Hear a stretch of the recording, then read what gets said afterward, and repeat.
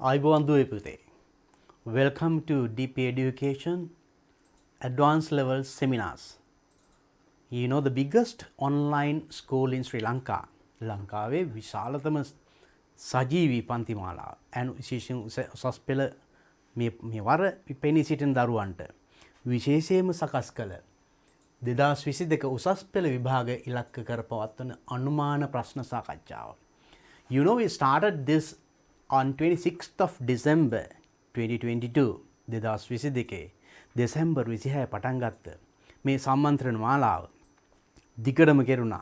All the subjects, whatever the subject that you offer for advanced level this time, and DP Education is ready to help you, and they did a marvelous job.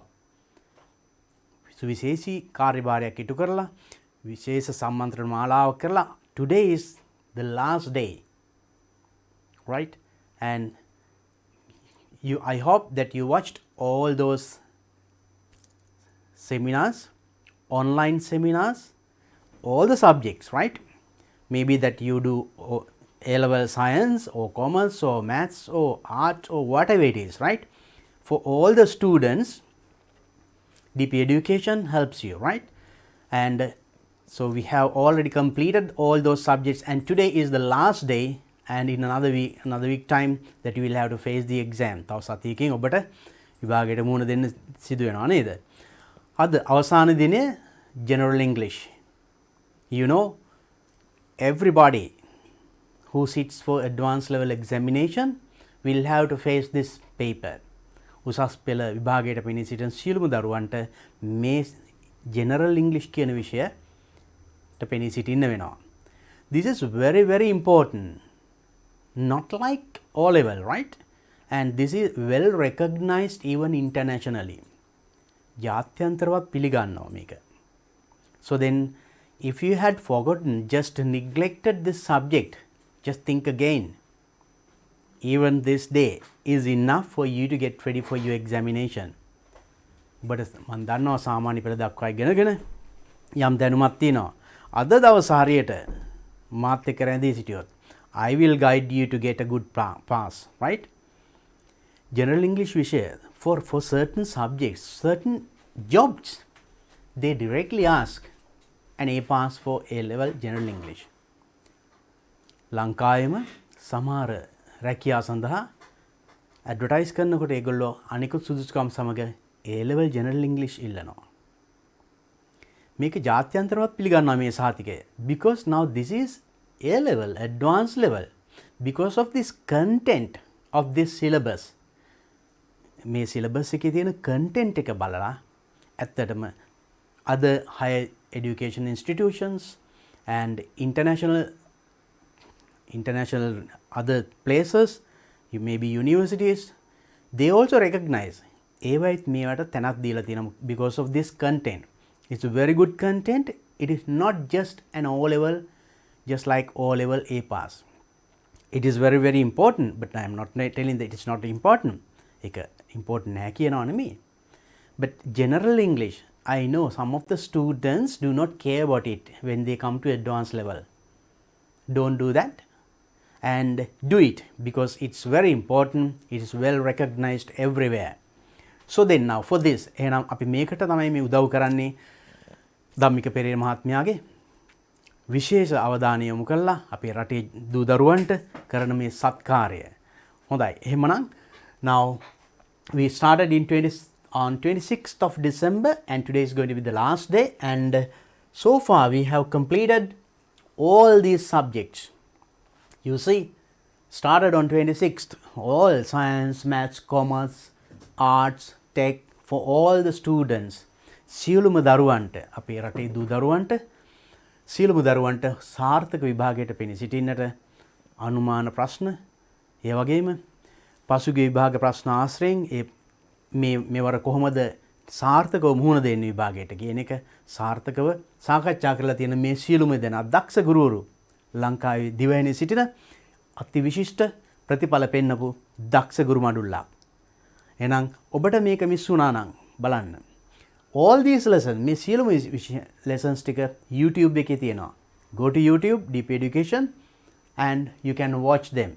before sitting advanced level examination this time. මෙවර විභාගයට යන්න කලින් නැවත බලන්න මේ ටික. Definitely that will help you a lot to score at least some more marks from the place where you are, right? ඔබ දැන් ඉන්න තැනින් ඉස්සරහට පොඩ්ඩක් අඩියක් හරි තියන්න අනිවාර්යෙන් මේ සම්මන්ත්‍රණ මාලාවේ මේ කියවුණු තොරතුරු the content will definitely help you. Then today is the last day, general English. So in general English I told you the importance of general English. General English is විෂය වැදගත්කම මම පොඩ්ඩක් කිව්වා. So then English you studied up to O level. සාමාන්‍ය පෙළ දක්වා ටිකක් මහන්සි වෙලා කරගෙන ආවා. Maybe some students after coming to A level they did not care and did not pay much attention for this subject. Focused on the main 3 subjects. විශේෂ අවධානය යොමු කරේ ප්‍රධාන විෂයන් වලට නේද? But this is very very important and don't forget it. මේක නොලියා ඉන්න එපා අනිවාර්යෙන් යන්න.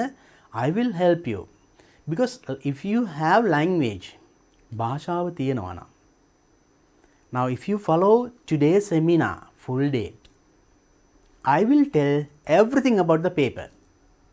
paper එක ගන්න සම්පූර්ණ picture එකක් ඔබට දෙන්නම් ඔබේ ඔළුවට දෙන්නම්. Right? And definitely that will help you to face the exam and score well and get a very good pass in your examination this time. එහෙනම් මේක ඔබට හොඳ සාමාර්ථයකට යන්න අනිවාර්යයෙන්ම උදව් වෙනවා, right? I will give you a good picture of the paper because I can't actually give what the question that might appear in this paper this year. මේ අවුරුද්දේ එන paper එකේ එන question එක එහෙම දෙන්න බෑ අපිට නේද? But if I tell you these are the questions, these are the types of questions, මෙන්න මේ වගේ ප්‍රශ්න තමයි අපිට එන්නේ. මම හරියටම කියන්නම් මෙන්න මේවා තමයි එන්නේ කියලා. අන්න ඒ ටික සූදානම් වුණා නම් ඒ වගේම ඒවට හරියට උත්තර කොහොමද ලියන්නේ? That is also very important. Maybe some students have some knowledge of English, but when they answer, they don't know how to score. I'll talk about that also. මම ඒකත් කියන්නම් අද. එකක් සාකච්ඡා කරනවා. ඉංග්‍රීසි පොඩ්ඩක් දැනගත්තට උත්තර ලිව්වට ලකුණු ගන්න දන්නේ නැහැ. Right? Because maybe that you don't have an idea how they offer you marks. කොහොමද මේ ප්‍රශ්නෙට ඒ උත්තරයට ලකුණු දෙන්නේ කොහොමද කියන එක ගැන දැනුවත් නැහැ. එහෙම වුණාම maybe the students, those who have very good knowledge, also cannot get an A pass, maybe stop at B pass. සමහරට B වලින් නවතිනවා නේද? අන්න එයාට අද උදව් වෙනවා. Right? කොහොමද තමන් A එකට යන්නේ? Right? I'll discuss all these things with the questions. ප්‍රශ්නය සමග මම මේක සාකච්ඡා කරනවා. I will take one example, the last year paper.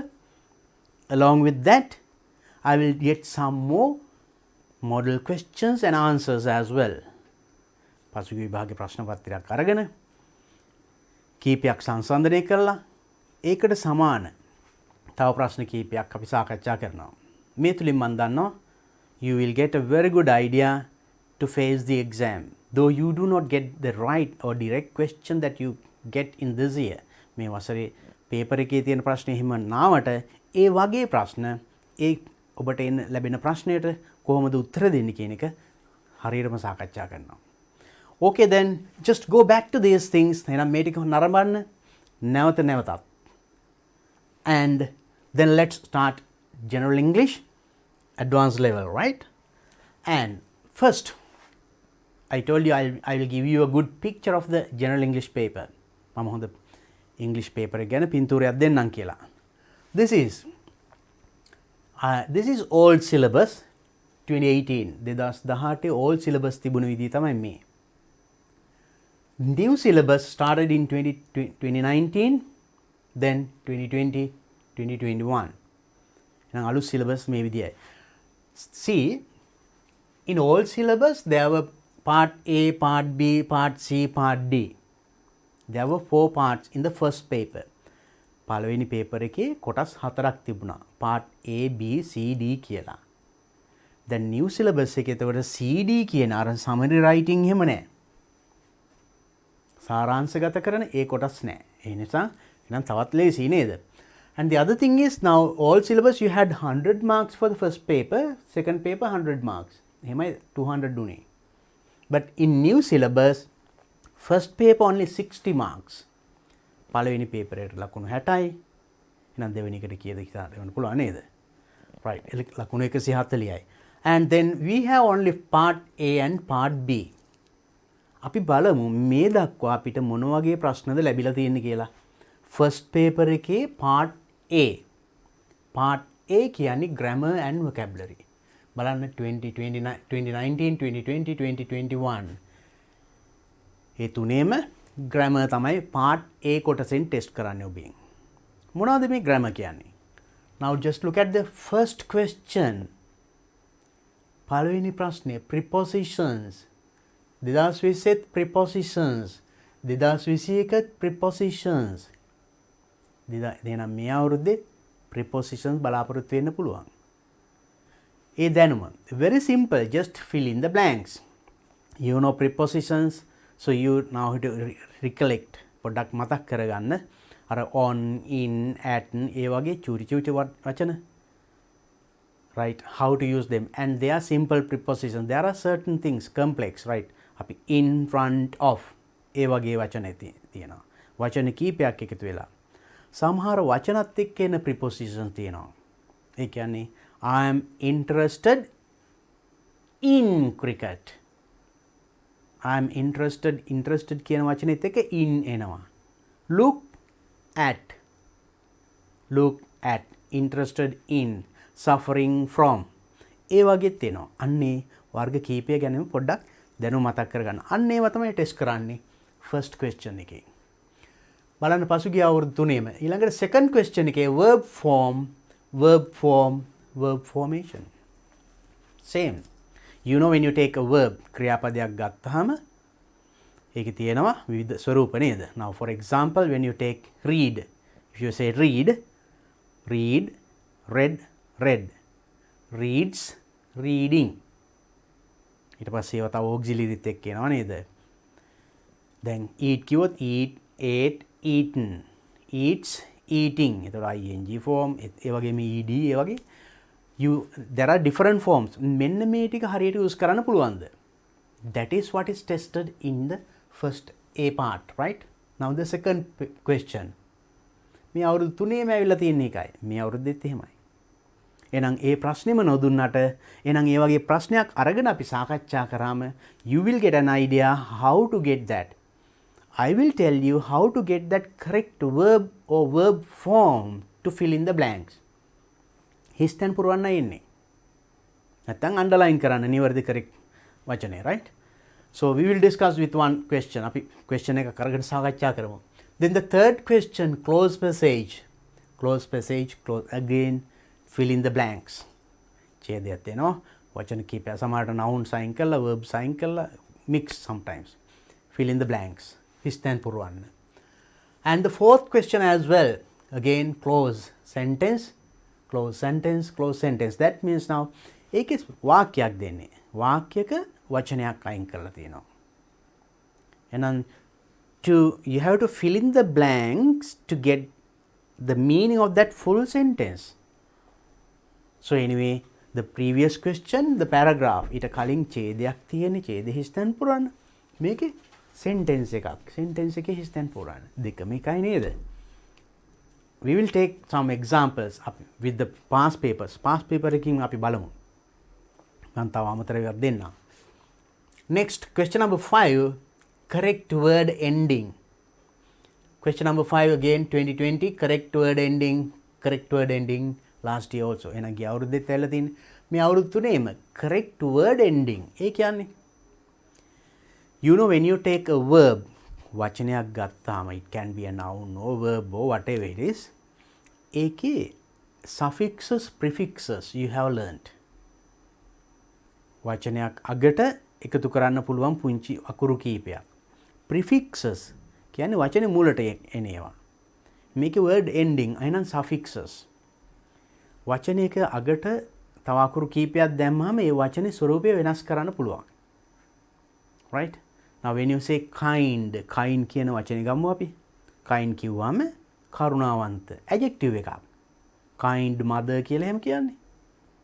එතකොට kindly කිව්වොත් then it becomes an adverb.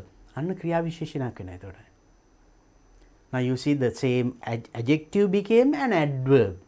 So likewise by adding suffixes වචන එක අගට ඒ වගේ අකුරු කීපයක්.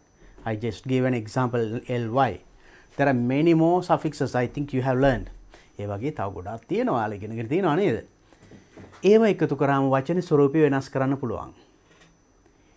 Then you get this one in a paragraph. ඡේදයක හිස් තැනක් තියෙනවා. එතනට එනවා වචනයක්. ඒ වචනෙට වචනේ භාගයක් තියෙනවා. ඊටු කෑල්ල. ඒක adjective එකක්ද, adverb එකක්ද, noun එකක්ද, verb එකක්ද කියලා you have to identify. අන්න එක හරියට තේරුම් ගත්තොතින්, හරියට අඳුන ගත්තොතින් එතනට ගැලපෙන උත්තරේ දාන්න පුළුවන්. I'll discuss it with a question, right? අපි ඒක ප්‍රශ්නිකුත් එක්ක සාකච්ඡා කරමු. Now this year paper is also same මේ විදියමයි. එහෙනම් මේ අවුරුද්දේ පේපර් එකත් ওই විදියම තමයි. ෆෝමැට් එක වෙනස් කරන්නේ නැහැ. right? It is the same. එහෙනම් මෙන්න මේ ටික ටෙස්ට් කරනවා ඔබේ first paper එකේ. එහෙනම් මම question එක අපි දැනගත්තත් දෙන්න බෑ නේද? But now you know what will be there in the first part. Part A. ඒ කොටසේ මොනවද තියෙන්නේ කියලා දැන් දන්නවා. Then now be careful, now learn, recall your memory, refresh, right? මේ ටික මතක් කරගන්න. Prepositions, verb forms, and verb formation, sentences, and word classes, nouns, verbs, adjectives, adverbs, and maybe pronouns.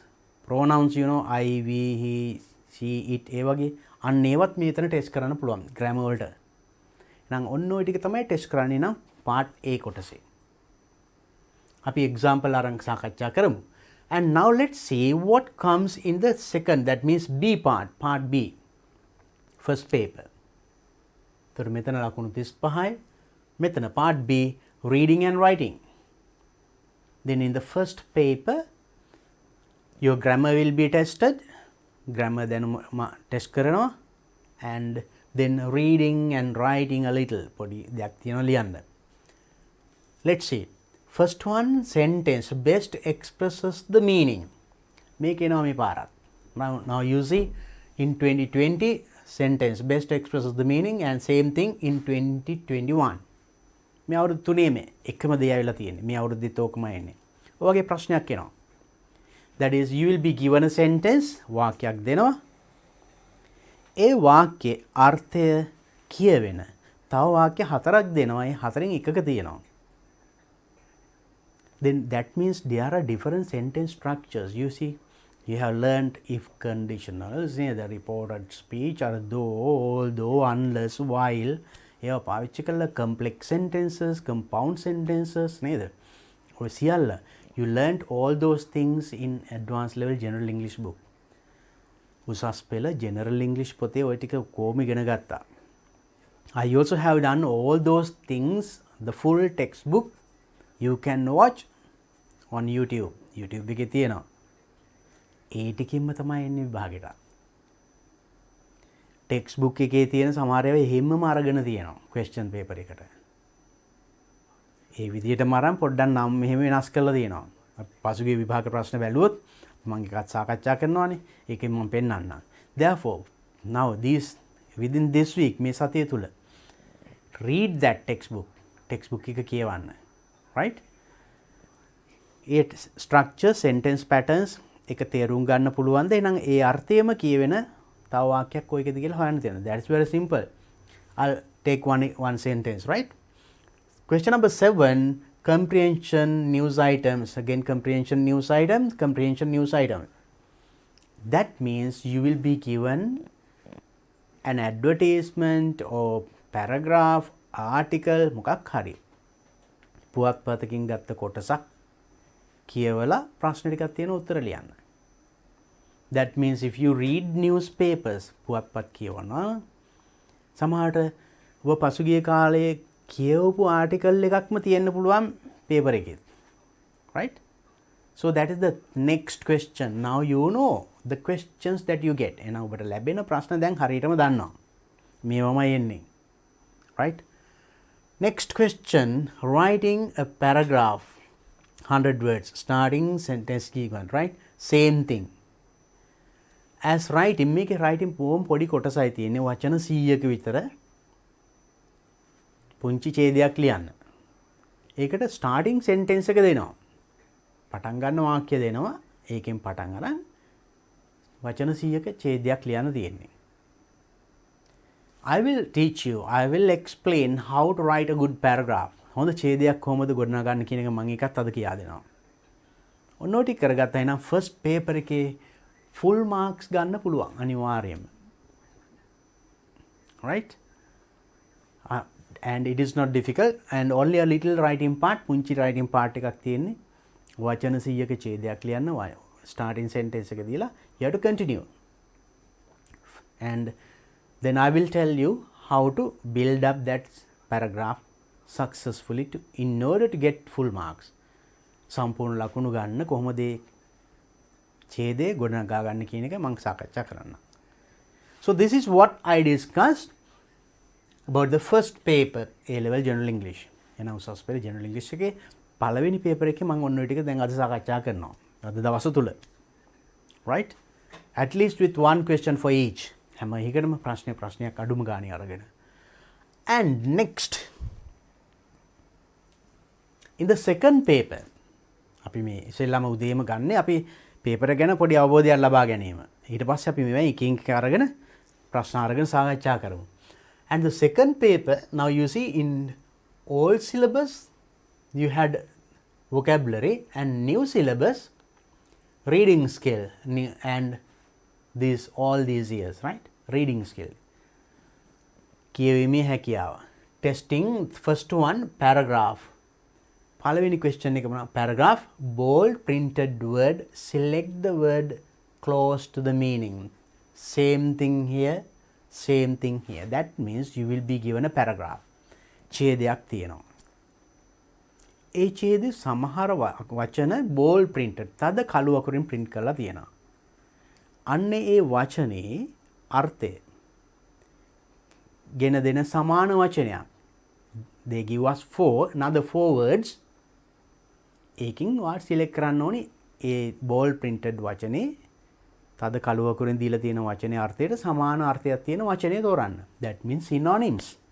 සමාන පද we have discussed earlier. You have learnt. Right? That is also you have to understand the meaning according to the context. That means words have different meanings. වචනයක් ගත්තාම ඒකේ විවිධ තේරුම් තියෙනවා නේද? So you should have that knowledge. Maybe same pronunciation but different spelling, different meanings. එහෙම වචන තියෙනවානේ. එකම pronunciation තියෙන්නේ. අකුරුත් වෙනස්, තේරුමත් වෙනස්. එහෙම වචන තියෙනවා. Now for example, rice. Pronunciation same. R-I-C-E rice තියෙනවා, R-I-S-C rice තියෙනවා නේද? Rice කියනවා අපි බත් නේද? Rice, sunrise. හිර පායනවා. ඒතකොට pronunciation එකයි. Different meanings. And also rice කියන වචනෙන් rice කියනවා බත් වලටත් කියනවා හාල් වලටත් කියනවා. Now if I say I ate rice and curry in the morning. I ate rice and curry in the morning. එතන rice කියන්නේ එතකොට හාල් නෙමෙයි. බත් සහ මාළු. එතන rice කියන්නේ බත් කියන එකට. I bought 2 kilos of rice yesterday. I bought 2 kilos of rice yesterday. මම ඊයේ rice කිලෝ දෙකක් මිලදී ගත්තා. එතකොට බත් කිලෝ වලින් ගන්නෙ නෑනේ අපි. එහෙනම් එතන rice කියන අපි තේරුම් ගන්න ඕනි. එතන කියන්නේ බත් නෙමෙයි හාල්. So likewise, according to the place where it has been used, ඒ වචනේ use කරලා තියෙන ඒ context එක අනුව ඔබ තේරුම් ගන්න ඕනේ එතනට එන තේරුම මොකක්ද කියන එක. That is what is tested in this question. එහෙනම් මෙන්න මේ ප්‍රශ්නේදී අන්න ඒකයි තේරුම් ගන්න. එහෙනම් paragraph එකක් දෙනවා. ඒ paragraph එකට අනුවයි ඔබ ඒ වචනේ තේරුම ගන්න ඕනේ. Maybe it is a new word for you, but now anyway, remember you can guess the meaning of it with the help of the known words that you have in that paragraph. ඒ ඡේදෙ තියෙන ඔබ දන්න වචන උදව් කරගෙන ඒ වචනේ මොකක්ද කියලා අනුමාන කරලා හිතන්න පුළුවන්. Right? That will definitely help you to find the right answer. We will discuss it with a question. මේ ප්‍රශ්නේ එනවා මේ පාරත්. You can see in your paper. Second question, comprehension paragraph. ඒක එතකොට comprehension paragraph ඡේදයක් දෙනවා. ප්‍රශ්න ටිකට උත්තර ලියන්න තියෙන්නේ. You have that experience. You had that even in O level. O level විභාගෙත් ඒක තිබුණා නේද? ඒකින්ද ඒක අලුත් දෙයක් නෙමෙයි.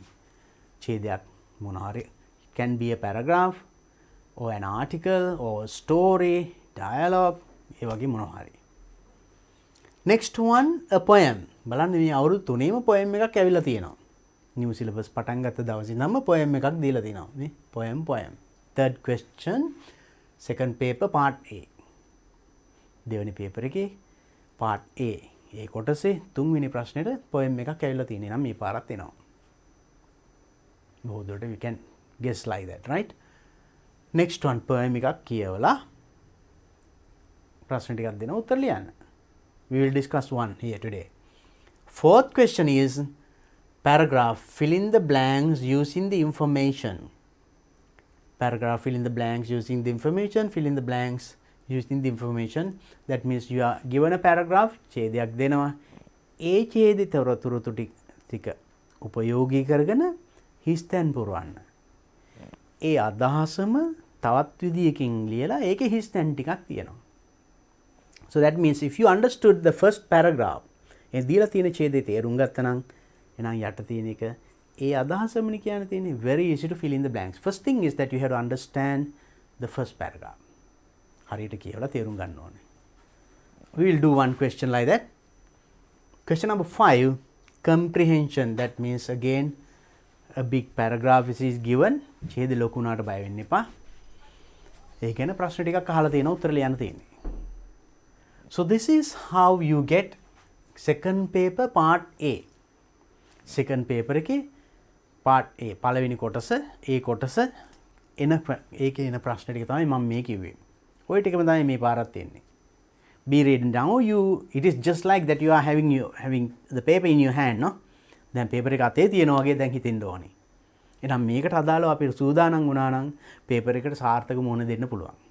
Right? Right. Watch it carefully and just after finishing your other subject අනිත් විෂයන් සම්පූර්ණ කරාම නැවත බලන්න මේ වීඩියෝ එක. ටෙක්ස්ට් බුක් එක කියවන්න. අනිවාර්යයෙන්ම ඒකින් එනවා. Right. Now let's look at the next one. Part B. Then part A we discussed. Now part B. That is dialogue. You get a dialogue. Dialogues මේ විදියට එනවා. First one is the මේකෙත් ආව old syllabus එකෙත් ආවා. We'll talk about new syllabus. Write the response to the given situation. පොඩි situation එකක් දෙනවා. එතෙන්දී ඔබ දක්වන ප්‍රතිහාරය කියන්නේ. For example, you are late to the class. Your teacher is teaching in the class. How would you enter the class? ඔබ පන්තියට යන්න පරක්කු වුණා. ටීචර් දැන් පන්තිය උගන්වනවා. ඔබ කොහොමද පන්තියට ඇතුල් වෙන්නේ? Very simple. Excuse me teacher, may I come in? අන්න ඒ වගේ practically අපි එදිනෙදා පාවිච්චි කරන දේවල්මයි එන්නේ. Only thing is that you have to understand the situation given. දීලා තියෙන situation එක හරියට තේරුම් ගත්තොත් ලියා ගන්න පුළුවන්. Right? Then for that you should be able to read. I know that you all can read.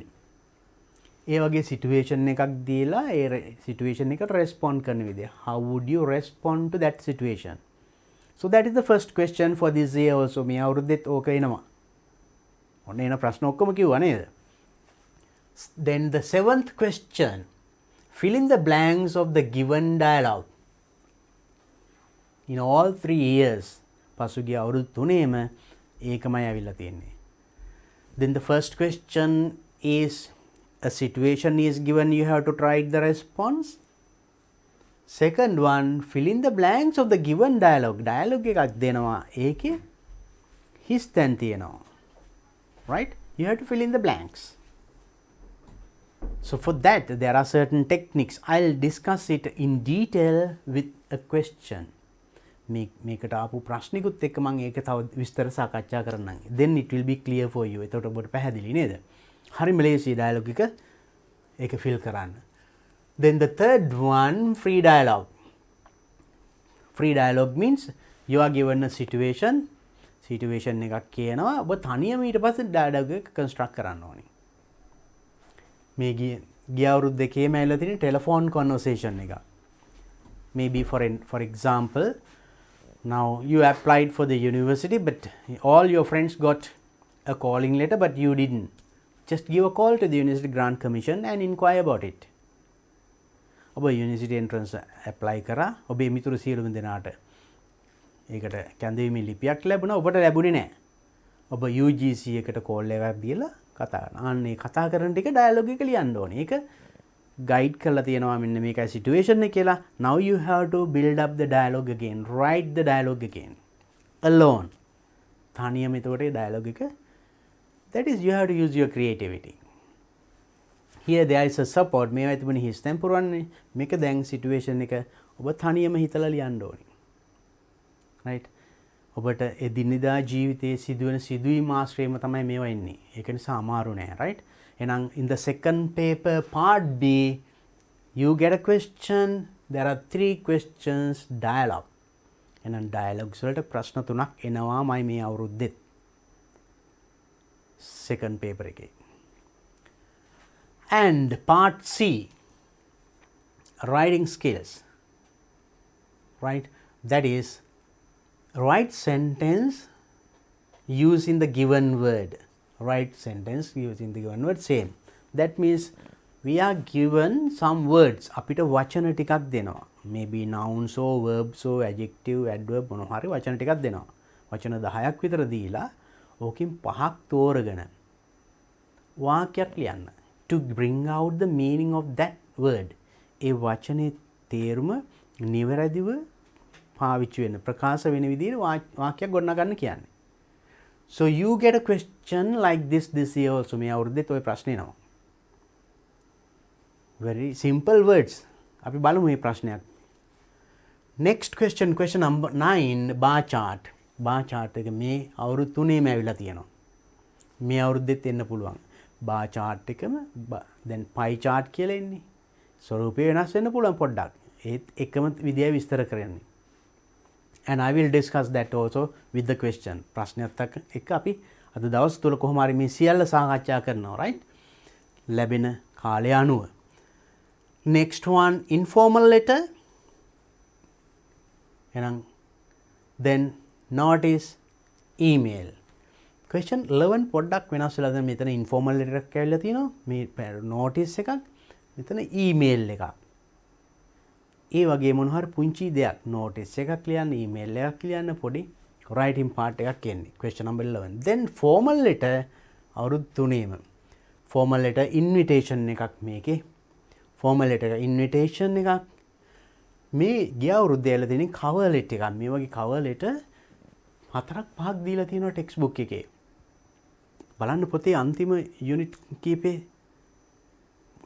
as I remember page maybe 180 or like that. A-level general English පොතේ අවසාන කොටස් වල model cover letters තියෙනවා. 4ක් දීලා තියෙනවා. Please read them. ඔන්න ඔය එකක් එනවා. Right? And finally question number 13, essay. This way I complete the story. Essay last year. essay එකක් ලියන්න. Topic is given. මාතෘකාවක් දෙනවා. ඔබ රචනාවක් ලියන්න තියෙන්නේ.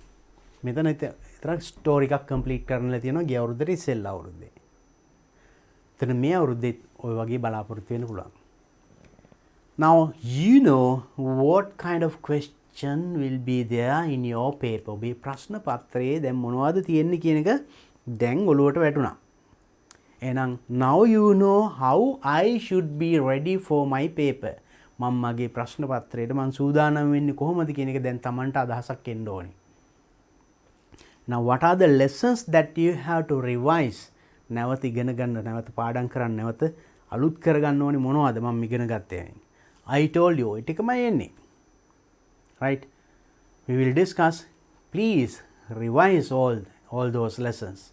ඒ ටික නැවත බලලා ඔන්නෝ ටික මතකේ අලුත් කරගන්න. You can face the exam successfully. And in the second paper, part D is not there in the new syllabus. In old syllabus, it was there, writing a paragraph beginning with the given sentence. ඒක අපිට මේක ආවේ first paper එකේ as the last question නේද? Right. So this is the normal structure of the paper. paper එක ඔන්න ඔය විදියයි. එහෙනම් එන ප්‍රශ්න දැන් දන්නවා. අපින් ටෙස්ට් කරන්නේ මොනවද කියලා දැන් දන්නවා නේද? So then let's get ready. අපි එහෙනම් මේකට සූදානම් වෙමු. අපි ප්‍රශ්න අරගෙනම. Right? Let's take this paper. අපි බලමු මේ. I took the last year paper immediate. ළඟම තිබිච්ච paper එක ගත්තා. ওই විදියමයි මේ අවුරුද්දෙත් එන්නේ. Paper 1, right? Grammar and vocabulary. For that you get 35 marks. New syllabus, okay? A-level General English. Advanced level examination, that is in 2020. Question number 1, this is how. Fill in the blanks in the following text using the prepositions given in the box. Given in the box. මෙන්න මේ ටික පාවිච්චි කරලා හිස්තැන් පුරවන්න. මං කිව්වේ. Use each preposition only once. There is one preposition extra. That is the challenge. One extra preposition is given. වැඩිපුර වචනයක් දීලා තියෙනවා. Right? එහෙනම් අපි බලමු. Now when you fill in a blank, you better read the full text with the blanks. දැන් මේ වගේ හිස්තැන් පුරවන්න using prepositions, using verbs, nouns, විවිධ වචන දාලා හිස්තැන් පුරවන්න තියෙනවනේ. Then what you have to do is ඔබ කළ යුත්තේ. ඔන්න දැන් අපි එනම් ප්‍රශ්න එන ඒවා දන්නවා. ඒවා කොහොමද අපි ගැටලු නැති වෙන විදියට කියවලා තේරුම් අරගෙන උත්තර ලියන විදියයි මම මේ සාකච්ඡා කරන්නේ. So when you get a question like this to fill in the blanks, read the question, instructions and understand first. That is the very first thing. Then read these words. Then read the text with the blanks.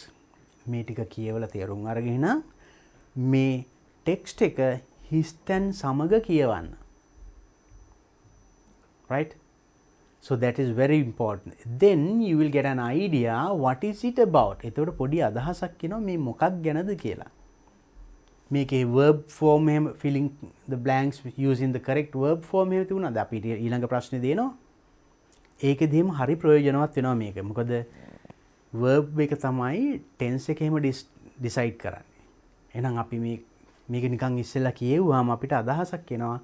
මේක ලියලා තියෙන්නේ past tense the, present tense the, future tense the, direct speech the, indirect speech the, active voice the, passive voice the, all these you can get a slight little idea about it. ඒ අදහසක් ගන්න පුළුවන් when you read it, right? So then when you practice, please do that. I am just giving you advice, and maybe that I don't have time because we have to discuss all these things within the day, within a limited few hours, right? And then අපි එහෙම කියවලා ඊට පස්සේ read the sentence not only up to the blank. හිස්තැනට විතරක් නෙමෙයි, හිස්තැනෙන් ඉස්සරහට ගිහිල්ලා up to the full stop. Read up to the full stop and look at the full sentence. Full stop එකක් එනකන් කියවලා ඒ මුළු වාක්‍ය දිහාම බලන්න. Then think of the meaning of it. ඒකේ මොකක්ද අර්ථය කියලා හිතන්න. අන්න ඒ meaning එක එන්න එතකොට අපි word එක fill කරන්න තියෙන්නේ. Right? Because certain prepositions are there used in different ways. සමහර prepositions තියෙනවා අපි විවිධ විදිහට පාවිච්චි කරනවා නේද? දැන් මෙතන බලන්න මේ to in කියනවා ඇතුළේ කියන්න නේද? සමහර ඒවායි අපි ලියනකොට අවුරුද්දකට මුලින් නම් in 1995 අවුරුද්දකට ඉස්සරහින් අපි ඒ preposition එක දානවා. සමහර වචන වලට පස්සේ I am interested in cricket. එතන අර ඇතුළේ කියන අර්ථය නෙමෙයි. Right? So you have to understand that also.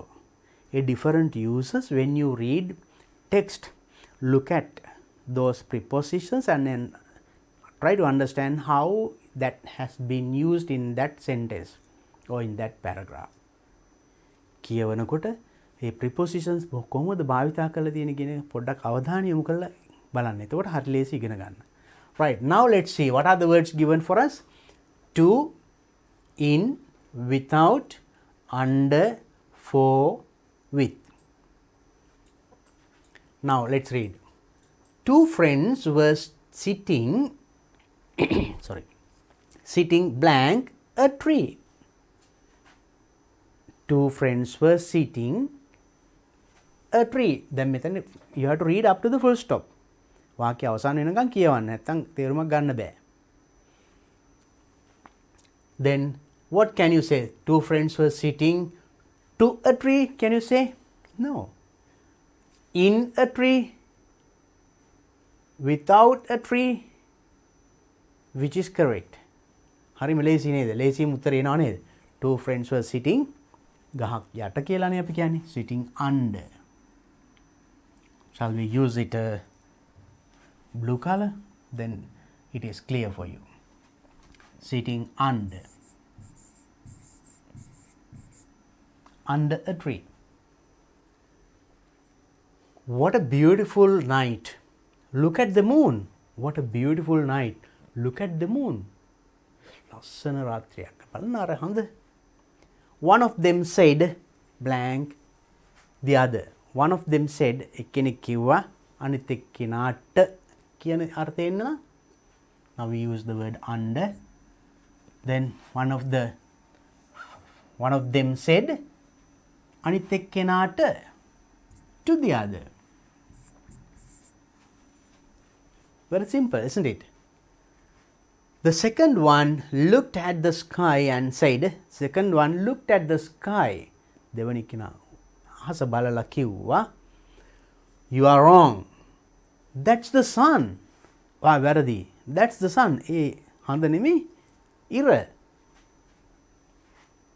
Both started arguing blank a while until they saw another person coming towards them.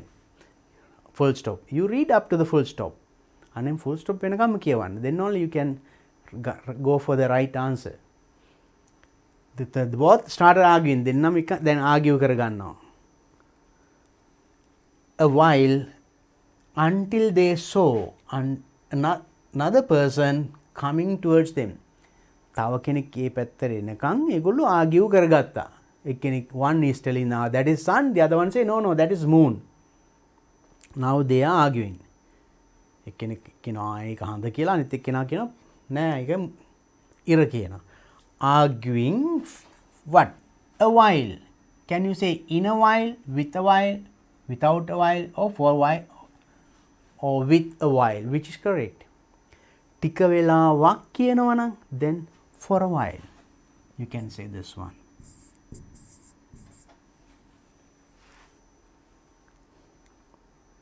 One stopped him and asked. One stopped. එකෙනෙක් අර ආපු මිනිහයව නවත්තලා and asked, Sir, I was having an argument blank my friend. Sir, I was having an argument my friend. මම පොඩි argument එකක් ගියා මගේ යාළුවා සමග නේද? ඉබේම උත්තරේ එනවා නේද? එතකොට බලන්න මෙතනින් එහාට කිව්වේ හින්දා තමයි උත්තරේ ටක් ගාලා එන්නේ. යාළුවා සමග කියන නම් මොකක්ද දෙන්න ඕනේ?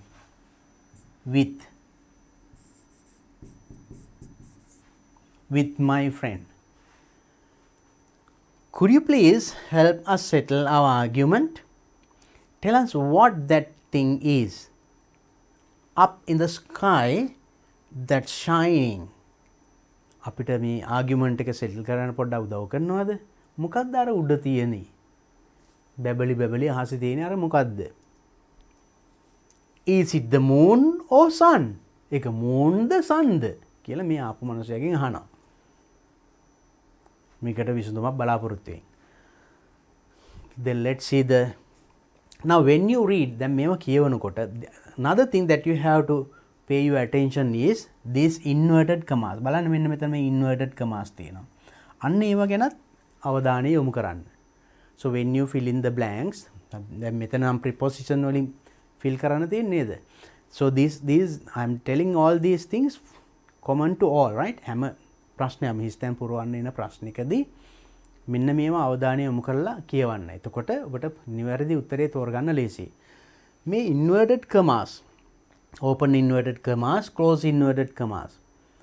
Sometimes maybe the paragraph is written in past tense, past incident, but in that you can see without past tense, maybe present tense or future tense or some other thing in that paragraph. මේ past tense ලියලා තියෙන paragraph එක ASCII මැද වෙන tense එකකින් ලියලා තියෙන්න පුළුවන්. direct speech වලින් ඒවා තියෙන්නේ within inverted commas. එයා ඒ මොහොතේ කියපු දේ ඒ විදියට මේ වචනේ. and then direct speech. ඒකේ එහෙම his time පුරවන්න තිබුණොත් අන්න එතන past tense use කළා හරියන්නේ නැහැ. අන්න ඒක නිසා to decide the tense and all those things you have to pay attention to these punctuation marks while reading. නම් කියවන අතරේ මේ වගේ punctuation marks ගැන අවධානය යොමු කරන්න. right? So then he asked that question. Then the third one looked at the sky and said, දැතොරේ මනුස්සගේ ප්‍රශ්නය වුණා. යා looked at the sky. ආස බැලුවා බලලා කිව්වලු, sorry, I don't live blank this part of this country. එහෙනම් මොකක්ද දෙනවා? I don't live මම මේ රටේ මේ කොටස ජීවත් නෙවෙයි ඉන්නේ. යා වෙන කොහෙන් හරි ඇවිල්ලා. But sun and moon is the same for everywhere in this world නේ. රටේ නෙමෙයි ලෝකේ හැමතැනම one sun one moon තියෙන නේද අපිට. මේ මිනිස්සයා දීපු උත්තරෙන් තවත් ඒගොල්ලෝ තවත් කන්ෆියුස් වෙන්නේ නැති. අනේ sorry, I am not living in this part of the country. මම මේ රටේ මේ කොටසේ නෙවෙයි ජීවත් වෙන්නේ. ඒක නිසා මම ඒක හරියට දන්නේ නැහැ moon ද sun ද කියලා. It's a good answer, no? Maybe right. So then what should be the answer here? Sorry, I don't live. Answer should be in this part of the country. So that is one kind of question that you would get. ඔන්න ඔබට ලැබෙන පළවෙනි ප්‍රශ්නේ. Prepositions testing, right? Testing your knowledge of prepositions. Maybe pronouns.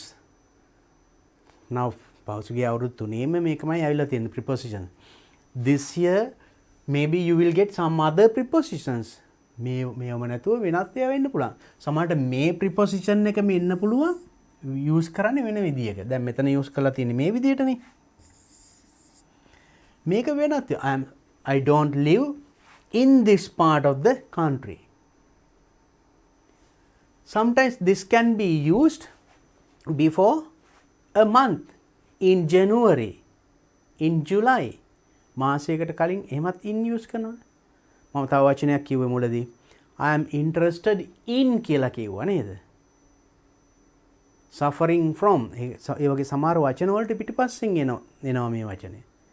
Maybe the same preposition might appear in this year paper. මේ අවුරුදු paper එකත් මේ preposition එකම එන්න පුළුවන්. නමුත් වෙනත් භාවිතයක් වෙන්න පුළුවන්. අර මම දැන් කීපයක් කිව්වේ ඒ වගේ. ඒ වගේ මේ වගේ this is the question you would get in this year. මේ අවුරුද්දෙත් එනං මෙන්න මේ knowledge එක. Prepositions test කරනවාමයි. Then be ready, study that part well. Then you are okay with the first question. එහෙනම් පළවෙනි ප්‍රශ්නෙට දැන් okay නේද? Study well. අපිට ගොඩාක් කතා කරන වෙලාවමදී ඔක්කොම සාකච්ඡා කරන්න එපා නේද? එහෙනම් ඔබ දන්නවා දැන් පළවෙනි ප්‍රශ්නේ මොකද්ද? මම මොනවද සූදානම් වෙන්න ඕන කියලා නේද? Study that part very well. All the best. Let's go to the next question. Second question. Fill in each blank with the correct form of the verb given within brackets. Mama kiwwe. Correct form of the verb. When you take a verb, it has different forms. It is past tense form, past participle, simple present tense, no, ing form, different forms are there. ක්‍රියාපදයක් ගත්තම මේක විවිධ ස්වරූපي. ඒකේ නිවැරදි ස්වරූපය use කරන්න. Now look at the question. Jayanta is management in a government office in Rajagiriya. Right? Jayanta is, now you can easily understand either. ඒක ලීස්ටින් තේරුම් ගන්න පුළුවන් රාජගිරියේ ජයන්ත එතකොට වැඩ කරන මැනේජර් කෙනෙක් විදියට. He blank in the office from 8 o'clock in the morning to 4 o'clock in the afternoon. Now I told you this first paper part A grammar is tested. පළවෙනි paper එකේ එහෙනම් පළවෙනි කොටසේ ටෙස්ට් කරන්නේ ඔබේ grammar ව්‍යාකරණ දැනුම. Now they are testing here your tenses, the knowledge of tenses පිළිබඳ දැනුම. මෙතන එහෙනම් ටෙස්ට් කරන්නේ. Here now දැන් මෙයා වැඩ කරන්නේ මේ රාජකිරියේ. එතකොට එයා වැඩ කරනවලු he blank work in the office. office එකේ වැඩ කරනවා from 8 o'clock in the morning to 4 o'clock in the afternoon. උදේ 8 ඉඳන් හවස 4 වෙනකම්. That means only one day, only today, only yesterday or tomorrow. කොයි වෙලේද? ඊයේද අදද හෙටද? එයා වැඩ කරනවා කිව්වන් that is usual thing, no? Even yesterday, today, tomorrow, 10 years ago කලින් වැඩ කරා නම් නේද? ඒක සාමාන්‍ය සිදුවීමක්. එහෙනම් how do you express something that is done usually? සාමාන්‍යයෙන් කරන දෙයක් අපි කියන්නේ මොන tense එකෙන්ද? Simple present tense. Right? Now you know what is simple present tense. That is simple present tenses knowledge. Simple present, present continuous, present perfect. අපි ඉගෙන ගත්තනේ. Present perfect continuous. ඒ වගේම past tense, future tense, right? Then you have learned them and you know when to use them and how to use. කොයි විදිහේ tense එක use කරන්නේ? කොහොමද පාවිච්චි කරන්නේ? ඒ tense එකේ structure එක you have learned. So then now it's very simple. Now you can understand here. We understand it is a usual thing, habitual actions. අපි ඉගෙන ගත්ත නේද? ඔක simple present tense ඉගෙන ගන්නකොට අපි simple present tense use කරන ක්‍රම ගොඩාක් ඉගෙන ගත්තා. Habitual actions, universal truth කිව්වා නේද? සාමාන්‍යයෙන් කවදාවත් වෙනස් වෙන්නේ නැද්ද? The sun rises from the east. හිරු නැගෙන්නේ නැගෙනහිරින් නේද? එක දවසක් නැගෙනහිරින් අනිත් දවසේ බටහිරින් එහෙම වෙන්නේ නැහනේ. ඒ වගේ සාමාන්‍ය සත්‍ය. The water boils at. The boils rises ඒ වගේ දේවල්.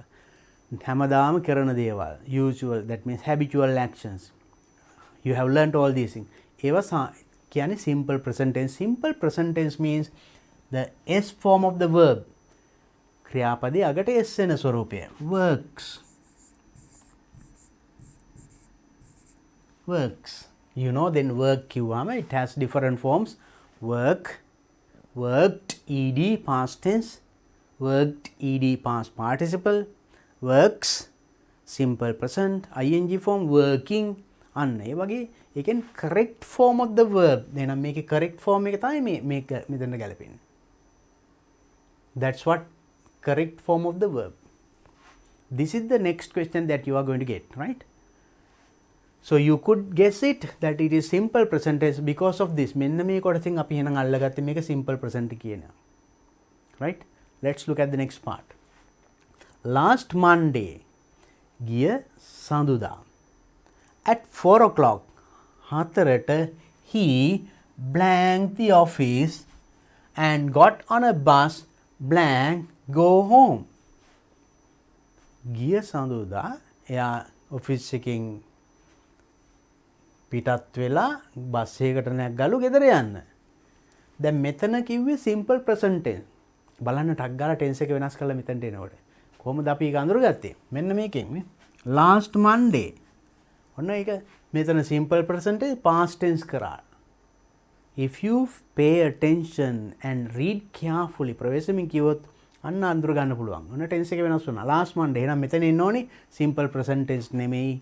මෙතන වෙන්න ඕනි past tense. 4 o'clock he leave කියන එකේ past tense එක left.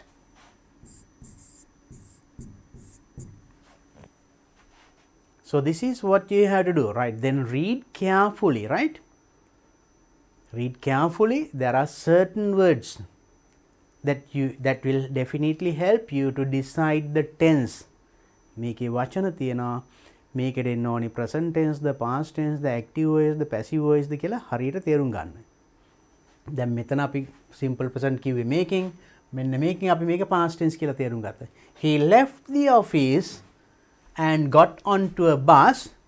බස් එකකට නැග්ගා. Go home. ගෙදර යන්න. එහෙනම් to go home. To go home. blank find a vacant seat. He sat down behind the bus driver. දැන් බස් එකකට නැග්ගා ගෙදර යන්න vacant seat එකක් හම් වෙලා එයා vacant seat he sat down ඉඳගත්තා behind the bus driver ගේ පිටිපස්සේ තිබුණ seat එක vacant එතනින් එයා ඉඳගත්තා කියන එකයි ඉන්න ඕනේ. එතකොට find කියන එකේ correct form එක සොයා ගැනීමෙන් කියන්නේ finding a vacant seat.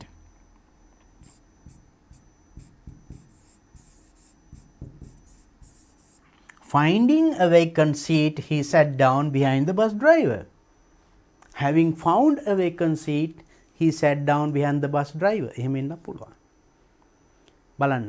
So then pay attention. If you get at the meaning, හරියට තේරුම් ගත්තොත් උත්තරේ හරිම ලේසියි. This tenses, that means grammar is tested, right? Look at the next part. Suddenly, the bus driver began to lean forward.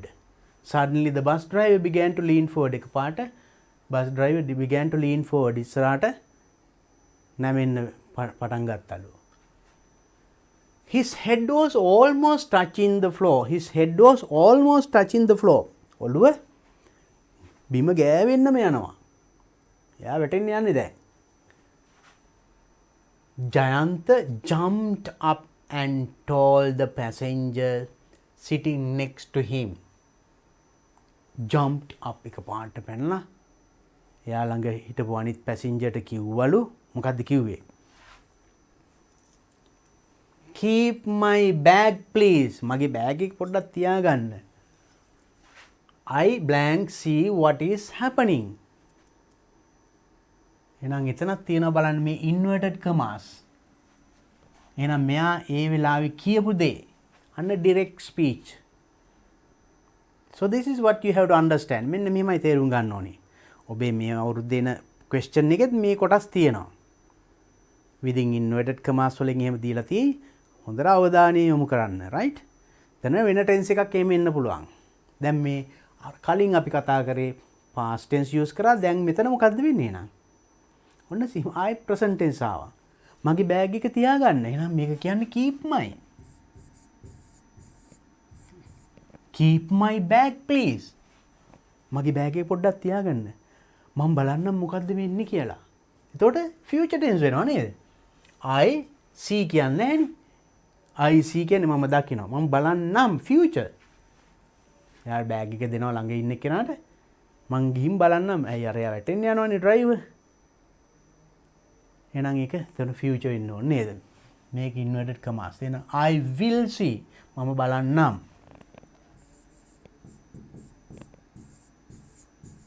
I will see what is happening. බලන්න. Different tenses. Present tense, past tense, future tense, ඔක්කොම mixture නේ. But it is very easy if you read it carefully. He shook the driver and asked why. එයා ගිහලා shook the driver. driver හොල්ලලා ඇහුවා why? ඇයි? What blank be the problem? අනේ මෙතන දීලා තියෙන්නේ be. be කිව්වහම අපිට be verb එකක් දාන්න තියෙනවා. be verb කියන්නේ මොනවද? am, is, are, was, were ඔය ඕන එකක් දාන්න පුළුවන්. එහෙනම් මේවෙන් කොයිකද කියලා අපි තෝරගන්නේ කොහොමද? ඒකටත් අපි එහෙනම් බලන්න මෙයා he shook the driver and asked. open inverted commas.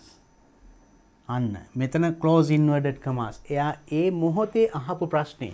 එහෙනම් ඒ මොහොතේ අහන්නේ driver ගෙන් අනේ ඇයි මොකද? එහෙනම් present tense වලින් අහන්නේ. එහෙනම් past tense ගන්න බෑ. was were එහෙම එන්නේ නැහැ. එහෙනම් what is the problem කියලා නේ අහන්න ඕනේ. එහෙනම් what is the problem? Close inverted commas. එතන simple present tense. be verbs කිව්වන් remember. Now if you get this word within brackets be, you can use am, is, are, was, were ඒ ඕන එකක් use කරන්න පුළුවන්. හැබැයි මම මේකෙන් කොයිකද use කරන්නේ? For example, now I'll show you them. That means these words am, is, are. මේ දෙකේ past tense එක was. මේකේ past tense එක were. මේකෙන් කොයි එකද use කරන්නේ? You know how to use them. This is past tense and this is present tense. This comes with I, this is with singular and this is plural. So you have to decide whether it is singular or plural, present tense or past tense. ඒක හරියට decide කළයි මෙතන use කරන්න ඕනේ. දැන් මෙතන අපි present tense කියලා ගත්තේ you know open inverted commas ඒ මොහොතේ එයා අහපු ප්‍රශ්නේ නේද? එයා drive කරලා ඇහුවා ඇයි මොකද problem එක? What is the problem? Right. Next. No response. කිසි ප්‍රතිචාරයක් නැහැ. Blank by the driver. එයා මේ මොහොලෝල ඇහුවට කිසි ප්‍රතිචාරයක් දැක්ුවේ නැහැ. කොහොමද ඒක කියන්නේ? driver කිසිම ප්‍රතිචාරයක් දැක්ුවේ නැහැ. No response make by the driver. නම් මේක past tense කරෝතින් එතකොට මෙයා කරපු දෙයක්. එයා කරපු දෙයක් නෙමෙයි මෙයාට වෙච්ච දෙයක්. නම් passive voice වලින් එනවා. No response was made by the driver. driver විසින් කිසි ප්‍රතිචාරයක් දැක්ුවේ නැහැ. මෙයා මොකද කියලා හවලවල ඇහුවට. No response was made. අන්න active voice passive voice දෙකම එකම ඡේද ටෙස්ට් කරා. Right? So you have to understand how do you decide that it is passive voice? Because if you just put මේ was නැතුව කිව්වොත් එමේ no response made. එතකොට response තමයි මේක කරන්නේ. මෙයාට මේ වගේ වැඩක් කරන්න බෑනේ. active voice වල subject එක තමයි ක්‍රියාව කරන්නේ. නේද? Passive that happens to the subject. The bus was going fast and nobody was driving it. Jayanta had to stop. The bus was going. Then driver වැටිලා බස් එක යනවා. Jayanta had to stop. Jayanta එක නවත්තන්න උනා. He put his hands on the steering wheel. He put his hand on the steering wheel. Steering wheel එකට අත තියලා and his left foot on the brake. වම් කකුල brake එකට තිබ්බා. He drove the bus to the left side of the street. He drove the bus to the left side of the street. පාරේ වම් පැත්තට හරවලා slowly he stopped the bus. හිමීට එයා bus එක නැවැත්තුවා. An ambulance and took the bus driver to the hospital. Ambulance එකක් arrive කියන්නේ ළඟා වුණා and took කියන්නේ අරගෙන ගියා කියන එකයි. එක්කන් ගියා, රැංගෙන ගියා. ඒක past tense වලින්. එහෙනම් මෙතනත් වෙන්න ඕනේ එහෙනම් ambulance එකක් ආවා කියන්න ඕනේ. ආවා නම් මේකේ past tense arrived. Arrived and took the bus driver to the hospital. දැන් බලන්න ඉස්සෙල්ලා active voice singular එලා then by past tense වලට ආවා. Arrived and all the passengers on the bus were okay. එකෙන් ඔක්කොම bus passengers ලා මගින් okay බේරුණා. Then Jayanta is a management assistant but one day for 5 minutes. Yeah, management assistant කෙනෙක්. නමුත් one day එක දවසක් for 5 minutes විනාඩි 5කට he became a bus driver. Yeah, bus driver කෙනෙක් වුණා නේද? If he blank not take his decision at the right. ඒ නිවැරදි තීරණ එයා ඒ වෙලාවේ අරගෙන තිබුණේ නැත්නම් at the right time to stop the bus. Bus එක නවත්තන්න. Many passengers would have been injured that day. එයා ඒ තීරණය නොගත්තනම් ගොඩාක් මිනිසුන්ට තුවාල වන්න ජීවිත අනතුරු වෙන්න තිබුණා. දැන් මෙතනට එන්න ඕනේ මොකද්ද? ඔන්න වෙන ටෙන්ස් එකක් එනවා. එයා ඒ තීරණය අරගෙන නොතිබුණා නම් if conditionals we learnt in your textbook it is clearly explained. I have done them in YouTube, right? A lesson එකත් මම කරලා තියෙන YouTube එකේ බලන්න.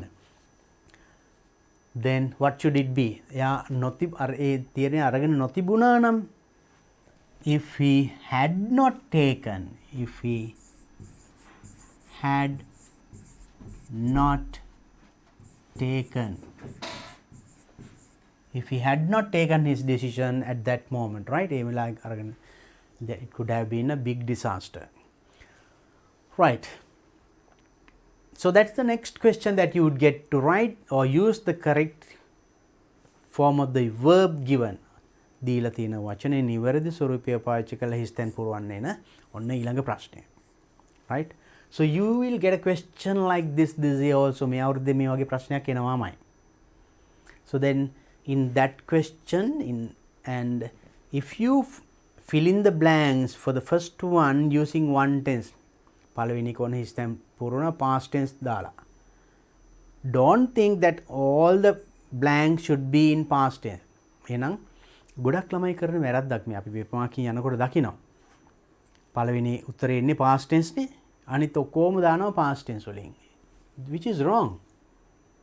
Now you noticed here in different places you had to use different tenses. නේද?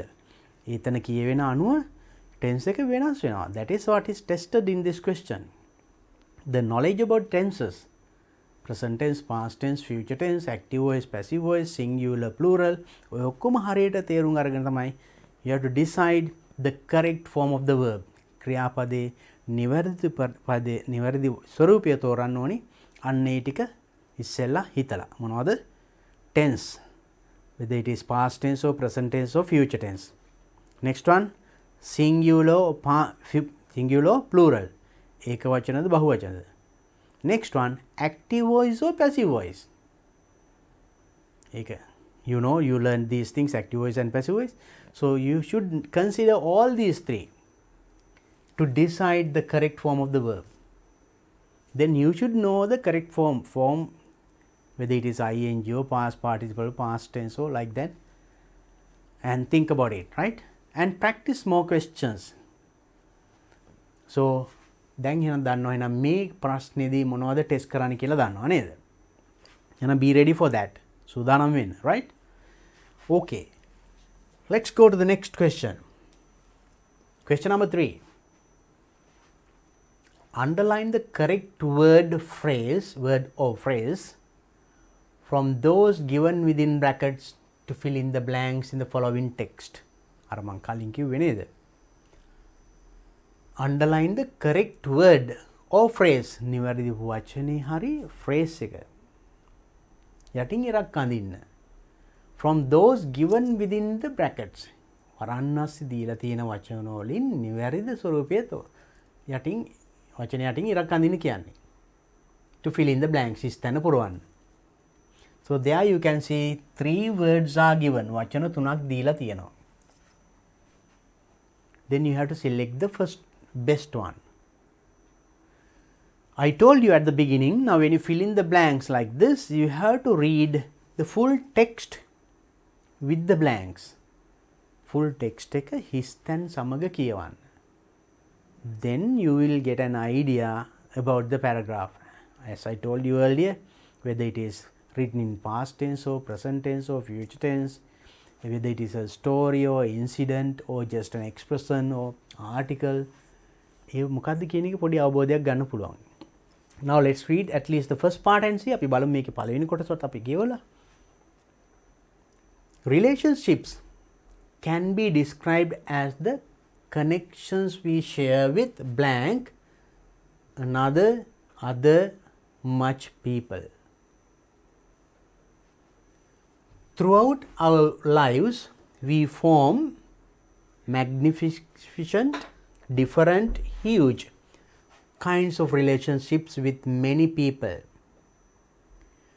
The first and the closest relationships we form are usually with our parents and other family members. We continue to form new relationships throughout our lives. So when you read like this, බලන්න මේක කියවනකොට මම ඒකයි කිව්වේ. Read it. This is taken directly from your general English book. මේක විතරක් නෙමෙයි අපි මේ කලින් කතා කරපු මෙන්න මේ ප්‍රශ්නේ මේ හිස්තැන් පුරවපු මේ ඡේදේ in your general English book first unit පළවෙනි යුනිට් එකේම තියෙනවා බලන්න කියවලා. හැබැයි මේකේ තියෙන ජයන්ත ඒකේ නම වෙනස්. අන්න එච්චරයි වෙනස. නම විතරයි වෙනස් කරලා තියෙන්නේ. ওই ඉන්සිඩන්ට් එක ওই විදියටම තියෙනවා. In your advanced level general English book. උසස් පෙළ general English පොතේ. මෙන්න මේ පොතේ. මේ පොතේ පළවෙනි යුනිට් එකේ පොඩ්ඩක් කියවලා බලන්න. පළවෙනි යුනිට් 1 2 ඒ වගේම තමයි මේ question එකක් තියෙනවා මේ පොතේ. මේ ටෙක්ස්ට් එකම තියෙනවා. That's why I always advise study this book well. මේ පොත මේ දවස් ටිකේ කියවන්න. Definitely that will help you to answer the paper very well. මේ paragraph එකක් තියෙනවා ඔබේ පොතේ. ඔබ study කරපු එකක්මයි. අපි එනම් බලමු දැන් මේකේ හිස්තැන් පුරවන්න. Relationships, you know relationships, ඥාතිකම්, නෑකම්, can be described as the connections we share. We can describe relationship as connections, සබඳතා, share, අපි share කරන with another, other, much people. Another කියන්නේ වෙනත්. other කියන්නේත් ඒ වගේ නේද? much ගොඩක් පුරාම people. එහෙනම් අපි relationships කියන්නේ මොනවද? Connections we share with other people. Then we have to underline. Then we will underline.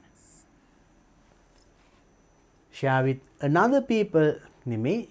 Share with much people නෙමෙයි. Other people. වෙනත් කෙනෙකු සමග ඇති කරගන්න සම්බන්ධතාවයන්. ඒකට අපි කියනවා relationships. Right. Next one. Throughout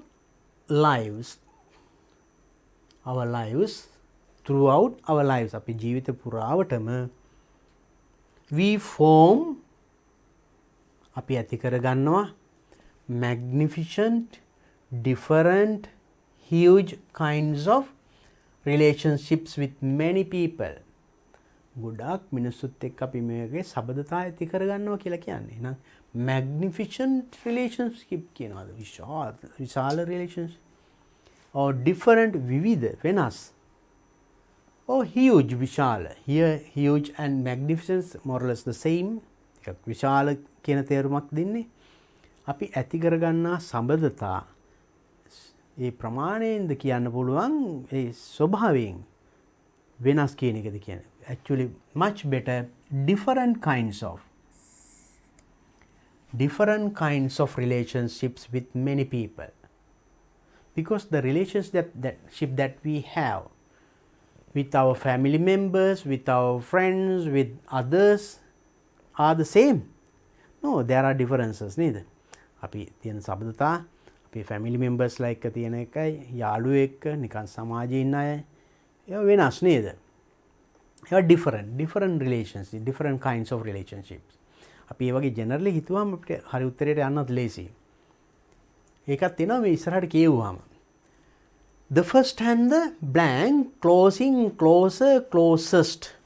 Yeah, there is a relationships we form are usually with our parents and other family members. The first, පළවෙනි,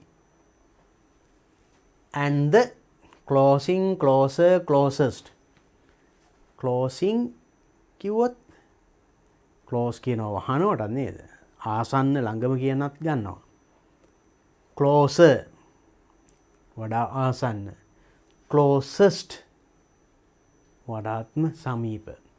Relationship එක we form are usually with our parents and other family members. අපි ළඟ තියෙන එතකොට close in the closer, the closest relationship එකද family members ලත් එක්ක ඇති කරගන්නේ. Now in any life, ඕනම ජීවිතයක සමීපතම සම්බන්ධතාවය කායකද තියෙන්නේ? Family members නේද?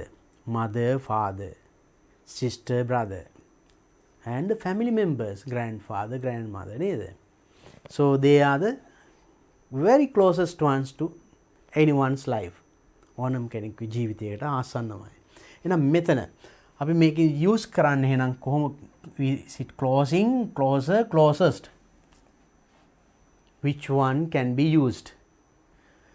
To decide the answer, now there is another hint given. බලන්න මේකේ the first and the මෙන්න මේ වචනේ. And then this is an adjective. නම් හිස් තැනට ඉස්සරහින් the තියෙනවා. ඊට පස්සේ හිස් තැනට use කරන්න තියෙන adjective එකක් නම් ඒක superlative වෙන්න ඕනේ. Now you need the knowledge about adjectives. Adjectives ගැන දැනුම පොඩ්ඩක් ඔන්න අලුත් වෙන්න ඕනේ. මොනවද adjectives? So when you say I'll just give you a little help to recall your memory. පොඩ්ඩක් මතකය අලුත් කරගන්න. මම චුට්ටක් කියන්නම්. Now when you say tell, tall, taller, tallest. Tall, taller, tallest. Short, shorter, shortest. Fat, fatter, fattest. There are 3 forms in any adjective. Adjectives වල එතකොට ඒ වගේ ස්වරූප තුනක් තියෙනවානේ. First one we call it positive, next one comparative, next one superlative. We have learned them. අපි ඉගෙනගෙන තියෙනවා නේද? Positive, comparative and superlative. Positive we use to describe a noun. Adjective එකක් tall boy අපි එහෙම කියනවා නේද? Tall tree. Comparative we use to compare two things. දේවල් දෙකක් compare කරන සංසන්දනය කරන්න අපි පාවිච්චි කරන්නේ. Nimal is taller than Kamal. Taller. I thought tall, taller. So we talk of Nimal and Kamal. Nimal is taller than Kamal. Right, to compare two things. Then superlative, tallest. Kamal is the tallest boy in the class. Right.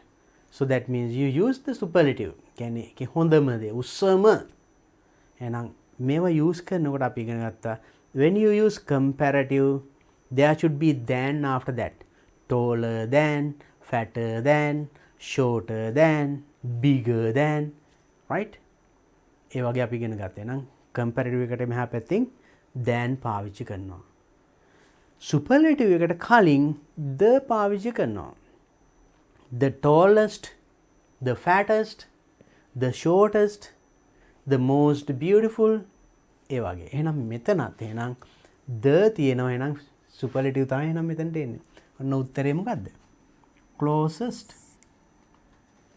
බලන්න කොච්චර අපිට උදව් වෙන දේවල් තියෙනවද කියලා ඡේදෙම නේද? If you read them carefully ප්‍රවේශමින් කියවුවොත් අපි මේ ටික හොඳට ස්ටඩි කරලා අපි ඔළුවේ තියෙනවා නම් ඒ knowledge about the adjectives ඒවා තිබුණා නම් මෙතන ලේසියෙන්ම උත්තරේ අල්ල ගන්න පුළුවන්. Whether you use the before superlative, then after comparative නේද? ඒ වගේ closest relation අපි සමීපතම සබතාවය එතකොට family members ලා සමග. We continue to form new relationships throughout our lives. We continue to form new relationships throughout our life. අපි ජීවිතේ පුරාම මේ වගේ relationships පවත්වාගෙන යනවා. එතකොට there you understood the knowledge about adjectives. Adjectives මම අර comparative superlative තව හැදෙනවා most එකතු වෙලත් නේ. You have learned them and ඒ ටික පොඩ්ඩක් නැවත ඒ දැනුම අලුත් කරගන්න. Next. The close bonds. The close bonds සමීප සම්බන්ධතා. Blank us we ourselves share with our friends can be formed as children, as teenagers or as adults. The close bonds සමීප සම්බන්ධතා us we ourselves share. කවුද? Now you know us අප, we අපි, ourselves අපිම. share කරගන්න, බෙදා හදා ගන්න. With our friends අපි යහළුවන් සමග can be formed as children ළමයි වශයෙන් අපි සම්බන්ධතා ඇති කරගන්නවා. as teenagers ලා වශයෙන් you know teenagers right? Like you, the students spending 13, 14, 15, 16, 17, 18, 19 අන්නේ වයස් කාණ්ඩවල ඉන්න ටීන් කියන්නේ ඒගොල්ලන්ට අපි කියනවා teenagers කියලා. or as adults or වැඩිහිටියෝ වශයෙන් අපි ඒ වගේ සම්බන්ධතා පවත්වා ගන්නවා. එහෙනම් මොකක්ද දෙන්න ඕනේ මෙතනට? the close bonds අපි as නෙමෙයි නම් මෙතන we share. Next, you have probably made blank a little much many close friends in your primary schools. In your primary school, we primary ප්‍රාථමික පාසලේදී ඔබ හදාගෙන probably made a little close friends, the much close friends, the many close friends, the ගොඩාක් සමීප මිතුරුද in your primary class. ගොඩාක් නේද? much කියන්නේ much is used for uncountable, a little චුට්ටක්, and many පුරාම ගොඩාක් countable. Close friends in your primary school, right? That is countable noun. Countable, you know, much and many. Much is used for uncountable nouns. ගණන් කළ නොහැකි. Countable, many. Many, how many desks are there in this class? මේ පන්ති desk කීයක් තියෙනවද? How many? How much water is there in that bottle? අර බෝතලේ වතුර කොච්චර තියෙනවද? How much?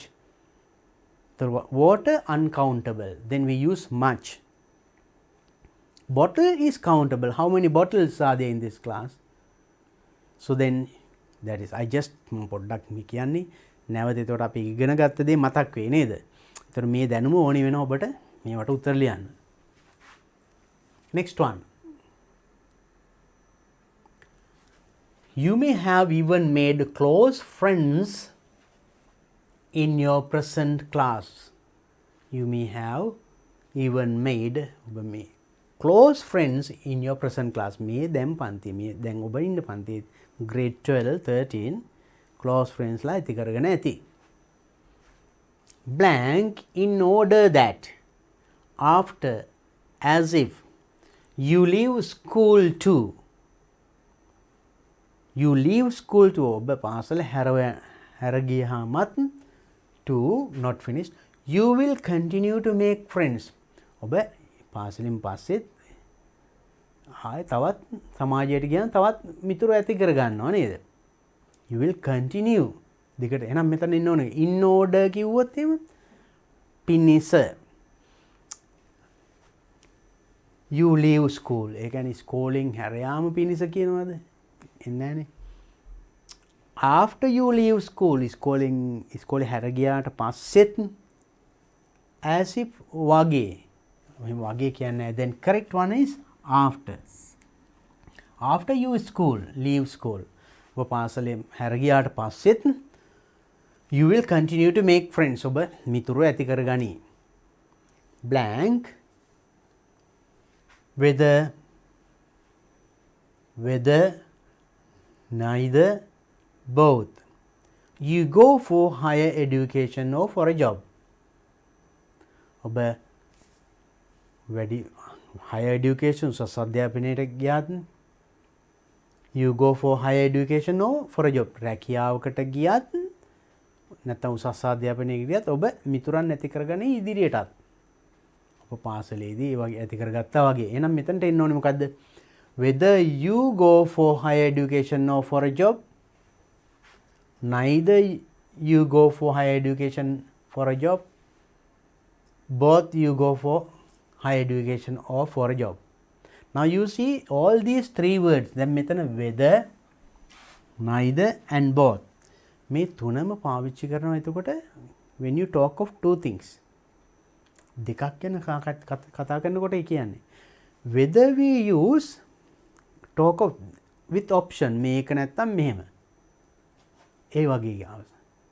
I don't know whether it will rain or not. මම දන්නේ ඒක වහීද නැද්ද? ඒතකොට දෙපැත්තක්. ඒතකොට neither කියනවා නැත අනාර්ථය. right? neither Nimal nor Kamal. නිමල්ටවත් කමල්ටවත් has an umbrella. කුඩයක් නැහැ. ඒතර has කියලායි කියන්නේ. මොකද මෙතන neither කියන එකේ නෙගටිව් අදහස එනවා. has not කියලා කියන්නේ නැහැ. ඒතර නෙගටිව් අදහසක් කියවෙන්නේ. මෙතන කියන්නේ both දෙකම නැත්තම් දෙන්නම. එහෙනම් මෙතනට use කරන්න ඕනේ now you read again the sentence. You leave school to ඔබ පාසල හැර ගියත් මිතුදම් ඇති කරගනි. You will continue to make friends. ඔබ මිතුරු ඇති කිරීම තවදුරටත් ඉදිරියටත් කරගෙන යයි. whether අවස්ථා දෙකක් මෙතන කියන. ඒතර go for higher education, go for job. එහෙනම් මේ දෙකෙන් කොයිකද මේ whether, neither, both. Now we don't take make it neither අපිට අයින් කරන්න පුළුවන් because it tells about the negative idea. තොර උසස් අධ්‍යාපනය ගියේ නැතත් කියලා කියවෙන්නේ නැහනේ. both මේ දෙකේදීම කියන්නේ මේකට වුණත් මේකට වුණත්. And then correct answer is actually whether. Whether you go for higher education or not. Right, sometimes some students might write this one as neither. Neither කිව්වම අර ඕ කියලා තියනවා කියලා එහෙම හිතලා no, don't do that, right? So think of the meaning, read the full sentence up to the full stop. Full stop එකට ගන්න කියලා සම්පූර්ණ වාක්‍යය බලලා තමයි තීරණය කරන්න ඕනි which is the correct answer. Okay, let's go to the next question. An important blank section एक කොටසක් බලන්නේ meaning is more or less the same. ගොඩක් දුරට සමානයි තේරුම. නමුත් මෙතනට වඩා ගැළපෙන එකයි අපි ගන්න ඕනේ. An important section division part of our lives. අපි ජීවිතයේ වැදගත්ම කොටසක් කියන්නේ අපි section කියනවද, division කියනවද, part කියනවද?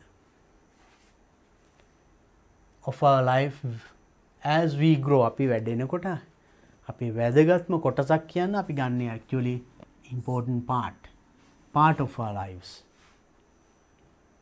As we grow older is the close relationship that we form with our life partner. අපි වැඩෙනකොට අපි ඇති කරගන්න close relationship එක තමයි life partner එක.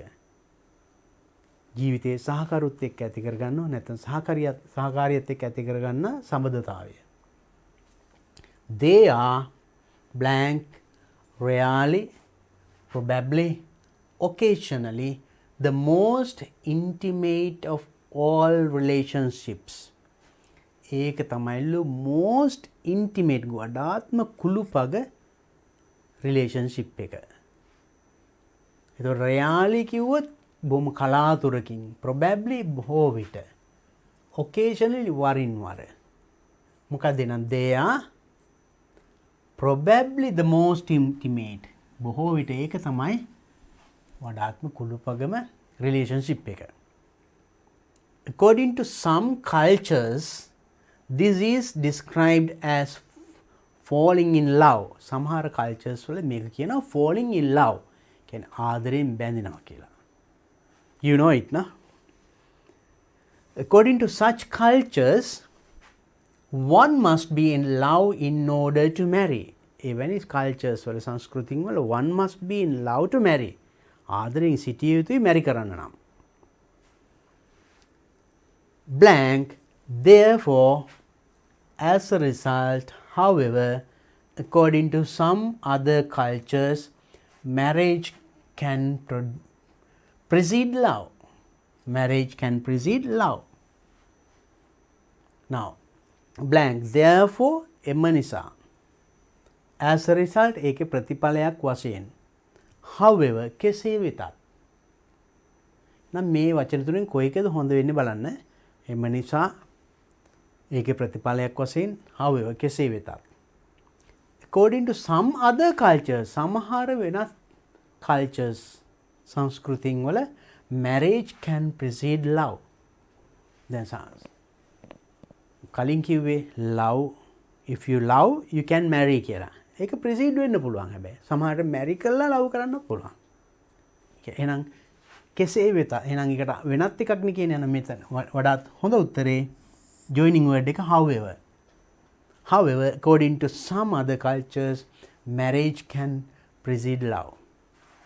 So there are two ways, love and marry, or marry and love. Right. Now here, now that I took this, now you don't get this paragraph for your paper. මේ question එක ඔබේ paper එකේ නෑ. නමුත් මේ වගේ එකක් එනවා. එහෙනම් මේ වගේ එකක් આવොත් උත්තර හොයාගන්න විදිය මම මේ කියා දුන්නේ. That's what you have to catch. Now you understood how I got the right answer for these places. I didn't just underline, I told you how that it is the best answer for this blank. මම නිකම් උත්තරේ underline කරේ නෑ. I told you why that is the best answer for that blank. එතනට වඩාත් ගැලපෙන්නේ ඇයි කියන එක කිව්වා. That is what you have to catch because now when you answer ඔබ මේවර පිළිතුරු ලියන කොටත් අන්න ඒ විදියට හිතන්න ඕනි. Don't stop at the blank. Read beyond the blank. හිස්තැනින් ඉස්සරහට කියවන්න. Think of the meaning of that sentence. And sometimes not only that sentence, the sentence after that also. Or maybe before that. සමහර විට උත්තරයක් අපිට ගන්න සම්පූර්ණ ඒ වාක්‍ය විතරක් නෙමෙයි මේ වාක්‍යයට කලින් තිබිච්ච වාක්‍ය උදව් වෙන්න පුළුවන්. ඊට පස්සේ එන වාක්‍ය උදව් වෙන්න පුළුවන්. So that's why I told you read the full text with the blanks. ඉස්සෙල්ලාම හිස්තැන් සමග ඉස්සෙල්ලාම ටෙක්ස්ට් එක එකපාර කියවුවොත් අන්නේ ඔක්කොම අහු වෙනවා. Now you understood, no? Now it is very clear now the types of question that you would get as the third question. තුන්වෙනි ප්‍රශ්නෙට මොන වගේ ප්‍රශ්න දෙන්නේ කියන එක එහෙනම් දැන් පැහැදිලි නේද?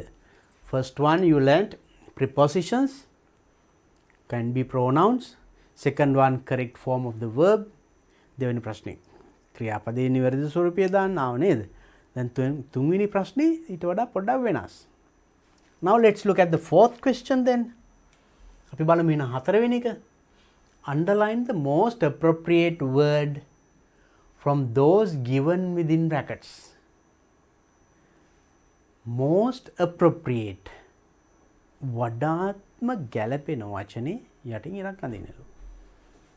Right? That means again you are given 3 words within bracket. වරාණාසි ආයමත් වචන තුනක් දීලා තියෙනවා. ගැලපෙන එක තෝරලා ඉරක් අඳින්න. So here it is not a paragraph but a sentence. I told you at the beginning. මුලදී කිව්වේ නේද? Now let's read one by one. අපි බලමු එකින් එක කියවලා. People all over the world use different devices to see, enter, access internet. What should be the answer? People all over the world. ලෝකෙ පුරාම මිනිස්සු use different devices. විවිධ devices පාවිච්චි කරනවලු මොනවටද? To see internet. See internet. internet බලන්න අපි කියනවා. internet බලන්න විවිධ devices. නැත්නම් to enter internet. internet එකට ඇතුල් වෙන්න. කියනවද නැත්නම් to access internet. internet එක access වෙන්න. So you see with the word internet කියන වචනෙත් එක්ක කොයිකද යන්නේ? That's vocabulary. So we should know because now you know even in Sinhala, so there are certain words similar meaning, but we don't use certain words with certain people or certain occasions. අපි බලන්න සරල උදාහරණයක් ගත්තොත් කනවා කියන එක. අපි නම් කනවා නේද?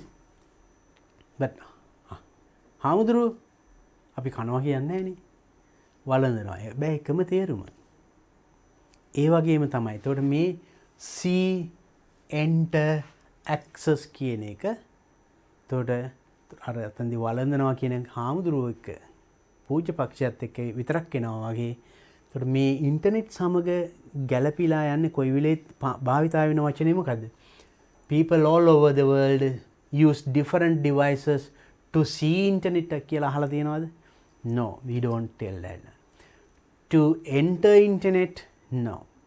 Enter a course or enter the school, ඒ වගේ enter the classroom, හරි.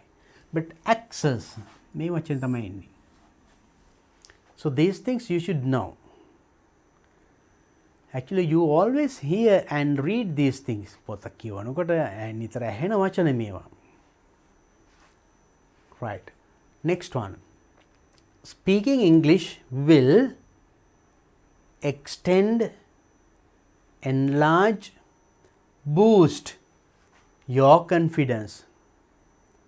Speaking English, ඉංග්‍රීසි කතා කිරීම will extend කරනවා කියන්නේ තියෙන මට්ටමෙන් තව ටිකක් එහාට ගන්නවා. දික් කරනවා. පුළුල් කරනවා. ඇදෙනවා. Extend your confidence extend වෙනවද?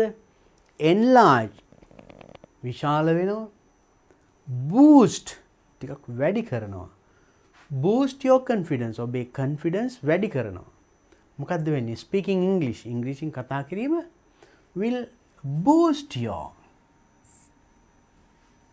your confidence. So if you can speak in English, you will not be afraid to go to any place. There are certain people, as they are weak in English, they are afraid of facing certain situations, certain places. සමහරට ඉංග්‍රීසි දැනුම අඩු අය සමහර තැන් වලට යන්න බයයි. ඉංග්‍රීසි දැනුම තියෙන අය නම් බය නැතුව ගිහිල්ලා එතන මැනේජ් කරගන්න පුළුවන් නම්, so that boost your confidence. Self confidence තමන් පිළිබඳ තියෙන ආත්ම විශ්වාසය වැඩි වෙනවා if you can speak in English. So that's also an advantage of learning English. ඉංග්‍රීසි ඉගෙන ගැනීමේ ඔන්න වාසියක්. right? මේ ගැන ප්‍රශ්නයක් තියෙනවා මේ පේපර් එකේම. අපි ඉදිරියේදී සාකච්ඡා කරමු. Next one. The doctor ordered the fully recovered patient to be blank, departed, discharged, deported from the hospital. The doctor ordered the fully recovered patient, සම්පූර්ණයෙන් සුව වන patient, රෝගියාට doctor order කරා මොනව කරන්නද? To be departed කියන්නේ වෙන්ව යනවා. Now when you go to the airport, you can see departure and arrival. Then depart කියන වචනෙන් හැදිච්ච departed, that is the verb. Departure, that is noun, right?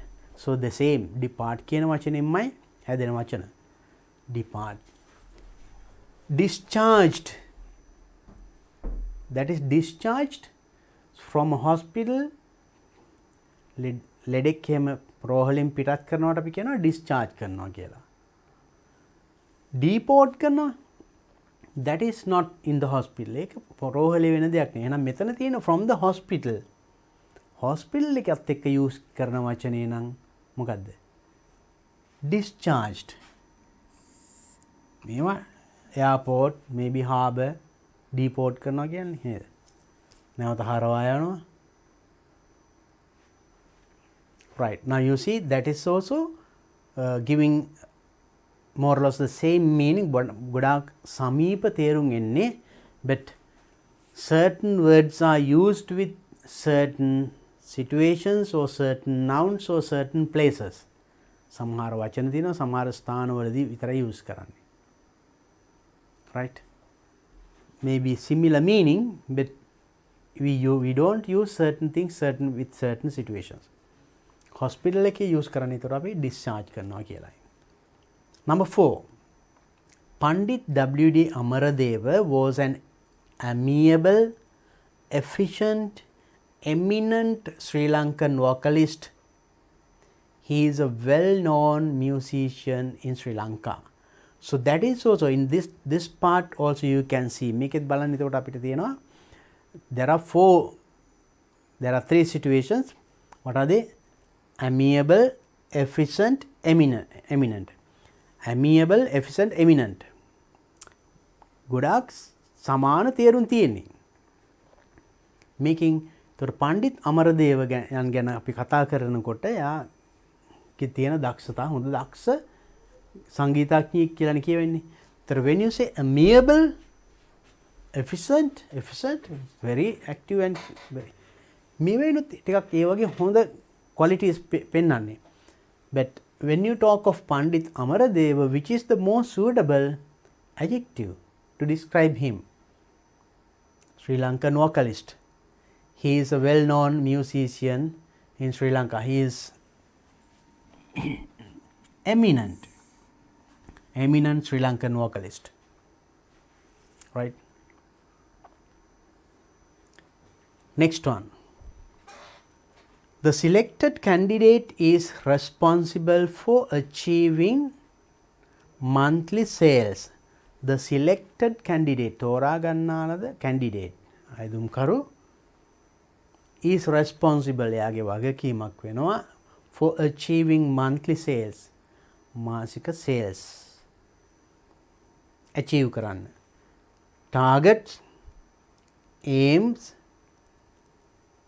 calculations given by the company. Which is correct?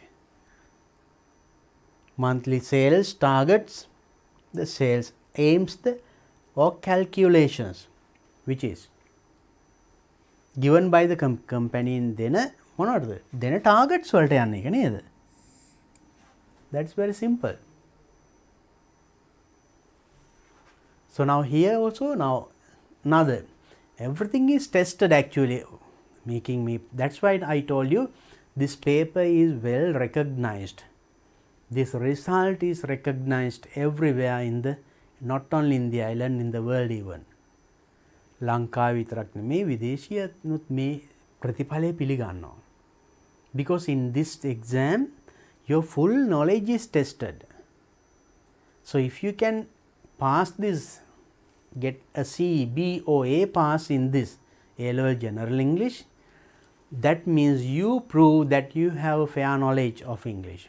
ඔබ ගන්න හොඳ ඉංග්‍රීසි දැනුමක් තියෙනවා කියන එක ඔප්පු කරලා පෙන්වීමක් තමයි මේකෙන් කියන්නේ. So then at an interview they can easily understand what kind of knowledge you have. ඔබට තියෙන ඉංග්‍රීසි මොන වගේ දැනුමක්ද කියන එක ඒ result එකෙන් ඒගොල්ලන්ට කියන්න පුළුවන්. Right. So that's that. And next one. Question number 5. Underline the correct word ending selecting from those given in brackets. Correct word ending, I told you at the beginning, monkey without a වචනික අර. So earlier we discussed verb forms. Different forms are there. Now word ending.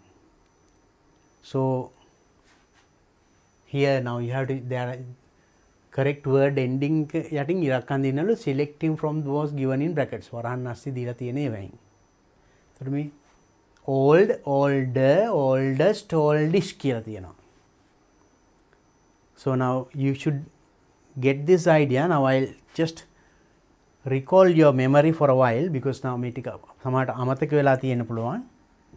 Therefore as a help මම පුංචි උදව්වක් වශයෙන් පොඩි වෙලාවක් අරගෙන කියන්න කාලේ මදි වුණත්.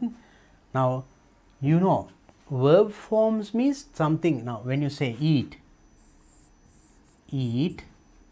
it has ate, eaten, eats, eating. මේවා different verb forms. මේක present tense plural form එක, මේක past tense, මේක past participle, මේක singular form එක, මේක ing or the continuous form එක. You have learned them.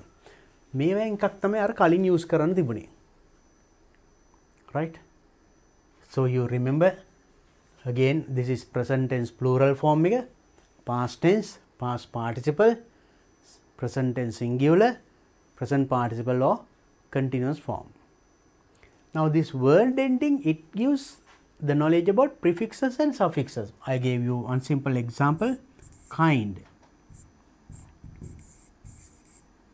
Kind. This is an adjective, but we can make another word if you use prefix un.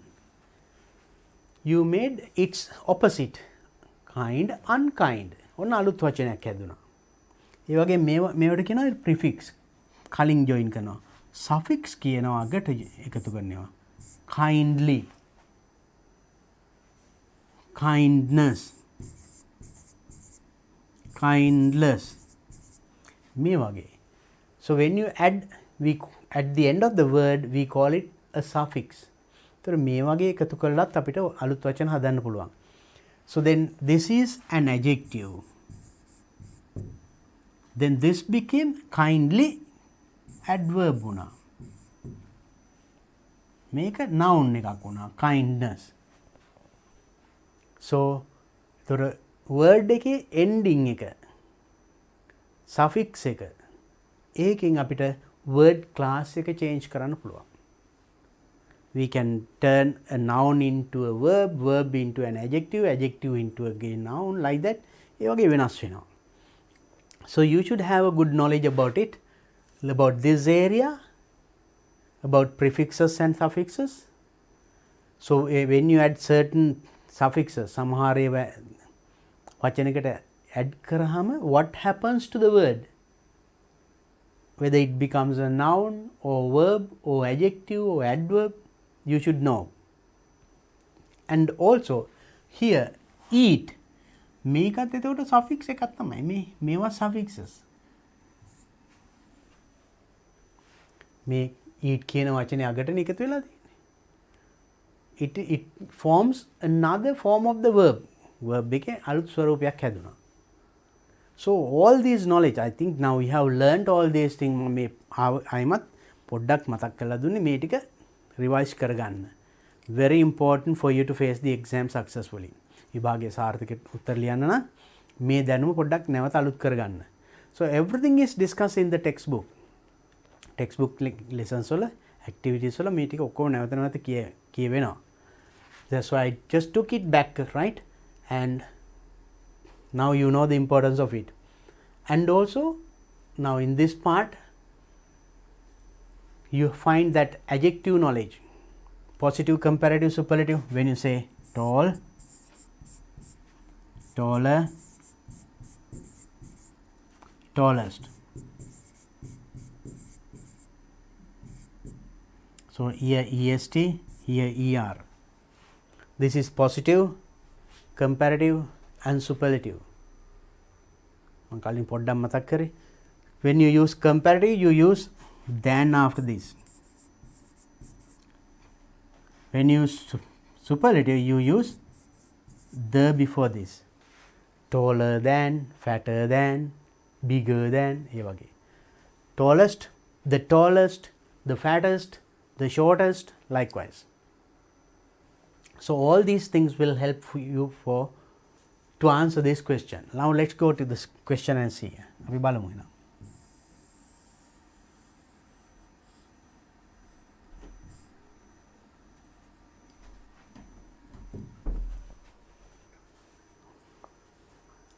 Right. First question, underline the correct word ending. You know, වචනේ correct word ending. The Maradana College of Technology is the oldest technical college in Sri Lanka. මොකක්ද දෙන්න ඕනේ? So I told you now about adjectives. මම පොඩ්ඩක් මතක් කරේ නේද? නම් මෙතන එන්න ඕනේ.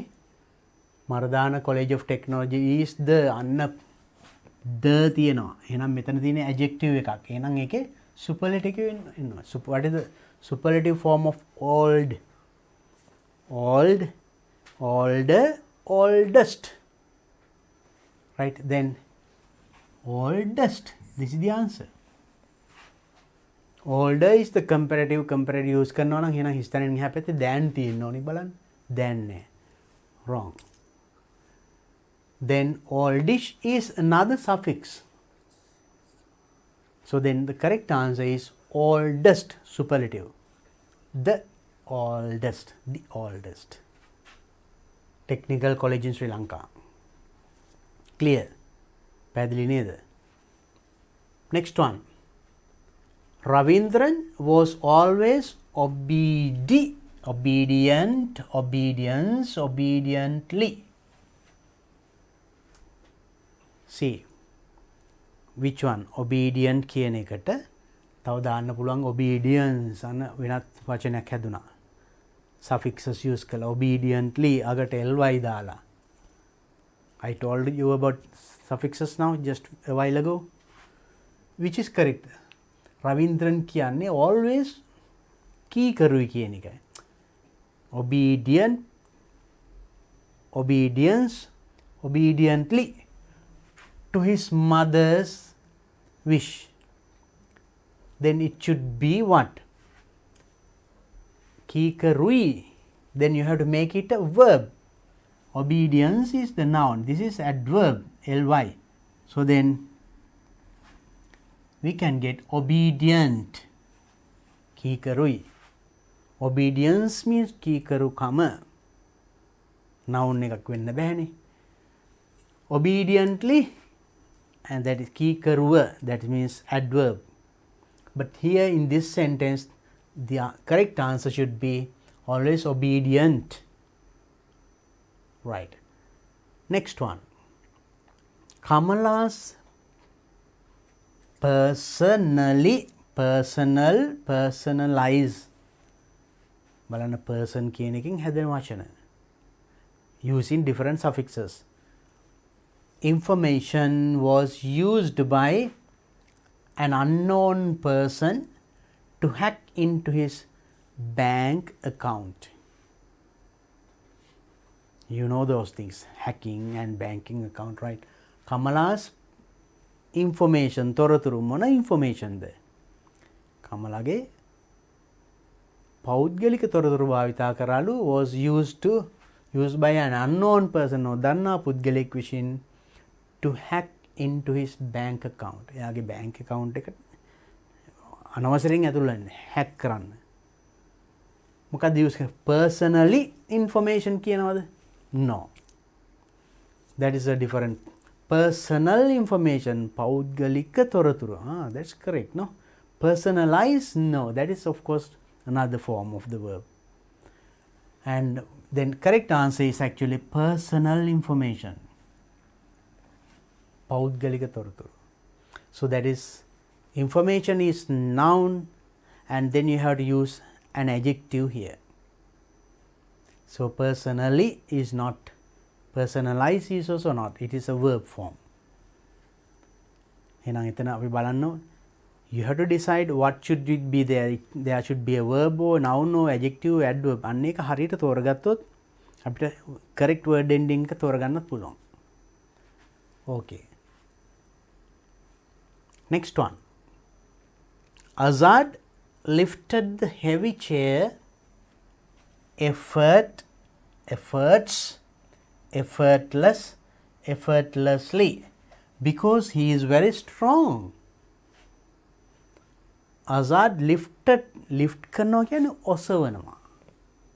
heavy chair බර පුටුවක් Azad ඉස්සුවලු. කොහොමද? Because he is very strong. එයා හරි ශක්තිමත් නිසා මහා බර පුටුවක් කොහොමද ඉස්සුවා කියන්නේ? effort කියන්නේ උත්සාහය, ආයාසය. efforts කිව්වොත් that is like plural form. effortless කියන්නේ ආයාසයකින් තොරව. effortlessly කිසිම ආයාසයකින් තොරව එච්චර ගාණක් නැතුව මහා බර එකක් උස්සලා ගත්තා. හොඳ ශක්තිමත් පුද්ගලයෙකුට නම් ලොකු මේසයක් ටක් ගාලා උස්සන්න පුළුවන් නේද? පුටුවක්. So that's what it says. Azad lifted, lift කරනවා කියන්නේ ඔසවනවා. Lifted the heavy chair effortless උත්සාහයක් නැතුව. Then this word should describe how he lifted. මෙයා ඔසවපු විදියනේ මෙතන කියවෙන්න ඕනි. එසෙව්වේ කොහොමද? එහෙනම් ඒක වෙන්න ඕනේ adverb එකක්. එහෙනම් lifted කියන්නේ verb එකක්. verb එක describe වෙන්නේ adverb එකකින්. එහෙනම් මෙතන adverb form එක effortlessly කියන එකයි. effortless කිව්වොත් adjective එකක් වෙනවා. උත්සාහයකින් තොර. එහෙනම් this word describes the verb. Then it should be an adverb. Verb, adverb. Noun එකක් නම් adjective එකක්. noun එකක් විස්තර වෙනවා නම් it should be an adjective. මෙතන විස්තර කරන්නේ verb එක. එහෙනම් you have to see the adverb. පැහැදිලි නේද? Now you see, now this is what you have to understand, how to find or how to select the correct word ending. What helps you to select the correct word ending? In නිවැරදි word ending අපිට තෝරගන්න මොකක්ද උදව් වුනේ? Because our understanding whether it is a noun or verb or adjective or adverb or which one is described, එද මොකක්ද එතන එන්නේ කියන එක හරියට අවබෝධ කර ගැනීම තමයි that helped us to find the correct answer. And the next one, there is an encouragement, encourages, encouragingly from the government for become self-employed. For become self-employed. ස්වයං රැකියා කෙනෙක් වෙන්න encourage දිරිගැන්වීමක් තියෙනවා from the government. රජයෙන් දිරිගැන්වීමක් තියෙනවා. මොකක්ද කියන්නේ? There is encouragement. encourage කරනවා. encourage is the verb. දිරිගන්වනවා. ඒකට අගට එන suffixes තමයි මේ. ment, encouragement, දිරිගැන්වීමක්. encourages is once again the verb, singular form, present tense singular form. encouragingly it is not. It is from the government. රජයෙන් දිරිගැන්වීමක් තියෙනවනේ.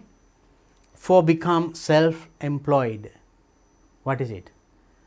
There is an encouragement from the government. රජයෙන් දිරිගැන්වීමක් තියෙනවා self-employed. ස්වයං රැකියාවක් කරන්න.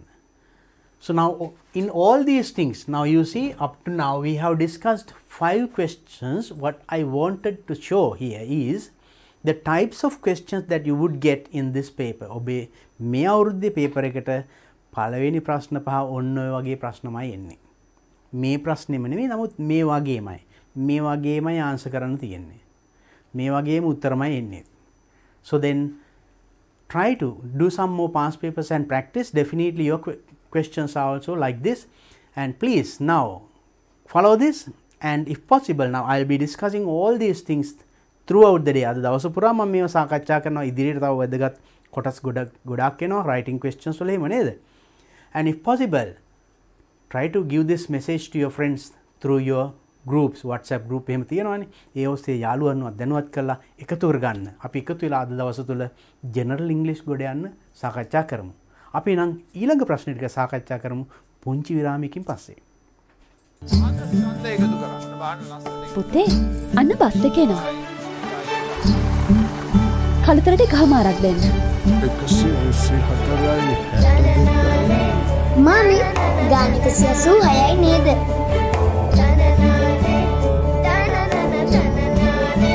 Big sheep? ඒක මේ කම්බි පරිප්පු? No, sugar. Excuse me, you are right uncle. I think it is a cargo ship. DP Education හැම ගෙදරටම ඉස්කෝලයක්. 2022 උසස් පෙළ විෂයන් ඉලක්ක කරගත් සම්මන්ත්‍රණ මාලාව ලංකාවේ ලොකුම ඔන්ලයින් පාසලේ DP Education A level Sinhala මාධ්‍ය channel එක ඔස්සේ සජීවීව දෙසැම්බර් 26 සිට ජනවාරි 15 දක්වා පෙරවරු 8:30 සිට පස්වරු 5 දක්වා දෙසැම්බර් 26 accounting සේනකවිල අතර Gamage December 27 BC Aruna Gunasekara December 28 ET මහිමාල් Jayakody December 29 SFT Pradeep S Dissanayake December 30 political science Niroshan දැඩිගොමු දෙසැම්බර් 31 logic ME dot ජනවාරි 2 agriculture සුගත් වික්‍රමරත්න ජනවාරි 3 biology සුනන්ද කරුණාරත්න ජනවාරි 4 economics මහේන්ද්‍ර වික්‍රමසිංහ ජනවාරි 5 chemistry ශ්‍රීනාත් වික්‍රමසිංහ ජනවාරි 6 සිංහල ප්‍රදීප් රණතුංගාරච්චි ජනවාරි 7 ICT නීල් ප්‍රසන්න ජනවාරි 8 physics C අතුකොරල ජනවාරි 9 BST ශ්‍රීමාල් හෙට්ටිආරච්චි ජනවාරි 10 media අසේල වණ්ඩාරනායක ජනවාරි 11 combined maths දුෂාන්ත මහබදුගේ ජනවාරි 12 Business Studies ප්‍රසාද් වීරසේකර. ජනවාරි 13 History බීනර දිසානායක. ජනවාරි 14 Geography සම්පත් අල්දෙවිය. ජනවාරි 15 General English RA Jayawardena. GP Education ලංකාවේ ලොකුම ඔන්ලයින් පාසලෙන් තවත් සමාජ සත්කාරයක්. සරසවි සිහිනය වෙනුවෙන් වෙහෙසෙන මතු දිනක රට දිනවන බුද්ධි බලකාය වෙනුවෙන්ම ලංකාවේ ලොකුම ඔන්ලයින් පාසලෙන් ලංකාවේ ප්‍රවීණතම ගුරුවරුන් සමග අපොස උසස් පෙළ පාඩම්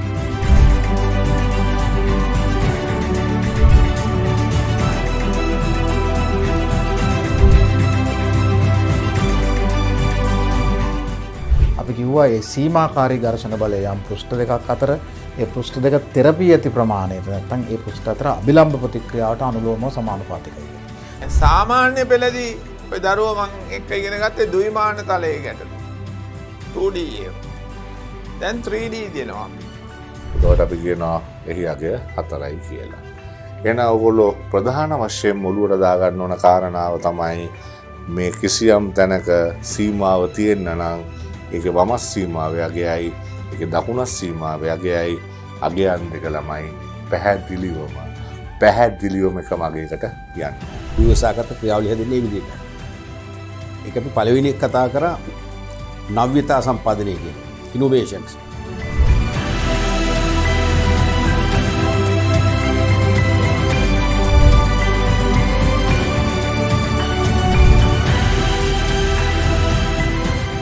මේවට ගැහැණු පිරිමි ભેදයක් නැහැ.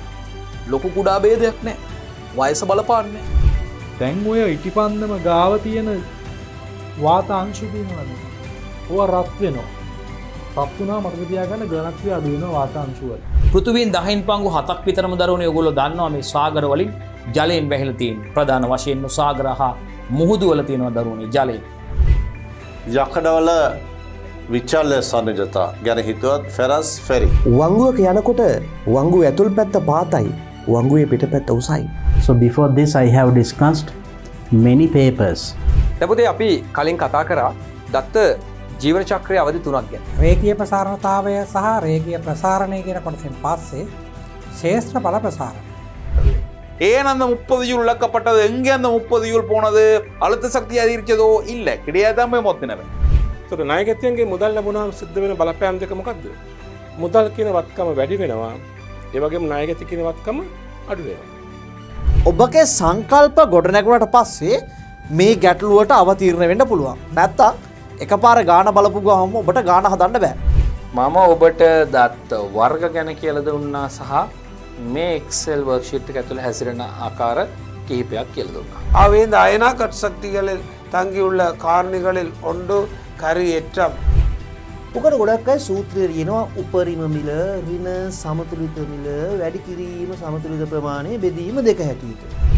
අපි ඉස්සෙල්ලම යම් පරිසරයක ස්වභාවිකව හමු වන ශාක සත්තු අයින් කරලා අපිට ඕනේ අපිට ඕන සත්තු ඇති කරලා. එහෙම ගියාම කිසියම් ආකාරයක පරිසරයත් එක්ක ගැටීමක් ඇති වෙනවා.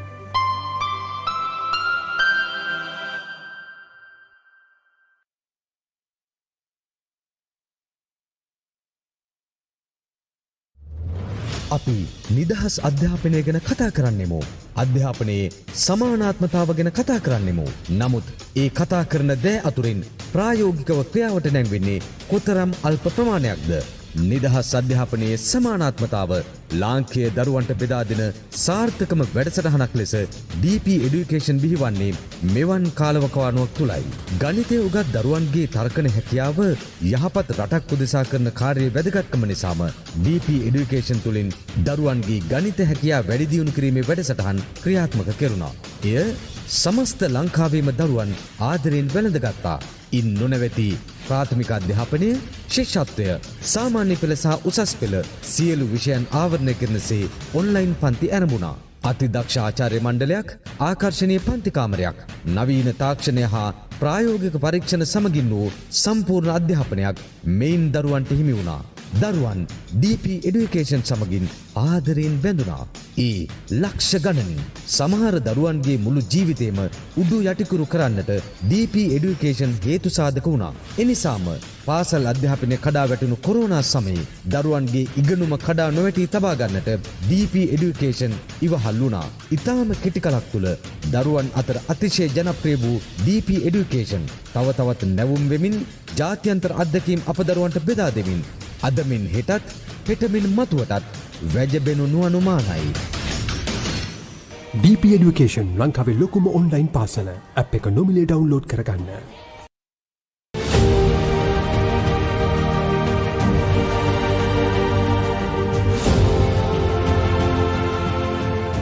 We can observe the lycopodium powder through the eyepiece and adjust the focus. You can see the crosswire.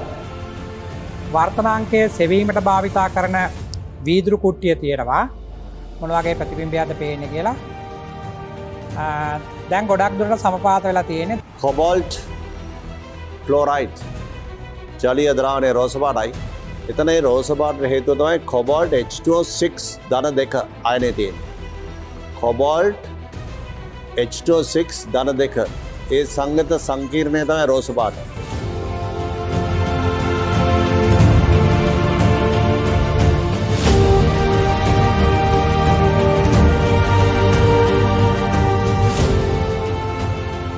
දෙපසට චලිත කරමින් බලනවා. තාප ශක්තිය මගින් දැන් මෙතන කඩදාසිය ගිනිගත්ත පුතාලා දැක්කා. In order to minimize the error, I should keep the glass block such that the thickness is maximized. Sodium hydroxide என்பது ஒரு කාරක. ඔන්න හිමාලයේ එනකොට බලන තලබම්බරේට මොකද වෙන්නේ කියලා. හරියටම අවදි කෝණයෙන් ආවම පූර්ණාභ්‍යන්තර පරාවර්තනයේ පටන් ගන්නම කිරණය මේ මූණතේ අඩුම කෝණයෙන් එනවා කියලා කියන්නේ මෙන්න මේ යට මූණතේ ඈතටම තමයි යන්නේ. ඒ වුණාට එතනින් අපිට එනවා කොටස් 46ක්. ඒ කියන්නේ 0.46යි සිරස් නලය හරහා ඉහළට පැමිණෙනවා. බලන්න දැන් දරුවන්ට පේනවා අර බටේ ජල මට්ටම වේගයෙන් ඉහළ යන අවස්ථාවක්. ග්‍රෑම් 300ට වඩා මදක් වැඩි ප්‍රමාණයක් තියෙන්නේ. Look at this bottle carefully. You can see the solution has turned milky in color. Right, different shapes, different sizes, and here I have 3 beakers with water with different colors.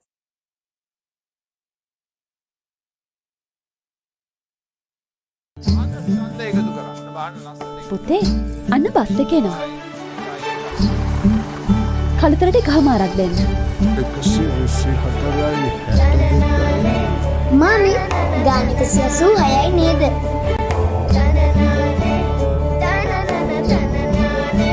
Big sheep? ඒක මේ come with පරිප්පු? No, sugar. Excuse me, you are right uncle. I think it is a cargo ship. DP Education හැම ගෙදරටම ඉස්කෝලයක්. 2022 උසස් පෙළ විෂයන් ඉලක්ක කරගත් සම්මන්ත්‍රණ මාලාව ලංකාවේ ලොකුම ඔන්ලයින් පාසලේ DP Education A level Sinhala මාධ්‍ය channel එක ඔස්සේ සජීවීව දෙසැම්බර් 26 සිට ජනවාරි 15 දක්වා පෙරවරු 8:30 සිට පස්වරු 5 දක්වා දෙසැම්බර් 26 accounting සේනකවිල් අතර Gamage December 27 BC Aruna Gunasekara December 28 ET මහිමාල් Jayakody December 29 SFT Pradeep S Dissanayake December 30 political science Niroshan දැඩිගොමුව දෙසැම්බර් 31 logic ME dot ජනවාරි 2 agriculture සුගත් වික්‍රමරත්න ජනවාරි 3 biology සුනන්ද කරුණාරත්න ජනවාරි 4 economics මහේන්ද්‍ර වික්‍රමසිංහ ජනවාරි 5 chemistry ශ්‍රීනාත් වික්‍රමසිංහ ජනවාරි 6 සිංහල ප්‍රදීප් රණතුංගාරච්චි ජනවාරි 7 ICT නීල් ප්‍රසන්න ජනවාරි 8 physics C අතුකොරල ජනවාරි 9 BST ශ්‍රීමාල් හෙට්ටිආරච්චි ජනවාරි 10 media අසේල වණ්ඩාරනායක ජනවාරි 11 combined maths දුෂාන්ත මහබදුගේ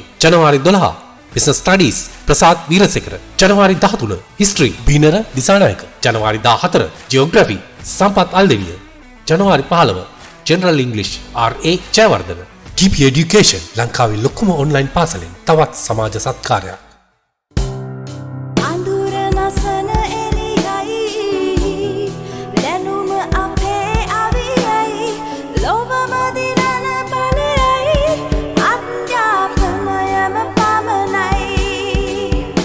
DP Education ලංකාවේ ලොකුම ඔන්ලයින් පාසල ඇප් එක නොමිලේ ඩවුන්ලෝඩ් කරගන්න.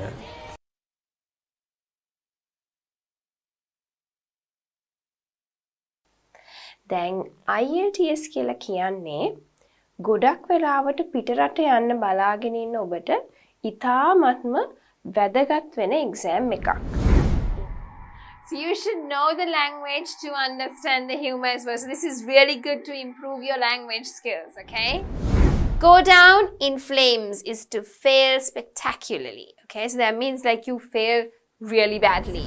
Hang in there කියන්නේ අතාරින්න එපා තව ටිකක් අල්ලගෙන අපි කියන්නේ අපෝ එපා දැම්ම අතාරින්න එපා තව ටිකක් අල්ලගෙන ඉන්න. So therefore focusing on these specific aspects such as reading, writing, listening and speaking is very important. To do that, you would also need a bit of grammar and vocabulary, right?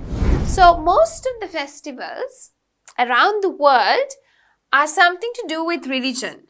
But there are few that are involved around with the seasons and the change of it or cultural aspects around it. Okay.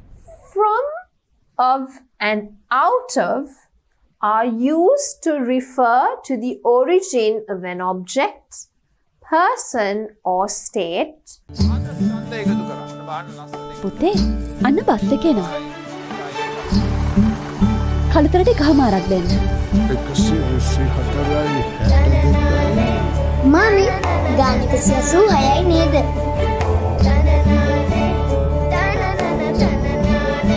Big sheep? ඒක මේ කම්බි පරිප්පු? No, sugar. Excuse me, you are right uncle. I think it is a cargo ship. DP Education හැම ගෙදරටම ඉස්කෝලයක්. 2022 උසස් පෙළ විෂයන් ඉලක්ක කරගත් සම්මන්ත්‍රණ මාලාව ලංකාවේ ලොකුම ඔන්ලයින් පාසලේ DP Education A-level සිංහල මාධ්‍ය channel එක ඔස්සේ සජීවීව දෙසැම්බර් 26 සිට ජනවාරි 15 දක්වා පෙරවරු 8:30 සිට පස්වරු 5 දක්වා දෙසැම්බර් 26 accounting සේනකවිල් අතර Gamage December 27 BC Aruna Gunasekara December 28 ET මහිමාල් Jayakody December 29 SFT Pradeep S Dissanayake December 30 political science Niroshan දැඩිගොමු දෙසැම්බර් 31 logic ME dot ජනවාරි 2 agriculture සුගත් වික්‍රමරත්න ජනවාරි 3 biology සුනන්ද කරුණාරත්න ජනවාරි 4 economics මහේන්ද්‍ර වික්‍රමසිංහ ජනවාරි 5 chemistry ශ්‍රීනාත් වික්‍රමසිංහ ජනවාරි 6 සිංහල ප්‍රදීප් රණතුංගාරච්චි ජනවාරි 7 ICT නීල් ප්‍රසන්න ජනවාරි 8 physics C අතුකොරල ජනවාරි 9 BST ශ්‍රීමාල් හෙට්ටිආරච්චි ජනවාරි 10 media අසේල වඩනරනායක ජනවාරි 11 combined maths දුෂාන්ත මහබදුගේ ජනවාරි 12 business studies ප්‍රසාද් වීරසේකර ජනවාරි 13 history බීනර දිසානායක ජනවාරි 14 geography සම්පත් අල්දෙවිය ජනවාරි 15 general english RA Jayawardena DP Education ලංකාවේ ලොකුම ඔන්ලයින් පාසලෙන් තවත් සමාජ සත්කාරයක් සරසවි සිහිනය වෙනුවෙන් වෙහෙසෙන මතු දිනක රට දිනවන බුද්ධි බලකාය වෙනුවෙන්ම ලංකාවේ ලොකුම ඔන්ලයින් පාසලෙන් ලංකාවේ ප්‍රවීණතම ගුරුවරුන් සමග අපොස උසස් පෙළ පාඩම්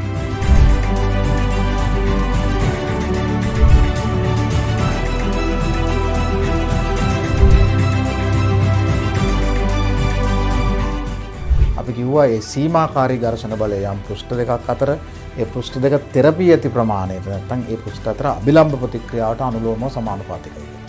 සාමාන්‍ය පෙළදී ඔය දරුවෝ මං එක්ක ඉගෙන ගත්තේ ද්විමාන තලයේ ගැටලු 2D එක.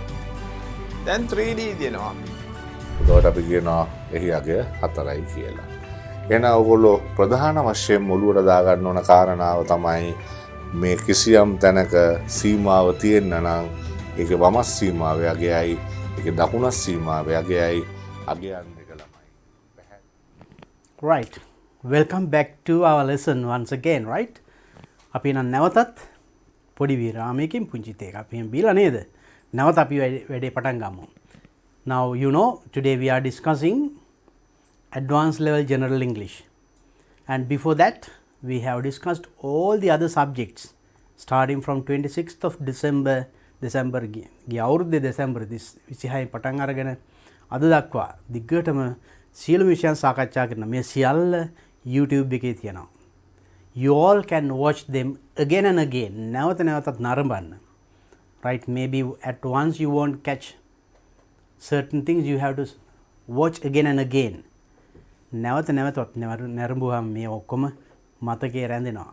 Definitely those things will help you to face the exam successfully. Right, that is about all the subjects. Maybe that you are offering science or maths or commerce or arts or technical subjects, whatever it is.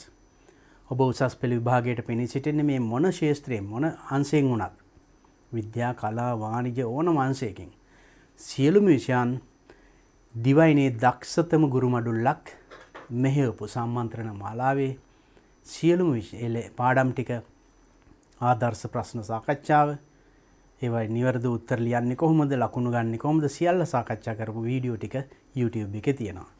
දෙන්න ඔබේ මිතුරටත් මේ link එක and අද live එකේ link එක යවන්නේ WhatsApp group එක හරහා එකතු කරගන්න. එකතු වෙලා ගොඩ යන්න. Right. So then with that idea, let's come back to our lesson. And since morning, I discussed actually, first I discussed the nature of the paper. අපි මුලින්ම කතා කරේ ප්‍රශ්න පත්‍රයේ ස්වභාවය. Sorry. කියන්නේ මොන වගේ ප්‍රශ්න දෙන්නේ. Papers දෙකක් තියෙනවා. Paper 1, paper 2. Paper 1 එකේ part A, part B කියලා තියෙනවා. Paper 2 එකේ part A, part B, part C එහෙම තියෙනවා. And ඒ කොටස් වල මොනවද ඉන්නේ? So in that first part, first paper, part A, grammar. Grammar test කරනවා කියලා කිව්වා.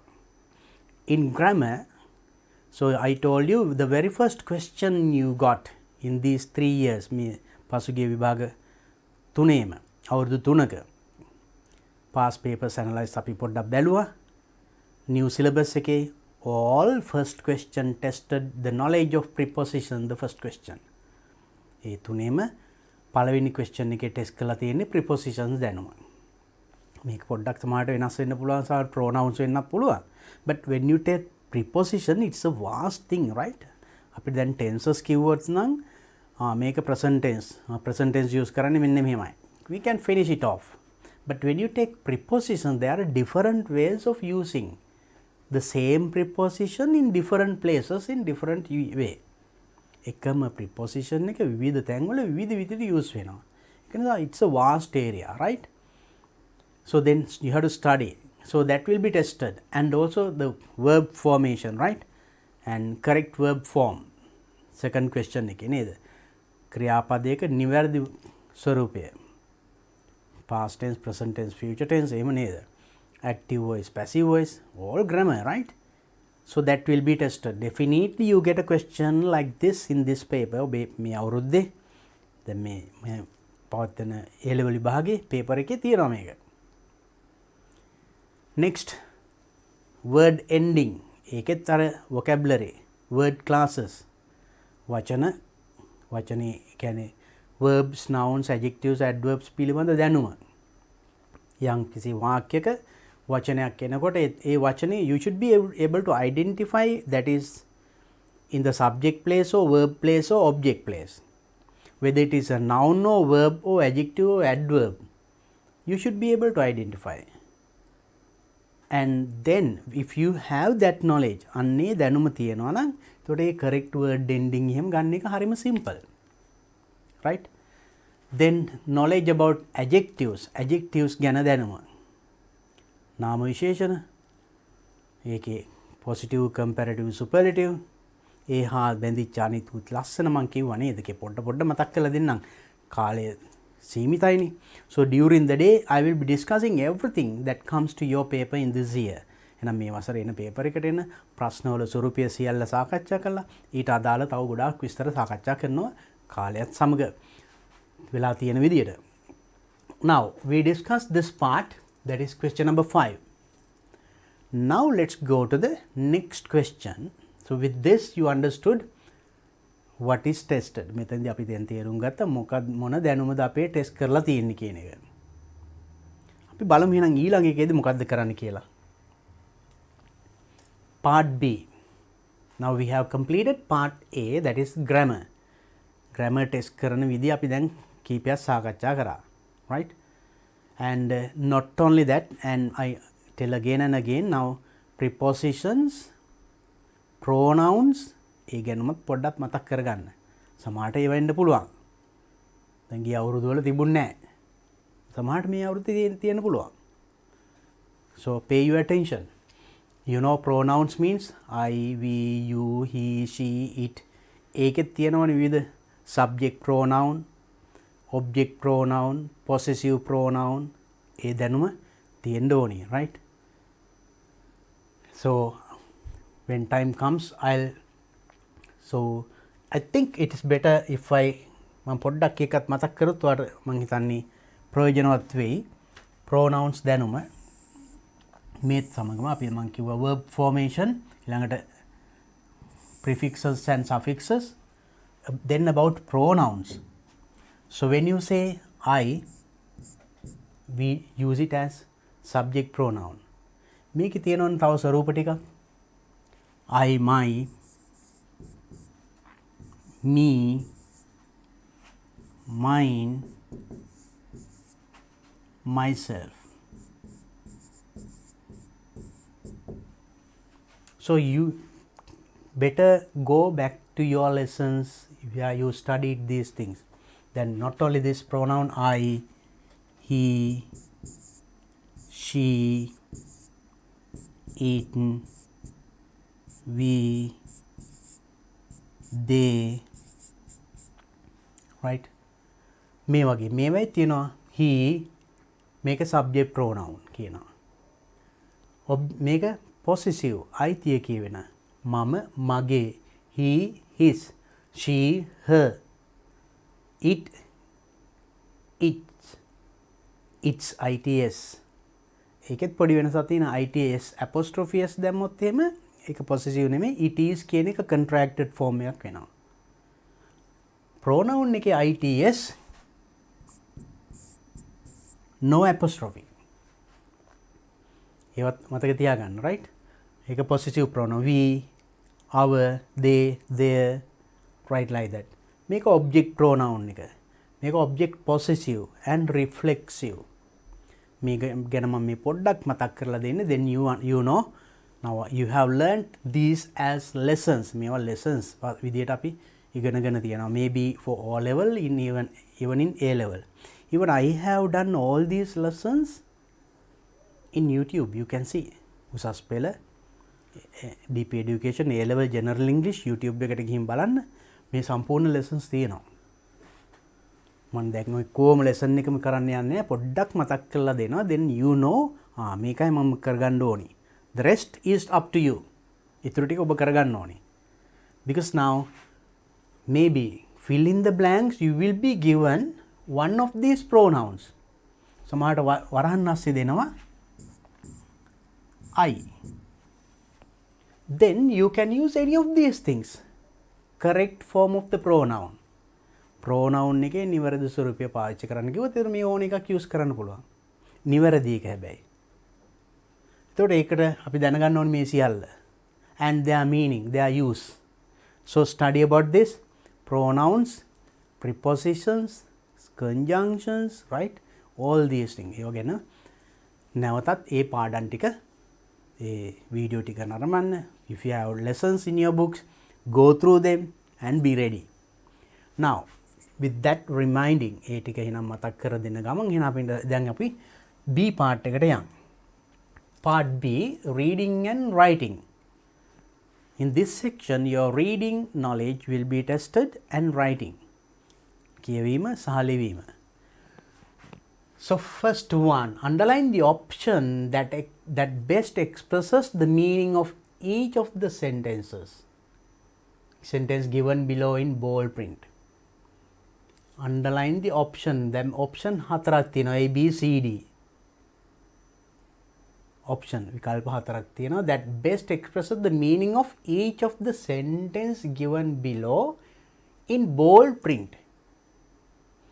bold print වලින් දීලා තියෙන්නේ මෙන්න මේ පළවෙනි වාක්‍යය. මම මේක තද කළුවකින් in your paper you get in bold print. ඔබේ paper එකේ තියෙන තද කළුවකින් ඒක highlight කරලා තියෙන්නේ. දැන් මම මේකේ I have highlighted all looks equal. ඔක්කොම එක පාටින් පේන්නේ නේද? But may I tell you like this, මම මෙහෙම කියන්නම්කෝ. මෙන්න මේ පළවෙනි වාක්‍යයෙන් දීලා තියෙන. ඒ දීලා තියෙන වාක්‍යයේ ඒ තේරුමේ අදහස කියවෙන වාක්‍ය මේ හතරින් තෝරන්න ඕනේ. තෝරලා underline. You have to underline it. යටින් ඉරක් අඳින්න. Now let's see. Then let's see the first one, right? Mr. Molagoda has never been to Jaffna.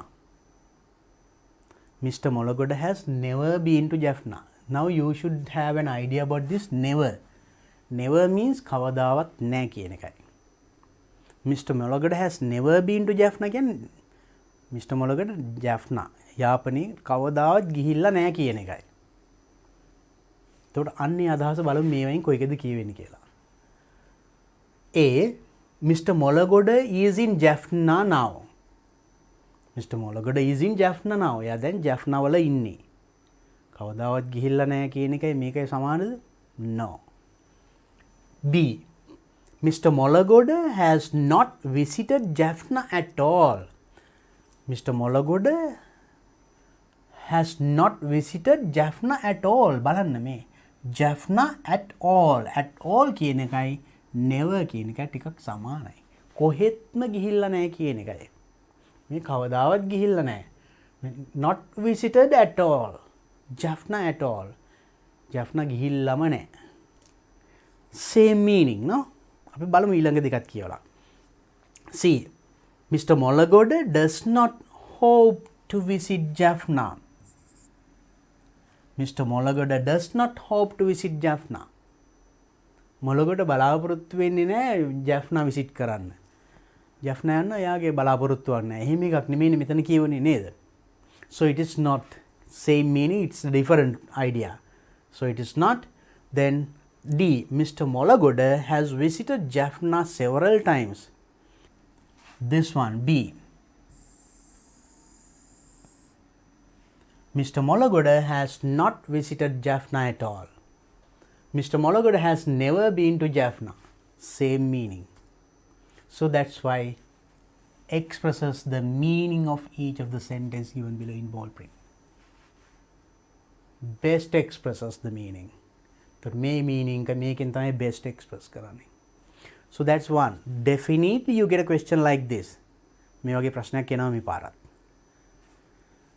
සමහරට මේ never කියන වචනේ මේ use කරන්න පුළුවන්. සමහරට at all වෙන්න පුළුවන්. But in a different sentence, different idea. මේ වාක්‍යෙම ඉන්නේ නැහැ. නමුත් ඔය වචනේ වෙනත් වාක්‍යයක පාවිච්චි කරලා එන්න පුළුවන්. There you should know the way of using never, at all, those things, right? Now I have given, now I'll discuss the things in this paper. මේ paper එකේ තියෙන ටික සාකච්ඡා කළා. තව අමතර කීපයකුත් මම සාකච්ඡා කරනවා. ඒ ගැන තව වඩාත් දැනුම ලැබෙන්න. Look at the second question. Since the diploma course was too expensive, Nuanga decided to follow a certificate course. Since you can use it giving two meanings. Since කියනවා සිට කියන්නත්. Since morning කිව්වොත් උදේ සිට. Right? Since last Friday. ගිය සිකුරාදා සිට. That's another meaning. This is another one, right? Since the diploma course was too expensive. Too expensive නිසා diploma course එක ගොඩාක් expensive මිල වැඩි නිසා Nuanga decided to follow a certificate course. Nuanga certificate course එකක් follow කරන්න decided තීරණය කළා. diploma course එක ගණන් වැඩි නිසා. And that's the idea. බලමු මේ අදහස මේ හතරෙන් කොයිකෙන්ද කියවෙන්නේ කියලා. Nuanga could not afford to follow the diploma course. Nuanga could not afford. Afford කියන්නේ යම් වියදමක් දරා ගැනීමේ හැකියාව තියනවා කියන එකයි. Afford කරන්න පුළුවන් කියලා කියන්නේ. You can afford. You can spend that money. You have that money. ඒ වියදම කරන්න පුළුවන්. Nuanga could not afford. එයාට ඒක දරා ගන්න බැරි වුණා. Follow the diploma course. Diploma course එක follow කරන්න වියදම දරා ගන්න බැරි වුණා. Correct. ඒ අදහස මෙතන කියවුණා නේද? බැරි වුණ නිසා යා සර්ටිෆිකේට් කෝස් එකට ගියා කියලාත් කැලකුත් තියෙනවා. හරි. මෙතන ඒක කියවුණා. බලමු අපි ඊටු ටිකක් කියවලා නේද? B. Nuanga did not want to follow a cheaper course of study. Nuanga did not want to follow a cheaper course. යාට cheap course එකක් follow කරන්න ඕනි උන්නේ.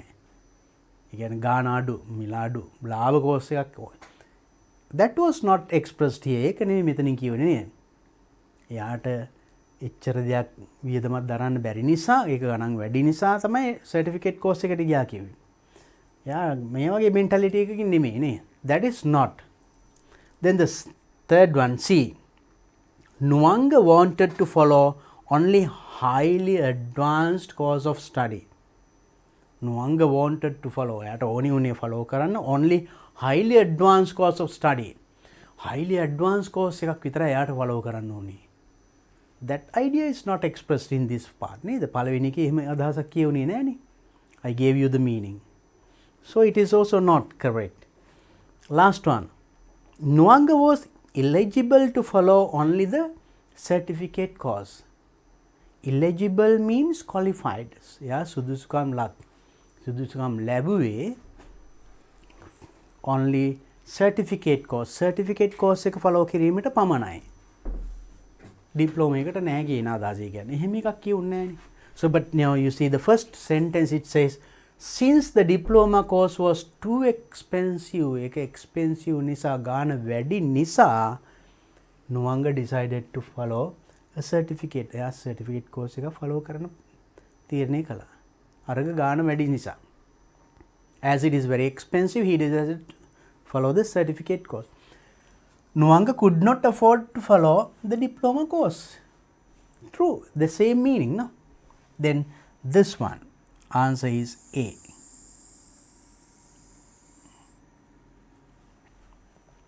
Clear? So that's how you should answer a question like this. So you get a question like this in your paper this year. මේ paper එකේ එන ප්‍රශ්නේ මන් දෙන්න බෑ. But this type of a question you are getting, right? So then be ready. So that means different sentence structures. You see the structure here, sentence using a word never, and this is another using since. Here again, podi complex sentences. Then this is testing whether you can understand these complex and compound sentences. වාට තේරුම් ගන්න පුළුවන්ද බැයිද කියන දැනුමයි මෙතන මනින්නේ. So complex compound sentences all you study in the A-level textbook. I have discussed them all in detail in my YouTube. A-level textbook එකේ YouTube එකේ මම ඒ ටික ඔක්කොම describe කරලා තියෙනවා. බලන්න මේ වීඩියෝ එක. තව විස්තර අවශ්‍ය නම්. Let's go to the next question. Question number 3.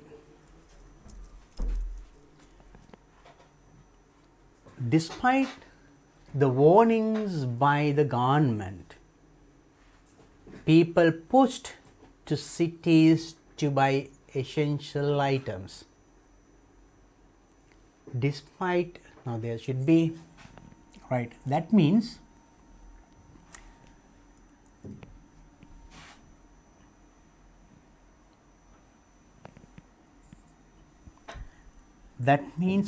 despite the warnings of the government, රජයේ අවවාද නොතකා කියන එකයි. රජයේ අවවාද නොතකා people rushed to cities. People went to cities. නගරවලට ගියා to buy essential items. අත්‍යවශ්‍ය දේ මිලදී ගැනීමට. රජයේ එපා කියද්දී මිනිස්සු නගරයට ගියා කියන එකයි. බඩු මිලදී ගන්න. So that's the idea. Now you see it's a complex sentence. because සරල වාක්‍යයක් නෙමෙයි වාක්‍ය කෑලි කීපයක් අදහස් කීපයක් එකට තියෙන්නේ නේද? බලමු මේ අදහස මේවෙන් කොයිකින්ද කියවෙන්නේ කියලා. Number 1 A. The government asked the people to buy essential items from cities as soon as possible. The government asked the people රජය කිව්ව මිනිස්සුන්ට to buy essential items අත්‍යවශ්‍ය දේ මිලදී ගන්න කියලා කොහොමද? From cities as soon as possible නගරෙන් as soon as possible හැකි ඉක්මනින් නගරෙන් අත්‍යවශ්‍ය දේවල් මිලදී ගන්න කියලා රජය කිව්වලු. එහෙම එකක් කියුන්නේ නැහැ නේ ෆස්ට් එකේ. It says despite warnings by the government රජයේ warnings අවවාද නොතකා මිනිස්සු නගරයට ගියා කියලා කියන්නේ. ඒ කියන්නේ රජය කියලා දෙන්නේ යන්න එපා කියලා. But the people rushed. People went to the town. Then first one is wrong. B.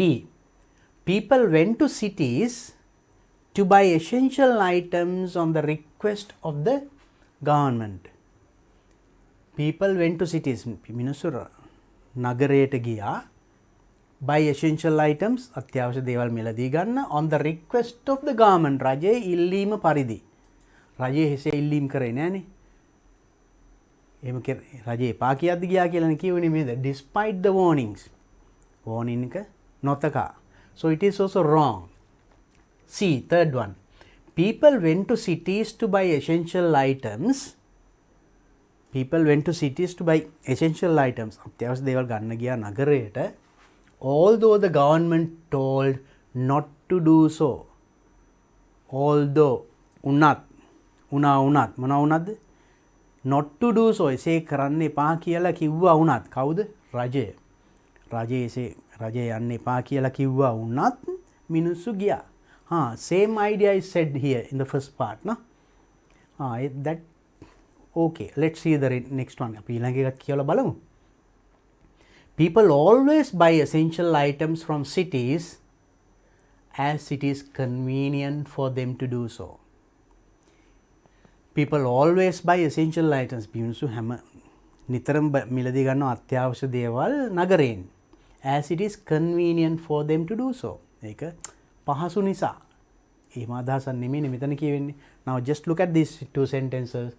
Despite the warnings by the government, people rushed to cities to buy essential items. People went to cities to buy essential items, although the government told not to do so. The answer is then C.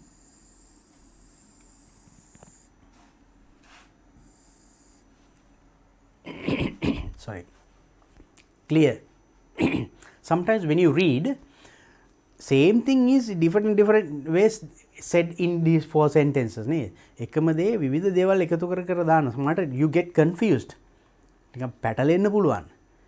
හදිසි වෙලා කලබල වෙලා වරද්ද ගන්න එපා. First thing is read the first sentence and get the clear idea what is said there. මේ පළවෙනි දීලා තියෙන වාක්‍යයේ නිවැරදි පැහැදිලි තේරුම හරියට ඔළුවේ තියාගන්න. ඊට පස්සේ ඒ අදහස එනවා වචනේ වාක්‍ය ඉතුරු හතරෙන් හොයන්න. That is what you have to do. First thing is understand the first sentence well. Right. Let's look at the next one. A woman who did not pay back 950,000 rupees after obtaining it from three persons, after getting from three persons, මිනිස්සු තුන් දෙනෙක්ගෙන් මේ මුදල අරගත්ත woman කෙනෙක් did not pay back. ඒවා ආපහු ගෙවලා නැහැ. was taken into custody. මිනිස්සු තුන් දෙනෙක්ගෙන් මෙච්චර මුදල් ප්‍රමාණයක් ගත්ත කාන්තාවක්ව taken into custody. අත්අඩංගුවට ගත්තා කියන එකයි කියන්නේ. That means the woman had taken this amount of money from three people and did not pay back. No returning. Cheating neither. Then was taken into custody. යාවිතින් අත්අඩංගුවට ගත්තා. So that is the meaning of the sentence. Now let's look at this. A woman and three persons who illegally earned money were arrested. A woman, ගැහණු කෙනෙක්, and three persons, ගැහණු කෙනෙක් සහ තවත් පුද්ගලයන් තුන් දෙනෙක්, who illegally earned money, නීති විරෝධී ලෙස මුදල් ඉපයූ, were arrested, අත්අඩංගුවට ගත්තා. එහෙම එකක් කියුන්නේ නැහැ මෙතන නේද? Wrong. That තුන් දෙනෙක් අත්අඩංගුවට ගත්තා කියුන්නේ නැහැ. මෙතන මේ ගැහණු කෙනාව අත්අඩංගුවට ගත්තා කියලා කිව්වේ. මිනිස්සු තුන් දෙනෙක්ව චීට් කරපු, රවට්ටපු නේ. තුන් දෙනෙක්ගේ මුදල් අරන් ආපහු නොදුන්න. That means one woman was arrested. මෙතන කියන්නේ woman and three people. Wrong. එහෙනම් පළවෙනි එක අපිට අයින් කරන්න පුළුවන්. B. A woman who helped three person. A woman who helped three person.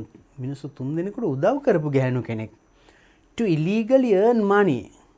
නීති විරෝධී ලෙස මුදල් උපයන්න උදව් කරපු ගැහැණු කෙනෙක් was arrested. Is it correct? No. නීති විරෝධී ලෙස මුදල් උපයන්න උදව් කරපු ගැහැණු කෙනෙක්ව arrest කරන්නේ නැහැ. එහෙම නෙමෙයි කියවනේ මේකේ නේද? So it is also wrong. We can keep it aside. Third one, 3 persons who cheated a woman were arrested. 3 persons, මිනිස්සු 3 දෙනෙක් who cheated a woman, ගැහැණු කෙනෙක්ව රවට්ටපු. ගැහැණු කෙනෙක්ව රවට්ටපු පුද්ගලයන් 3 දෙනෙක් arrested. අත්අඩංගුවට ගත්තා. No, ඒක අනිත් පැත්ත නෙවෙයි නේද? A woman who cheated 3 persons was arrested. ගැහැණු කෙනෙක්. මොන ගැහැණු කෙනාද? Who cheated 3 persons. පුද්ගලයන් 3 දෙනෙක් රවට්ටපු. arrest කරා. So which one says the answer? It's very clear. A woman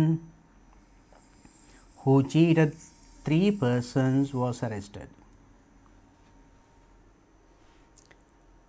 Is it clear? A woman who cheated 3 persons was arrested. A woman who did not pay back 950,000 rupees after obtaining it from 3 persons was taken into custody. Now you just look at this word. බලන්න මෙන්න මේ කොටස. A woman was taken into custody. බලන්න මේක complex sentence එකක්. Now you have learned complex sentences and compound sentences. Main clause and subordinate clause. complex sentence එක අර simple sentence එක නම් නිකන් subject verb object සරල වාක්‍යයක්. එක කර්තෘ ක්‍රියාව කර්ම එහෙමනේ තියෙන්නේ. in a complex sentence ඒ වගේ simple sentence කීපයක් join වෙලා තියෙනවා. ඒවා කරන විවිධ ක්‍රම තියෙනවා. if conditionals කියලා තිබුණා නේද? තව relative pronouns කියලා. අන්න මේ relative pronoun එකකින් තියෙන්නේ. දැන් මේක තමයි main sentence එක. A woman was taken into custody. ගැහැණු කෙනෙක්ව අත්අඩංගුවට ගත්තා. මොන ගැහැණු කෙනාද? අන්න මේ කොටසින් කියන්නේ this is the relative clause.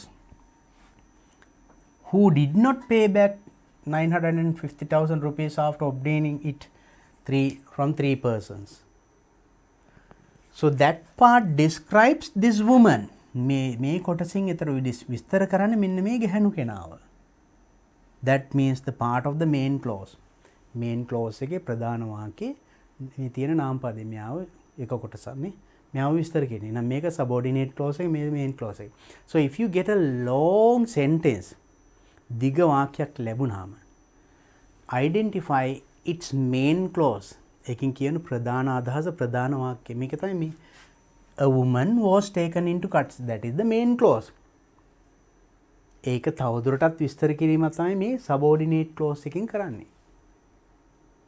So if you have good understanding about these complex and compound sentences, it is easy to get at the right meaning of that sentence. ඒ වාක්‍ය නිවැරදිව තේරුම් ගන්න පුළුවන් වෙනවා. Study about these complex and compound sentences. Now in your examination විභාගෙදි ලියන්නේ මේක complex ද compound ද කියලා ලියන්න කියලා කියන්නේ නැහැ. They just give you in a question and test whether you can understand it. This is one way. වාක්‍යයක් දීලා බලනවා ඔබට ඒක තේරුම් ගන්න පුළුවන්ද බැරිද? පුළුවන් නම් ඒ කියන්නේ you have good understanding about this sentence patterns. sentence patterns ගැන අවබෝධයක් තියෙනවා. තියෙන නිසා අවබෝධ උත්තරේ හරියන්නේ නේද? Then I have done these things also in my YouTube lessons, right?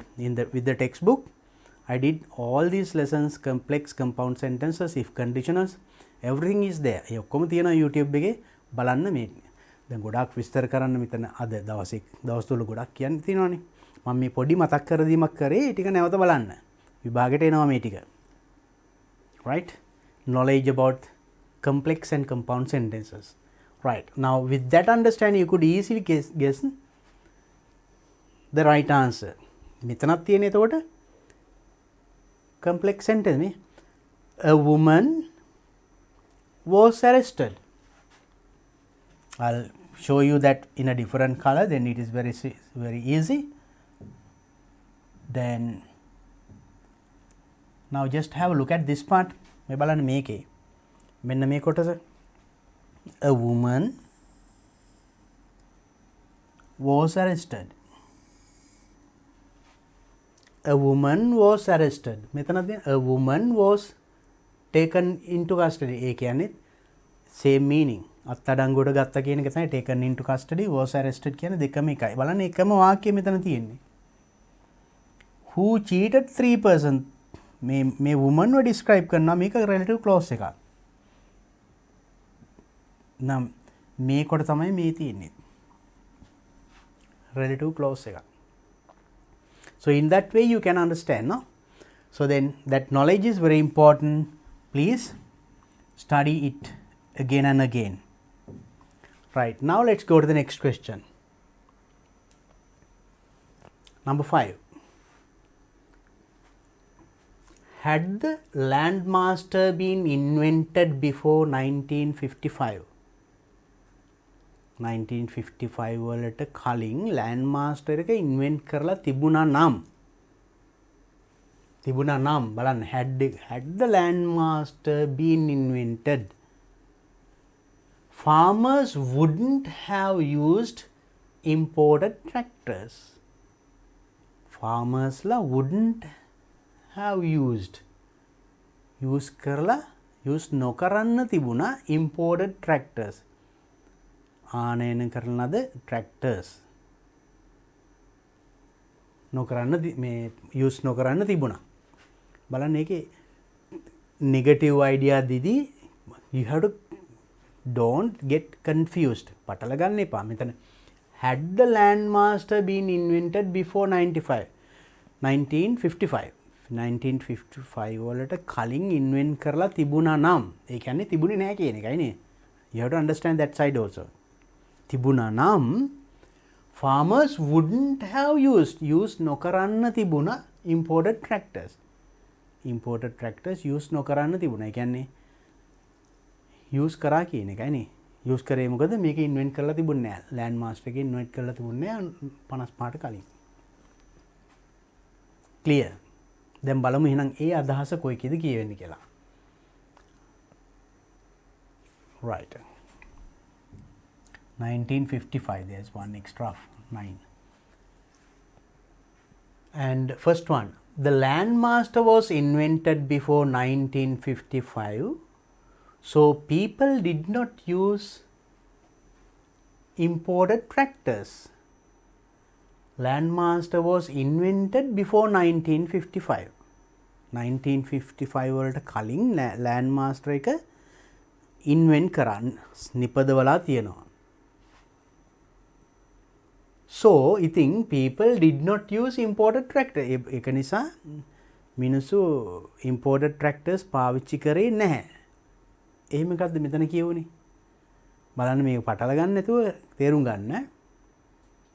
So, people did not use imported tractors. මිනිස්සු පාවිච්චි කරේ නැහැ කියලා කියනවා. මෙතන farmers wouldn't have used imported tractors. Farmers wouldn't have used imported tractors. කියන්නේ imported tractors පාවිච්චි නොකරන්න තිබුණා. ඒ කියන්නේ පාවිච්චි කරා කියන එකනේ. එහෙනම් මෙතන මේ දෙකත් ගැලපෙන්නේ නැහැ නේ. ඒ අදහස මෙතනින් කියවෙන්නේ නැහැ. Second one. The landmaster had not been invented before 1955. 1955 වලට කලින් before 1955 had not been invented. landmaster එක invent කරලා තිබුණේ නැහැ. මෙතනත් ඒක කියන had the landmaster been invented. invent කරලා තිබුණා නම් කියන්නේ තිබුණේ නැහැ කියන එකයිනේ. එහෙනම් මේ දෙක සමානයි. ඊටු ටිකක් බලමු. So farmers used imported tractors. farmers ලා imported tractors පාවිච්චි කරා. හරිනේ. මෙතන කියන්නේ පාවිච්චි නොකරන්න තිබුණා එහෙම හදලා තිබුණා නම් කියන්නේ හදලා තිබුණේ නැහැ. ඒ නිසා පාවිච්චි කරා. බලන්න ඒකේ අනිත් පැත්ත. Right? So that's the answer is correct. B. අපි බලමු ඊටු දෙකක් කියවලා. The landmaster was invented before 1955. Landmaster එක 1955 වලට කලින් invented කරා, but farmers continued to use imported tractors. නමුත් farmersලා continued to use imported tractors. ආනයනය කරන ලද tractors පාවිච්චි කරන එක දිගටම කරගෙන ගියා. No, it is not the correct same idea, no? ඒ අදහස නෙමෙයි. We can leave it out. And next one, the landmaster had not been invented before 1955. 1955 වලට කලින් invent කරලා තිබුණේ නැහැ. So farmers did not use imported tractors. ඒකත් එහෙම නෙමෙයිනේ. So now we found this. I think farmers la did not use imported tractors. Imported tractors පාවිච්චි කරේ නැහැ. ඒකත් කියවෙන්නේ නැහැ නේද? So then we understood the correct answer here. Now we found B.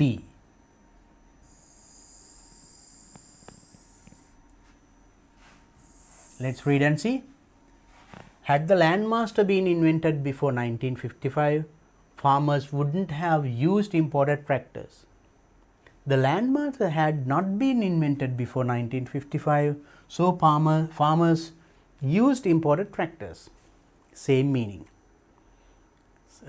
Little bit confusing නේද පොඩ්ඩක් ටිකක් පැටලෙනවා වගේ. කලබල නෙවෙයි කියවන්න. Easy to find the answer, right? මේ වගේ ප්‍රශ්න එනවා. Next, look at the next one. I have taken some more questions similar to that. දැන් මේක සමහර ළමයි ගොඩක් අමාරුයි කියන නිසා මම තවත් අලුත් structures කීපයකුත් ඒ සමානේව ගත්තා. බලන්න මේකේ උත්තරات අපිට හොයාගන්න පුළුවන්ද කියලා. Underline the option that best expresses the meaning of each of the sentences given below. මේකේ paper එකෙන් නෙමෙයි මම මේ වෙනම ගත්තේ. බලන්න මේකෙත් ඒ වගේමයි. I used to play cricket in the afternoon before I start my A-level classes. I used to play. දැන් මෙතන ටෙස්ට් කරන්න යන්න used to කියන වචනේ. I used to කියන්නේ යමක් කලින් කරන්න පුරුදුව හිටියානම් දැන් නෑ කියන එකයි. right කලින් පුරුදු වෙලා හිටියා. I used to play cricket in the afternoon. දවල්ට cricket සෙල්ලම් කරන්න මං හුරු වෙලා හිටියා. Before I start my A-level classes. A-level class පටන් ගන්න කලින්. So it had been a habit. But not now. අතීතයේ එතකොට ඒක පුරුද්දක් වෙලා තිබුණා. හැබැයි දැන් ඒක නෑ. අන්නේ අදහස එන්නේ. එතකොට used to කියන එකෙන්, right? ඒක මතක තියාගන්න. Now let's look at this. I play cricket before I start my studies at A levels. I play cricket. මම cricket සෙල්ලම් කරනවා before I start my studies A levels. At A levels. A level පන්ති වල පන්ති පටන් ගන්න කලින් මම I play cricket. මම cricket සෙල්ලම් කරනවා. I play cricket after my studies in the afternoon. දවල් studies වලට පස්සේ after, right? I play cricket. මං cricket සෙල්ලම් කරනවා. ඒ අදහස නෙමෙයි අතන කියවනේ. I don't play cricket now. මං දැන් cricket සෙල්ලම් කරන්නේ නැහැ. Though I played earlier. මං කලින් සෙල්ලම් කරා වුණාට දැන් සෙල්ලම් කරන්නේ නැහැ. I wish to play cricket every afternoon. මම හැම දවාලකම wish to play බලාපොරොත්තු වෙනවා සෙල්ලම් කරන්න after my A level exam. A level exam එකෙන් පස්සේ මං දවල්ට cricket සෙල්ලම් කරන්න බලාපොරොත්තු වෙනවා. එහෙනම් බලාපොරොත්තුවක් ගැන කියවුනේ නැහැ first එකේ. I don't play cricket now though I played earlier. මං කලින් සෙල්ලම් කරා වුණාට. අන්න බලන්න මේකේ සමානයි නේද? තවත් එකක් තියෙනවා මෙතන. Before I start my studies, before I start A level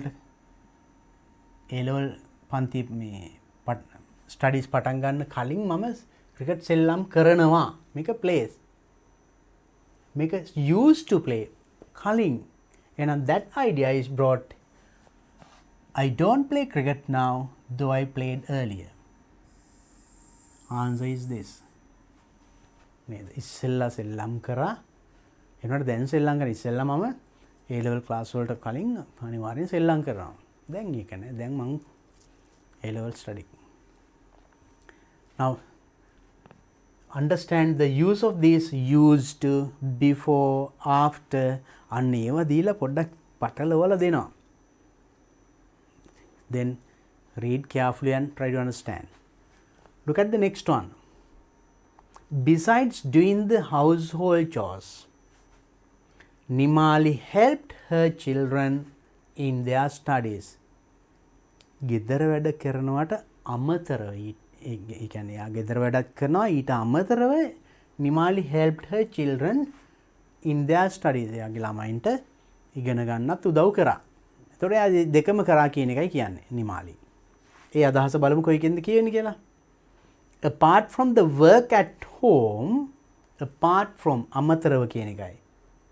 No, besides, apart from අන්න ටිකක් සමානව කියවෙන වචන දෙකක් නේද? Work at home ගෙදර වැඩවලට අමතරව Nimali helps her children study. ළමයින්ගේ studies වලට උදව් කරනවා. Correct, same idea නේද? එකම අදහස. Let's look at the next one as well.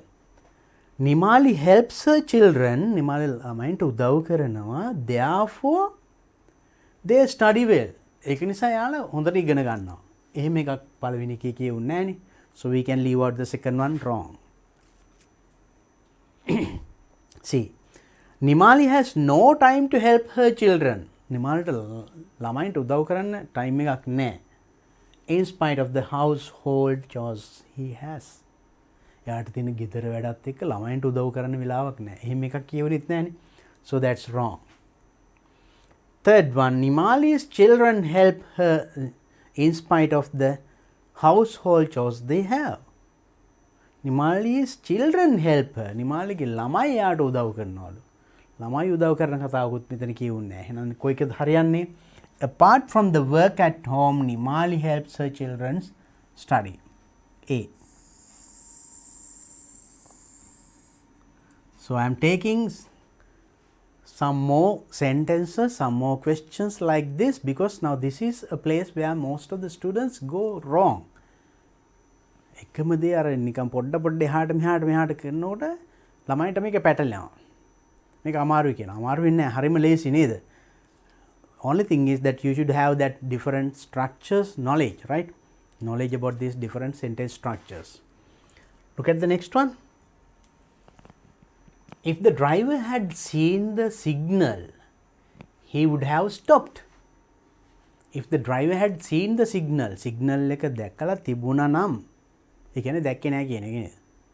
අන්නේ මේ පැත්තත් හිතන්න ඕනේ. දැකලා තිබුණා නම් he would have stopped. එයාට නවත්තන්න තිබුණා. ඒ කියන්නේ දැක්කෙත් නැහැ, නැවැත්තුවෙන්නේ නැහැ කියන අදහස තියෙනවා පිටිපස්සේනේ. So likewise you have to understand. driver signal එක දැක්කලා තිබුණා නම් නවත්තන්න තිබුණා. කියන්නේ දැක්කෙත් නැහැ, නැවැත්තුවෙත් නැහැ අදහසක් තියෙනවා නේද? අපි බලමු එහෙනම් ඒ අදහස කොයිකෙන්ද කියවෙන්නේ කියලා. The driver had seen the signal and he had stopped the vehicle. Signal එක දැක්කලා තිබුණා and නැවැත්තුවා. ඒ අදහස wrong no? ඒක අතරින් කියවන්නේ wrong. Second one, the driver hadn't seen the signal. Signal එක දැකලා තිබුණේ නැහැ. Therefore, එම නිසා he didn't stop the vehicle. ඒක නිසා නැවැත්තුවේ නැහැ. Right. ඒ අදහස තමයි කියවන්නේ නේද? Let's look at the next one as well. The driver hadn't stopped the vehicle. Vehicle එක නවත්තලා තිබුණේ නැහැ. As he had seen the signal. Signal එක දැක්ක නිසා නැවැත්තුවේ නැහැ. Wrong. එහෙනම් ඒකත් වැරදි. The vehicle had stopped as the driver saw the signal. Vehicle එක නවත්තලා තියෙනවා. Driver saw the signal. Signal එක දැක්ක නිසා. Signal එක දැක්ක කියලා කියුන්නේ නැහැ නේ මෙතන. If the driver had seen the signal, he would have stopped. The driver hadn't seen the signal, therefore he didn't stop the vehicle. So this is the answer.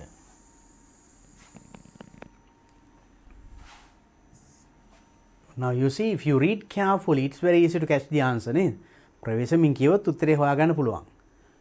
මේ වගේ ප්‍රශ්න එනවාමයි මේ විභාගයටත්. ඒකයි මම ටිකක් වැඩිපුර කතා කරන්නේ. Next one. Everybody admired the poor child. හැමෝම දුප්පත් ළමයා අගය කරා. admire කරා. Who returned the purse he found in a bus. Bus එක පර්ස් එකක් හම්බ වෙලා ඒක රිටර්න් කරපු ළමයා. හැමෝම අගය කරා කියන එකයි. Though poor, the child who found the purse returned it. දුප්පත් වුණත් the child who found the purse, purse එක හොයාගත්ත ළමයා දුප්පත් වුණත් ඒක රිටර්න් කරා. ආපහු දුන්නා ඒක. යා දුප්පත් කියලා තියාගත්තේ නැහැ. One, okay. The poor child couldn't return the purse. Couldn't return කරන්න බැරි වුණා. එහෙම කතාවක් කියවන්නේ අපි ඉතින් මයින් කරන්න පුළුවන් එහෙනම්. Its owner, though he found it. Wrong. The child who wanted to hand over the purse to its owner, අයිතිකරුට පර්ස් එක දෙන්න ඕනි වුණ ළමයා couldn't find it. හොයාගන්න බැරි වුණා. ඒකත් වැරදිනේ. එහෙම එකක් කියවුනෙත් නැහැ. Fourth one, the owner who found the purse in a bus gave it to the poor boy. Owner, අයිතිකරු who found the purse in a bus. Bus එකක තිබිලා පර්ස් එක හම්බුන කෙනා gave it to the poor boy. poor boy ට දුන්නලු. එහෙම එකක් නෙමෙයිනේ. poor boy තමයි හම්බ වෙන්නේ. එහෙනම් answer එක A. Though poor, the child who found the purse returned it. බලන්න එකට though, although, since, beside, despite, in spite of අන්න ඒ වගේ වචන වාක්‍යයක පාවිච්චි කරාම එන අර්ථය. අන්න ඒක පොඩ්ඩක් ස්ටඩි කරන්න. විභාගෙට එනවා. මේ හැම එකකින්ම ඒ complex sentences හදලා තිබුණේ එහෙම නේද? Using never, since, before, after, in spite of, despite, right? Though, although, and හොඳට බලන්න අන්න ඒ වගේ වචන පාවිච්චි කරාම වාක්‍යයේ අර්ථය කොහොමද දෙන්නේ කියලා. Read such more sentences, ඒ වගේ වාක්‍ය කියවලා and practice more and more. Then whatever the sentence that you get in your exam paper, you can at once understand the sentence.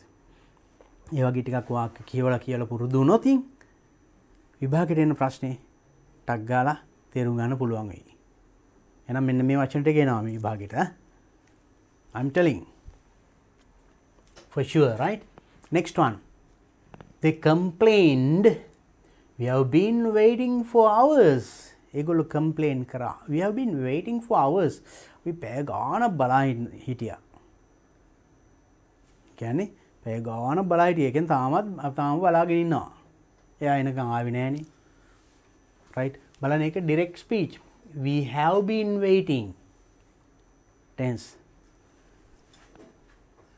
They are still being waiting. ඒගොල්ලෝ තාම බලා ඉන්නවා. Yes. පැය ගාණක් බලා හිටියේ තාම මේ බලා ඉන්නවා. හරි. අපි බලමු ඊටු ටික. They have been waiting but now they are not. දැන් නෑ. එහෙම එකක් නෑ. We have been waiting means of course started in the past, continued up to now. It might stop from here or continue further. There have been waiting. Present perfect continuous කියන එක. Knowledge about present perfect continuous. මෙතන බලන්නේ. Present perfect continuous tense එකේ නිවැරදි අර්ථය ළමයාට තේරුම් ගන්න පුළුවන්ද බැයිද කියන එකයි ටෙස්ට් කරන්නේ. Right? So the present perfect continuous means you started the action in the past.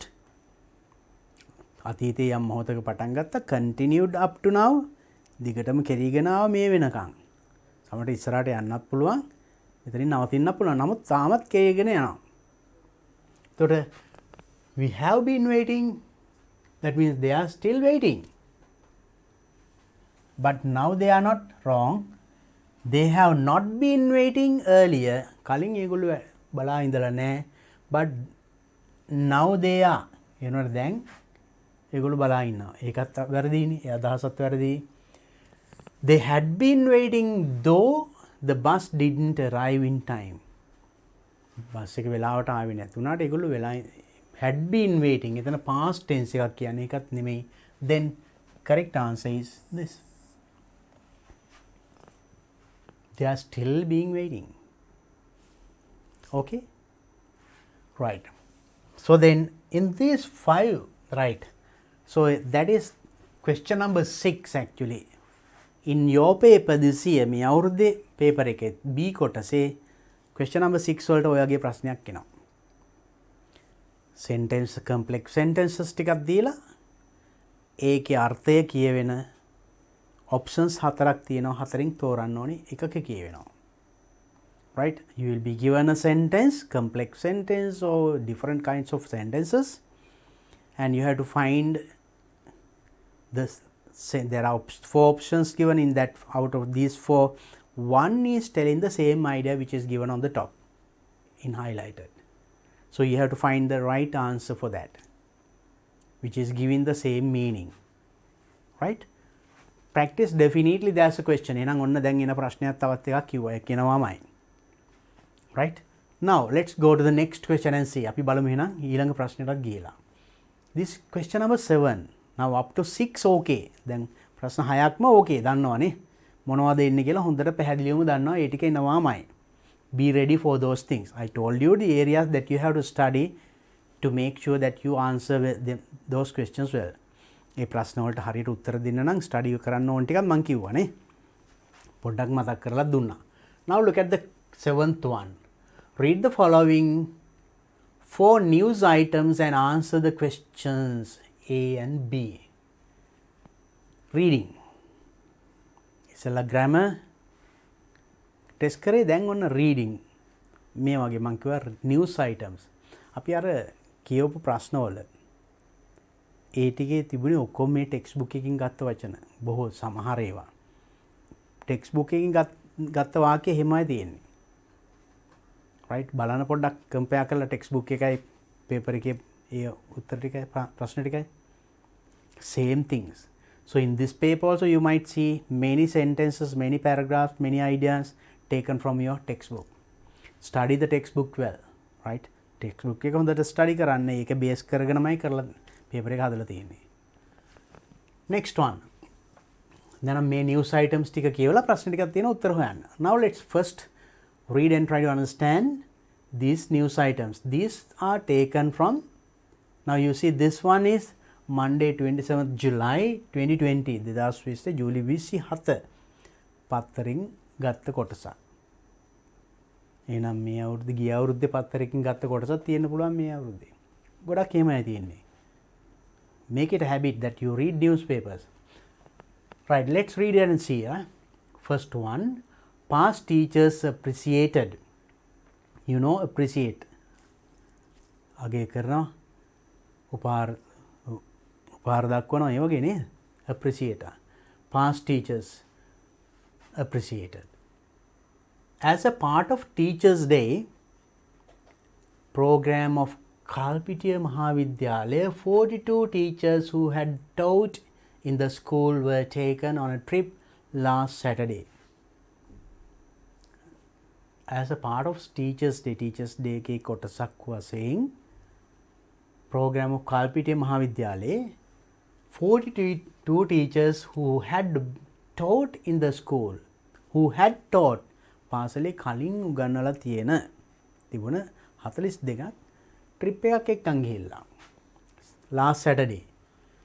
The trip was organized by the Old Students Association of the school. Old Students Association, they had organized. ඒගොල්ලෝ සංවිධානය කළා තියෙන්නේ. The chairman of the association, Dr. Aruna Silva said, ඒ සංවිධානයේ Chairman Aruna Silva, Dr. Aruna Silva said, our teachers first visited the Situl Power temple. එයා කියලා දෙන අපේ teachersලා ඉස්සෙල්ලා සිතුල් පව්වට ගියා. Where they engaged in number of religious activities. ඒතෙන්දී ගොඩාක් religious activity ආගමික කටයුතු වල යෙදিলা තියෙනවා.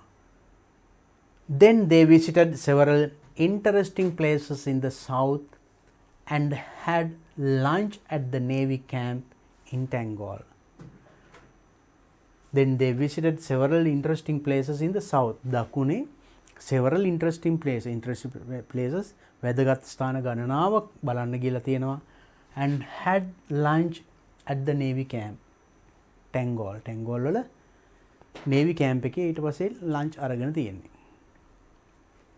Dr. Silva further said, that one of the objectives of organizing this event was to set an example to the younger generations that they should respect and pay gratitude to their teachers who shaped their lives, turning them into humans they are today. Now, Dr. Silva තවදුරටත් කියලා තියෙන්නේ මොනවද? Objective of organizing this event, මේ event එක සංවිධානය කිරීමේ objective එක, පරමාර්ථය, ඉලක්කය, අභිලාෂය was to set an example එකක් දෙන්න කාටද? younger generation එකට, බාල පරම්පරාවට that they should respect and pay gratitude to their teachers. ඔවුන් ගුරුවරුන්ට ඔවුන්ගේ ගුරුවරුන්ට ගරු කළ යුතුයි කියන ආදර්ශය දෙන්න තමයි මේක කරලා තියෙන්නේ. Who shaped their lives, turning them into humans they are today. අද මේ තත්වයට පත් වෙන්න කවුද මූලික වුණේ? අපේ ගුරුවරු. අන්න ඒගොල්ලන්ට අපි ගරු කළ යුතුයි කියන ආදර්ශය දෙන්න තමයි මේගොල්ලෝ මේක සංවිධානය කරලා තියෙන්නේ. So that is the first article, right? Now you have a good understanding. The meaning is clear about the first article. දැන් එනම් පළවෙනි article ගැන පැහැදිලිනේ. බලමු ඊළඟ. Now through this you can understand බලන්න මේවෙන් මොන වගේ article දෙන්නේ කියන එක. Next one, free medical camp.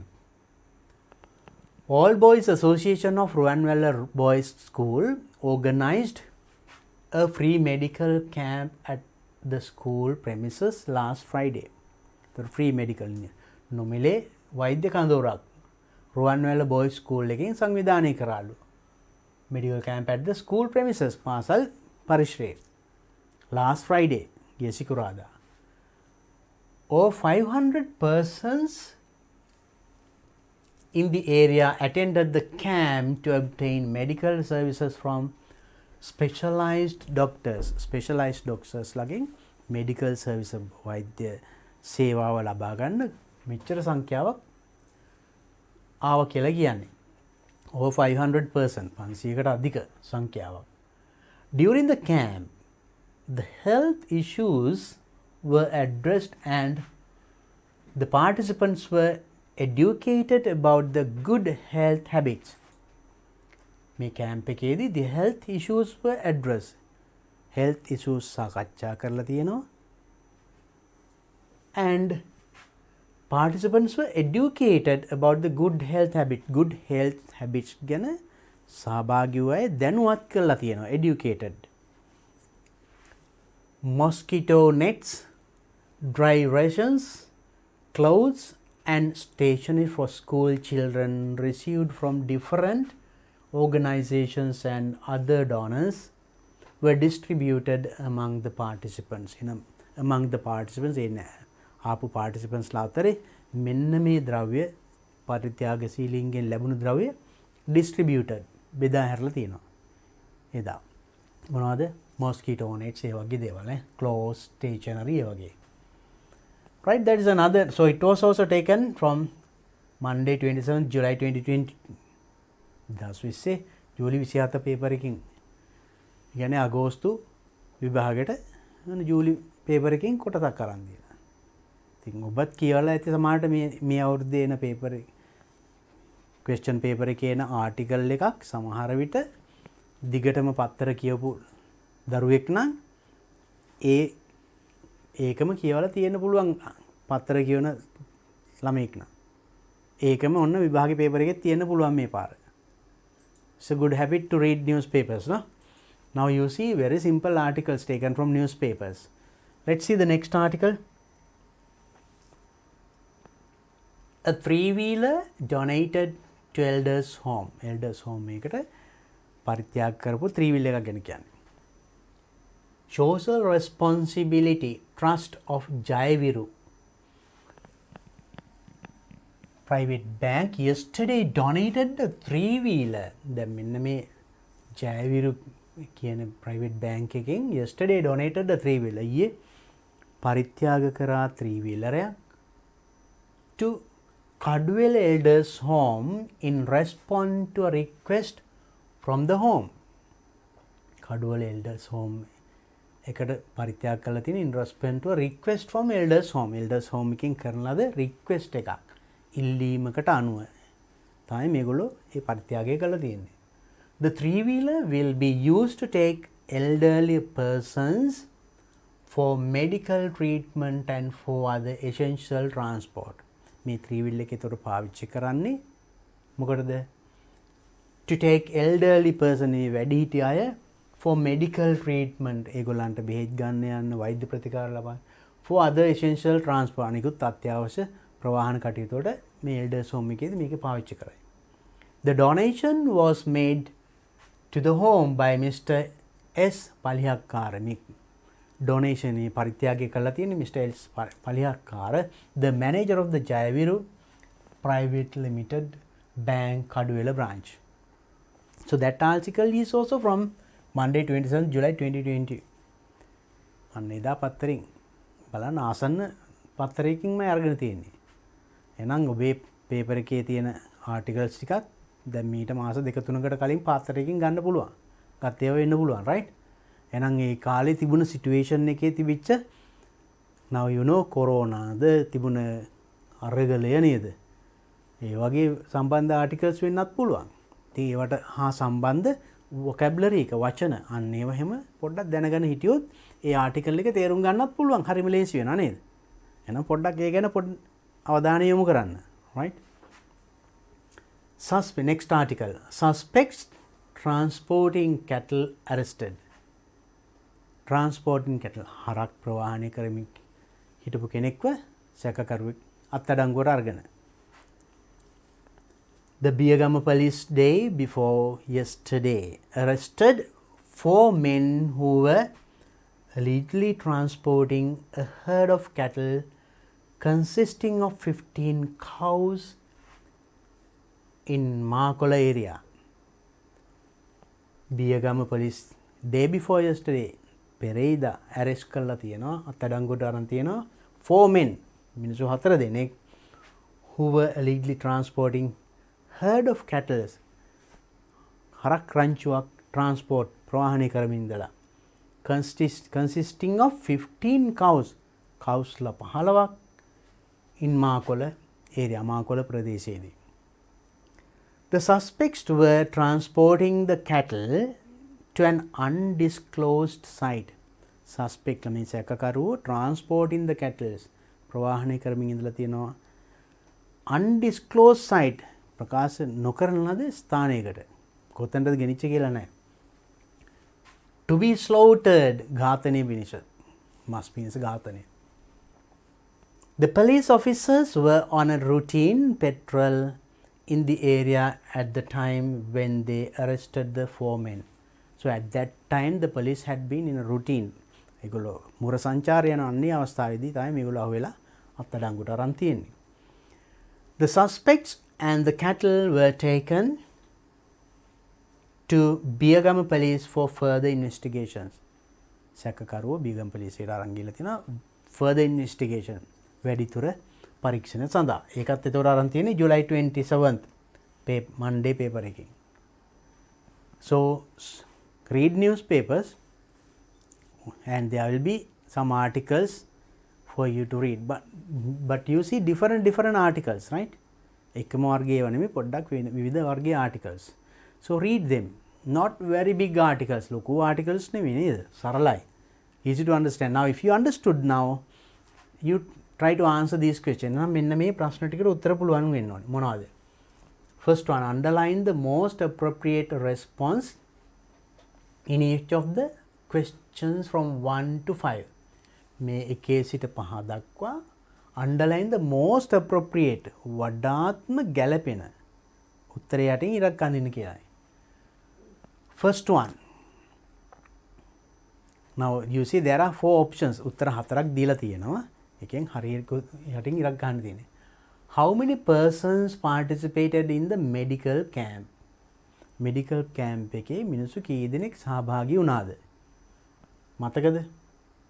There are answers. First one, exactly 500. හරියටම 500යි. More than 500. 500ට වඩා. Less than 500. 500ට වඩා අඩුයි.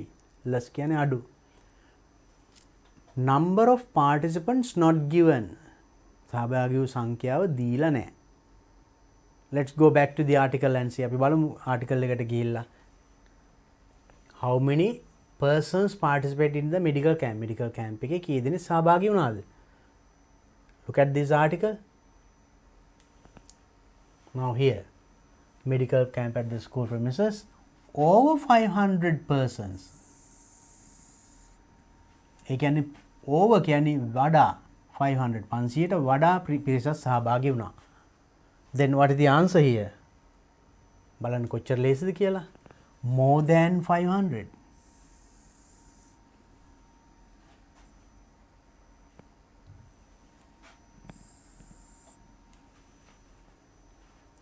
Isn't it? මේක exactly කියන්නේ හරියටම 500ක් නෙමෙයි over කියලානේ කිව්වේ. වැඩි 500ට වැඩි. less නෙමෙයි අඩු නෙමෙයි. දීලා නැහැ කියන්නේ ඒකත් නෙමෙයි. So answer is number 2. Second one. Which of the following incidents happened on Sunday? ඉරිදා මේවෙන් කොයිකද උනේ? Sunday. සිදුුනේ කුමක්ද? මෙන්න මේ incidents වලින්. Illegal transport of cattle. නීති විරෝධී ගව ප්‍රවාහනය. Donation of three-wheeler. three-wheel එක පරිත්‍යාග කිරීම. Medical camp. Trip organized by past students. Past students ලවිසින් organize කරපු trip එක. Sunday සිද්ධ වුණේ මොකක්ද කියලා අහන්නේ. Which one?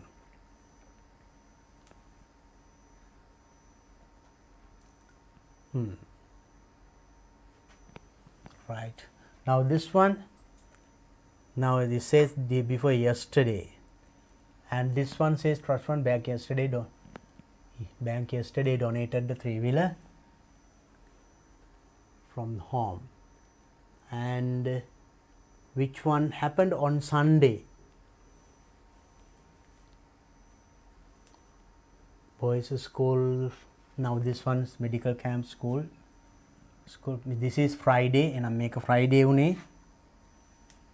This one social responsibility, and here bank yesterday responsibility trust of Jayvara bank yesterday donated. ඊයේ donate කරා. ඊයේ කියන්නේ එහෙනම් අද මොකක්ද වෙන්න ඕනේ? Monday. මේක Monday නේ. Yesterday Sunday. එහෙනම් හරිනේ. මේ ආටිකල් එකද 2020 July 20th Monday. එහෙනම් අද මේ අද ලියවිච්ච එකනේ.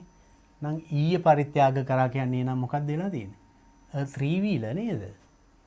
මේක වෙලා තියෙන්නේ day before yesterday නම් Monday නම් yesterday Sunday day before yesterday කියන්නේ Saturday. එහෙනම් මේකත් නෙමෙයි කලින් එකත් නෙමෙයි නම් අපිට උත්තරේ මොකද්ද? Donating three wheeler. Isn't it? Donation of three-wheeler. So now here what you have to understand. දැන් බලන්න මම මෙතන මේ පැහැදිලි කරන්නේ එතන අර ගොඩක් වෙලාවට ළමයි බලන්නේ මේ පැරග්‍රාෆ් එක විතරයි. ඒ විතර නෙමේ වරහන් ASCII දීලා තියෙන මේ කොටසි උනත් වැදගත්කමක් තියෙනවා උත්තරේ හරියට හොයාගන්න. To find the correct answer, which one helped us? The little part which is given within brackets below this paragraph. So not only the paragraph, right? So when an article is given, look at everything. The date of that article. That is also important. If you do not look at this one, you won't be able to find this answer. මේ කොටස බැලුවේ නැත්නම් ඒ උත්තරේ හොයාගන්න බෑ. So when you read everything. That's what I say. Now next one. Who or what does the pronoun they refer to in the news item 1? News item 1. පළවෙනි එකේ they කියන්නේ කාටද? Younger generation, past teachers, interesting places, past students. ඒතර they කියන්නේ මෙන්න මේ හතර ගොල්ලගෙන් කාටද මේ they කියන්නේ in the news item 1. News item 1 එකේ අපි බලමු එහෙනම් මේ they කියන්නේ කවුද කියලා. Where's news item 1? Right. So, where is they? So, that they should respect. Let's read that part. Dr. Silva further said that one of the objectives, Dr. Silva තවදුරටත් කියලා තියෙන මේකේ one of the objectives of organizing this event, මේ event එක සංවිධානය කිරීමේ තවත් අරමුණක් තමයි was to set an example to the younger generation. Younger generation එකට example එකක් ආදර්ශයක් සපයන්න. That they should respect. ඒගොල්ලෝ ගරු කළ යුතුයි. ඒගොල්ලෝ කියන්නේ කවුද? younger generation. එහෙනම් මෙතන උත්තරේ අපිට බලන්න younger generation කියලා තියෙනවද කියලා. Younger generation, yes. So this is the answer. බලන්න අපි උත්තරේ හොයාගන්න විදිය. So now do these things when you answer your paper this year. Now මේ අවුරුද්දේ ලියනකොට මෙන්න මේවා follow කරන්න මම මේ techniques, right, that I highlight. Number 3, next one.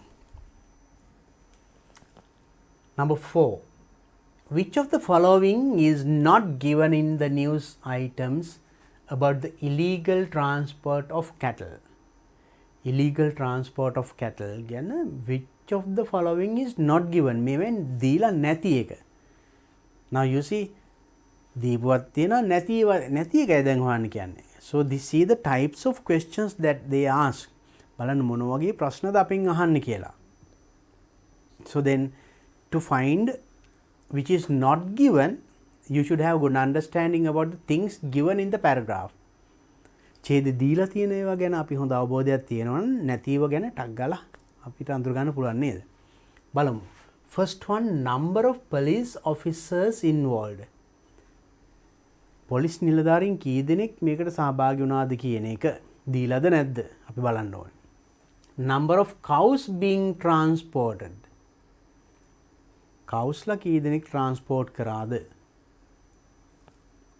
Which police station carries investigations?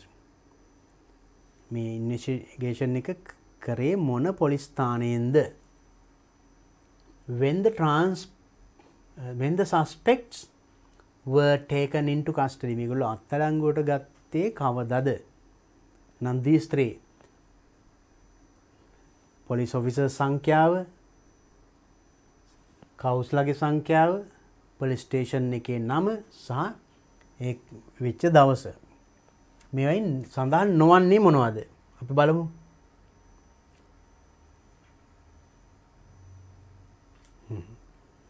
බියගම් police station. police station එකේ නම තියෙනවා.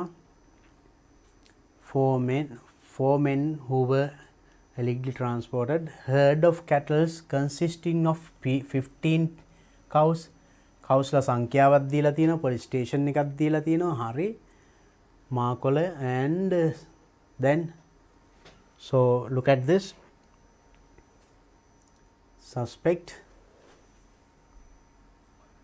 Now if you look at this, it is given number of cows දීලා තියෙනවා. which police station එකක් දීලා තියෙනවා. when suspects were taken into custody කවද්ද මේක කරේ? yesterday. එකක් දීලා තියෙනවා. එහෙනම් දීලා නැත්තේ මොකද්ද?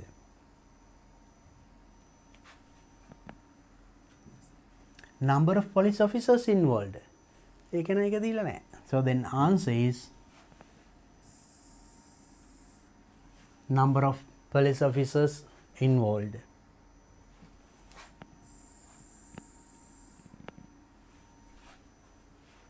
Clear?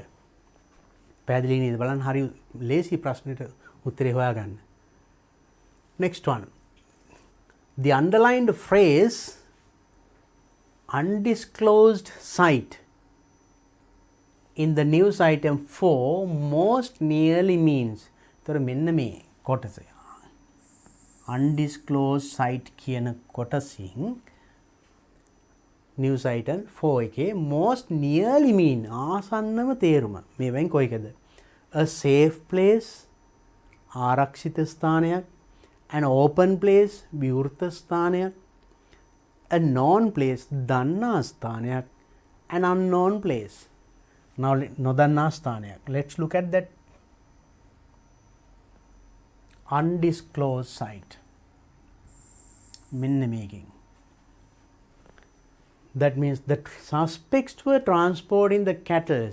සැකකරුවන් cattle were transport කරමින් සිටියා to an undisclosed site to be slaughtered. ඝාතනය පිණිස undisclosed site එකකට. එහෙනම් සැකකරුවෝ මේ ගවයන් ඝාතනය පිණිස ප්‍රවාහනය කරමින් සිටියේ safe place ද වෙන්න බෑනේ.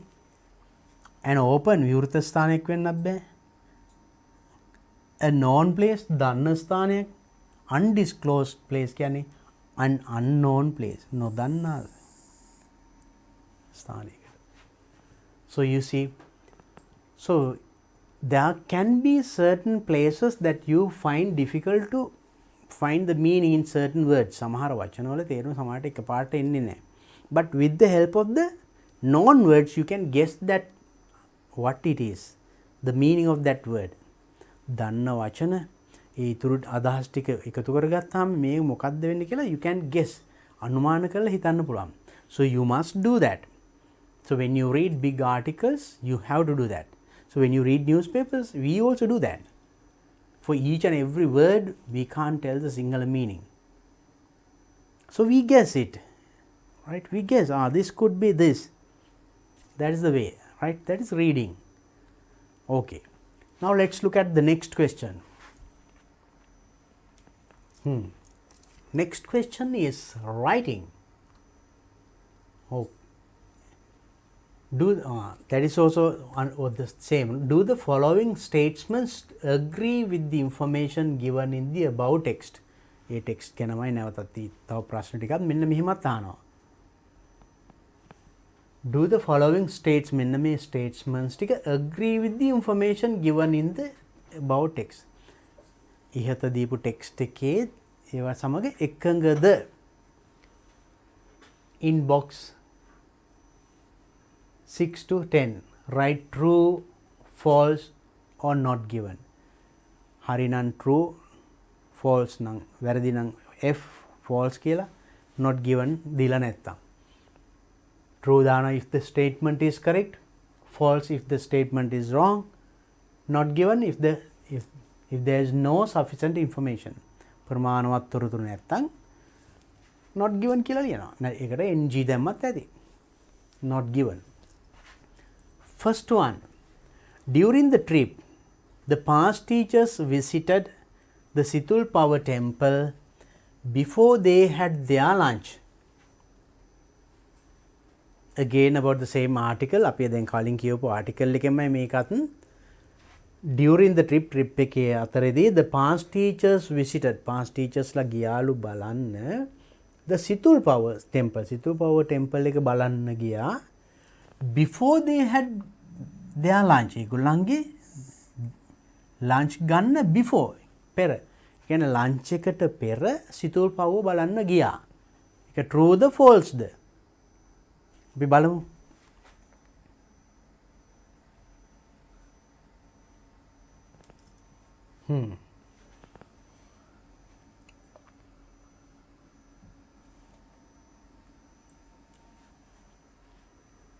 Right.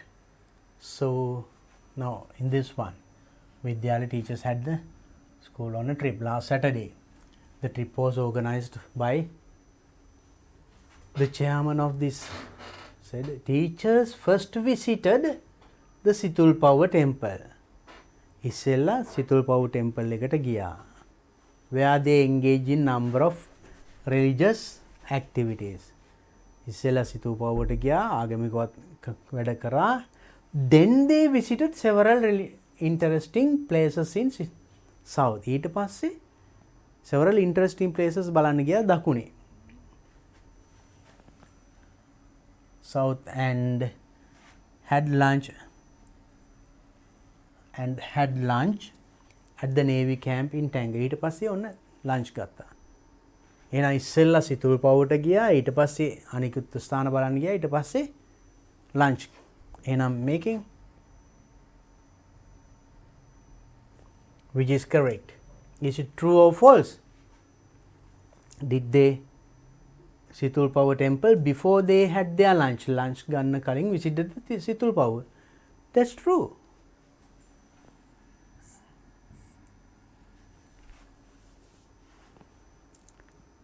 Second one, the only aim of organizing the past teachers trip was to set an example to younger generation. The only aim එකම අරමුණ තමයි younger generation එකට example එකක් ආදර්ශයක් සැපීම. බාල පරම්පරාවට ආදර්ශයක් පෙන්වීම තමයි මේකේ එකම අරමුණ. එකම අරමුණ ඒක කියලා තිබුණාද? මතක නැහැ නේද? පොඩ්ඩක් බලමු දෙන්නම්. right. So if it is the one and only කිව්වනම් හරි. බලමු අපි ඒකද කියලා.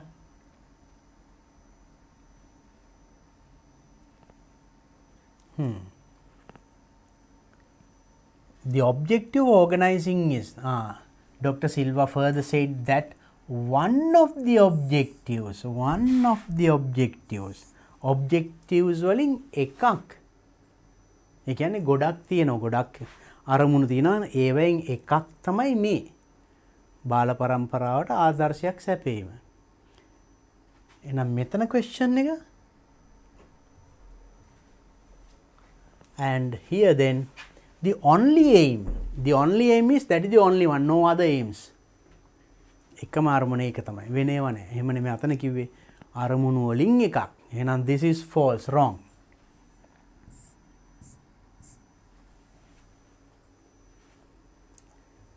Third one, all the items distributed among the participants of the medical camp were donated by the past students of Ruwanwella Boys School. So all the items distributed මේ බෙදාහරිනවද සියලුම දේවල් among the participants of the medical camp were donated by the past students. Past students ලා විසින් පරිත්‍යාග කරපුවාද? එහෙමද? නෑ, donors පරිත්‍යාගශීලීන් කියලා කිව්වේ නේ. past students ලා donate කරා කිව්වේ නෑ. Then it is also false. It is there in the paragraph. If you go back to the paragraph you can see. දැන් මේ වගේ you get a question like this with the text නිකම් ප්‍රශ්නයක් උත්තර ලියන්න විතරක් නෙමෙයි මේ true false කියන අනිවාර්යෙන්ම එනවා. In this paper also you have it, right? මේ අවුරුද්දේ ප්‍රශ්න පත්‍රෙත් එනවාමයි මේ වගේ එක true false ලියන්න. Right? For that you should have a good understanding about the given paragraph, given article. Next one. The elders' home had informed that they were in need of a vehicle. The elders' home had informed දන්වලා තිබුණා they were in need of a vehicle. ඒගොල්ලන්ට වාහනයක් අවශ්‍යයි කියලා. That's true නේ. හරිනේ. ඒගොල්ලන්ගේ ඉල්ලීම පරිත්‍යාග කරා කියලා තිබුණේ. So if you go back to the article you can see that. මේ බලන්න.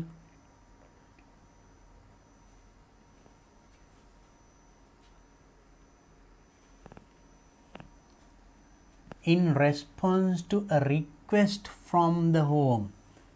In response ඒ කියන්නේ ප්‍රතිචාරයක් ලෙස. Request from the home. ඒගොල්ලන්ගේ ඉල්ලීමකට. එහෙනම් ඒගොල්ලෝ inform කරලා තිබුණා. So then this is true or false? That is true.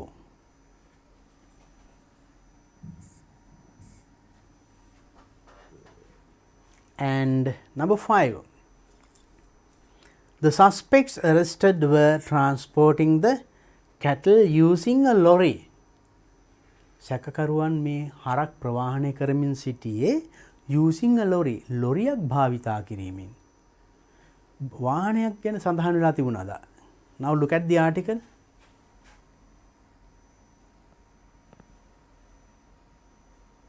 So in this article just have a look at and see whether there is a vehicle mentioned. The Biyagama police day before yesterday arrested 4 men who were illegally transporting a herd of cattle consisting of 15 cows in Markola area. The suspects were transporting the cattle on an undisclosed site to be slaughtered. The police officers were on a routine patrol in the area at the time when they arrested the four men. The suspect and the cattle were taken to custody, taken to the Biyagama police for further investigation. Is there a vehicle mentioned?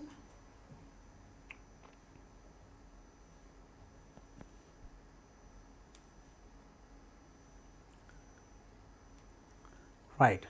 The suspects arrested were transporting the cattle in a lorry. Lorry එක ගෙනිච්ච කියලා වාහනයක් ගැන සඳහන් තිබුණේ නැහැ නේද? එහෙනම් ඒකට අපිට කියන්නේ true කියන්නත් බෑ false කියන්නත් බෑ. ඒක දීලා නැහැ නේද? එහෙනම් ඒක තමයි අපිට කියන්න පුළුවන් මෙන්න මේක. not given. ඒකට අපි not given. අපිට වචන ලියන්න ඕනේ just අකුරු දෙක ලියන්න යති. මෙහෙම උත්තර ලියන්නත් ප්‍රශ්නයක් එනවා. Right? For reading comprehension. එතකොට now what you have to understand is the types of questions that might ask. මොන වගේ ප්‍රශ්නද අහන්නේ? අපිට අන්ඩර්ලයින් කරන්න එනවා නේද? ලියන්න එනවා. මේ true false ලියන්නත් එනවා. To read and that is also testing your reading ability. That's another kind of question that you get. Right. Hope that you got an understanding, because now you don't get the same paragraph, but you will get some articles from newspapers. Newspaper එකකින් sometimes it can be an advertisement. Advertisement එකක් එන්න පුළුවන්. Right? Article එකක් එන්න පුළුවන්, story එකක් එන්න පුළුවන්. now advertisement ගැනත් මේ text book එකේ තියෙනවා. පොතේ අවසාන කොටස් වල බලන්න.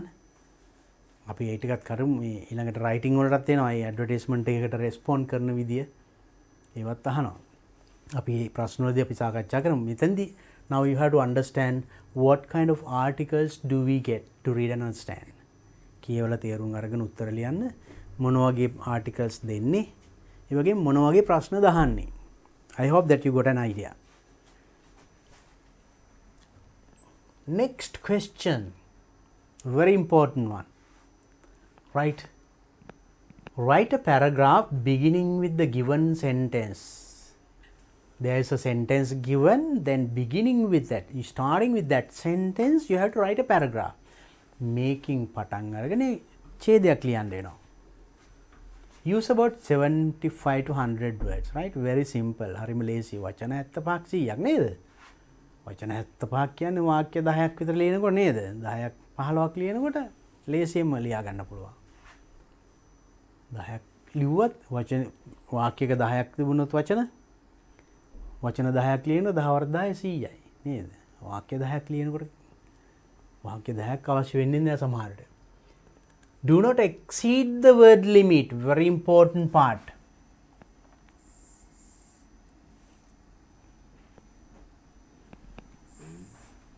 Do not exceed the word limit. Exceed කරන්න බෑ. කියන්නේ වචන 100ට වඩා ලියන්න එපා. මොකද වෙන්නේ 100ට වඩා ලිව්වොත්? මොකද වෙන්නේ? වෙනවා. ලකුණු අඩු වෙනවා. මම කියන්නම් ලකුණු දෙන විදියක්. මේ ගැන දැනගෙන ලිව්වොත් තමයි ඔබට හරියට ලකුණු ගන්න පුළුවන් වෙන්නේ. Right? Do not write more than one paragraph. Another one. More than one paragraph. එක ඡේදයකට වඩා ලියන්නත් එපා. මොකද මෙතන කියන්නේ write a paragraph. ඡේදයක් ලියන්න කියලා. එහෙනම් ඡේද දෙකක් ලිව්වොත් no marks. Oh, what happens? මේක ගොඩක් ළමයින්ට සිද්ධ වෙනවා විභාගෙදී. ඡේදයක් ලියන්න කිව්වහම right now you have got used to write essays and other things. මාතෘකාවක් දුන්නම් රචනා එහෙම ලියලා දැන් පුරුදු වෙලා තියෙන්නේ O level වලදී එහෙම නේද? ඉතින් ඒ පුරුද්දට ඉතින් දැන් මේකින් there are many advantages of learning English කියලා ඔන්න වාක්‍යයක් දෙකක් ලියලා ඊට පස්සේ ආයෙ අලුත් එක නිකන් introduction එක වගේ අරගෙන ඊටු ටික ඡේද ලියනවා. ඡේද දෙකක් ලියනවා. මොකද වෙන්නේ අපි බෙප් මාකින් වලදී? ඡේද දෙකක් තියෙනවා. දෙවෙනි ඡේදය අපි කපනවා. පළවෙනි ඡේදය බලලා ලකුණු දෙනවා. මොකද වෙන්නේ ඉතින්? ලකුණු අඩු වෙනවා. නමුත් දෙවනි ඡේදෙ හුඟක් කරුණු තියෙනවා. ඉංග්‍රීසිත් හොඳයි. No mistakes, but we can't give marks. Why? Because you have not followed the instructions given here. මේකේ දීලා තියෙන උපදේශ පිළිපැදලා නැහැ. මේ පැහැදිලිව කියනවා do not write more than one paragraph. ඡේද එකකට වඩා ලියන්න එපා. එහෙනම් දෙවෙනි එක ලිව්වට අපි බලන්නේ නැහැ. That is that when we do marking, paper marking, අපි උත්තර පත්‍ර බලනකොට අපිට දෙන උපදේශ ඒක තමයි. For the whole country it is the same. අනේ පවුනි මේ ළමයා හොඳට ලියලා තියෙනවා කියලා අපිට දෙන්න බෑ. එහෙම දුන්නොත් තව අපි කරන තවත් ළමයෙකුට අසාධාරණයක් වෙනවා නේද? So then follow the instructions, read the instructions carefully. පැහැදිලිව දීලා තියෙන උපදේශ කියවන්න තේරුම් ගන්න. Write only one paragraph. Then I'll tell how to write. Now there are many advantages of learning English. ඉංග්‍රීසි ඉගෙන ගැනීමේ ඇති වැදගත්කම many ගොඩාක් වැදගත් වාසි තියෙනවා. ඒකෙන් පටන් අරන් you have to write the paragraph. One paragraph, but 75 to 100, not 101 even. වචන 101ක් වුණත් that means you are exceeding the word limit. exceed කරන්න එපා. එහෙම වුණොත් මොකද වෙන්නේ? මේ බලන්න ලකුණු දෙන විදිය. ඒකත් දැනගත්තම් හොඳයි. So this is how you get marks. You get 10 marks for this. For the content you get 4 marks. And language you get 6 marks. That content means this. මේකේ අපි ලකුණු 10 නිකාම එකපාරට 10 කියලා දෙන්නේ නැහැ. content කියලා ලකුණු 4ක් දෙනවා. That means the facts relevant to the topic sentence that you have included in the paragraph. ඡේදයට ඔබ ඒ topic sentence එකට අදාළ ඇතුළත් කරලා තියෙන කරුණු ටිකට අපි ලකුණු 4ක් දෙනවා. ඒකේ levels මෙන්න මෙහෙම එනවා. full marks 4 marks දෙන්නේ very good position. ඒ කියන්නේ මෙන්න මේ වගේ. has used specific length, that means 75 to 100 words තියෙනවා. සමහරට 80ක් 95ක් 99ක් 100ක් okay. 82ක් 75ත් 80ක් නේ 78ක් that is also okay. specific length එක තියෙනවා. content appropriate and interesting, අදාළයි රසවත් හොඳ වැදගත් කරුණු ටිකක් ලියලා තියෙනවා. has included sufficient details to justify the advantages of learning English. advantages of learning English ඉංග්‍රීසි ඉගෙන ගැනීමේ ඇති වාසි justify කරන්න, කරුණු ඇතුළත් කරන්න, තහවුරු කරන්න, අදාළ කරුණු ඇතුළත් කරලා තියෙනවා. selects and organizes facts in a logical manner.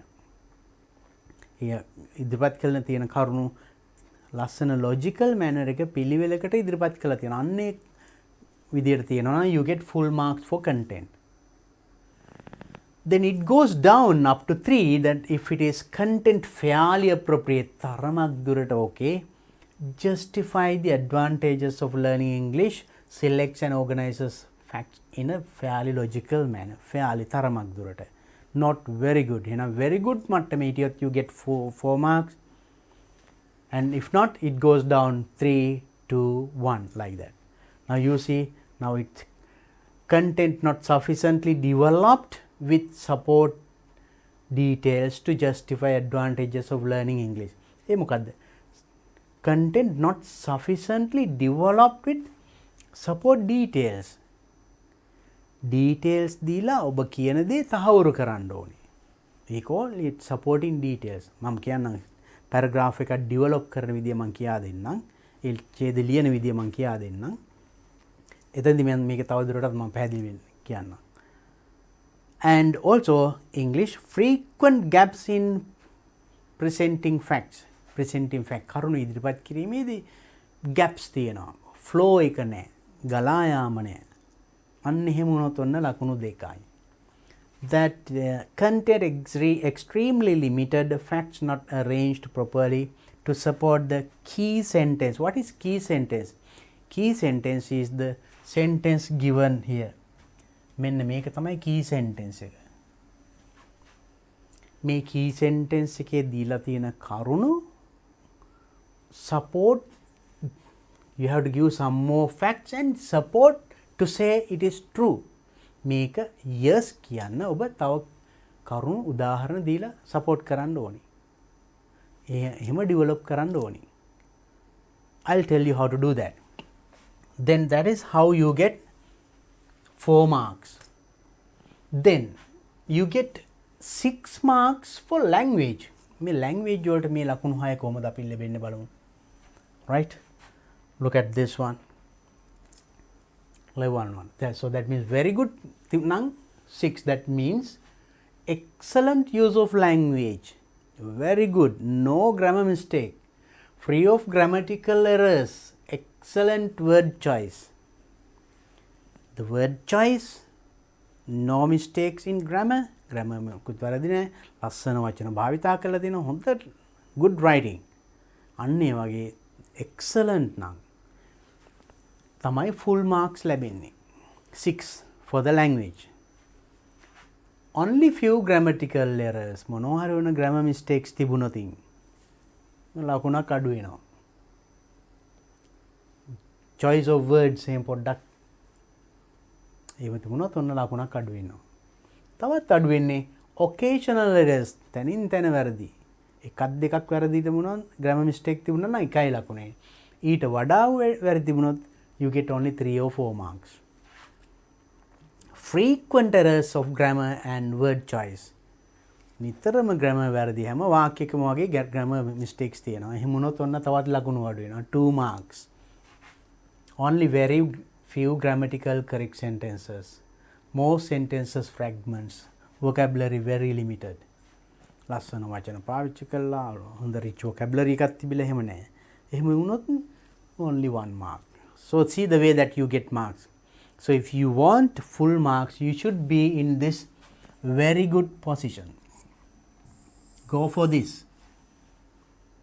In your writing should be like this. Good word choice, free of grammar mistakes. Grammar mistakes mukut naha. Ehema liwuth you can get full marks. Right. So then now you know how you would get full marks.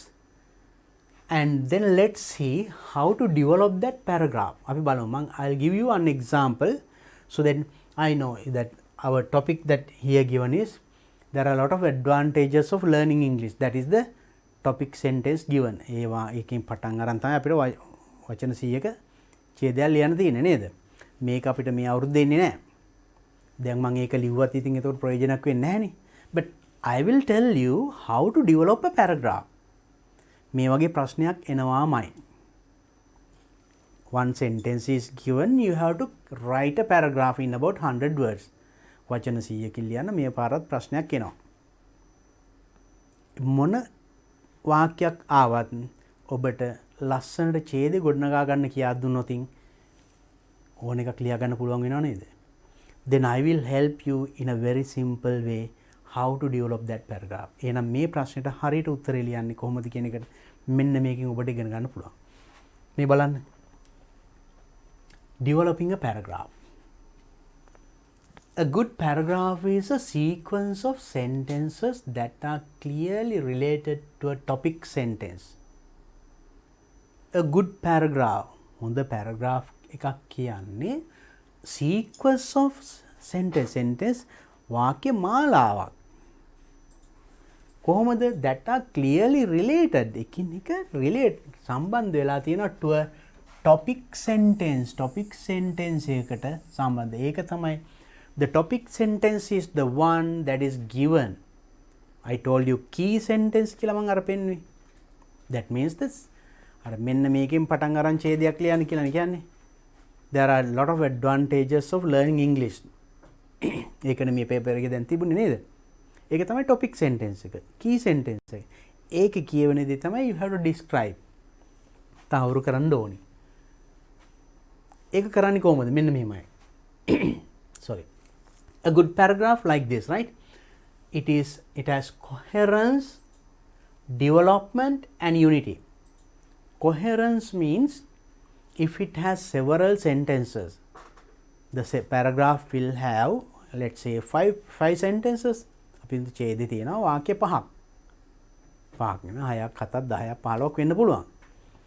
But all coherence means that all there is a connection from one to the other, from first sentence to the second sentence to the third one. ඒ එකින් එක හොඳ බැඳීමක් තියෙනවා, ගලා යාමක් තියෙනවා. එකින් එක isolated no. Isolated ideas no. There is a good flow, good connection from one sentence to the other, from one idea to the other. That is what you call coherent. So then you have to use cohesive devices to maintain coherence. එහෙනම් මේ coherence එක maintain කරන්න cohesive devices කියලා තියෙනවා. ඒ කියන්නේ ඒ අදහස් සම්බන්ධ කරන වචන, sentences සම්බන්ධ කරන වචන මොනවද? Because, so as to, as well as, like that, therefore, right, beside, next, after that, before, ඒ වගේ වචන. I'll show you one example. Then development, there is a development, right? There is a development from first sentence to the last. ක්‍රමක්‍රමයෙන් develop වෙලා තියෙන්න ඕනේ. And also unity, united, talking about one idea. The whole paragraph talks about one idea. මුළු ඡේදෙම කියවෙන්නේ එක අදහසක් ගැන. මුලින් first sentence is the topic sentence. A topic sentence එකකින් කියපු ටික තහවුරු කරනවා ඊතුරු sentences වලින්. So that is one paragraph. So an essay is also like that. Essay will have several paragraphs, but we'll discuss under the same topic different things in different paragraphs, right? We'll talk that when we talk about essay writing. Now we are practicing or developing a paragraph. ඡේද කොහොමද ලියන්නේ කියන අපි දැන් කතා කරන්නේ. Then paragraph will be like this, right? Then main idea, it is the topic sentence. අපිට දැන් දීලා තියෙන වාක්‍ය තමයි topic sentence එක. right? ඒක තමයි main idea එක.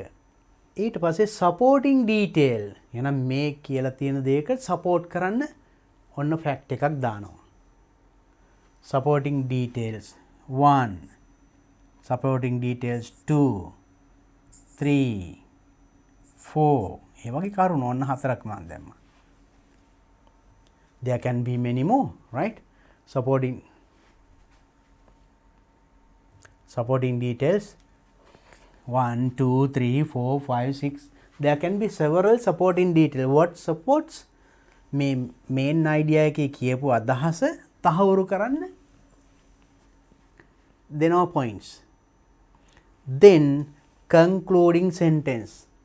එනම් මෙන්න මේ වයින් අපිට පේනවා මෙන්න මේක ආපහු topic sentence එක confirm කරනවා. මුලින් කියපු වාක්‍යයේ ඒ අදහස තවදුරටත් තහවුරු කරනවා මෙන්න මේ හේතු නිසා මේක මෙසේ වේ. So that's how you write a good paragraph. Not clear? Look at this example. I'll show you an example. මේ බලන්න මේ උදාහරණේ. Look at the following paragraph. Uses of trees. That is the topic. මාතෘකාව. Uses of trees. ගස්වල ප්‍රයෝජන. All trees help man and other living beings directly and indirectly for their survival. All trees සියලුම ශාක help උදව් කරනවා man and other living beings මිනිසාට සහ අනිකුත් ජීවීන්ට living beings directly and indirectly ඍජුවම සහ වක්‍රව මොකටද for their survival ඒගොල්ලන්ගේ පැවැත්මට එහෙනම් මිනිසාගේ සහ අනිකුත් ජීවීන්ගේ පැවැත්මට ශාක ඍජුව සහ වක්‍රව උදව් වෙනවා ඇත්තද බොරුද එහෙනම් ඇත්ත එහෙම වෙනවා කියලා අන්න සපෝට් කරන්න ඕනේ ඔබ කරුණු දක්වනවා. That is what you call supporting details. අර මම කලින් කිව්වේ supporting detail 1, 2, 3 කියලා. එහෙනම් උදව් වෙන්නේ කොහොමද? මෙන්න මෙහෙම එකක් උදව් වෙනවා. මෙහෙම තව විදියක්. So that's how you have to give details to support what you said in the first sentence as the topic sentence or the key sentence මුලින්ම කියපු ඒ වාක්‍යයේ අදහස තහවුරු කරන්න දැන් කරුණු දක්වනවා. So then ඔන්න අපි කිව්වා trees help man and other living beings directly and indirectly for their survival. Now supporting, now that is the main idea, first sentence. Man and most animals get their food directly from trees. On help ලැබෙන එකක් මොකද්ද? They get their food. Man and animals get their food directly from trees. අන්න මේ මුලින් කියපු දේ තහවුරු කරා. Gave one fact, then it is one supporting detail 1. All trees purify poisonous dirty air by absorbing gases like carbon dioxide and releasing oxygen into the atmosphere. අන්න තවත් ගස් උදව් කරන help කරන විදියක්. කොහමද?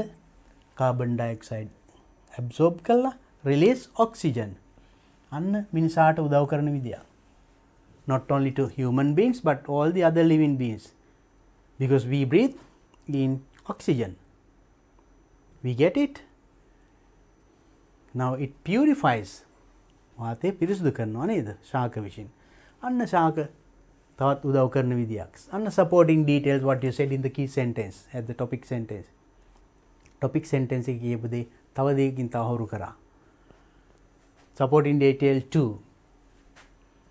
On the other hand, අන්න this is අර cohesive devices.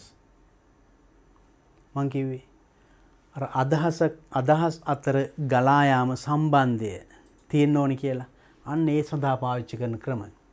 On the other hand, at the same time, not only that, but also, then, after that.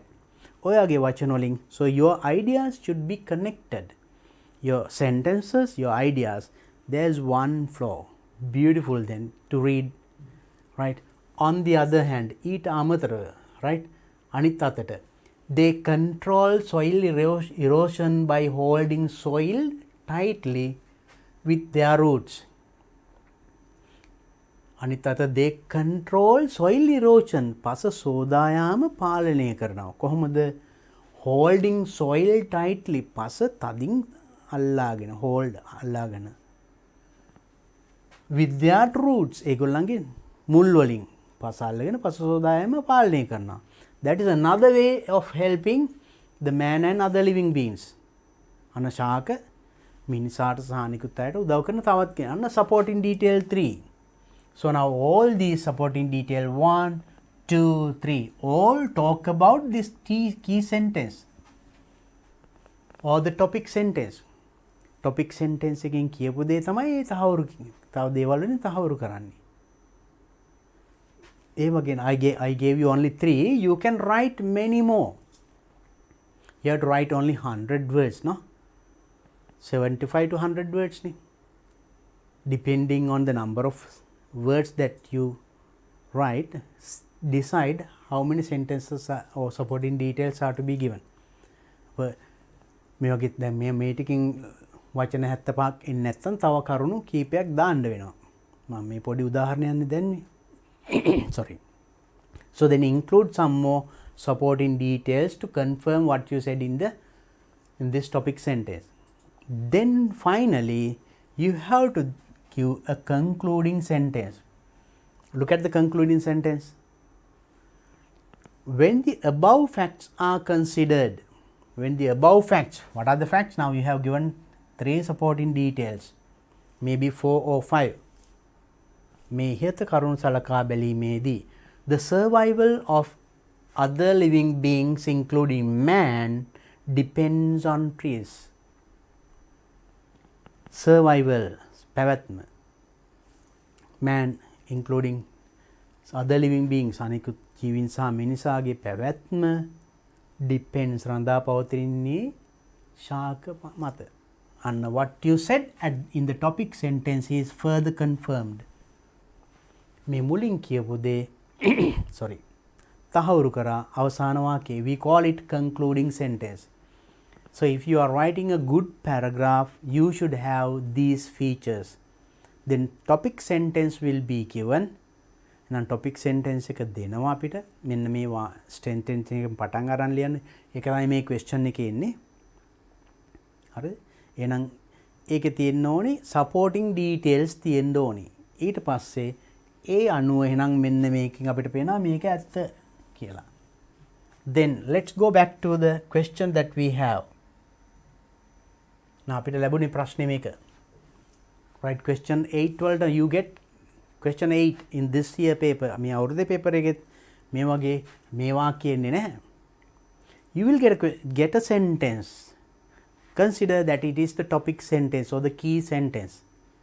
Paragraph එකේ key sentence. Remember that you write only one paragraph. එක ඡේදයක් ලියන්නේ. ඡේද දෙකක් ලියන්න එපා.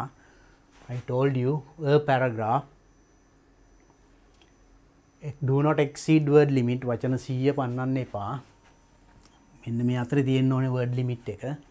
එහෙනම් දැන් මේකට supporting details දාන්න. What are they? There are many advantages of learning English. Advantages මොනවද? Advantage 1 2 ලියන්න. මේ advantages ගැන අපි කලින් ප්‍රශ්නිකුත් කියුණා නේද? Confidence develop වෙනවා කියලා learning English මොනවද? Learning English ඉංග්‍රීසි ඉගෙන ගැනීමේදී ගොඩක් වාසි තියෙනවා. English that will help you to do higher studies. To face the society with confidence, right? And read several books. කොච්චර තියෙනවද? ඒ වගේ supporting detail 1 2 3 4 එහෙනම්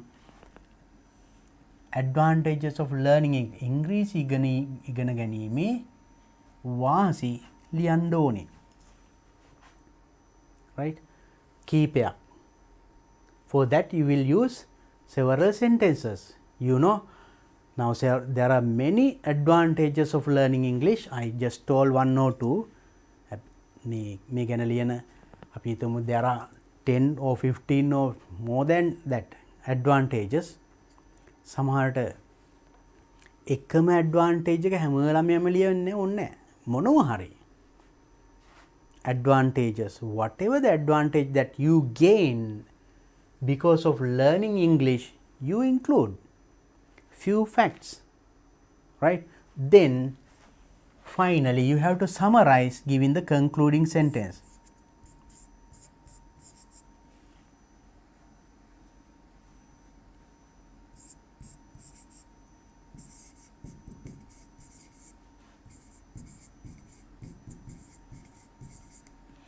So that means you have to conclude. Now දැන් මෙතෙන්දී අපි කියන්නේ මොකද්ද? මෙන්න මේ අහිත කියවන right මේ facts ටික නිසා we can say learning English has lot of advantages. The same thing what you said is confirmed with the concluding sentence. I hope that it is clear how to develop a paragraph. So then I need not write about this because you don't get this one. Now whatever the topic that you get in this year for the question number 8. Question number 8, definitely you get a question like this. They give a sentence for you to write a paragraph. Develop a paragraph. වාක්‍යයක් දෙනවා. ඒ වාක්‍යෙන් ඡේදයක් ගොඩනගන්න ඕනි. But one paragraph about 100 words. Don't write two paragraphs. Two paragraphs ලිව්වොතින් අපි දෙවෙනි එක බලන්නේ නැහැ, පළවෙනි එක විතරයි. ඒ කියන්නේ චුට්ටයි නේද? ලකුණු අඩු වෙනවා අනිවාර්යයෙන්ම. මොකද දෙවෙනි එකේ තියෙන කරුණු ටිකට ලකුණු ලැබෙන්නේ නැහනේ. මොකද ප්‍රශ්නේ කියන්නේ one paragraph ලියන්න කියලා නේද? මේ නැවතත් කියනවා don't write more than one paragraph කියලා. ඒක අහන්න නැතුව දෙකක් ලිව්වොත් දෙවෙනි ඡේදේ බලන්නේ නැහැ. ලකුණු ලැබෙන්නේ නැහැ. So this is what happened to certain students. They do not pay attention to these instructions. They may write two paragraphs or more than 100 words. Then you don't get full marks. And you come and complain, oh, I answered the paper very well, but I have got only C pass or B pass. I have no A pass. That is because of this, right? Then don't do that mistake. එහෙනම් ඒ වගේ වැරදි සිද්ධ වෙන්න ඉඩ තියන්න එපා. Hope that it is very clear for you to write the paragraph. So now you understood. Describe these advantages, several advantages, right? I gave you one here. Advantages of learning English. Wasi English ganimi wasi. There are many, no? And now write this one for you to practice before going to the exam. And think of some other sentences like this you might get. There are many advantages of learning English. And what are the other sentences that you might get in this year, right? Think and develop a paragraph and practice before you face the exam, actual exam. And look at this example which I gave you.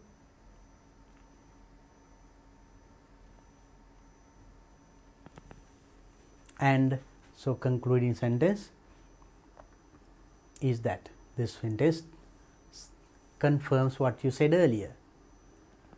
So that is the last question that you get in the first paper. First paper again onnochara writing වලට එන්නේ. ගොඩක් එන්නේ. More things for in the second paper. Second paper එකේ ගොඩක් තියෙනවා writing. All these formal and informal essays and letters, everything in the second paper, right? So then in the first paper you get a little bit of writing, that is writing a paragraph. Okay, hope that you are okay with the first paper now. Then පළවෙනි paper එක ගැන එහෙනම් හොඳ අවබෝධයක් තියෙනවා.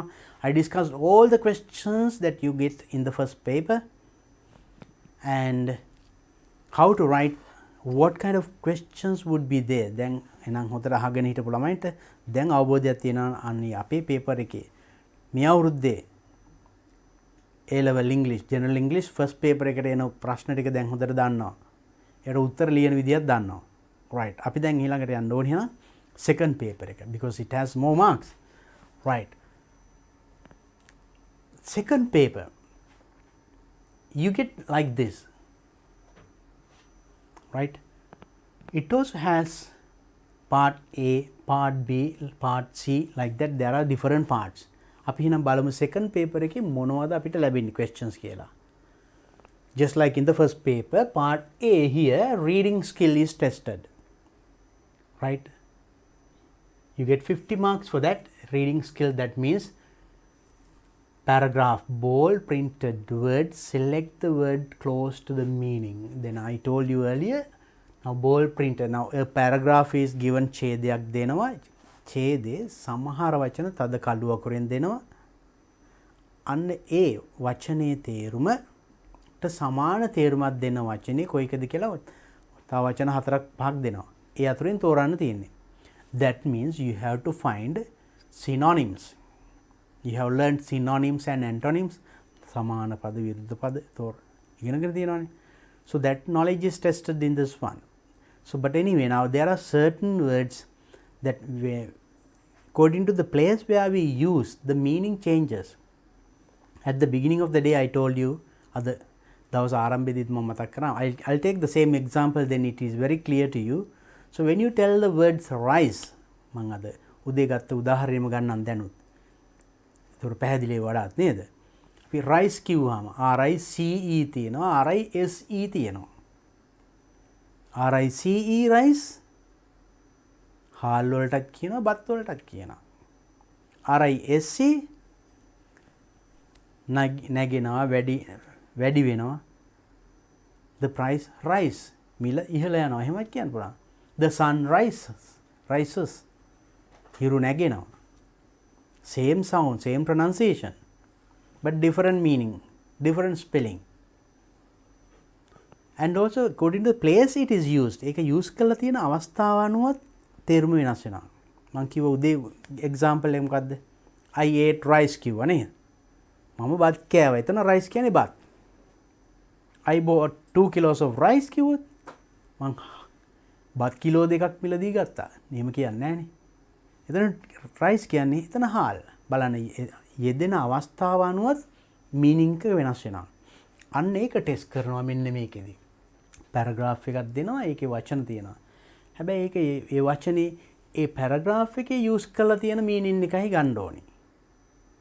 Not the other meanings that you know. The meaning that is conveyed, that is given according to that paragraph should be considered when you find the synonym. Not the other meanings that we know. අපි දන්න තේරුම් අනිත් ඒවා නෙමෙයි ඡේදයට අනුව කියවෙන එකයි ගන්න ඕනේ. So that is the first question you get in this part. And the second question, comprehension paragraph, once again you will be given a big article or paragraph like that. Look, lipiyak, maybe a story, maybe big article, and you are given some questions to answer. එක කියවල උත්තර ලියන්න තියෙන්නේ. Right? And we will do some. අපි බලමු ඒව කරලා. And next a poem. Read the poem and find the answers. Write some answers. Right?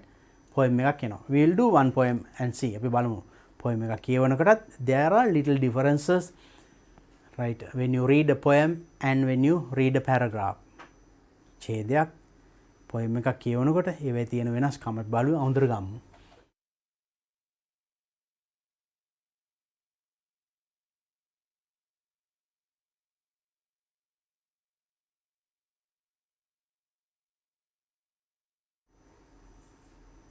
Right. Then paragraph. Fill in the blanks using the information. That means you will be given a paragraph. ඡේදයක් දෙනවා. ඒ information ඇතුළත තවත් ඡේදයක් ලියනවා. But in that paragraph there are blanks. ඒකේ හිස්තැන් තියෙනවා. එහෙනම් අර උඩ ඡේදයේ තිබුණු තොරතුරු ආශ්‍රයෙන් යට හිස්තැන් පුරවන්න තියෙන්නේ. Let's do that example. අපි will take one question and see. There I will tell you how to catch those answers. මං හිතන්දි ඒ උත්තර ගන්න විදිය මං කියා දෙන්නම්. And then find once again comprehension paragraph. මේ අන්තිමට ආයමත් තියෙන ඒ වගේම එකක්. comprehension ඡේදයක් දෙනවා. ප්‍රශ්න ටිකක් තියෙන උත්තර ලියන්න. Right? It is not a small one. ටික ලොකු article එකක්. Sorry. Then part B. Dialogue. Sorry. Write the response to the given situation. That means you will be given a situation. යම් කිසි අවස්ථාවක් දෙනවා, then you have to write a response. For example, now, okay, your friend has got through the exam very well. How would you tell or talk to him or greet him or congratulate him? ඒ ඔයාගේ මිතුරා හොඳට විභාගේ pass වෙලා තිනවා. ඔබ මොකද්ද කියන්නේ මේ වෙලාවේ? හරි සරල දේවල් නේද? What we use in our day to day life. එදිනෙදා ජීවිතයේදී අපි පාවිච්චි අන්න ඒ වගේමයි ගොඩක් වෙලාවට එන්නේ.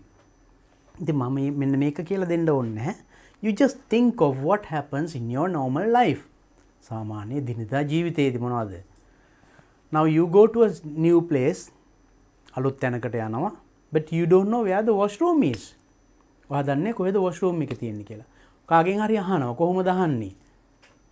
කරුණාකර මට කියන්න කොහෙද washroom එක තියෙන්නේ කියලා. කොහොමද ඒක ඉංග්‍රීසියෙන් කියන්නේ? Could you please tell me where the washroom is? Or simply, where is the washroom? Please tell me where is the washroom. Write this thing. Washroom or office or like that. ඒ වගේ situations. You will be given a situation and the response. How would you? ඒ අවස්ථාවේ කොහොමද ප්‍රතිචාර දක්වන්නේ? එක්ක ප්‍රශ්නයක් අහන්නේ, තොරතුරක් ගන්නේ. ඒක අපිට එදිනදා ජීවිතේට අවශ්‍ය වෙන්නේ. ඒක එනවාමයි මේ පාරත් විභාගෙදී, right? Dialogue ඊතර කොටස් තුනක් තියෙනවා. The very first one is like that. Situation is given. නැත්තම් railway station එකට ගියා. ඊළඟ train එක තියෙන්නේ කීයටද? එක්ක මෙයාට බස් එක තියෙන්නේ කීයටද? ප්‍රශ්නයක් අහන්න පොඩි සරල ප්‍රශ්නයක් අහන්න නේද? ඒ වගේ දේවල් ඒ situation එකක් එන්නේ. Next one, second one, fill in the blanks of the given dialogue. Then a dialogue is given. ඊළඟ එකේ dialogue එක දෙනවා. But with blanks. His then සමග දෙන්නේ. Then you have to fill in the blanks. Now you see the first one, the situation is given, you have to tell your utterance or the question that you would do. You would use. ඉස්සෙල්ලා situation එක දෙන එතනදි කියන වාක්‍ය හෝ ප්‍රශ්නේ ලියන්න තියෙන්නේ. මෙතන dialogue is given You have to fill in the blanks. Dialogue එකේ තියෙන හැබැයි හිස් තැන් තියෙනවා. ඒකේ හිස් තැන් පුරවන්නයි තියෙන්නේ. For that you have to understand what that situation is. For that you have to read the full dialogue with the blanks. හිස් තැන් සමග dialogue එකම කියුවාම හරි ලේසි එක. මම මේක ප්‍රශ්නයක් උදව් කරගෙනම මම ඒක explain කරනවා. I'll explain it with a question. Right, how to get the right answer for that blank. And next one, free dialogue. Finally, in this part B, a situation is given, you have to build up the dialogue of your own. Build up your own dialogue. අවස්ථාව කියනවා ආනම් මෙතෙන්දී ඔබ කරන දෙබස ලියන්න. Right? For example, now you want to apply for a certain job. ඔබට මොනවා හරි රැකියාවකට අයදුම් කරන්න අවශ්‍යයි. You saw an advertisement in the newspaper. Give a call to the company manager and ask more details about the job or way of applying. මොකක් හරි වගේ අදාළ ආයතනයට කතා කරලා ඒ ගැන වැඩිතුර විස්තර ගන්න. එතකොට the dialogue between you and the manager. Right? Like that. Situation is given, then you have to develop a creative dialogue. නිර්මාණශීලී ලස්සන දෙබසක්. There you have to use spoken English, but not this SMS language. I will talk about that also when we answer. අපි answer කරනකොට මම එකක් කියන්නම්. මම කලින්ම මතක් කරේ මෙතනදී spoken English, not written English. එතකොට spoken English about, but there are two things, formal situations and informal situations.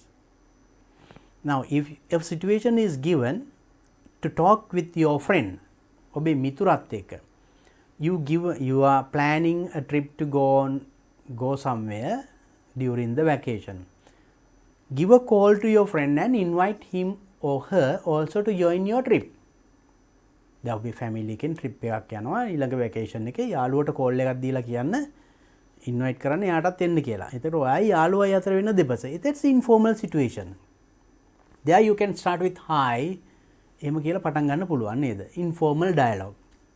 But a dialogue that you have with a manager, company manager, that is a formal situation. Then when you read the question, ප්‍රශ්න කියවනකොට එනම් then first you have to understand whether it is a formal situation or informal situation.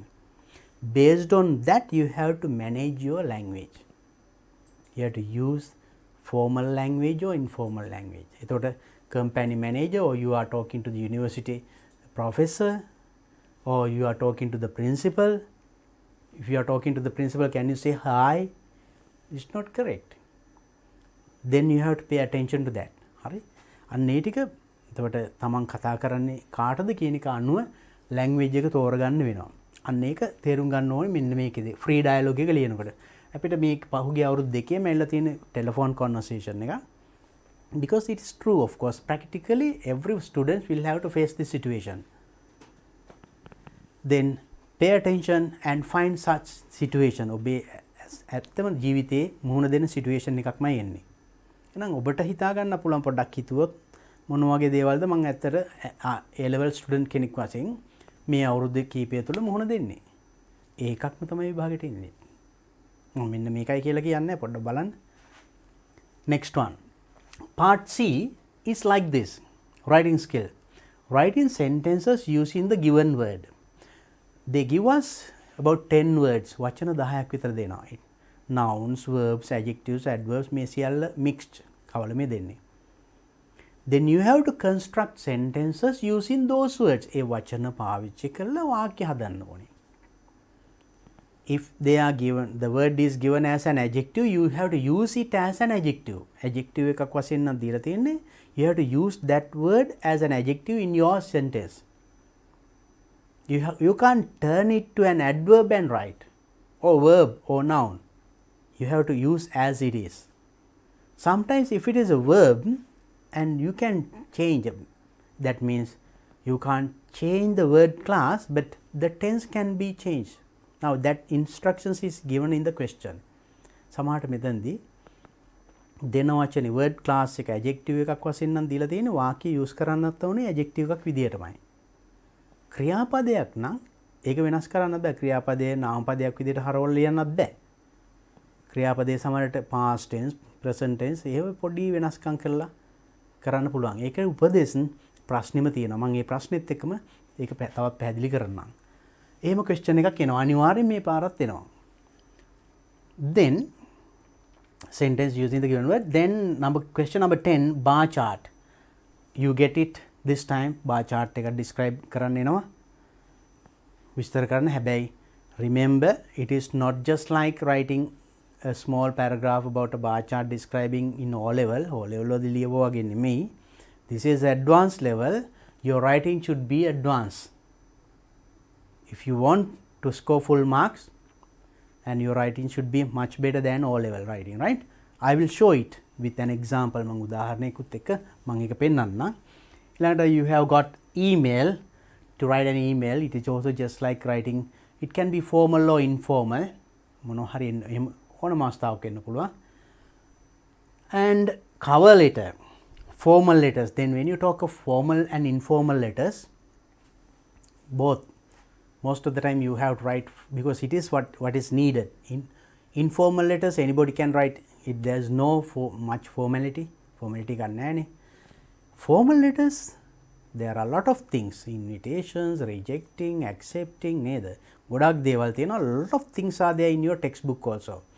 බලන්න අන්තිම පිටු කීපයේ තියෙනවා ගොඩක් letters. ඒව කියවන්න. මම කීපයක් මම අරගෙන උදාහරණ පෙන්නන්නම්. අපි discuss කරමු ඒකත්. And final one is essay. අන්තිමට එනවා essay එකක් ලියන්න. That is with most words, right? Not then as you have a good understanding about developing a paragraph, ඡේදයක් අපි ලියන විදිය ඉගෙන ගත්තා. එහෙනම් ඡේද කීපයක එකතුවක් තමයි essay එකක් කියන්නේ. එහෙනම් it is also not difficult. Right, now it is clear. Now first you understood what the first paper is. Now you have an understanding what kind of questions do we got in the second paper. දැන් එහෙනම් පැහැදිලි දෙවනි ප්‍රශ්න පත්‍රයේ ඉන්නේ මේ ටිකම තමයි. එහෙනම් මේ ටික example ටිකත් එක්ක මම පුංචි break එකකින් පස්සේ විස්තර කරන්නම් නේද? එහෙනම් හොඳට මතක තියාගන්න මේ ටික. Now take your textbook පොඩ්ඩක් බලන්න මෙන්න මේ formal writing ඔය ඔක්කොම පොඩ්ඩක් කියවගෙන හිටියොත් ඔබට මේ lunch break එකෙන් පස්සේ අපි මේ ටික විස්තර එකින් එක ප්‍රශ්න අරගෙන සාකච්ඡා කරනවා. ඔබට ලැබෙන පුංචි පැය භාගයක විවේකයක් lunch එකේම අරගෙන අපි එහෙනම් සූදානම් වෙන second paper එක විස්තරාත්මකව සාකච්ඡා කරන්න. හමුවෙමු තව පැය භාගයකින්. පුතේ අන්න බස් එක එනවා. කලතරට ගහමාරක් දෙන්න. 184යි මමි ගාන 186යි නේද?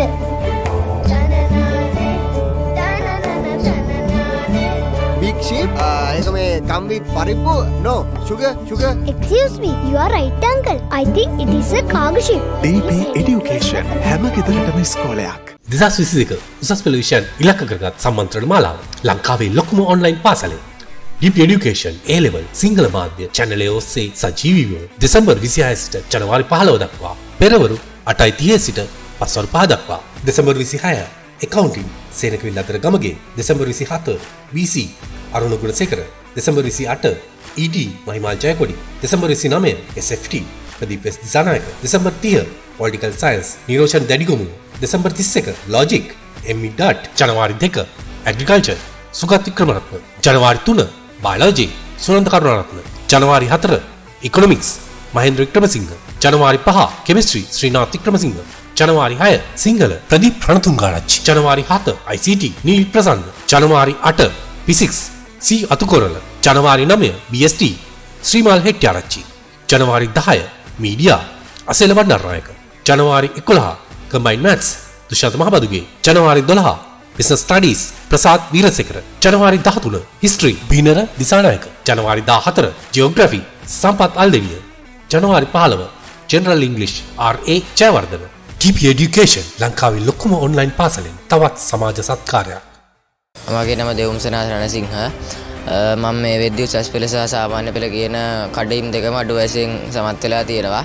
YouTube එකේ එහාට මෙහාට යද්දී ඔය 11 අවසරේ හිස්ටරි පාඩමක් අහුවෙලා මම ඊට පස්සේ ඒක බැලුවා. බලද්දි මට නිකන් තේරෙනවා වගේ හින්දා මම අම්මගෙන් තාත්තගෙන් ඇහුවට පස්සේ යාලා හා කිව්වා. ඉතින් ඒ විදිහට O level එකත් ලියලා ඉවර වෙලා O level එකේ රිසල්ට් එද්දිත් මම පාස් වෙලා තිබ්බේ. ඉතින් ඒක හින්දා මම A level ලියන්න හිතුවා. අපි මම ක්‍රිකට් සෙල්ලම් කරන හින්දා under 19 වගේ යද්දී A levels අපිට මග ඇරෙන්න පුළුවන්. ඉතින් ඒක හින්දා මම හිතුවා අධ්‍යාපනයේත් මග අරගන්නේ නැතුව ක්‍රිකටුත් එක්කම යන්න ඕන හින්දා කලින් A levels ලියලා ක්‍රිකට් වල දැන් කාලය ඉතුරු කරගත්තා. එහෙම ලොකු බැලරුම් විදිහට විෂය නිර්දේශය ගත්තේ නැහැ. මොකද මේ DP education එක තිබ්බ හින්දා සෑහෙන උදව්වක් වුණේ. වගේම ඉස්කෝලේ ගුරුවරු මෙයාලත් ගොඩක් උදව් කරා මට මගේ විෂය නිර්දේශ ආවරණය කරගන්න. මම ගොඩක්ම පාවිච්චි කරේ DP education එක විද්‍යාව සහ ඉතිහාසය කියන විෂයන් දෙකට O level වලදී. A level වලදී නම් මම විෂයන් තුනටම DP education එක පාවිච්චි කරා. ඉතින් ඒ දේවල් එක්ක මට මගේ උසස් පෙළ B සාමාර්ථ උනත් සාමාන්‍ය පෙළ A සාමාර්ථ 6යි B සාමාර්ථ 2යි XC සාමාර්ථයක් ලබා ගන්න ගොඩක් උදව් වුණා. ඉතින් මට තව මල්ලි කෙනෙක් සානං කෙනෙක් ඉන්නවා. ඒ දෙන්නත් මේ වෙද්දි DP education එක කරහා ඉගෙනීම් කටයුතු වල නිරත වෙනවා. මම මේ උසස් පෙළ සහ සාමාන්‍ය පෙළ කියන දෙකම කළේ මගේ ක්‍රිකට් ක්‍රීඩාව නිරත වෙන ගමන්. ඒ වගේම මගේ තව බලාපොරොත්තුවක් තියෙනවා කොත්තලාවල ආරක්ෂක විශ්වවිද්‍යාලයෙන් නීතිවේදී උපාධියක් හදාරන එක. ඉතින් මේ දේවලුත් කරගෙන මම මගේ ඉදිරි වැඩ කටයුතු වලටත් මගේ දැන් අවධානය යොමු කරලා තියෙනවා. ඒ වගේම DP education ආයතනයට ස්තුතිවන්ත වෙනවා. ඒ වගේ දේවල් රටේ හැම දරුවෙක්ටම බලන්න පුළුවන් විදිහට YouTube එකට අප්ලෝඩ් කරලා ඒ වගේ දේවල් කරා.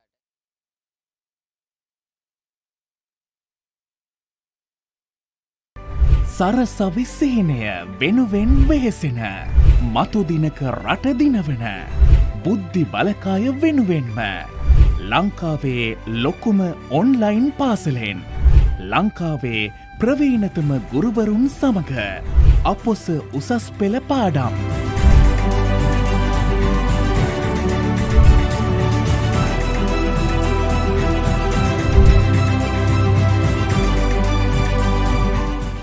අපි කිව්වා ඒ සීමාකාරී ඝර්ෂණ බලය යම් පෘෂ්ඨ දෙකක් අතර ඒ පෘෂ්ඨ දෙක තෙරපී ඇති ප්‍රමාණයට නැත්නම් ඒ පෘෂ්ඨ අතර අභිලම්බ ප්‍රතික්‍රියාවට අනුලෝමව සමානුපාතිකයි. සාමාන්‍ය පෙළදී ඔය දරුවෝ මං එක්ක ඉගෙන ගත්තේ ද්විමාන තලයේ ගැටලු 2D ඒවා. දැන් 3D දෙනවා. එතකොට අපි කියනවා එහි අගය 4යි කියලා. එහෙනම් ඔයගොල්ලෝ ප්‍රධාන වශයෙන් ඔළුවට දාගන්න ඕන කාරණාව තමයි මේ කිසියම් තැනක සීමාව තියෙන්න නම් ඒකේ වමස් සීමාවේ අගයයි ඒකේ දකුණස් සීමාවේ අගයයි අගයන් දෙක ළමයි පැහැදිලිවම එක මගයකට කියන්නේ. විවසාගත ක්‍රියාවලිය හැදෙන්නේ මේ විදිහට. ඒක අපි පළවෙනි එක කතා කරා නව්‍යතා සම්පාදනය කියන ඉනෝවේෂන්ස්.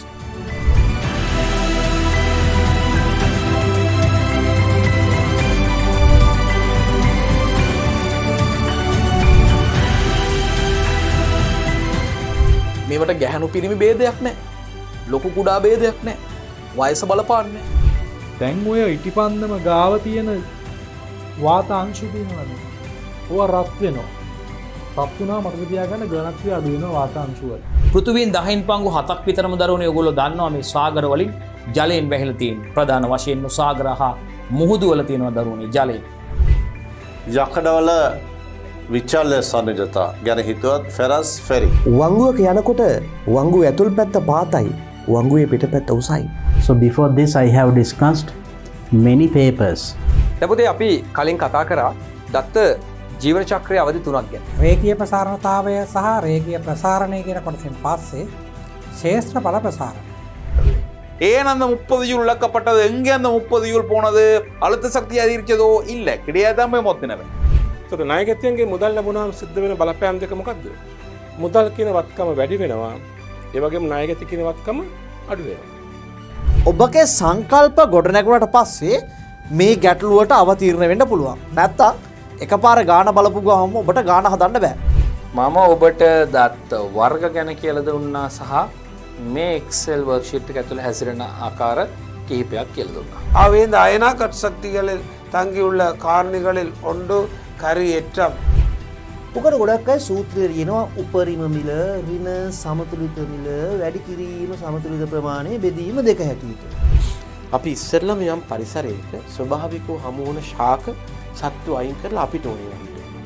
අපිට ඕන සත්තු ඇති කරලා. එහෙම ගියාම කිසියම් ආකාරයක පරිසරයත් එක්ක ගැටීමක් ඇති වෙනවා.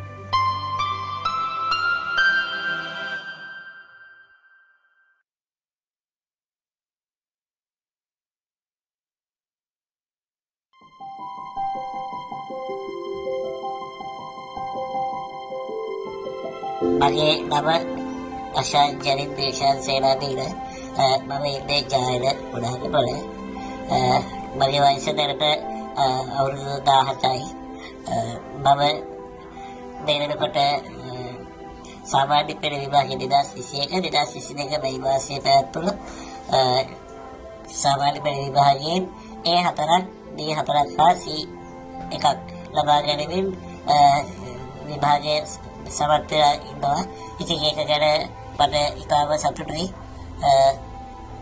මේ කොවිඩ් වසංගත සමයත් එක්ක ගොඩාක් ලංකාවේ දරුවන්ගේ අධ්‍යාපනය අඩාල වෙලා තියෙන මොහොතක DP Education ආයතනයෙන් දියත් කරපු DP Education සාමාන්‍ය පෙළ උපකාරක ප්‍රශ්නපත්‍ර සාකච්ඡා වැඩසටහන් පෙළ මට ගොඩාක් උපකාරී වුණා. මේ ජයග්‍රහණය වෙනුවෙන් DP Education සිංහල ඉතිහාසය, ගණිතය, බුද්ධ ධර්මය, ප්‍රවේශ අධ්‍යාපනය විෂයන් මම ඉගෙන ගත්තේ DP Education නාලිකාව හරහා.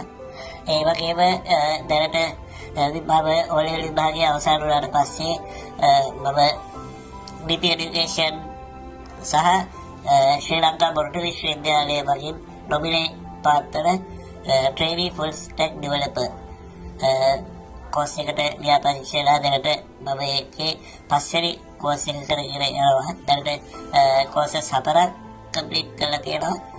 ඒකෙන් මට මොකද මම ආස software engineer කෙනෙක් වෙන්න නිසා ඒකට මට ගැළපෙනම කෝස් එක කියලා හිතුණා DP Education සහ මොරටු විශ්වවිද්‍යාලය මගින් කියලා ආපු full stack trainee full stack developer course එක. මොකද front end web development, back end web development සහ Python programming ගැන ගොඩාක් හොඳ දැනුමක් ලබා ගන්න කම්පියුටර් පිළිබඳව කිසිම දැනුමක් නැති කෙනෙකුට උනත් ඒ කෝස් එක ගොඩාක් වටිනවා.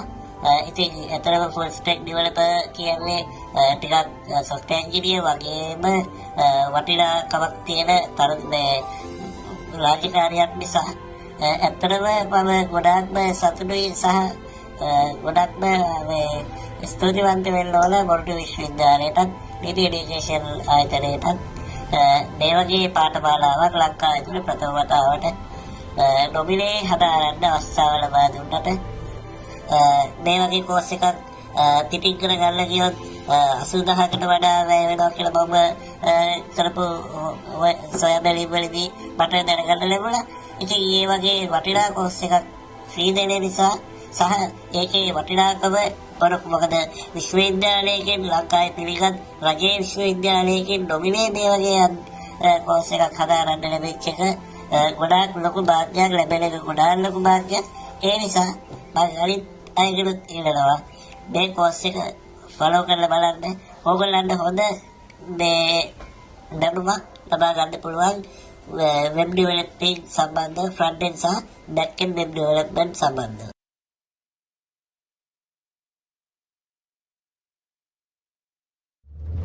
අපි නිදහස් අධ්‍යාපනය ගැන කතා කරන්නෙමු. අධ්‍යාපනයේ සමානාත්මතාව ගැන කතා කරන්නෙමු. නමුත් ඒ කතා කරන දෑ අතුරින් ප්‍රායෝගිකව ක්‍රියාවට නැංවෙන්නේ කොතරම් අල්ප ප්‍රමාණයක්ද? නිදහස් අධ්‍යාපනයේ සමානාත්මතාව ලාංකීය දරුවන්ට බෙදා දෙන සාර්ථකම වැඩසටහනක් ලෙස DP Education බිහිවන්නේ මෙවන් කාලවකවානුවක් තුලයි. ගණිතය උගත් දරුවන්ගේ තර්කන හැකියාව යහපත් රටක් උදෙසා කරන කාර්යයේ වැදගත්කම නිසාම DP Education තුලින් දරුවන්ගේ ගණිත හැකියාව වැඩි දියුණු කිරීමේ වැඩසටහන් ක්‍රියාත්මක කෙරුණා. එය සමස්ත ලංකාවේම දරුවන් ආදරයෙන් වැළඳගත්තා.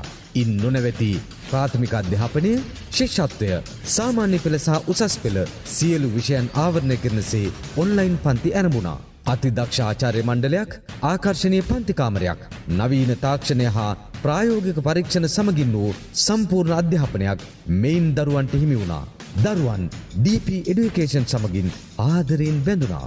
ඒ ලක්ෂ ගණනින් සමහර දරුවන්ගේ මුළු ජීවිතේම උඩු යටිකුරු කරන්නට DP Education හේතු සාධක වුණා. එනිසාම පාසල් අධ්‍යාපනය කඩා වැටුණු කොරෝනා සමයේ දරුවන්ගේ ඉගෙනුම කඩා නොවැටී තබා ගන්නට DP Education ඉවහල් වුණා. ඊටාම කෙටි කලක් තුල දරුවන් අතර අතිශය ජනප්‍රිය වූ DP Education තව තවත් නැවුම් වෙමින් ජාත්‍යන්තර අත්දැකීම් අප දරුවන්ට බෙදා දෙමින් අදමින් හෙටත් හෙටමින් මතුවටත් වැජබෙනු නුවනුමානයි. DP Education ලංකාවේ ලොකුම ඔන්ලයින් පාසල ඇප් එක නොමිලේ ඩවුන්ලෝඩ් කරගන්න.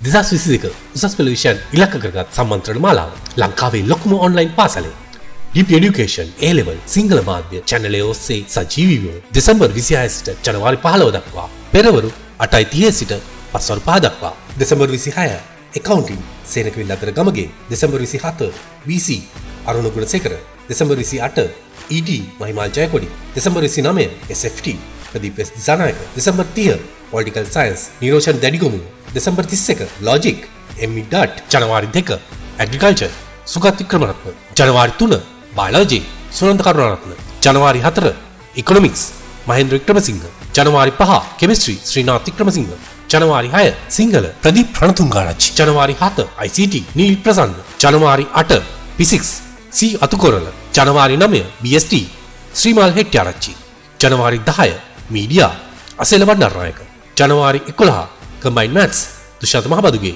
ජනවාරි 12 business studies ප්‍රසාද් වීරසේකර ජනවාරි 13 history බිනර දිසානායක ජනවාරි 14 geography සම්පත් අල්දෙවිය ජනවාරි 15 general english RA Jayawardena DP Education ලංකාවේ ලොකුම ඔන්ලයින් පාසලෙන් තවත් සමාජ සත්කාරයක්.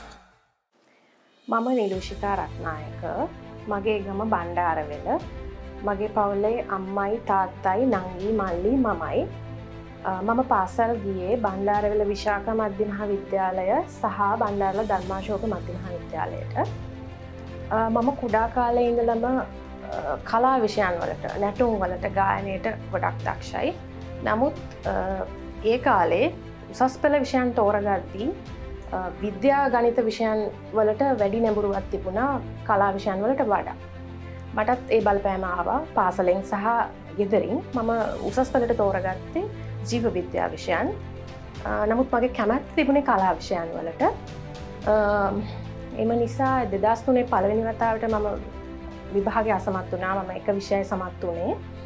ඊට පස්සේ මම උසස් පෙළ නැවත කරන්න උත්සාහ කරාට මට ඒකට අවස්ථාවක් හම්බුනේ නැහැ. ඊට පස්සේ මම වෘත්තීය අධ්‍යාපනයට යොමු වුණා සහ මගේම ව්‍යාපාරයක් මම පටන් ගත්තා. මගේ විවාහය සිද්ධ වුණා. මට දරුවෝ ලැබුණා. ඊට පස්සේ මම මගේ පෞද්ගලික ජීවිතය සාර්ථක කරගත්තා. ඒ වගේම මම දැනට වෘත්තීය රූපලාවන්‍ය ශිල්පිනියක්. මම 2003න් පස්සේ NVQ level 4, NVQ level 5 සහ NVQ level 6 මට්ටම් වලට මගේ රූපලාවන්‍ය කටයුතු කරගෙන යනවා. ඒ කෙසේ වෙතත් මට දැඩි උවමනාවක් තිබුණා මම අසමත් වෙච්ච විභාගය නැවත සාර්ථකව කරගන්න. මොකද මගේ කැපවීම උනන්දුව මම දන්නවා. නමුත් මට වෙලාවක් තිබුණේ නැහැ. මගේ රැකියාව, මගේ දරුවන්ගේ කටයුතු, මගේ නිවසේ කටයුතු ඒවත් එක මට කාලයක් ලැබුණේ නැහැ නැවත පන්තියකට යන්න පාඩම් කරන්න මට වෙලාවක් ලැබුණේ නැහැ. අනිත් එක මගේ ස්වාමි පුරුෂයා ව්‍යාපාරිකයෙක්. එම නිසා මට නිවසේ කටයුතු තනියම කරගන්න සිද්ධ වුණා. ඉතින් ඔහොම කාලය ගත වෙනකොටම කොරෝනා වසංගතය ආපු කාලය මට ලොකු ඉඩකඩක් ලැබුණා මගේ අධ්‍යාපන කටයුතු කරගෙන යන්න. මම කල්පනා කරා මේ කාලය කොහොමද ප්‍රයෝජනයට ගන්න කියලා. මම වසර 18කට පස්සේ නැවත සූදානම් වුණා අප සුසස් පෙළ විභාගය කරන්න. ඇත්තටම ඒ වෙනුවෙන් උදව් කරන්නවට වඩා ඒක කරන එක තේරුමක් නෑ කියන්න තමයි ඉතින් ගොඩක් අය හිටියේ. එහෙනම් මම ගොඩාක් අයට මේ ගැන කියන්න ගියේ නෑ. මම තනියෙන් මේ දේ කරන්නේ කොහොමද කියලා මම කල්පනා කරා. ඒ වෙනකොට ඔන්ලයින් අධ්‍යාපනය අපේ ලංකාවට හරි ජනප්‍රිය දෙයක් වුණා. මේ එළියට යන්න ක්ලාස් වලට යන්න අපිට අපහසුතාවයක් තියෙන නිසා මට ඒක ලොකු ආශිර්වාදයක් වුණා. මම කල්පනා කරා කොහොමද මම උසස් පෙළ මගේ මේ කඩේම සමත් කරගන්නේ. ඒකට ලොකු හේතුවක් වුණා මම වෘත්තීය රූපලාවන්‍ය ශිල්පිනියක් මේ සම්බන්ධයෙන් ගුරුවරයක් වෙන්න මම ගොඩක් ඉගෙන ගන්නේ. එතකොට මම ගුරුවරයක් වෙනකොට මගේ අධ්‍යාපන කටයුතු මම සාර්ථක කරගෙන ඉන්න ඕනේ. ඒක මට ලොකු ප්‍රශ්නයක් වුණා. මම සම්මුඛ පරීක්ෂණවලට යද්දී මම එක විභාගවලට යද්දී මේක ලොකු අඩුවක් වුණා. ඒ වගේම මගේ ජීවිතේ ලොකු ආසාවක් තියෙනවා මම උපාධිධාරිණියක් වෙන්න. ඒකට උසස් පෙළ ඕනි කියලා මට තේරුණා. ඒ නිසා මම මේ කාලය යොදාගත්ත මම කොහොමද විෂයන් තෝරගන්න කියලා. මම විෂයන් 10ක් මුලින් තෝරගත්තා. තෝරගෙන මම බැලුවා මට තනියෙන් ඉගෙන ගන්න පුළුවන්, තනියෙන් පාඩම් කරලා මට ප්‍රශ්න පත්‍රයකට උත්තර ලියන්න පුළුවන් සරල විෂයන් මොනවාද කියලා මම හොයලා බැලුවා. එතනදී මට තේරුණා ජනසන්නිවේදනය සහ මාධ්‍ය අධ්‍යයනය, ව්‍යාපාර අධ්‍යයනය සහ බෞද්ධ ශිෂ්ටාචාරය මට පහසුවෙන් සමත් වෙන්න පුළුවන් වෙයි කියලා මම ඒ විෂයන් තුනට අදාළ පොත් සහ ප්‍රශ්න පත්‍ර හොයාගත්තා. ඉන් පස්සේ මට දැන් පන්තියකට යන්න වෙලාවක් තිබුණේ නැහැ. මට පාඩම් කරන්න වෙලාව නැහැ. මම ඊට පස්සේ කල්පනා කරා කොහොමද මම මේකට වෙලාව හදාගන්නේ. මට මාස 6ක් විතර කල් ලැබුණා විභාගෙට සූදානම් වෙන්න. මම පාන්දර 1ට 2ට වගේ තමයි මගේ වෙලාව යොදාගත්තේ. මොකද ඒ වෙලාවට මට වෙන කටයුත්තක් තිබුණේ නැහැ. මම මගේ නිින්ද කැප කරා පාඩම් කරන්න. මගේ ගෙදර කටයුතු වලට බාධාවක් කරගත්තේ නැහැ. දරුවන්ගේ කටයුතු වලට, මගේ රැකියාවට, ඒ හැමදේම මම හරියට සැලසුම් කරගත්තා. කාල කළමනාකරණය කරගත්තා. නිවසේ කටයුතු මගේ අතින්මයි සිද්ධ වෙන්නේ. මම මේ විදිහට පාඩම් කරගෙන යනකොට මට මීඩියා විෂය මට මුලින් තේරුණා මේක මම හිතපු තරම් ලේසි විෂයක් නෙමෙයි, ටිකක් අසීරුයි. මම කොහොමද මේකට මේ පාඩම් කරගන්නේ කොහොමද කියන එක මම හොයලා බැලුවා. මං හම්බෙන් වගේ YouTube එකේ බලාගෙන යනකොට අසෙල බණ්ඩාරනායක ගුරුතුමාගේ DP Education ආයතනය හරහා කරන සමාජ සත්කාරයක් මම දැක්කා. විෂය කරුණු හරිම සරලව. අපි වගේ වයසෙන් වැඩි කෙනෙකුට උනත් ග්‍රහණය කරගන්න පුළුවන් විදිහට ඒ ගුරුතුමා උගන්වනවා. මට හරි ආසාවක් ඇති වුණා මේ විෂය ගැන. මම මේ විෂය මුලදී කම්මැලි වෙලා තිබුණේ මම. අනිත් විෂයන් දෙක මම තනියෙන් පාඩම් කරලා බුදු ධර්මයේ වගේ විෂයන් ලේසියෙන්ම කවර් කරගන්න පුළුවන්. නමුත් මීඩියා විෂය ටිකක් ප්‍රායෝගිකයි. ඇත්තටම අසෙල බණ්ඩාරනායක ගුරුතුමාගේ DP Education හරහා තමයි මම අද මේ ප්‍රතිඵලය අරගෙන තියෙන්නේ. 2021 අපසුබස් වල විභාගයේ මගේ ප්‍රතිඵල A සාමාර්ථ 2ක් සහ B සාමාර්ථයක්, ඉංග්‍රීසි විෂයට C සාමාර්ථයක් ලබා ගත්තා මම. ඒ වගේම ඉසෙට්කෝ එක 1.4. මට විශ්වවිද්‍යාල ප්‍රවේශයටත් අවස්ථාව තියෙනවා. මම ඉල්ලුම් කරලා තියෙනවා. ඇත්තටම මගේ ප්‍රතිඵල නිකුත් වුණාට පස්සෙයි මම මගේ හිතවත් අයට කිව්වේ මම මෙහෙම දෙයක් කළා කියලා. අපේ සමාජයේ ගොඩාක් අය ඉන්නවා ඇත්තටම මගේ ප්‍රශ්නේ තියෙනවා. උසස් පෙළ කරගත්තේ නැති, සාමාන්‍ය පෙළ හරියට කරගත්තේ නැති. ඒ වගේ අයට ලොකු දෙයක් මේ ඇත්තටම අපිට දැන් කරන්න පුළුවන්. DP Education එක හරහා, ඔන්ලයින් තාක්ෂණය හරහා අධ්‍යාපනය මිස් වෙච්ච, අධ්‍යාපනය අතරමඟදී මගහැරිච්ච, කාලය නැහැ කියන, තමන්ගේ විවාහ ජීවිතයේ දරුවන්ගේ කටයුතුත් එක්ක දැන් මේ දේ කරන්නේ කොහොමද කියලා හිතන හැමෝටම මේක හොඳ පණිවිඩයක්. මට කාලය තිබුණේ නැහැ. නමුත් මම මගේ කාලය සැලසුම් කරගත්තා. මේක හොඳ අවස්ථාවක් කරගන්න. මේක බලන ඔයාලටත් මේ වගේ ප්‍රශ්න ඇති.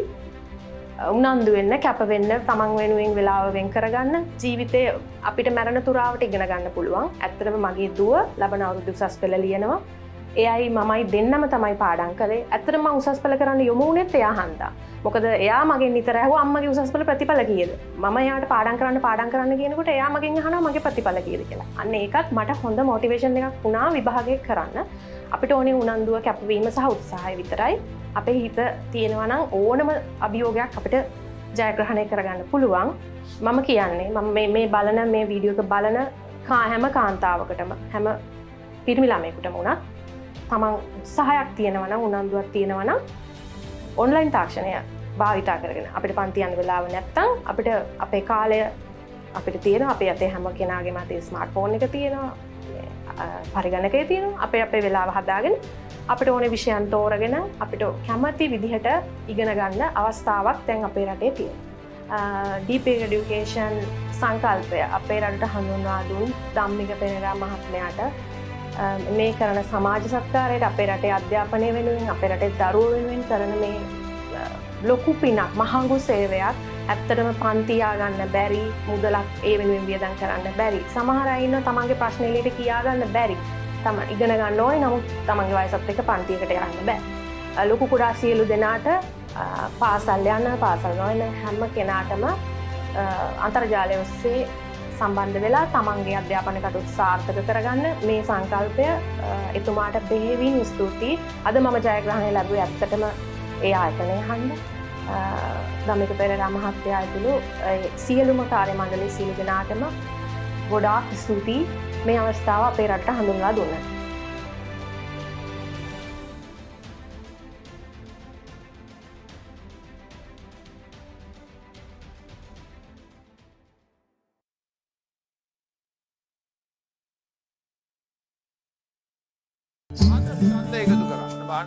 පුතේ අන්න බස් එක එනවා. කළුතරට එකහමාරක් දෙන්න. 184යි. මාමි ගාන 186යි නේද?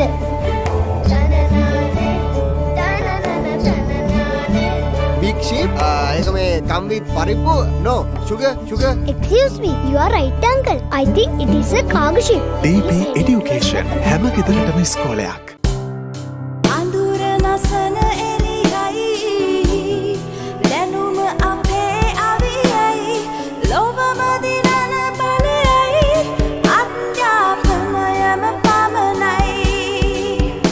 DP Education ලංකාවේ ලොකුම ඔන්ලයින් පාසල ඇප් එක නොමිලේ ඩවුන්ලෝඩ් කරගන්න.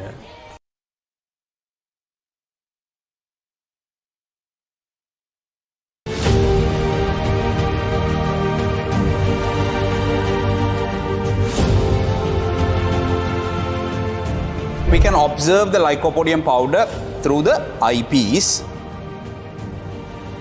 and adjust the focus. You can see the crosswire. වර්තමානයේ සෙවීමට භාවිතා කරන වීදුරු කුට්ටිය තියෙනවා මොන වගේ ප්‍රතිබිම්බයක්ද පේන්නේ කියලා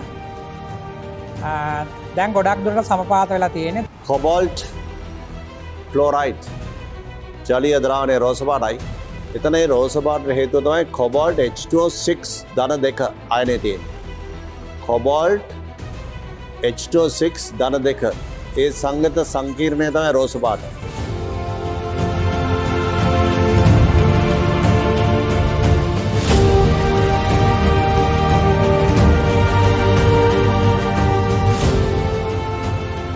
දෙපසට චරිත කරමින් බලනවා තාප ශක්තිය මගින් දැන් මෙතන කඩදාසිය ගිනිගත්ත පුතාලා දැක්කා. In order to minimize the error, I should keep the glass block such that the thickness is maximized. Sodium hydroxide என்பது ஒரு කාරම්. ඔන්න හිමාලයේ එනකොට බලන තලබම්බරේට මොකද වෙන්නේ කියලා. හරියටම අවදි කෝණයෙන් ආවම පූර්ණාභ්‍යන්තර පරාවර්තනය පටන් ගන්නම කිරණය මේ මූණතේ අඩුම කෝණයෙන් එනවා කියලා කියන්නේ මෙන්න මේ යට මූණතේ ඈතටම තමයි යන්නේ. ඒ වුණාට එතනින් අපිට එනවා කොටස් 46ක්. ඒ කියන්නේ 0.46යි සිරස් නලය හරහා ඉහළට පැමිණෙනවා. බලන්න දැන් දරුවන්ට පේනවා අර බටේ ජල මට්ටම වේගයෙන් ඉහළ යන අවස්ථාවක්. ග්‍රෑම් 300ට වඩා මදක් වැඩි ප්‍රමාණයක් තියෙන්නේ. Look at this bottle carefully. You can see the solution has turned milky in color. Right, different shapes, different sizes, and here I have 3 beakers with water with different colors.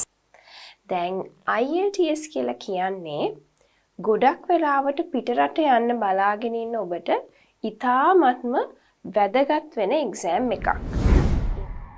So you should know the language to understand the humor as well. So this is really good to improve your language skills, okay? Go down in flames is to fail spectacularly. Okay, so that means like you fail really badly. Hang in there කියන්නේ අතාරින්න එපා තව ටිකක් අල්ලගෙන අපි කියන්නේ අපෝ එපා දැම්ම අතාරින්න එපා තව ටිකක් අල්ලගෙන ඉන්න. So therefore focusing on these specific aspects such as reading, writing, listening and speaking is very important. To do that, you would also need a bit of grammar and vocabulary, right? So most of the festivals around the world are something to do with religion. But there are few that are involved around with the seasons and the change of it or cultural aspects around it. From, of and out of are used to refer to the origin of an object, person or state.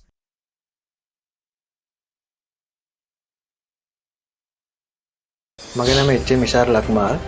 මෙවර අප උසස් පෙළ විභාගයෙන් කලා අංශයෙන් දෙවෙනි ප්‍රථම ස්ථානය ලබාගත් මම මගේ පාසල බදුල්ල කැන්දගොල්ල ද්විතීක විද්‍යාලය එක වසරේ සිට 13 වසර දක්වා අධ්‍යාපන ලැබේ මම බදුල්ල කැන්දගොල්ල ද්විතීක පාසලෙන්. එම පාසලේ ලැබුණු දායකත්වයේ මත තමයි ඇත්තටම ලොකු ජයග්‍රහණයක් මට ලබා ගන්න හැකියාව ලැබුණේ. ඒ අතරතුර තමයි මට DP Education ඔන්ලයින් අධ්‍යාපනය පිළිබඳව දැනගන්න ලැබුණේ. පාසලේ ගුරුවරුන්ගෙන් සහ අමතර පන්තිවල ගුරුවරුන්ගෙන් ලැබුණු දායකත්වයේ වගේම මම DP Education ආයතනය සමග සම්බන්ධ වුණා. මගේ ඇත්තටම ෆෝන් එක කරා තමයි YouTube ඔස්සේ එම වීඩියෝ පාඩම් වශයෙන් බැලුවේ.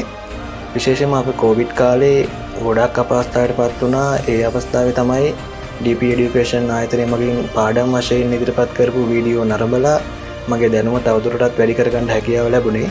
ඒ නිසා DP Education ආයතනයේ නිර්මාතෘ ධම්මික පෙරේරා මහතා ඇතුළු කාර්ය මණ්ඩලයේ සියලු දෙනාටම මේ අවස්ථාවේදී ගොඩාක් ස්තුතිවන්ත වෙනවා. ඒ වගේ අවස්ථාවක් ශ්‍රී ලංකාවේ දරුවන් වෙනුවෙන් ලබා දීම සම්බන්ධව.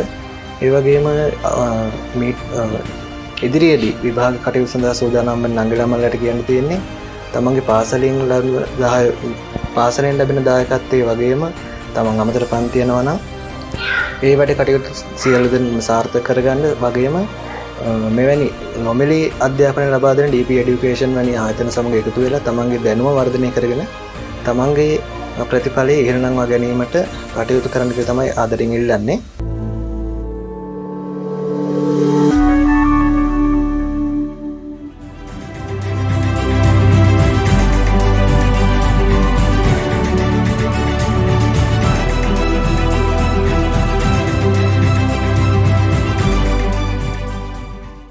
සරණයි පොඩි හාමුදුරුවනේ 24 බෙදීම 2 වරහන නම් ඒක මුලින් කරන්න 24 දෙකෙන් බෙදන්න 2ට 1යි 4ට 2යි 12යි ස්නායුක සමායෝජනය සිදු කිරීම සඳහා මිනිස්ගේ තුළ සකස් වෙලා තියෙන පද්ධතිය ස්නායු පද්ධතිය. රෝම් කියලා කියන්නේ රෙස්ට්‍රික්ෂන්ස් නැතුව ඇවිදිනවා. යෝ කියලා කිව්වේ මෙතන යමෙක් කියලා හඳුන්වන්නේ බුදුරජාණන් වහන්සේ පිළිබඳව. මේ මඩවලම තමයි පුංචි ආම්දුන්නේ විලක් බවට පත් වෙන්නේ. මෙහෙම හිතන්නකෝ.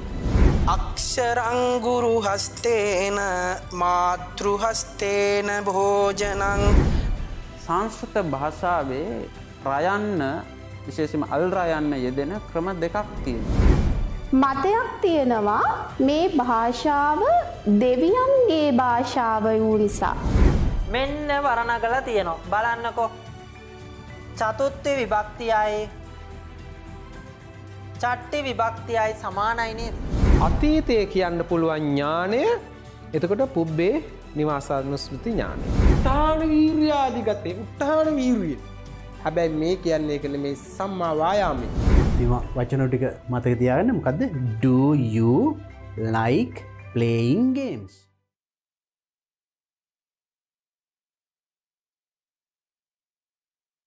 ජීවිතය දිනන්නට වෙරදරන දැයේ දරුදැරියන් වෙනුවෙන්ම 3 වසරේ සිට 11 වසර දක්වා අපොස සාමාන්‍ය පෙළ විභාගය අභියෝගයක් නොවන්නට සුවිශේෂී ගුරු මඩුල්ලක් සමග ලංකාවේ ලොකුම ඔන්ලයින් පාසලෙන්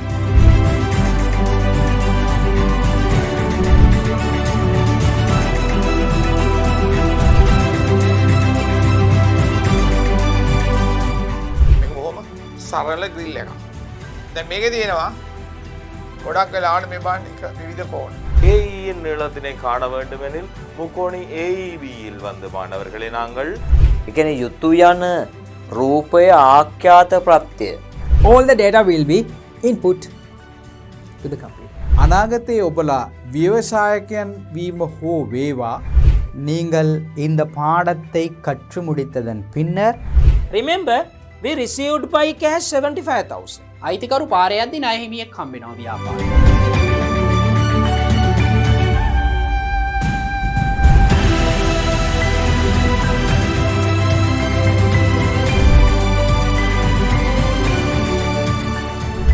අපි කියන්නේ first. He came first in the race. Let us think that these 5 fingers are your friends. இது தரமாறில் 80வது பக்கத்தில் உள்ள உதாரணமானது செய்யப்படுகின்றது. එහෙනම් පුතේ මේ බහාණ්ඩ වෙනුවෙන් අපි කොච්චරක් දෙන්න ඕනේද? එතකොට ඉඩක් ගන්න කියන්නේ ස්කන්ධයක් තියෙනවා ඒ වගේම ඉඩක් ගන්නවා. ඒ පදාර්ථයේ හැටි. Mathematics relevant to your textbook. So what's the first unit in your textbook?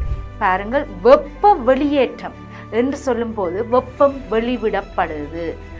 Dosa மாவெல்லாம் அரைக்கிறதுக்கு பாவிக்கிற நாங்கள் ஆட்டுக்கல் என்று சொல்லுவோம். විනෝයින් ෆෑන් සුලහ මෙතනදී සමාජය සමාජ තත්ත්වය මේ අයගේ ඇඳුම් පැළඳුම් ආභරණ එයා බිරිඳගේ නම තමයි හෙලෝ. මේ එක පියවරයික ආපස්සට ගන්න පුළුවන් නෑ නේද? එක වර්ක්ෂීට් එකක් තුල A4 වල විශාල ප්‍රමාණයක් තියෙනවා. පෙන් සට Hello, welcome back to DP Education Advanced Level General English Seminar. Now you know, now we have been doing this seminar for several days starting from 26th of December. අපි දෙසැම්බර් 26 පටන් ගත්ත මේ සම්මන්ත්‍රණ මාලාව. සියලුම විෂයන්, right, advanced level for science, maths, commerce, arts and everything, right, for all the subject. මේ සියලුම විෂයන් වලට මෙන්න මේ ගුරු මඩුල්ල. දිවයිනේ දක්ෂතම ගුරු මඩුල්ලක් මේවපු සියලුම විෂයන් සම්බන්ධ සම්මන්ත්‍රණ මාලාව targeting your examination this year. මෙවර විභාගයේ ඉලක්ක කරගත්ත ප්‍රශ්න පත්‍ර සාකච්ඡාව and one full day, about more than 8 hours full seminar, right, and very very important seminars were done. මේ සියල්ල කරපු දේවල් YouTube එකේ ඕනම අවස්ථාවක දැන් බලන්න තියෙනවා. Maybe that you missed certain things. ඔබට මේ මගහැරින්නේ නැති. නමුත් දැන් අවස්ථාව තියෙනවා YouTube එකට ගිහිල්ලා DP Education හරහා මේ ඕනම lesson එකක් ඔබ උසස් පෙළට මෙවර පෙනී සිටින මොන විෂයෙන්ද, විද්‍යාවද, ගණිතයේද, කලා විෂයන්ද මොනවා වුණත් අදාළ විෂයට අදාළ සියලුම මේ මෙවර විභාගයට අදාළ වැදගත් කරුණු රාශියක් අඩංගු මේව නරඹන්න. ඔබට විභාගයට අති සාර්ථකව මුහුණ දෙන්න ඒක උදව් වෙනවා අනිවාර්යයෙන්ම. හොඳයි. Right, that is just a little reminder for you all in common, right? පොඩි මතක් කිරීමක් මේ DP Education ධම්මික පෙරේරා මහත්මයාගේ විශේෂ සමාජ සත්කාරයක්. එහෙනම් ප්‍රතිඵල ලබා ගන්න, මේවෙන් ඵල ලබා ගන්න and be a good citizen to the country. Right, now let's start and go back to our work. That means we have been doing now the first paper we discussed today since morning. And the types of questions and with examples I discussed. මොන වගේ ප්‍රශ්නද first paper එකට එන්නේ? උදාහරණ සමග අපි සාකච්ඡා කරා. And not only just discussing, I told you how to answer those questions. Right? ඒවට කොහොමද උත්තර ලියන්නේ? උත්තර හොයාගන්නේ කොහොමද? And what kind of questions will be there in this year paper? මෙවර paper එකේ මොනවද තියෙන්නේ? ඒ කතා කරා. And also I gave you a little idea at the end what kind of questions will be there in the second paper. Second paper එකේ මොන වගේ ප්‍රශ්නද ලැබෙන්නේ. Right? And also now we have to take those examples with the past paper. අපි නම් ඒ සාකච්ඡා කරපු මොන වගේ ප්‍රශ්නද ලැබෙන්නේ කියලා අපි කතා කරා. දැන් එහෙනම් බලමු මේවට පසුගිය විභාගයකින් ප්‍රශ්නයක් අරගෙන ඒ ආශ්‍රයෙන් වැඩි විස්තර කතා කරන්න. Because this second paper you can score more marks, 140 marks. දෙවැනි paper එකට 140ක් විශාල ලකුණු ප්‍රමාණයක් ලැබෙන්නේ නේද? එහෙනම් අපි දැන් මොන වගේ ප්‍රශ්නද ලැබෙන්නේ කියන එක අපි සාකච්ඡා කරා. එහෙනම් අපි දැන් බලමු එකින් එක. Second paper also has part A, part B, part C කියලා තියෙනවනේ. අපි එක් එක් කොටස අරගෙන ප්‍රශ්නයන්. Look at the first part. Paper 2, part A, reading skill. So in paper 2, part A, reading skills, you get a question like this. Question 1, sorry, read the following part of a covering letter in which some words are given in bold type. I told you that you will be given a paragraph or something with some words in bold type. Then මේ covering letter එකේ සමහර වචන bold type තද කළු අකුරින් දක්වලා තියෙනවා.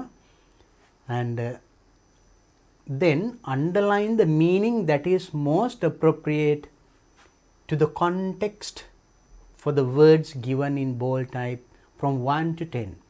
10 marks. Right. Now there is a covering letter given and let's read it. අපි බලමු එහෙනම් කියවලා.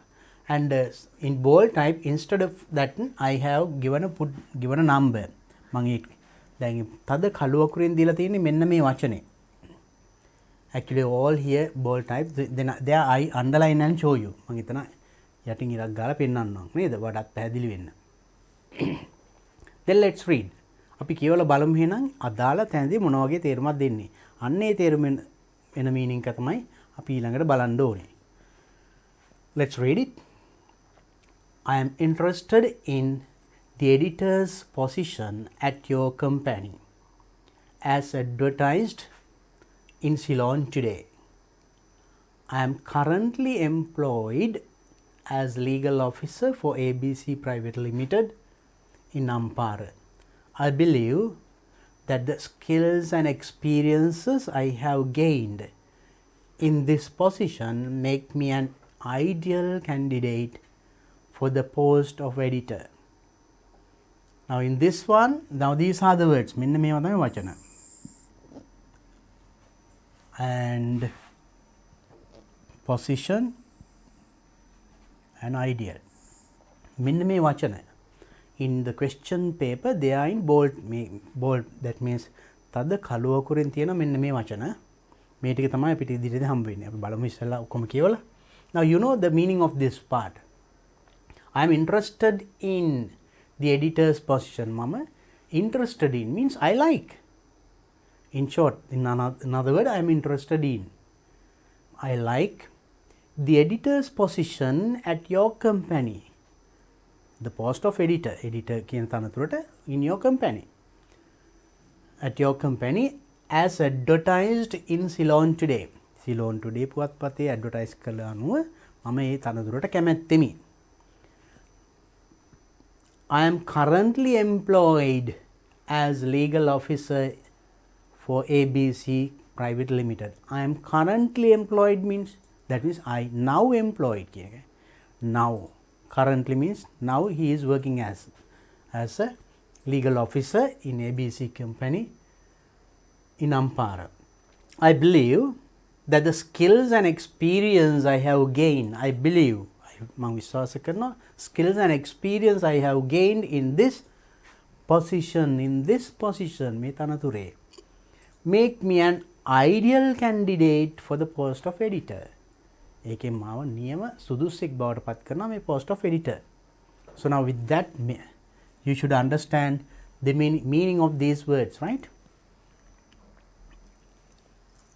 As the legal advisor, you know legal advisor, නීතිපදේශක, I have developed strong writing and editing skills. I have developed strong writing and editing skill. I also developed an ability to convey complex legal ideas clearly. I have developed මම සංවර්ධනය කරගෙන දෙනවා ability to convey complex legal ideas. වඩා සංකීර්ණ නීතිමය අදහස් හරි සරලව ඉදිරිපත් කරන්න මම හැකියාව තියෙනවා. Then next word we get is convey. The documents I have prepared have received praise for clarity of my writing. The documents මා සකස් කර ලිපි ලේඛනවලට I have prepared have received praise for the clarity. ඒවයි තියෙන පැහැදිලි බව පිළිබඳ praise ලැබිලා තියෙනවා. කියන්නේ ප්‍රශංසා ලැබිලා තියෙනවා. For my writing. I'm always eager, the next word. Eager to learn more about state legislation, reading on these topics in my own time to become more knowledgeable. I'm eager මං ගොඩාක් ආසාවෙන් ඉන්නවා මෙන්න මේ වගේ අදාළ දේවල් කියවීමට සහ ඒ දැනුම සංවර්ධනය කර ගැනීමට. I would love to introduce this passion. I would love to introduce this passion. මෙන්න මේ passion එක for policy and law to your company. මේ තත්ත්වය ඔබේ company එකටත් introduce කරන හඳුන්වා දීමට මා කැමැත්තෙමි. And I am confident, the next word. I am confident that my experience as the legal officer and my capabilities will qualify me for this post. I am confident, මට විශ්වාසයි, that my experience as the legal officer, මම legal officer විදියට තියෙන මගේ අත්දැකීම්, experience and my capabilities, the things that I can do, abilities, මගේ හැකියාවන් will qualify me for this post. මේ තනතුර මා සුදුසෙක් බවට පත් කරයි. I can provide you with current samples of my work if required. අවශ්‍ය නම් මම මෙතෙක් කරපු දේවල් samples දෙන්නත් පුළුවන්. I have here with enclosed my curriculum vitae. මේ සමග මම මගේ ජීවදත්ත තොරතුරු ඇතුළත් කර තිබෙනවා. Now you see the covering letter. So you will have to write covering letters. There are different kinds of covering letters in your textbook, right? Textbook එකේ තියෙනවා. පාක් විතර දීලා තියෙනවා. බලන්න මේවා කියලා. දැන් ගිය අවුරුද්දෙත් ලියන්න ආවා. මේ අවුරුද්දෙත් එනවා. මේ වගේ letter එකක් ලියන්න. Sometimes maybe last year ගිය අවුරුද්දෙත් උඩ covering letter එකක්, මේ අවුරුද්දේ සමහරට application එකක්. ඒ සමහරට ඒකට reply එකක්. Right? Anyway, reading them is very important. සමහරට මේ අවුරුද්දෙත් covering letter එකක් එන්නත් පුළුවන්. Be ready. So it's very important. Now I hope that you understood the text. එහෙනම් මේකේ මෙන්න මේ මම underline කරපු යටින් ඉරක් ඇඳපු වචන ටික තමයි bold print තද කළුවකුරින් දීලා තියෙන්නේ. ඒ වචනේ තේරුම මේ ඡේදයට අනුව බලලා then you have to do this one. Here there are some more 1 2 3 4 4 words given. You have to select the closest meaning. A underline කරලා මම පෙන්නපු වචන එකට සමාන තේරුමක් තියෙන වචන මේ හතරෙන් තෝරන්න ඕනේ. For example, the first one, currently. What does currently means? Now he said, I am currently employed as කියලා. මම දැනට මේකේ රැකියාව කරනවා. මොකක්ද ඒතර currently කියන්නේ? Is it temporarily? Temporary తాවකාලිකව. Permanently ස්ථිර වශයෙන්. Presently means also now. Willingly කැමැත්තෙන්ම. ඒතර currently, now that means this word, which word? Now currently, I am currently employed as a legal officer. මෙතනට දාන්න පුළුවන් වචන මොකක්ද අර හතරේ? I am currently employed as a legal officer කියන එකට can you say I am temporarily employed කිව්වොත් తాවකාලිකවනේ. It's so no. Permanently ස්ථිර වශයෙන්ම. Presently now. Willingly කැමැත්තෙන්ම. එහෙනම් අපිට පැහැදිලි ඒකට සමාන තේරුමක් එන්නේ presently. Present means now. දැනට මං මෙහෙම legal officer විදියට වැඩ කරනවා කියන එක. Then position. In this position මේ තත්ත්වය මොකක්ද ඒකද? Now currently employed in this position. Position means is it condition කියන්නේ තත්ත්වය. Post තනතුර. Point company, you know.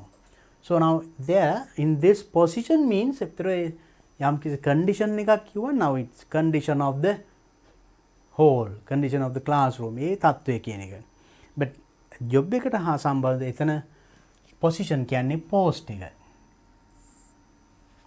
Isn't it? Next one. Ideal. Now it will make me the ideal person for this කිව්ව නේද? මේ බලන්න. And I have gained in this position makes me an ideal candidate for the post of editor. මම ideal candidate විදිහට පත් කරන්නේ මම මේ ලබලා තියෙන අත්දැකීම් සහ experience නේද ඒවා ටික. මොකද්ද මේ ideal කියන්නේ එතකොට? Yes, ideal.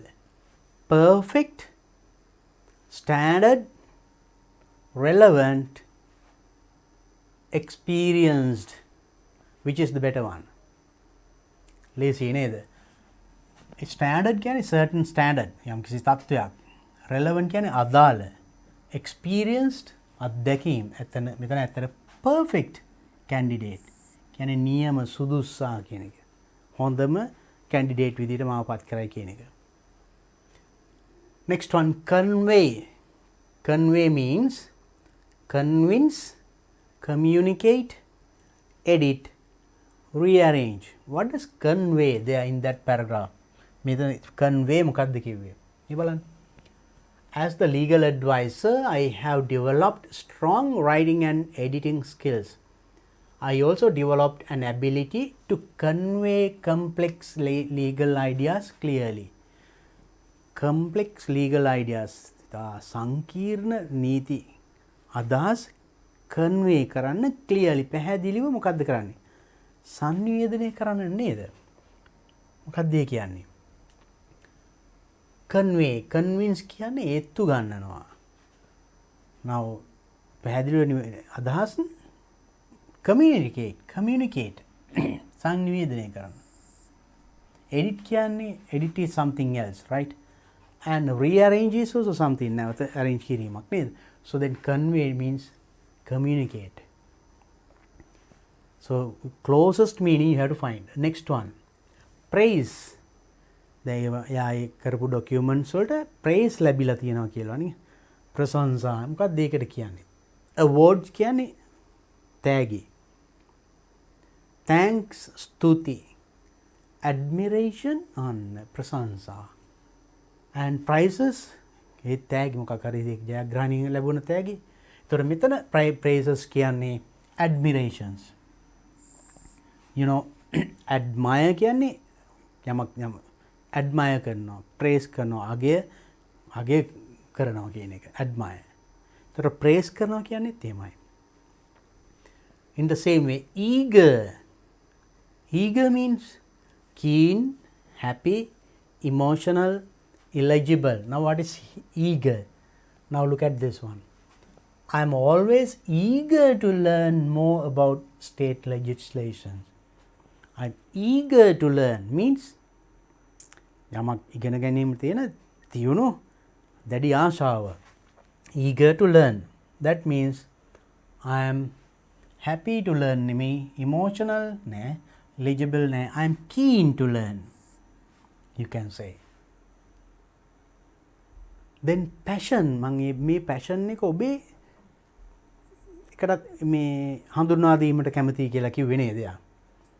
passion means liking, like කැමැත්ත. enthusiasm උද්‍යෝගය. style ඒ style එක. reputation, you know, reputation you get with certain things මොනවා හරි ලබා ගන්න දෙයක්. then what does it this passion means actually not liking, style now, reputation now, it's enthusiasm. උද්‍යෝගය. මම මේ උද්‍යෝගය ඔබේ කම්පැනි එකටත් හඳුන්වා දීමට කැමැත්තෙමි. then confident, very reluctant, very strong, very powerful, very certain. very reluctant කියන්නේ reluctant, not like නිකන් අකමැත්තෙන් කියන්නේ. very strong, ශක්තිමත්. very powerful, හරිම බලවත්. very certain means very sure. What does it that confident means here? I am confident that my experience as the legal officer and my capabilities will qualify me for this post. මගේ experience and capabilities, මගේ අත්දැකීම් සහ හැකියාවන් will make me qualified. මාව මේකට සුදුස්සෙක් බවට පත් කරයි. එහෙනම් මොකක්ද දෙන්න ඕනේ මෙතන? confident means very certain, sure කියන එක.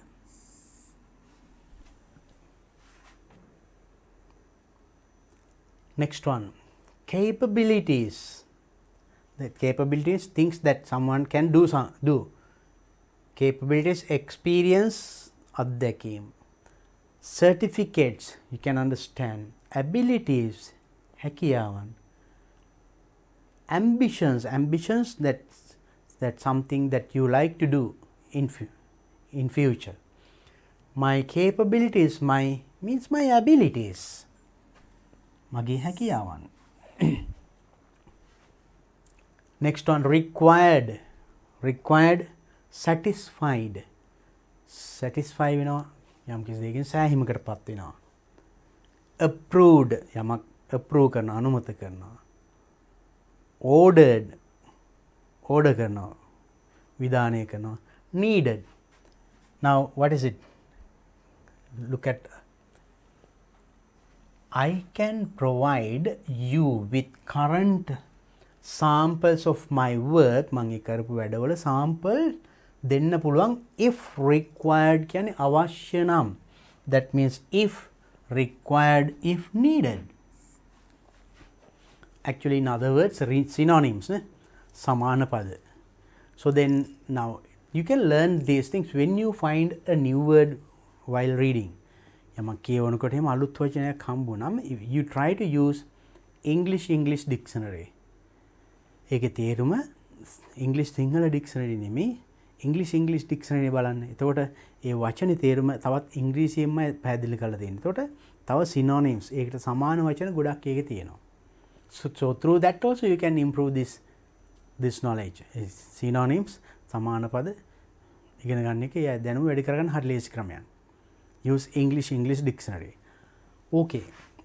So that is the next question. Definitely you will get a question like this in this year also. මේ අවුරුද්දෙත් මේ වගේ ප්‍රශ්නයක් එනවාමයි. මේ ඡේදෙ නෙමෙයි, මේ වගේ මොකක් හරි ඡේදයක්. ඒකේ මේ වගේ වචන සමාන වචන ලියන්න.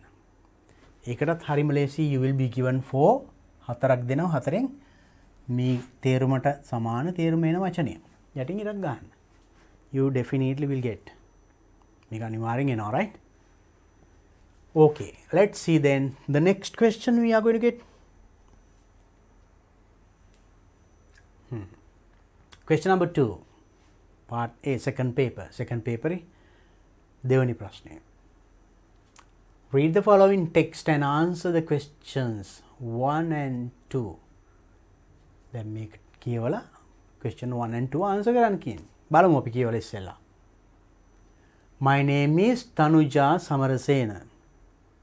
I am 22 years old. I am from Passara. හරිම සරල ඡේදයක්. මේ වගේම ඡේද තියෙනවා ටෙක්ස්ට් බුක් එකේ. ඒ විදිහම ඒකම තමයි මේ අරන් තියෙන්නේ. That's why I always tell, read the textbook. Definitely that will help you to understand the paper and answer the questions well. I am from Passara. My father is a laborer in a tea state. Can understand මගේ තාත්තා කාම්කරුවෙක් tea estate එක. My mother is a housewife. Simple. සරල ඉංග්‍රීසි නේද? තේරුම් ගන්න පුළුවන්. I have only one sister. මට එක sister කෙනයි. I studied at Passara Mahavidyalaya and I studied up to the GCE advanced level. උසස් පෙළ දක්වා මම ඉගෙන ගත්තා. But I didn't get through the exam. මම ඒ වුණාට විභාගේ සමත් නැහැ. So I started to follow the higher national diploma course in Human Resource Management at the Advanced Level Technological Institute, ATI Badulla. ඒ තමයි ATI බදුල්ලේ මෙන්න මේ course එක study කරන්න පටන් ගත්තා. ටෙක්ස්ට් බුක් එකේම අරන් තියෙන්නේ. Second, at the ATI we were taught theory from the beginning. So ATI එකේදී we were taught theory, අපිට theory කොටස් කරා from the beginning, ආරම්භයේ සිට. So it was easy. ඒක නිසා ඒක හරිම ලේසි. Here we also have interact with everyone and learn with everyone. we have to interact with everyone හැමෝම එක්ක interact වෙලා හැමෝම එක්ක ඉගෙන ගන්නක් තියෙනවා. So it is very interesting. So it is very interesting. හරිම රසවත් ඒක නිසා. I had never visited Colombo before. මම ඊට කලින් කොළඹ ඇවිල්ලාම නැහැ. But during my course we visited Colombo 3 times. During my course course එක අතරතුර visited Colombo 3 times. කොළඹ 3 පාරක් ආවා. I have already completed the theoretical component of the course. Theoretical component theoretical කොටස මම course එකේ complete කරලා තියෙනවා. සම්පූර්ණ කරලා තියෙන්නේ. Now I am following the practical component in a workplace through an important training. Now I am following follow කරනවා the practical component. Now theory කොටස ඉවරයි. then practical කොටස මම කරගෙන යන්නේ. Workplace through an in-plant training. In-plant training. I am now practically doing those things. I have been getting this practical training in a leading business company in Badul. I have been getting this practical training. මට මේ practical training එක ලැබෙන්නේ තියෙනවා කොහෙමද? Leading business company in Badulla for the last 3 months. For the last 3 months මේ පසුගිය මාස 3 මම මේ practical component එක මට ලැබෙනවා. 4. When I told my parents about this course at the beginning, මම මේ course එක ගැන parents ලාට කිව්වම මුලදී they didn't know anything about vocational training. ඒගොල්ලෝ vocational training ගැන කිසි දෙයක් දැනගෙන හිටියේ නැහැ. They asked me why I wanted to follow such a course. ඒගොල්ලෝ ඇහුවා why I wanted to follow such a course. මොකටද ඒ වගේ එකක් follow කරන්නේ? Follow such a course. But my parents understood the importance of this vocational training after I started my practical training. But now my parents understood. දෙමව්පියෝ තේරුම් ගත්තා මේකේ තියෙන වැදගත්කම. මම practical පටන් ගත්තට පස්සේ දෙමව්පියෝ තේරුම් ගත්තා. Then they allowed my sister also to follow a course at the ATI. ඊට පස්සේ දෙමව්පියෝ මොකද කරේ? සිස්ටර්ටත් ඒ ATI එකේ course එකක් follow කරන්න කිව්වා. අවවාද දුන්නා. Now she is following a course in hospitality management at the ATI Badulla. දැන් එයාත් my sister A Badulla ATI එකේ මේ course එකක් follow කරගන්නවා. යනවා මොකද්ද? hospitality management පිළිබඳ. 5. Those who study here can get a good job. Those who study here මේ study කරන අය can get a good job. හොඳ රැකියාවක් ලබන්න පුළුවන්. You can even find an overseas employment after you get the certificate. Or you can even find සොයා ගන්න පුළුවන් overseas employment පිටරට රැකියාවන්නුත් after you get this certificate මේ සහතිකය ලැබුණාට පස්සේ විදේශ රටක රැකියාවක් උනත් ලබා ගන්න පුළුවන්. But I like to stay in Passara where I grew up. ඒ වුණාට මං කැමති පස්සරම ඉන්න. මම හැදුණු වැඩුණු පැත්ත. And contribute to develop my country without going to another country. Contribute to develop my country. දායක වෙන්න to develop my country. මගේ රට සංවර්ධනය කරන්න without going to another country. වෙන රටකට යනවට වඩා. So that is her idea. Anyway, all these things you can see in your textbook. මේ textbook එකේ ওই ටික හැමම තියෙනවා. දැන් බලන්න ප්‍රශ්න කීයක් මේ පොතෙන් ආවද කියලා නේ. Study this one, right? මේ පොත කියවන්න. Definitely you will get lot of things from this. හොඳයි. Now, that is there are 5 simple paragraphs. Let's see the questions. අපි බලමු එහෙනම් මේකෙන් අහලා තියෙන ප්‍රශ්න මොනවද කියලා. Do the following statements agree with the information given in the above text? මේ දීලා තියෙන තොරතුරු agree with the information given about it. ඊට දීලා තියෙන text එක. That means that what we read අපි දැන් කියවපු ඒකත් එක්ක එකඟද? That means in box 1 to 8 write true or false. True hari false hari ලියන්න තියෙන්නේ. නැත්නම් TF. True if the statement is correct, ඒ කියන්නේ මේ දීලා තියෙන එක හරි නම් මෙතනින් T අකුර දානවා. if the statement is wrong, වැරදි නම් මෙතන F එක දානවා. මේ වගේ ප්‍රශ්නයක් එනවාමයි.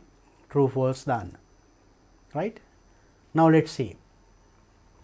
First one, a candidate must have passed GCE advanced level examination to gain admission into higher national diploma course in human resource management at the ATI.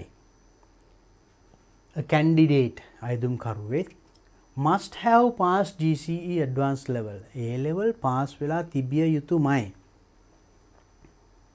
To gain admission into higher national diploma. Higher national diploma එකට admission ගන්න. Course human resource management, you know, at the ATI එකේ human resource management එකේ ඒ higher diploma එකට අයදුම් කරන නම් කෙනෙක් අනිවාර්යෙන් ඒ GCE A level සමත් විය යුතුමයි. ඒක ඇත්තද? True or false? Then you have to find it. Now look at this one. Now I started my practical training, then they allowed my sister also to follow a course at the ATI. Now she is following a course in hospitality management at the ATI Badula, right? So then is it a must? එහෙම තිබිය යුතුයි කියලා තියෙනවද? මෙයා බලන්න at the beginning my name is 22 years old. මම අවුරුදු 22ක් වෙනවා. and එයාගේ විස්තර කියලා අන්තිමට එයා කිව්වා but I didn't get through the exam. නමුත් මම විභාගයේ සමත් උනේ නැහැ. ඒ වුණාට එයා follow කරා නේද මේ course එක? එහෙනම් මේ statement is right or wrong? Candidates must have passed. Pass විය යුතුමද? No. Then this is false. Isn't it? That's false. මේක වැරදි. pass advanced level නැති වුණත් මේ course follow කරන්න පුළුවන්. Second one, Tanuja found it very difficult to understand the theory part of her course. Tanuja found it very difficult to understand. නුජට හරියම අමාරු වුණා තේරුම් ගන්න ඒකේ theory part එක. එහෙම කියුණාද මේකේ? එහෙම නෑ නේද? හොඳට කරගෙන ගියා. දැන් practical කරනවා. එහෙම කියලානේ කිව්වේ නේද?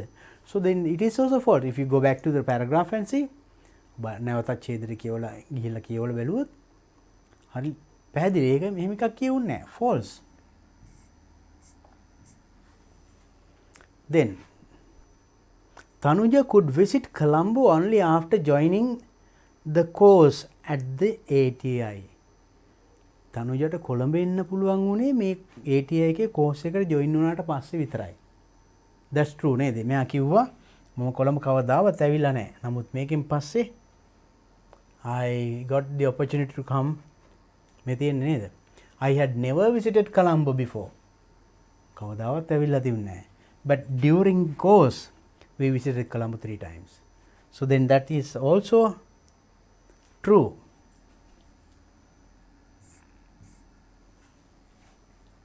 Tanuja could visit Colombo only after joining the course at the ATI. That's true. Next one. At present, Tanuja receives her practical training. දැන් යා practical training කරන්නේ. හරි නේද? යා කිව්වා theory කොටස ඉවරයි. දැන් practical කරගෙන යනවා කියලා. It is directly given. ඒක මම හිතන්නේ මතකයි නේ. උඩින් ආයෙ පෙන්නන්න අවශ්‍ය නැහැ. That's true.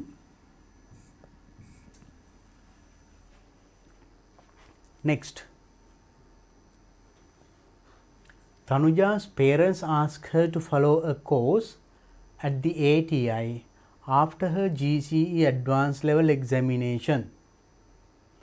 After her GCE advanced level exam එකෙන් පස්සේ යාට ATI එකේ course එක follow කරන්න කියලා parents asked. දෙමව්පියෝ කිව්වා. එහෙම කිව්වද? නෑ. එහෙම එකක් උන්නේ නෑ මේ බලන්න.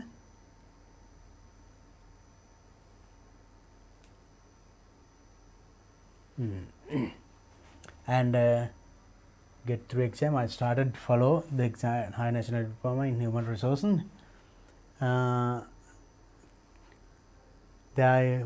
My father is a labourer and my mother is a housewife. I have only one sister. I studied. මේ හරි කියුණා මතකද දෙමව්පියෝ ඒකට කැමති වුණ නැහැ කියලා. නමුත් දැන් සිස්ටර්ට අවස්ථාව දුන්නා කියලා කිව්වා නේද? But my parents understood the importance. They asked me, let's read that paragraph. When I told my parents about this course at the beginning, මම මේ course එක පිළිබඳව මම දෙමව්පියන්ට මුලදී කිව්වහම they didn't know anything about vocational training. ඒගොල්ලෝ කිසි දෙයක් දැනගෙන හිටියේ නැහැ මේ ගැන. වෘත්තීය පුහුණු ගැන. They asked me why I wanted to follow such courses. මොකටද ඒ වගේ follow කරන්න කියලා ඇහුවා මගෙන්. කියන්නේ දෙමව්පියන්ට එහෙම එකක් අවශ්‍ය තිබුණේ නැහැ නේද? Then it is true or false? That's false. Tanuja's parents asked her to follow a course. එයාට follow කරන්න කිව්වේ නෑනේ. ඇයි මේව follow කරන්න කියලා ඇවිනේ? Now that is false. Then next one. Tanuja's sister started to follow the course at the ATI before Tanuja joined. Tanuja එකට join වෙන්න කලින් sister පටන් ගත්තා ඒක join වුණා කියලා. නැහැනේ නේද? ඉස්සෙල්ලා තනුජා ඊට පස්සේ ඒක හොඳයි කියලා දෙමෝපියන්ට එහෙම කිව්වම ඊට පස්සේ sister. So this is also wrong then, false. Easy to understand. Next one, both Tanuja and her sister follow the same course at the ATI. Tanujai එයාගේ sister දෙන්නම එකම course එක follow කරන්නේ. එහෙමද? No. මේ බලන්න. මෙයා කරන්නේ now she is following a course in hospitality management at the ATI. Tanuja higher national diploma course in human resource management. Meya human resource management area hospitality. So then there's a difference. There are two courses.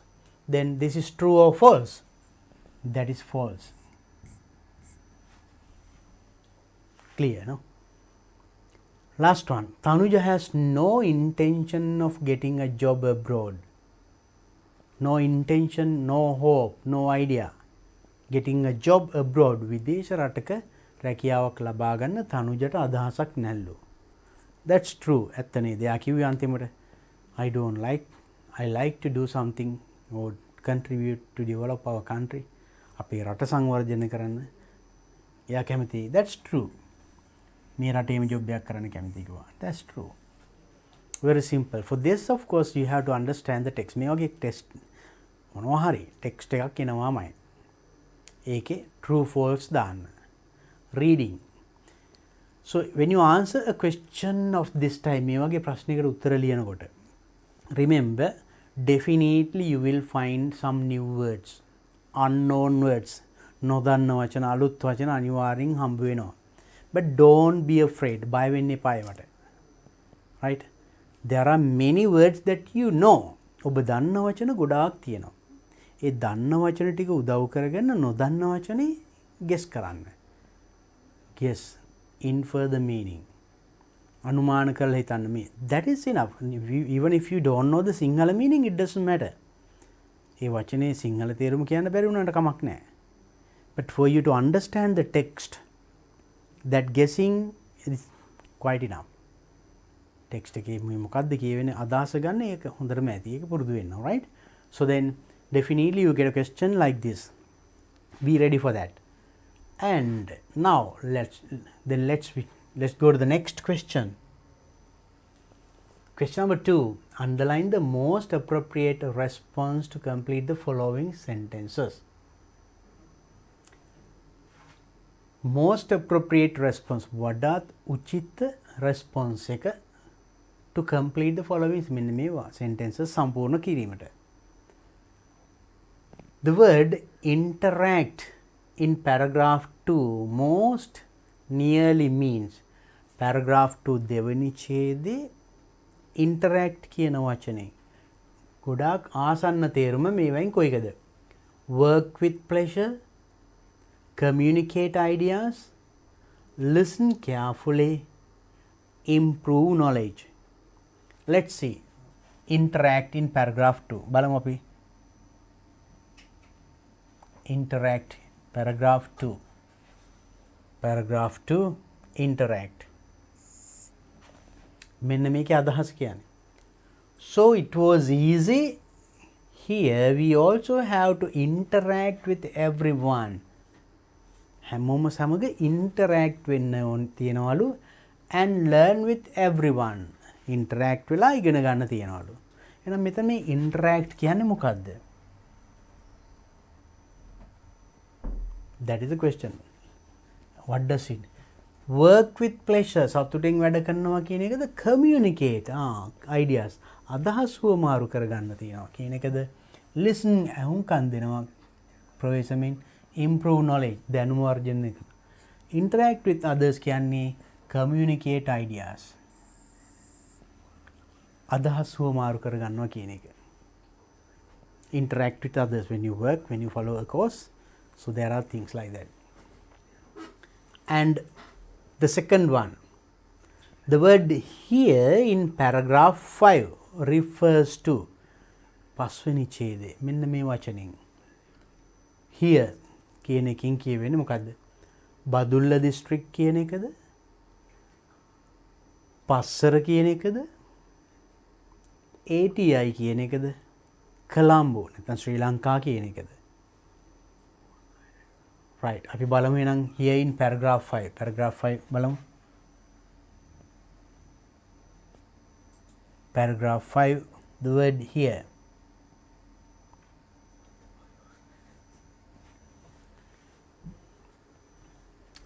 Those who study here can get a good job.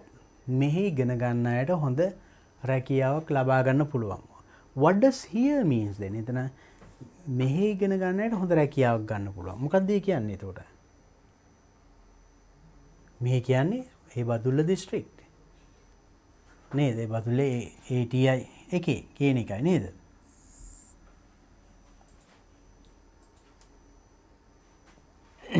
Next one. Right.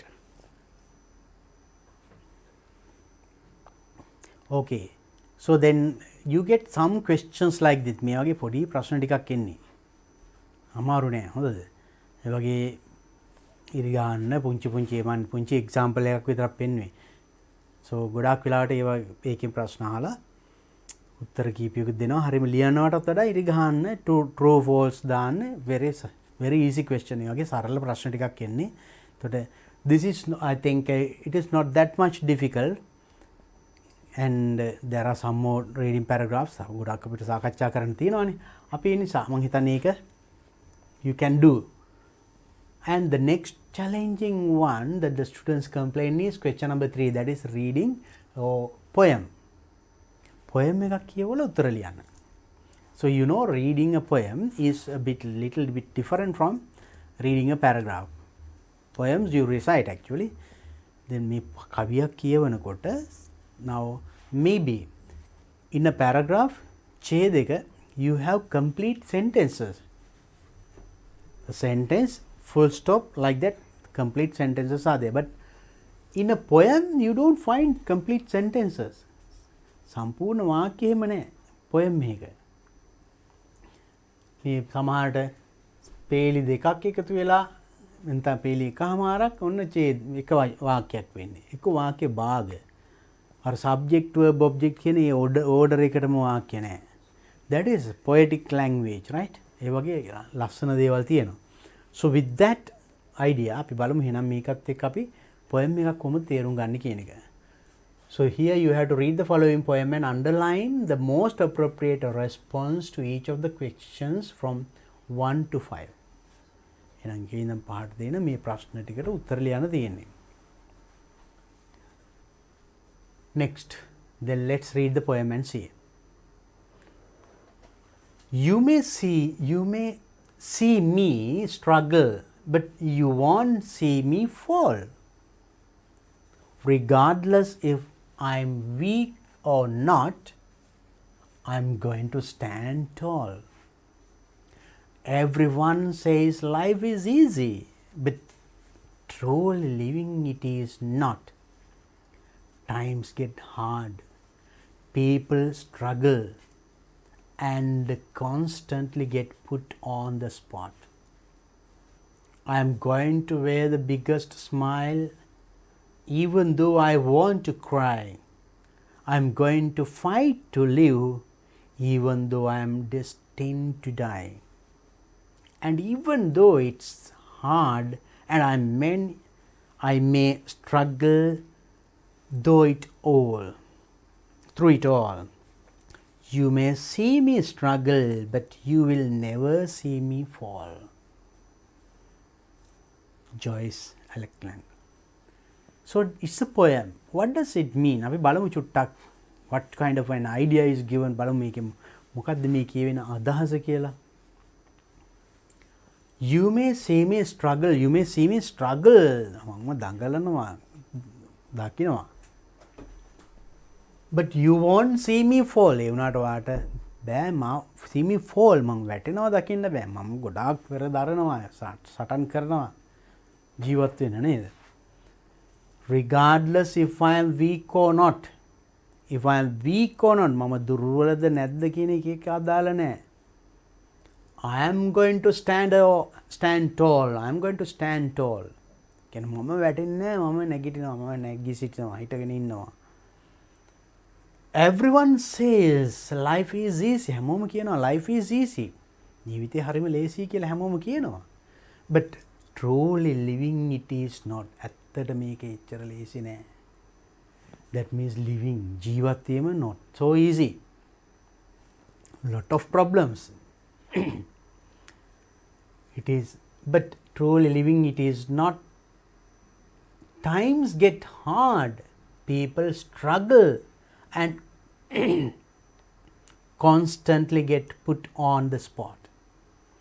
Times get සමහර වෙලාවල් තියෙන හරිම අමාරු කාලවල් දෙනවා නේද ජීවිතේක. People struggle, ගොඩාක් struggle කරනවා and constantly get put on the spot. I'm going to wear the biggest smile. I'm going to wear the biggest smile. මම ලොකුම හිනාව දාන්න යන්නේ. Even though I want to cry. Even though I want to cry. මට ඇඬෙන්න මොහොතක් මෙච්චර අමාරුයි ජීවිතේ. එච්චර ප්‍රශ්න ගොඩක ඉන්නේ. But I am going to wear the biggest smile. මම හොඳම හිනාව දාන්නේ. Very courageous man නේද? හරිම ධෛර්යවන්ත කෙනෙක්. I am going to fight to live. මම ජීවත් වෙන්න fight කරනවා. I am going to fight to live even though I am destined to die. මම මැරෙන්නම නියමයි වුණත් මම ජීවත් වෙන්න fight කරනවා. And even though it's hard and I may struggle through it all. ඒක කොච්චර අමාරු වුණත් මම struggle කරනවා ඒ තුලින්ම. You may see me struggle. You may see me struggle. මම දඟලනවා struggle කරනවා දැකි. But you will never see me fall. But you will never see me fall. නමුත් ඔයාලට කවදාවත් දකින්න බෑ මම fall වැටෙනවා. මම කොහොම හරි නැගී සිටිනවා. Wonderful meaning, isn't it? බලන්න හරි සරලයි තේරුම්. Then so to understand poems, you will get a poem, right poem එකක් ලැබෙනවා. හැබැයි අර ඡේදයක් වගේ සම්පූර්ණ වාක්‍ය තියෙයි, ඒකේ සම්පූර්ණ වාක්‍ය තියෙනවා, අදහස complete තියෙයි. එහෙම හිතන්න එපා. ඒක කියන්නේ 아무තු අර poetic language එකකින් දෙන්නේ රසවත් විදියට. ඒතර ගොඩක් poems කියවලා තියෙනවා නම් ඒක කියනකොටම අපිට තේරෙනවා. Then if you get a story or paragraph එහෙම ලැබුණොත් you get full sentence and complete meaning is there නේද? ඒකේ තේරුම ඊළඟ එකට සම්බන්ධයි. හරිම ගලායමක් තියෙනවා. මේවා එහෙම අර complete sentences එහෙම නැහැ. අදහස් ලස්සනට සරලව දීලා තියෙනවා. And nicer style. Now let's see the questions. බලමු අපිට මොන වගේ ප්‍රශ්න දෙකකට ලැබිලා තියෙන්නේ කියලා. So the poem is the third question that you get in the second paper. Right? What does fall most nearly mean in the phrase you won't see me fall? ඒකේ තිබුණා අපිට දැක්ක you won't see me fall කියලා තිබුණා. ඒකේ fall කියන වචනේ nearly mean ආසන්න තේරුම මොකද්ද මේ වෙන්නේ? Moving down from a higher place, moving down from a higher place, උස ස්ථානයක ඉඳන් පල්ලෙහාට වැටීම. Become unsuccessful, අසාර්ථක වීම. Become sick, අසනීප වීම. Die in battle, සටනකදී die, මැරෙනවා. මේ මොකද්ද මේ you won't see me fall කියන්නේ මේ poem එකට අනුව මෙතන. මේ බලන්න. But you won't see me fall. You may see me struggle, but you won't see me fall. බදකී මං struggle කරනවා නමුත් you will මම මොකටද struggle කරන්නේ?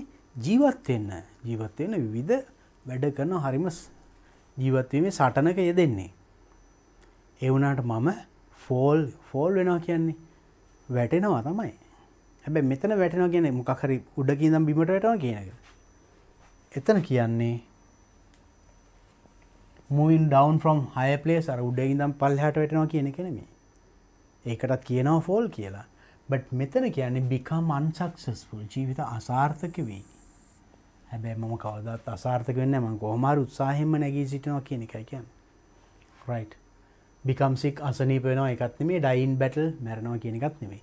then answer is become unsuccessful. You won't see me fall. Next one. Which of the following adjectives is most appropriate to describe the speaker of the poem? Speaker of the poem.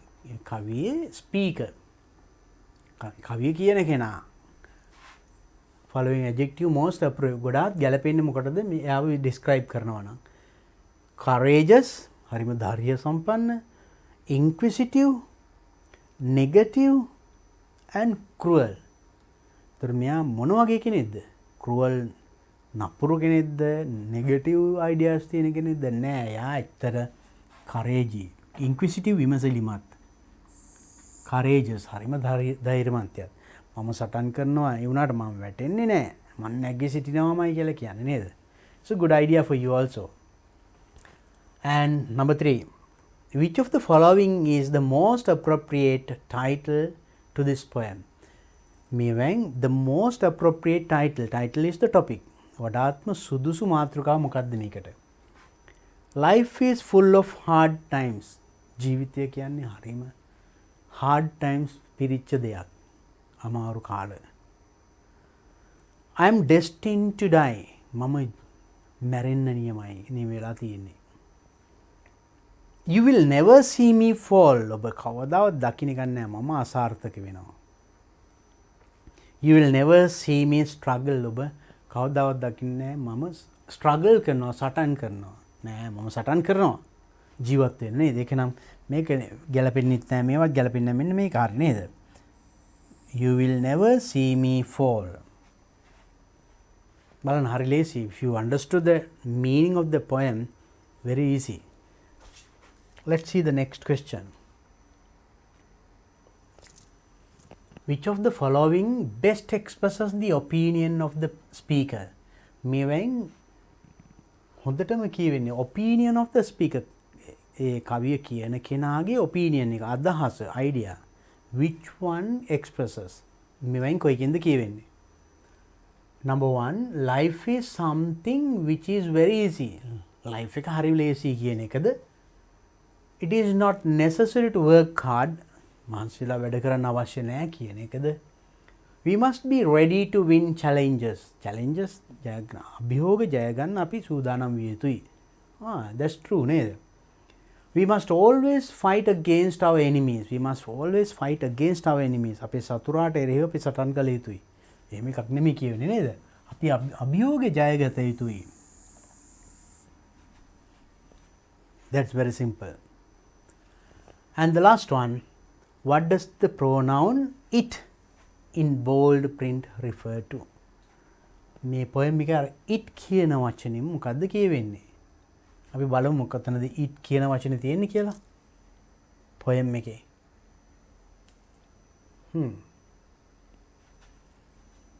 Here. But truly living it is not Everyone says life is easy, but truly living it is not. මොකද්ද මේ it කියන්නේ? Living, struggle, smile, hard times, life. Living it means ජීවත් කිරීම. මොකද්ද ජීවිතය ජීවත් කිරීම? Life. Living life is not easy. Right, these are the types of questions that you will get. මෙන්න මේ වගේ ප්‍රශ්න ටිකක් තමයි අහන්නේ poem එකක් ආවා. So then don't worry about it, and it is not difficult. It is a bit similar to reading a paragraph. ඡේදයක් කියවලා ප්‍රශ්න ටිකට උත්තර ලියනවා වගේම තමයි. අමාරු වෙන්නේ නැහැ. Alright, okay, then now you are aware of that question as well. Let's go to the next question and see. අපි බලමු ඊළඟ ප්‍රශ්නෙට ගිහලා. Question number 4, that is also fill in the blanks based on the information given in the following passage. මෙන්න මේ passage එකේ මම කිව්වේ you will be given a passage. passage එකක් දෙනවා. ඒ තොරතුරු ආශ්‍රයෙන් තවත් එකක් තියෙනවා. ඒකේ fill in the blanks. ඒකේ හිස්තැන් තියෙනවා. ඒකේ තියෙන හිස්තැන් පුරවන්න ඕනේ. මෙන්න මේ ඡේදයේ තියෙන තොරතුරු ආශ්‍රයෙන් මේ ටික තේරුම් ගත්තා නම් ඒක කරන්න පුළුවන්. Right, එහෙනම් first thing is that you should understand first paragraph. Let's see. අපි බලමු එහෙනම් මේක තේරුම් ගන්න. An extended family comprises of multiple generations living together and under the same roof. An extended family, you know, extended family comprises means ඒක අඩංගු වෙනවා multiple generations ගණනාවක්. extended family එකක ඉන්නවලු living together generations ගණනාවක් එකට ජීවත් වීම. under the same roof එකම වහලක් යට generations කීපයක් එකම වහලක් යට ජීවත් වෙන අයට කියනවා මේක extended family එකක් කියලා. Some extended families may also include grandparents, uncles, aunts and cousins who share the same household. සමහර extended family වල මෙන්න මේම ඉන්නවා. grandparents, uncles, aunts, cousins මේ ඔක්කොම එකට ජීවත් වෙනවා. There are many benefits of living with extended family. මෙහෙම ජීවත් වීමේ many benefits ගොඩක් වාසි තියෙනවා. First, family members who are a part of extended families experience emotional bondings. Family members එකේ ඉන්න පවුලේ සමාජිකයෝ මොකද වෙන්නේ? Family members who are part of extended families experience emotional bonding. They are well connected. Emotionally there is a bond. ඒගොල්ලෝ එකිනෙක අතර මනසින් සිතින් ගතින් හදවතින් බැඳිලා ඉන්නේ. නේද? Bonding. They might not achieve this bonding if they are living farther apart. මේ bond එක තියෙන්නේ ඒගොල්ලෝ farther apart වෙන් වෙලා ඈතින් වෙන ජීවත් වුණොත් මේ බොන්ඩ් එක නැහැ. අර එක ෆැමිලි එකේ ඉන්න හින්දා ඒ බොන්ඩ් එක හැදෙනවලු. living farther apart. Second, ඊළඟට දෙවෙනුව the family members can spend time with their loved ones. Family members can spend time with their loved ones. ඒගොල්ලෝ ආදරය කරන අය සමග එකට ජීවත් වෙන්න පුළුවන්. Mother, father, sister, brother, uncle, grandfather, grandmother, all together. Elderly parents might feel lonely when they do not have their companions around them. Elders, වැඩිහිටියෝ ඒගොල්ලන්ගේ companions තමන්ගේ දුව පුතා එහෙම එකට නැත්තම් මේගොල්ලෝ තනියම ජීවත් වුණොත් මොකද වෙන්නේ? They might feel lonely. ඒගොල්ලන්ට හුදෙකලාව තනිකමක් දැනේ. එහෙම නොවුනොත්. And companions around them. But living closely with their family members can make them feel happy. Living closely with their family members පවුලේ සමාජිකයන් සමග සමීපයෙන් ජීවත් වීම feel happy. ඒගොල්ලෝ සතුටු කරනවා. Third, one of the primary benefits of living with an extended family is that it reduces the family's financial strain as it is a more affordable option. අනිත් එක තමයි primary benefits, මූලික benefits වාසිය of living with extended family. මේ extended family එක that it reduces the family's financial strain because financial මූල්‍යම වශයෙන් තියෙන අපහසුතා මගේ හැරෙනවා. මොකද වැඩ කරන අය ගොඩක් ඉන්නවා. ආදාය මාර්ග ගොඩක් තියෙනවා එකම family එකට. Affordable, right? So now this is also taken from this textbook. මේකත් තියෙනවා මේ textbook එකේ. මේ පාඩමක් අතර මේ ටික කියව ගන්න පුළුවන් ඔබ බැලුවොත්. That's why I'm always telling go through this again and again. මේක හොඳට කියවන්න. මේකෙන්ම අරගෙන බලන්න.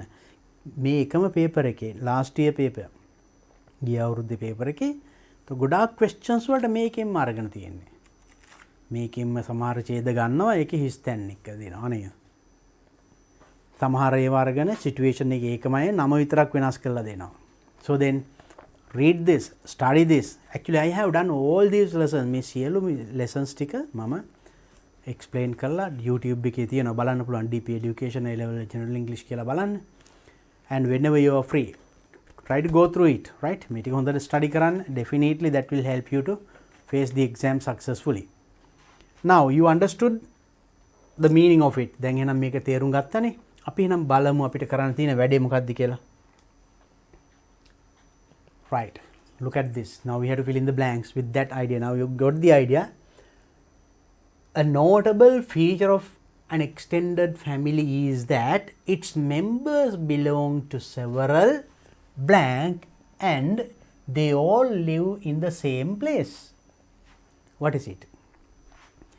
A notable feature, විශේෂයෙන් දැකිය හැකි ලක්ෂණයක් තමයි extended family එක that its members belong, A family එකේ ඉන්න සමාජිකයන් belong to අයිති වෙනවා මොකටද?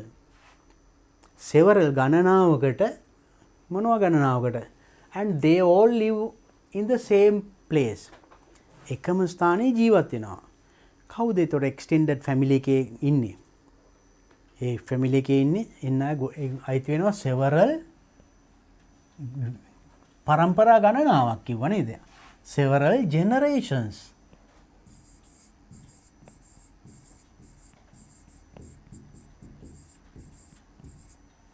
අපි එක කියවනේ ඒ extended family එක generations ගණනාවක්. grandfather grandmother ඒගොල්ලන්ගේ ළමයි ළමයින්ගේ ළමයි ඒ වගේ නේද? There are number of blank of living with an extended family. එහෙනම් extended family එක ජීවත් වීමේ මොනවද තියෙන්නේ? number of ගණනාවක් තියනවලු. මොනවද තියෙන්නේ? ඒ කියන්නේ ඔක්කොම පවුලේ එකට ජීවත් වීමේ මොනවද තියෙන්නේ? වාසි.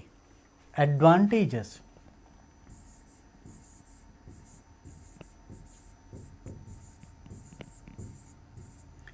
There are number of advantages of living with an extended family. මේ අර කලින් කියපු ඡේදෙම ඒ අදහසම කියන්නේ නේද?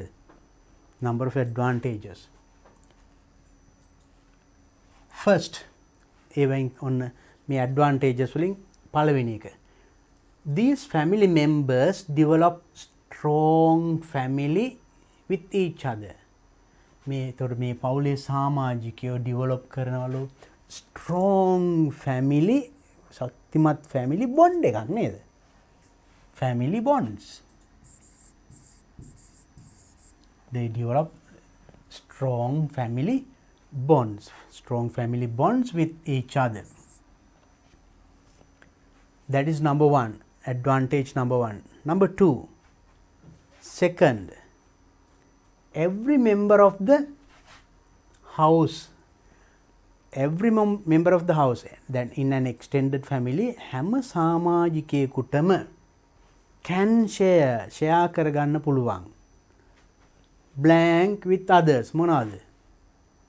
ඒගොල්ලන්ගේ අදහස් සුවමාරු කරගන්න පුළුවන්. Share ideas, feelings.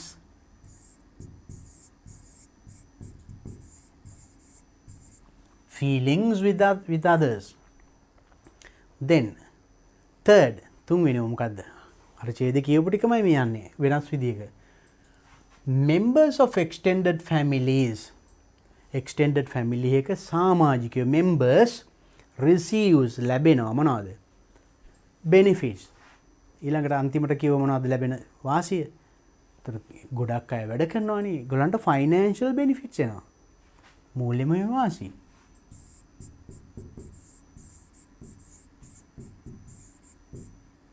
Financial benefits. So these are the answers.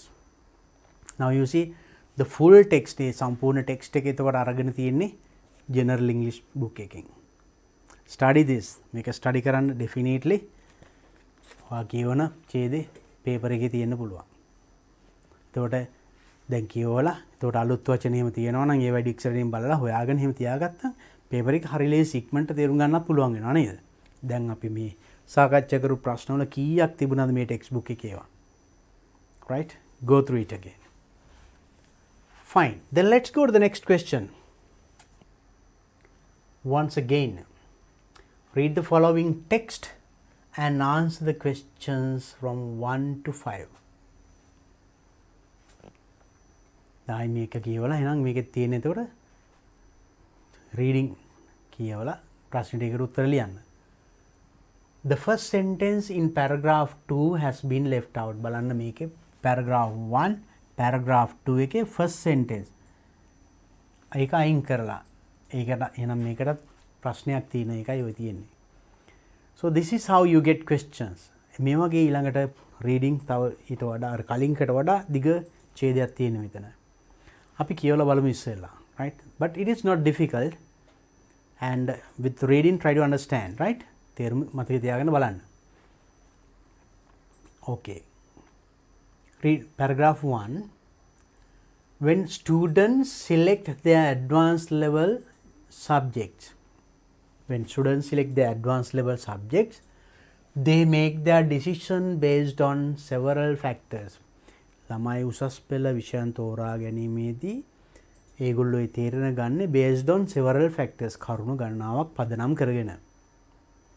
One is their preference for certain subject. එකක් තමයි ඒගොල්ලන්ගේ සමහර සබ්ජෙක්ට් වල තියෙන preference.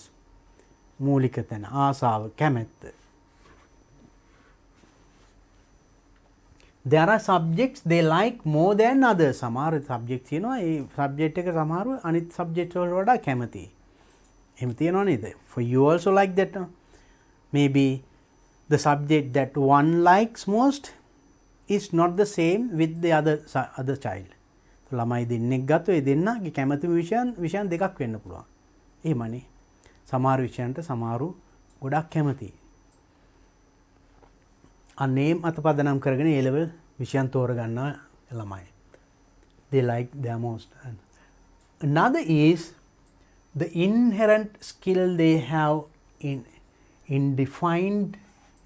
identified in themselves for certain subject. Their inherent ඒ කියන්නේ උරුමයම උපතින්ම ලැබිලා තියෙන inherent skills හැකියාවන්, maybe sports, maybe singing, drawing, dancing. හැමෝටම බෑනේ නේද? ඒක උපතින්ම ගෙනෙන හැකියාවන් තියෙනවා. Right? ඒ අනුව තෝරගන්නවා සමහර ඒ level. And also whatever the subjects they select, ඒ මොනවා තෝරගත්තත් most of them wish to enter a university to continue their education. ඒගොල්ලෝ මොනවා තෝරගත්තත් they wish to enter a university. University එකට ඇතුළත් වීම තමයි බලාපොරොත්තුව ඒගොල්ලන්ගේ. Keep that in mind. තේරුම මතක තියාගන්න. Second paragraph blank. The best known ones are the state universities. Best known දන්න හොඳම ඒවා තමයි රජයේ විශ්වවිද්‍යාල. ආයෙනම් මෙතන මොනවා හරි අඩුවක් තියෙනවා නේද? මෙතන මොකක්ද දෙන්න ඕනේ? ඔක ප්‍රශ්නයක් අහනවා. ඊළඟට මතක තියාගන්න. Best known ones are the state universities. හොඳම ඒවා තමයි රජයේ විශ්වවිද්‍යාලය. For example, the University of Jaffna is today the home of 8 faculties with 57 academic departments. උදාහරණයක් විදිහට ජැෆ්නා යුනිවර්සිටි එකේ මෙන්න academic departments 57ක් සහිත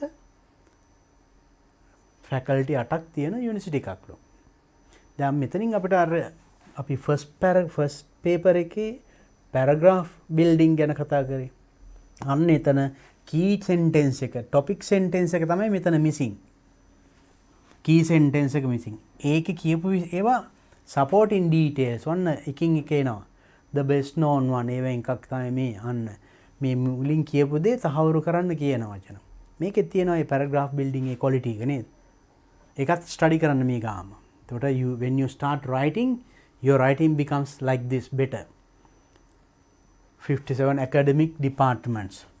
The University of Ruhuna, another leading university in Sri Lanka, consists of 10 faculties with 57 departments. ඔන්න තවත් රුහුණේ ඒ වගේම තවත් උදාහරණයක් කියනවා. රුහුණ යුනිවර්සිටි එකේ තියෙන faculties and departments.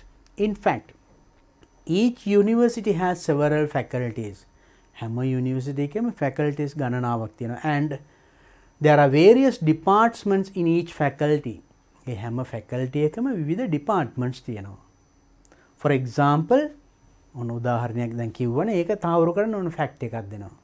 උදාහරණයක් තමයි example, in the Rajarata University of Sri Lanka, the Faculty of Agriculture has 4 departments. In Rajarata University, Faculty of Agriculture, 4 departments are there. Right. Now that's the second paragraph. Then the third paragraph. There are many subjects in each faculty related to the program of study. For example, in arts faculties, in the state university system, you can study subjects from the humanities and social sciences. දැන් ඒතකොට ඒ university එක university ගැන දැන් විස්තර කියවෙන්නේ. ඒතකොට උදාහරණයක් වශයෙන් there are many subjects in each faculty. හැම faculty එකම subjects ගණනාවක් තියෙනවා related to the program of study. An example එකක් තියෙනවා arts faculty එකේ state university system, you can study the subject from humanities and the social sciences. මෙන්න මේ ආදාර humanities and social sciences විෂයන් හදාරන්න පුළුවන්. In fact, the arts faculty is known as the faculty of humanities and social sciences. Arts faculty එකට කියන්නේ the faculty of humanities and social sciences කියලා. Here you find a range of subjects such as classical languages and literature. මේකෙදි ඔබට ලැබෙනවා range of subjects විෂයන් ගණනාවක්, classical language and literature, modern languages and literature, religious studies, political science and geography. ඒ ලැබෙන විවිධ විෂයන්. Most state universities do not charge fees. ගොඩාක් රජයේ විශ්වවිද්‍යාල fees අය කරන්නේ නැහැ, ගාස්තු ගන්නේ නැහැ. They teach most of their programs free of charge to undergraduates. ගොඩාක් ඒ programs free of charge නොමිලේ ලබා දෙන්නේ නිදහස් අධ්‍යාපනයේ. Further, when you enter a university as an undergraduate කෙනෙක් විදිහට යුනිවර්සිටි එකට ගියාම you are also entitled to all the facilities provided by the university, either free of charge or at a heavily subsidized rate. ඒකේ තියෙන සියලුම පහසුකම් භුක්ති විඳින්න ඔබට සියලු අයිතිවාසිකම් තියෙනවා. හෝ ගාක් අඩු කරපු සහන මිලකට. These facilities include library use, මේවට කියපු පහසුකම් අතරට පුස්තකාල පාවිච්චි අනේ, access to the internet පාවිච්චි, and use of computer labs, accommodation for the most deserving students. අත්‍යවශ්‍යම අයට accommodation hostel facilities තියෙනවා නේද? ඒ සියල්ලම ගාක් අඩුවට එහෙම නැත්නම් නොමිලේම ලැබෙනවා. Right. Next. However, there is stiff competition to get into state universities. දැඩි තරගයක් තියෙනවා රජයේ විශ්වවිද්‍යාලයකට යන්න. Because of this, only a small percentage of qualified students get the opportunity since there is only a limited number of places.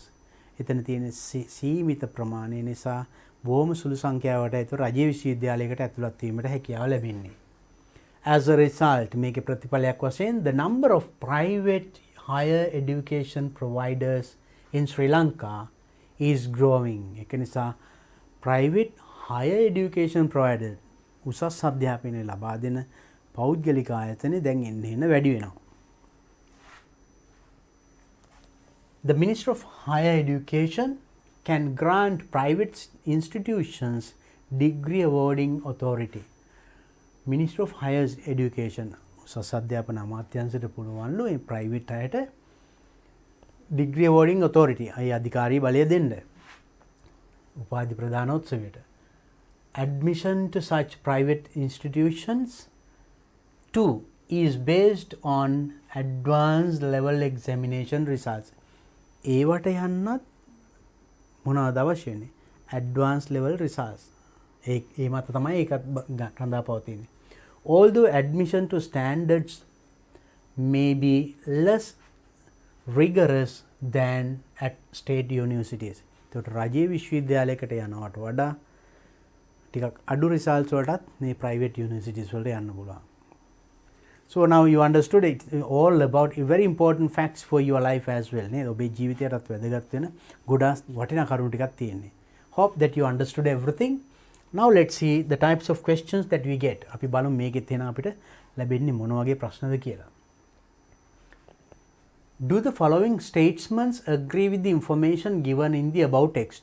එහෙනම් දීලා තියෙන text එකේ අනුව මෙන්න මේ ටික agree එකඟද හරිද වැරදිද?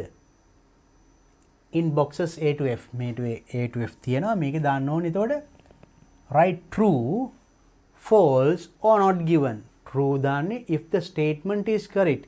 If this is correct, you put T here. True. False if the statement is wrong. Not given if there is no sufficient information on this. ඒක කියන ප්‍රමාණවත් කරුණු මේකේ නැත්තම් not given කියලා දාන්න. I hope that you can remember the facts that we discussed in those paragraphs. එහෙනම් අපි බලමු එහෙනම් ඒ අනුව මේකට උත්තර ලියන්න. First one, if the students select the A-level subjects they like most, there is a higher chance for them to enter a state university. If the students select A-level subjects they like most, ඒගොල්ලෝ කැමතිම විෂය උසස් පෙළට තෝරගත්තොතින් there is a higher chance වැඩි සම්භාවිතාවයක් තියෙනවලු රජයේ විශ්වවිද්‍යාලයකට ඇතුළත් වෙන්න. එහෙම එකක් කියවනවද නැහැනේ නේද? කැමති මේක තෝරගත්තා කියලා නෑ. එහෙම එකක් කියවුන්නේ නැහැ. එහෙනම් අපිට මේකට true කියන්නත් බෑ false කියන්නත් බෑ. එහෙම වෙනව නොවෙනවා කියලා හරියට දීලත් නැහැ නේද? අපිට we can say not given. Not given. NG. ඒක පැහැදිලි විස්තර මදි නේද? එහෙම අපි not given.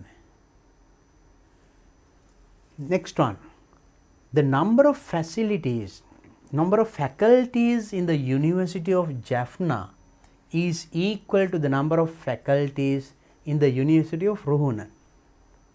University of Jaffna එකේ තියෙන faculties ටිකට සමානයිලු University of Ruhuna. University of Ruhune තියෙන faculties ඒ දෙකේ faculties සංඛ්‍යාව සමානයි.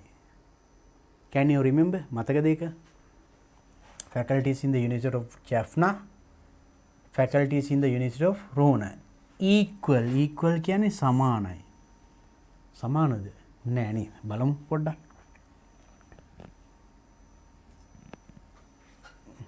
University as an undergraduate.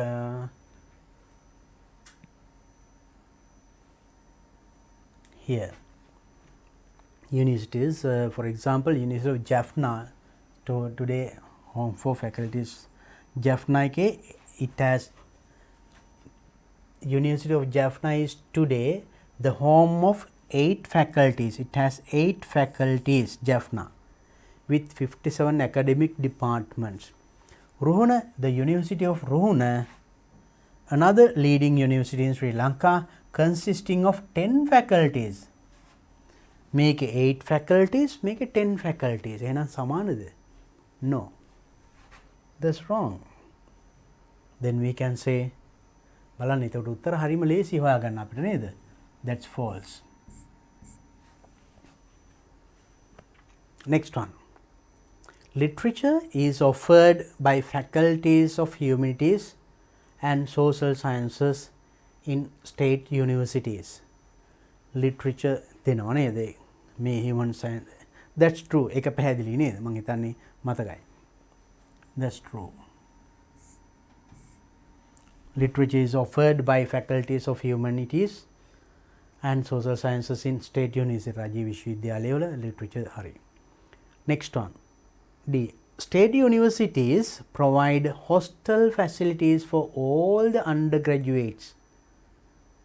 State university රාජ්‍ය විශ්වවිද්‍යාලවල hostel facilities දෙනවා all the undergraduate. Undergraduate සියලුම දෙනාට hostel facilities තියනවද? No, එහෙම දුන්නේ නැහැ නේද? අත්‍යවශ්‍ය වඩාත්ම deserve කට්ටියට දෙනවා කියලා කිව්වේ නේද? That is false. Next one. All the facilities offered by state universities are provided free of charge. දෙන සියලුම පාසුකම් free of charge, නොමිලේ. නෑ. ඔක්කොම නොමිලේ නෙමෙයි. සමහර ඒවා හුඟක්ම අඩු කළ සහනදායි මිලකට දෙන්නේ නේද? දැන් හොස්ටල් එක totally free නෙමෙයිනේ, පුංචි ගාණක් අය කරන එක්ක පුස්තකාල නේ membership fee එකක් අය කරනවා. ඒ වගේ. So it is also false.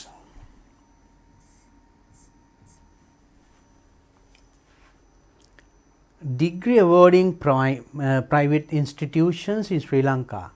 උපාධි දෙන පෞද්ගලික ආයතන ලංකාවේ consider A-level examination results in their students enrollment process. උසස් පෙළ A-level results බලනවා සිසුන් බඳවා ගැනීමේදී. True.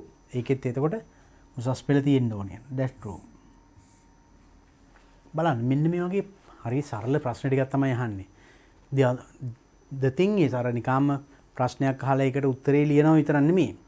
Then you will have to have good understanding to say whether this is true or false.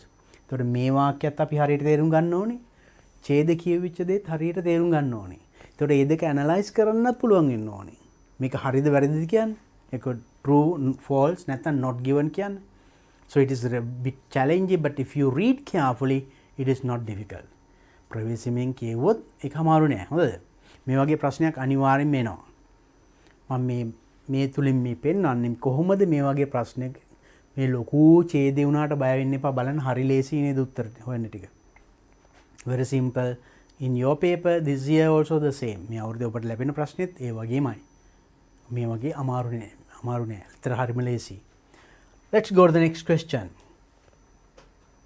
Underline the most appropriate option to complete the missing sentence in paragraph 2. අර දෙවෙනි ඡේදේ හිස්තැනක් තිබුණා නේද? වඩාත්ම ගැළපෙන ඔප්ෂන් එක මෙතනින් තෝරන්නලු. මෙන්න මේ වාක්‍ය ටික මොනවද?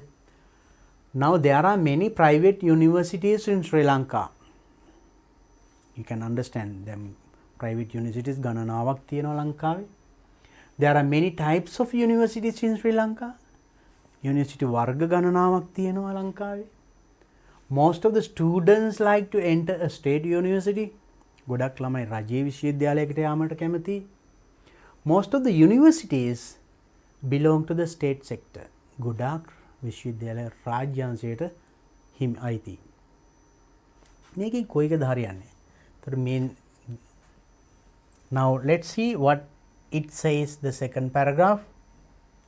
මේක කියවෙන්නේ මොනවද? අන්න ඒකට අදාළ එකක් තමයි ඉන්න ඕනේ. මේක කියන්නේ the best known ones are the state university. හොඳ මේවා තමයි රාජ්‍ය විශ්වවිද්‍යාල. ඊට පස්සේ examples දීලා තියෙනවා. එහෙනම් මෙතන මොකද්ද මේ කියවෙන්නේ? මොකක් හරි කියලා ඊට පස්සේ කියනවා the best known ones are the state universities.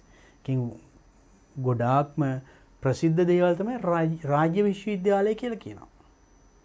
එහෙනම් මෙතනින් මොකක්ද දෙන්න ඕනේ? Now there are many private universities and private universities ගැන මේ කියවනේ. There are many types of universities in Sri Lanka. ඒවයින් තමයි රාජ්‍ය විශ්වවිද්‍යාලය. විශ්වවිද්‍යාල ගණනාවක් තියෙනවා. ඒ රාජ්‍ය විශ්වවිද්‍යාල. This is okay. Make most of the students like to enter. නෑ. ඒකත් නෙමෙයිනේ. Most of the universities belong to the state set. No. එහෙනම් answer B. Clear. Right. බලන්න අපි හරියට මේ ඔක්කොම කියවන්න නිකන් පොඩ්ඩක් ළඟ යනවා නේද?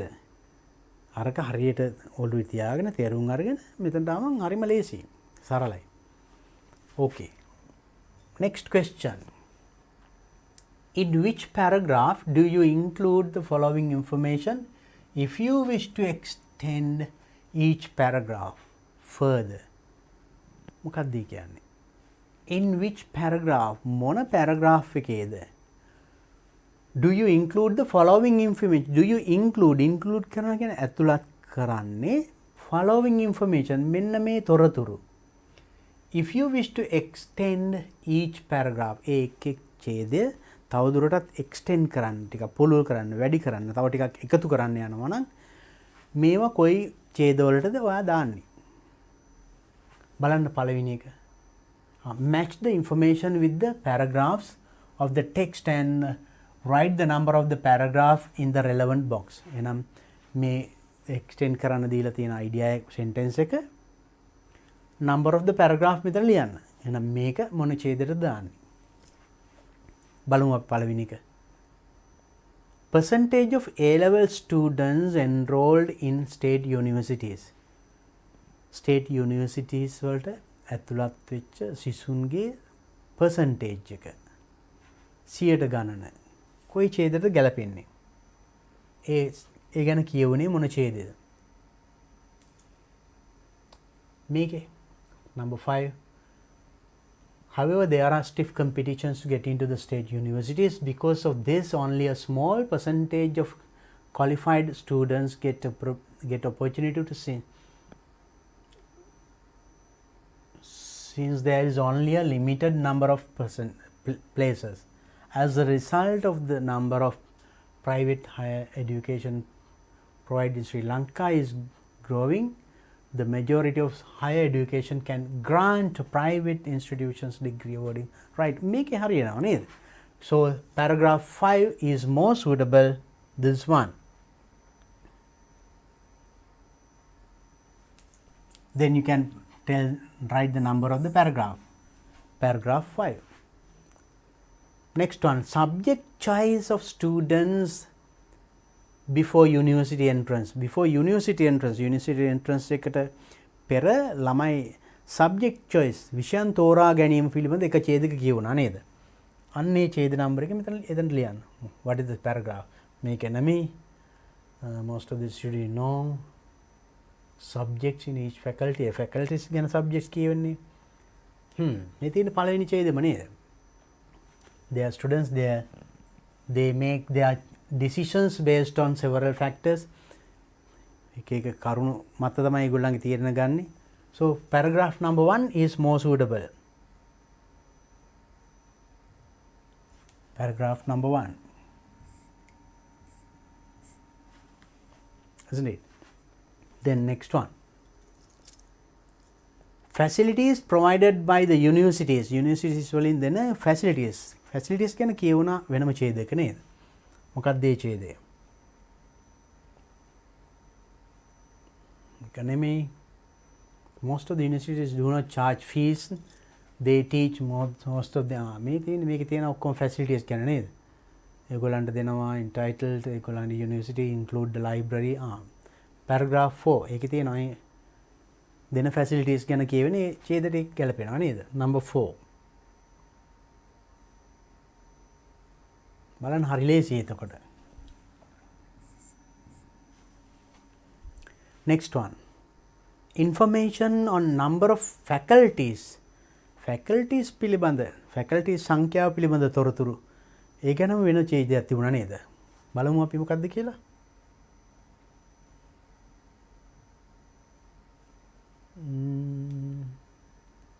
Maybe with 50 and 10 faculties and 8 faculties in Jaffna University. Then paragraph 2.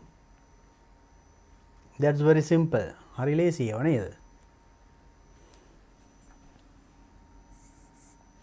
මේ වගේ lazy ප්‍රශ්න තමයි එන්නේ. Next one.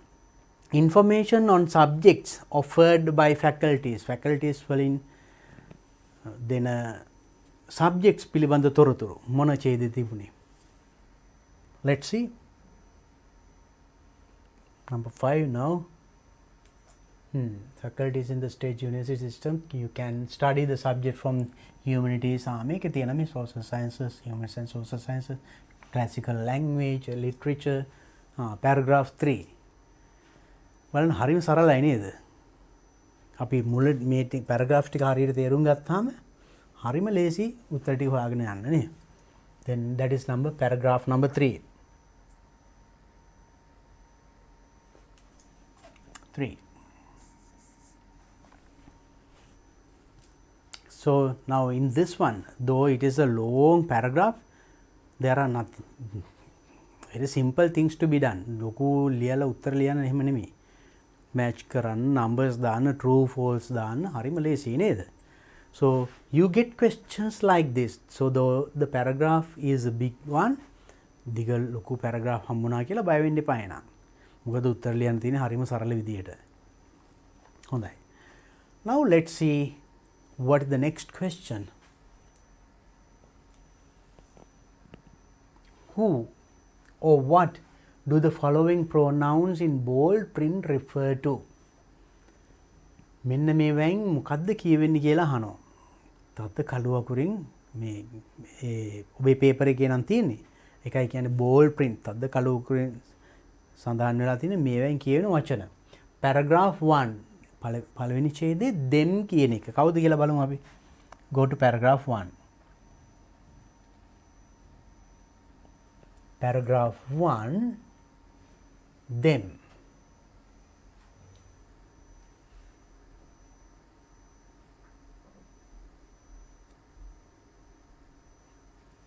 Most of them.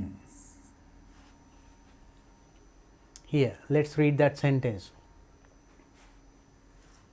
Whatever the subjects they select, ඒගොල්ලෝ මොන විෂය තෝරගත්තත් ඒගොල්ලෝ කියන්නේ කවුද? Students ලා නේද? Most of them wish to enter a university to continue their education. ගොඩාක් ඒගොල්ලන්ගේ ගොඩාක් අය කැමති රජයේ විශ්වවිද්‍යාලයකට. ඒතකොට ඒගොල්ලෝ කියන්නේ කවුද? A level students ලා in simple නේ. Students කිව්වනම් ඇති. Then answer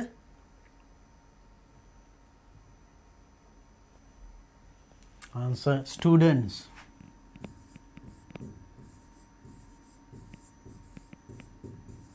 A level students කිව්වත් හරි.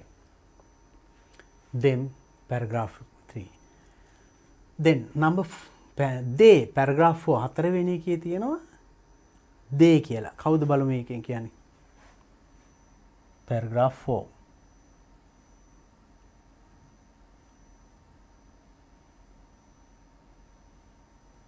හතරවෙනි එකේ they.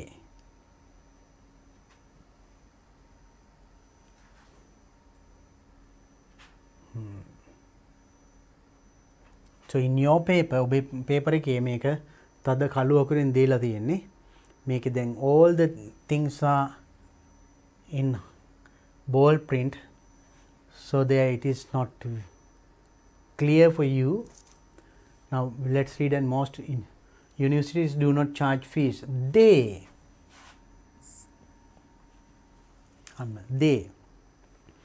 Most state universities do not charge fees. ගොඩාක් රජයේ විශ්වවිද්‍යාලයේ do not charge fees. ගාස්තු අය කරන්නේ නැහැ. They teach most of their programs free of charge. ඒගොල්ලෝ උගන්වනවා ගොඩක් programs free of charge. නොමිලේ. එහෙනම් මෙතන they කියන්නේ කවුද? ඒගොල්ලෝ කියන්නේ state universities. මෙන්න මේගොල්ලෝනේ. මේගොල්ලෝ කියන දේ මේ කියන්නේ. එහෙනම් ආන්සර් එක state universities.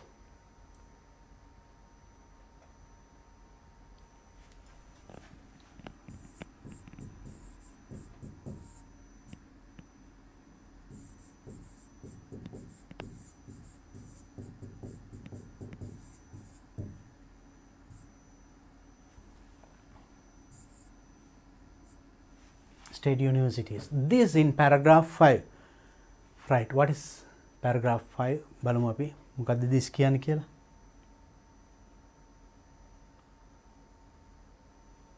මේකේ this, however there is stiff competition to get into universities because of this කියන්නේ එතකොට මෙන්න මේ this. However කෙසේ වෙතත් there is stiff competition, දැඩි තරඟයක් තියෙනවා to get into state universities, රාජ්‍ය විශ්වවිද්‍යාලයට ඇතුළත් වෙන්න. Because of this, මෙන්න මේ නිසා. එහෙනම් මේ නිසා කියන්නේ මොකක්ද? this කියන්නේ මේ competition. Right? Competition.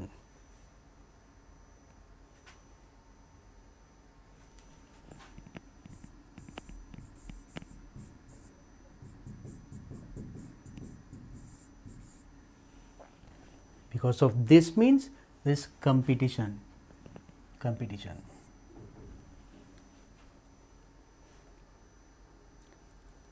Right.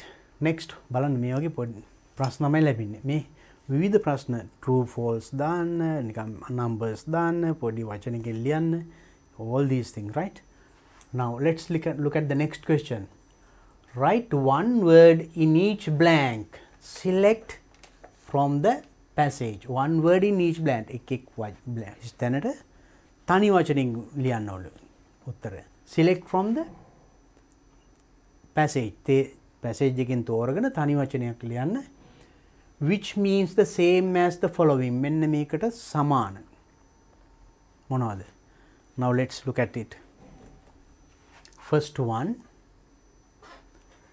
judgment that a person makes. Judgment that a person makes. කෙනෙකු දර A level උසස් පෙළ විෂයන් තෝරා ගැනීමේදී තීරණය කරනවා කියලා කියන්නේ. ඒකනේ judgment. A judgment that a person makes is a decision.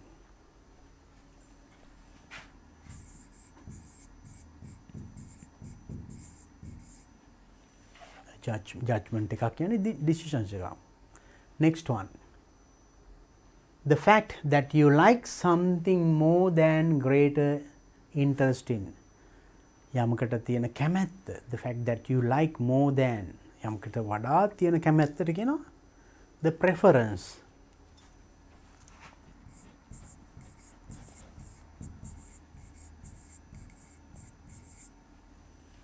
So you find all these words in paragraphs, right? In the paragraph. ඡේදයේ තිබුණ වචනමයි මේ. University students studying for his or her first degree. First degree university එකේ ඉගෙන ගන්න first degree එකේ ඉන්න ළමයින්ට අපිට මොකක්ද කියන්නේ?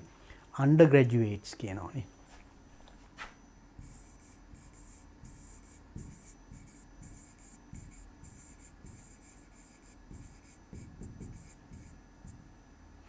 Undergraduates.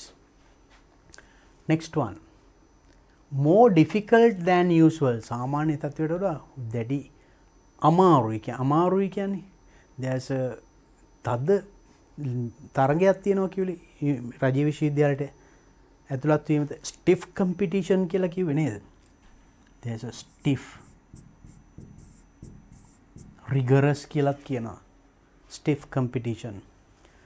Next one. Increasing in number.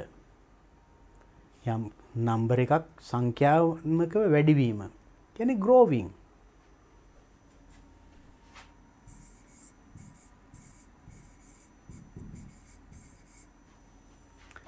Right. So those are the types of questions that we get for reading. Reading වලට මෙන්න මේ වගේ ප්‍රශ්න තමයි ලැබෙන්නේ.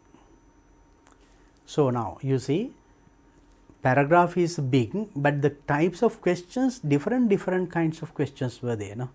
විවිධ ප්‍රශ්න දිගට ලැබුණේ. එකම නිකන් who WH words වලින් අර O level වගේ paper එකේ තියෙන ඒ වගේ එහෙම නෙමෙයි නේද? Sometimes you have to put numbers, sometimes you have to match, sometimes you have to give similar words and different. Sometimes you have to tell what these words refer to. So different kinds of questions, true false questions, So all these types of questions will be there in your paper also this year. මේ අවුරුද්දේ ඔබේ paper එකෙත් මේ වගේ ප්‍රශ්න ලැබෙනවා. එහෙනම් මේ වගේ මේකට හුරු වෙන්න do some questions like this using past papers. පහුගිය නැත්නම් model papers අරගෙන මේ වගේ කීපයක් කරන්න. එතකොට ඒවට උත්තර හොයන විදිය තමයි අපි දැන් මේ කතා කරේ. හරිම ලේසි, just read the question and go back to the paragraph. ප්‍රශ්නේ හරියට කියලා ඡේදයට යන්න හරිම ලේසි උත්තරේ හොයාගන්න.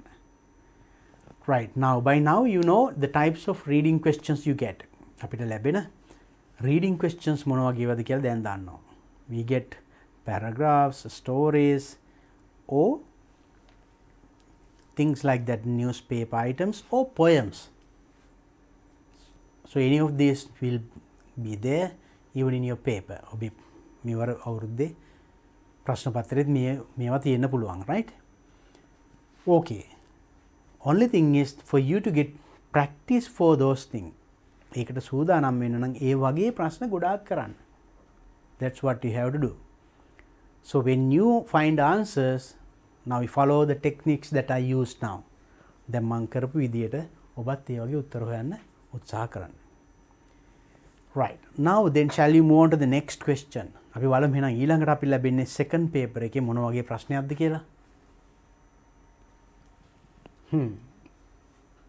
Very important part, dialogue part.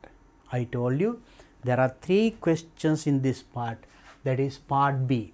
Part B එකේ කොටස් 3ක් තියෙනවා. dialogue පළවෙනි එක නිකන් situation එකක් දෙනවා ඔබේ ප්‍රතිචාරය ලියන්න.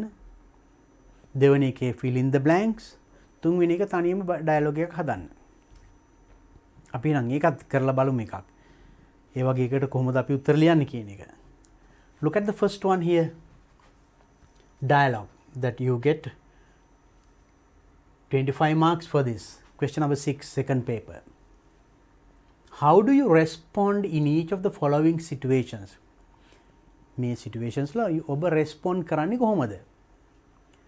Write only one sentence or question for each. එකකට එක වාක්‍යයක් හෝ එක sentence එකක් හෝ එක question එකක්. දෙකක් තුනක් ලියන්න එපා. If you write 2-3 sentences and you might not get marks for that, because instruction says write only one sentence or question. Sentence එකක් නම් එක sentence එකයි, question එකක් නම් එක question එකයි for each, beginning with the words given. The other important thing is that you have to start with the word given. දීලා තියෙන වචනින්ම පටන් ගන්නත් ඕනේ. Not whatever that you like. ඔබ කැමති දෙයකින් නෙමෙයි. එහෙනම් දීලා තියෙන වචනෙන් පටන් ගන්නත් ඕනේ. You have to write only one sentence or one question. Make sure that you read the instructions. උපදේශ හරියට කියවන්න. තේරුම් ගන්න ඒ අනුව කරන්න. එහෙම නැති වුණොත් ලකුණු නැති වෙනවා. මොකද when we do paper marking, we have understood, we saw several situations. අපි මේ වගේ ඒවා දැක්කා. මෙතන උත්තරේට සමහරට වාක්‍ය දෙක තුන ලියනවා. හරි. නමුත් ලකුණු දෙන්න බෑ. මොකද උපදේශ වලට පටහැනි. Some students, they had written 2-3 sentences. Maybe actually correct. Good response. But we can't give marks because that is against the instructions given. So therefore, be careful. Right?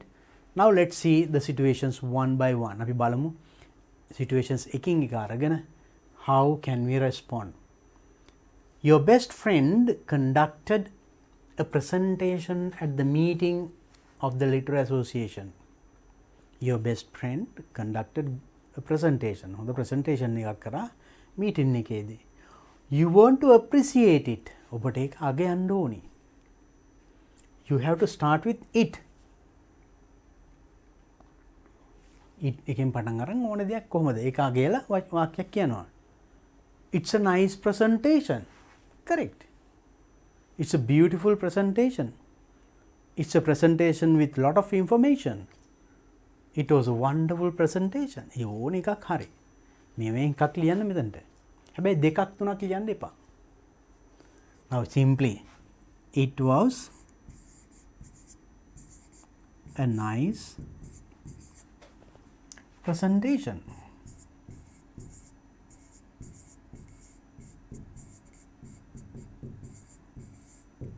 මේ ඇති. I gave you several examples. Write one of them, but you have to start with the word it. එකෙන් පටන් අරන් ලියන්න. It was a nice presentation. It was done very well. It was a good presentation with lot of information. It was very beautiful. It was marvelous. It was great. ඕන එකක්. බලන්න මේවා සාමාන්‍ය ජීවිතේ අපි use කරන්න වෙන දේවල්. මේ වගේ situations ටිකක් තමයි එන්නේ මේ පාර paper එකේ. Right? Next one. One of your friends asks you about your plans after the A-level examination. ඔයාගේ යාළුවෙක් අහනවා your plans after the A-level examination. A-level කරාට පස්සේ ඔබ මොනවද කරන්න කියලා අහනවා. ඒතර උත්තර දෙනෝනේ I කියලා කියන වාක්‍යයක්. මොකද්ද?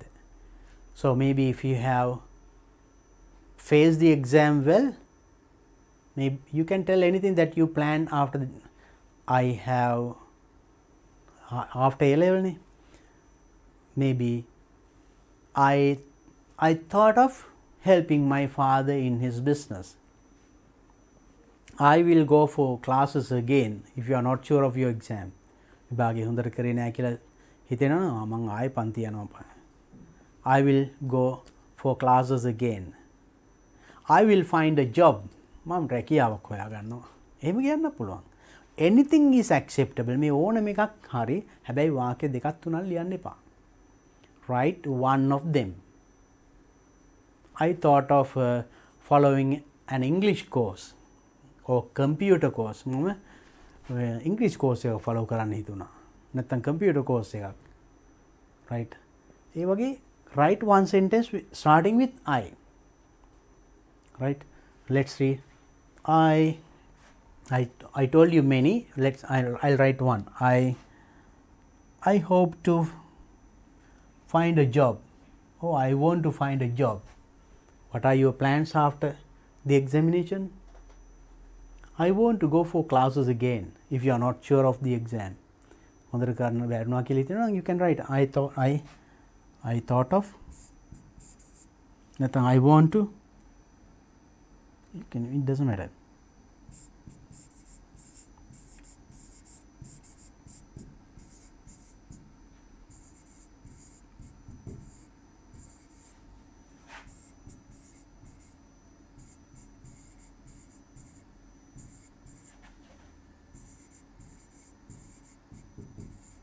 I thought of going for classes again.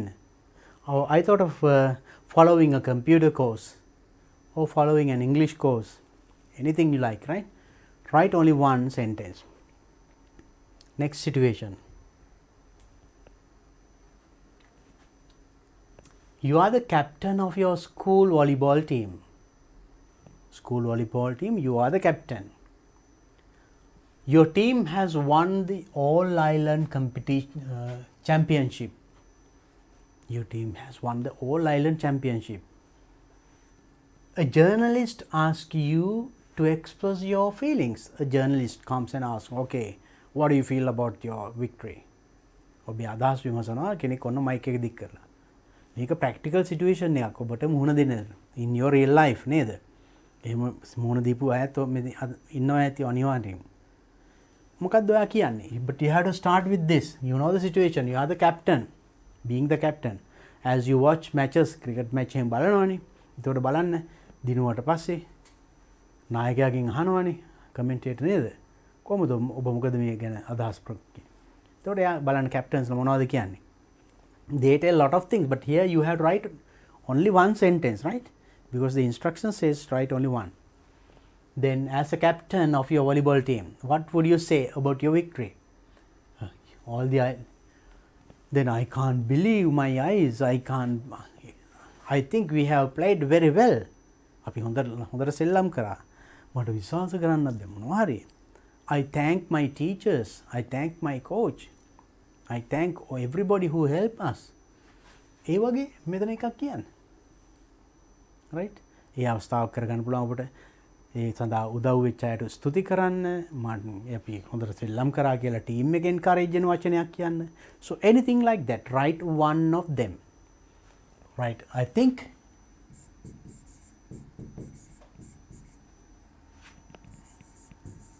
we played very well. This is just an example. මේ පුංචි උදාහරණයක් විතරයි. You can write anything, but remember to write only one sentence. I think we played very well. I think we had a wonderful chance. I think we have got a good victory. Or I thank my teachers for helping us.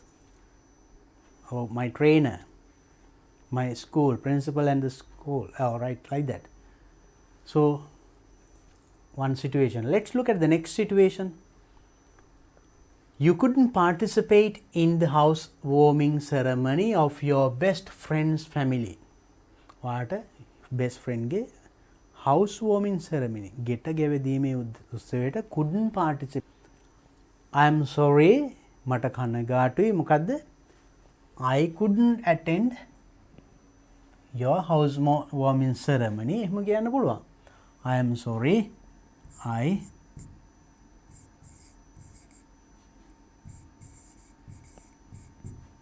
I couldn't come on that day.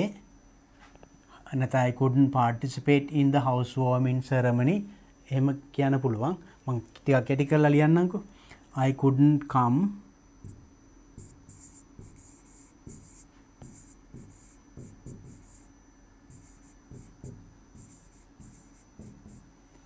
on that day. එදා එන්න බැරි වුණා. නැත්නම් come to the housewarming ceremony.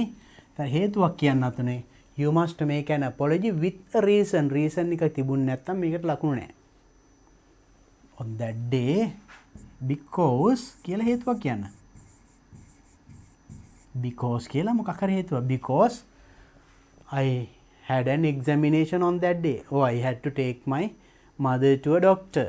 කියලා මොකක් හරි හේතුවක් කියන්න. Because I had a class. මට එදා පන්තියක් තිබුණා. කෙටියෙන්. Or because I had to attend a wedding or funeral, or I had to go with my father to see the grandfather. ඒ වගේ tell a reason. I couldn't come. නැත්නම් I couldn't come to your housewarming party or ceremony on that day because I had a class. Here you must tell a reason. මෙතන one sentence, මෙතන කමාවක් තියෙනවා, not a full stop. Next one. You go for a job interview. රැකියා job interview එකට යනවා. During the interview, the interviewer tells you to ask anything you would like to know. Interview එක අතරේ interviewer කිව්වා ඔබට ඕන ප්‍රශ්නයක් අහන්න කියලා. ඔබ දැනගන්න ඕනේ. Ask one question. Question එතන අහන්න ඕනේ නම් ප්‍රශ්නයක්. අපි මෙච්චර ලාලිවි උඩ sentence. Now a question. You ask from the interviewer. ඔබ ඉන්ටර්විව් බෝඩ් එකකින් ඔබ ප්‍රශ්නයක් අහන්නේ. එහෙනම් මොනවද අහන්නේ? රැකියාව ගැන අහන්නේ නේද? Sir, madam කියලා අහන්න. මොනවද? Can I know the duties that I have? Can I know, or may I know the salary? Or may I know the facilities I get in this job? Or any question like this. Right? Sir, madam, may I know? Can I know? May I know? Or can you tell me?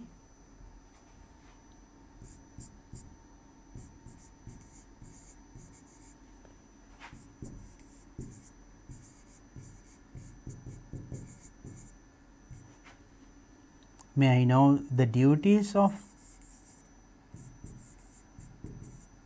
this job?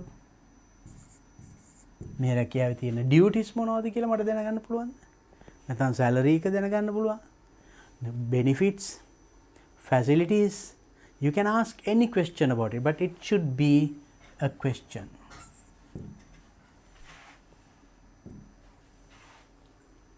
Right? So this is the first question in dialogue part. Dialogue part එකේ ලැබෙන පළවෙනි question එක. So that means situations, all the things that you have faced in your life. ඔබේ ජීවිතේ මේ දක්වා මුහුණ දීලා තියෙන අවස්ථා ගොඩක් වෙලාට ඉන්නේ. Only thing is that you should be able to read and understand the situation properly. The other thing is follow the instructions. Question එකට දීලා තියෙන උපදේශ ටික හරියට පිළිපදින්න. ඒකම ඒකට අනුව ඒක හරියට තේරුම් අරගෙන උත්තර ලියන්න. Right? Then it is now this is just an example taken from previous year paper. Now what are the other situations you can think of like this? මේ වගේ situations මොනවද තව ගන්න පුළුවන්? ඕන තරම් තියෙනවනේ in your life. Now think that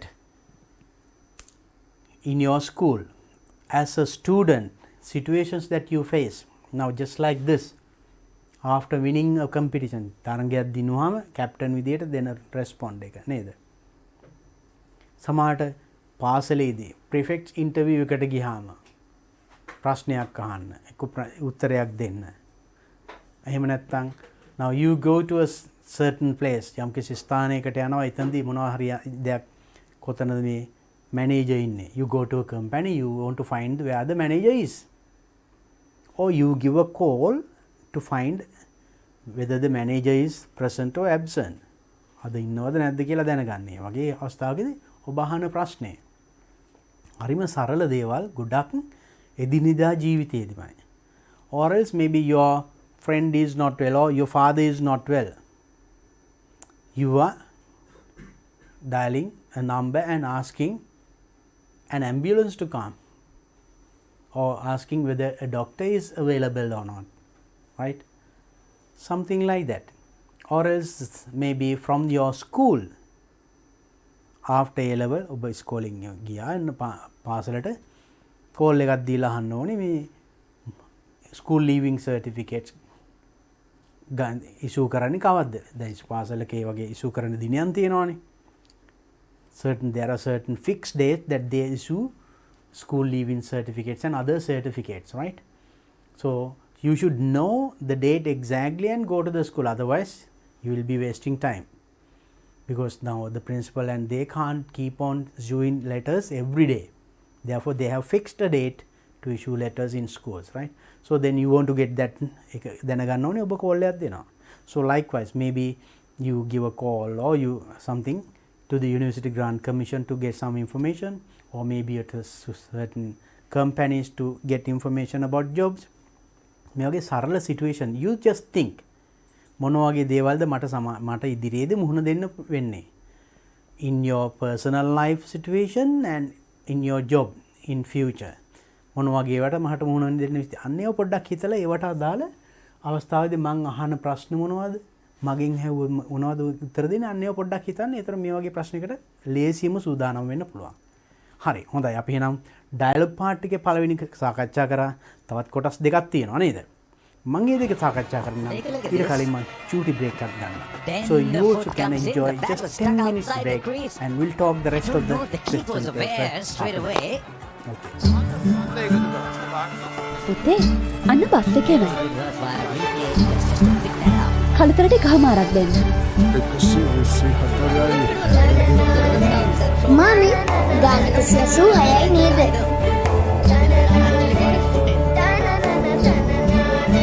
Big sheep? ඒක මේ come with පරිප්පු? No, sugar.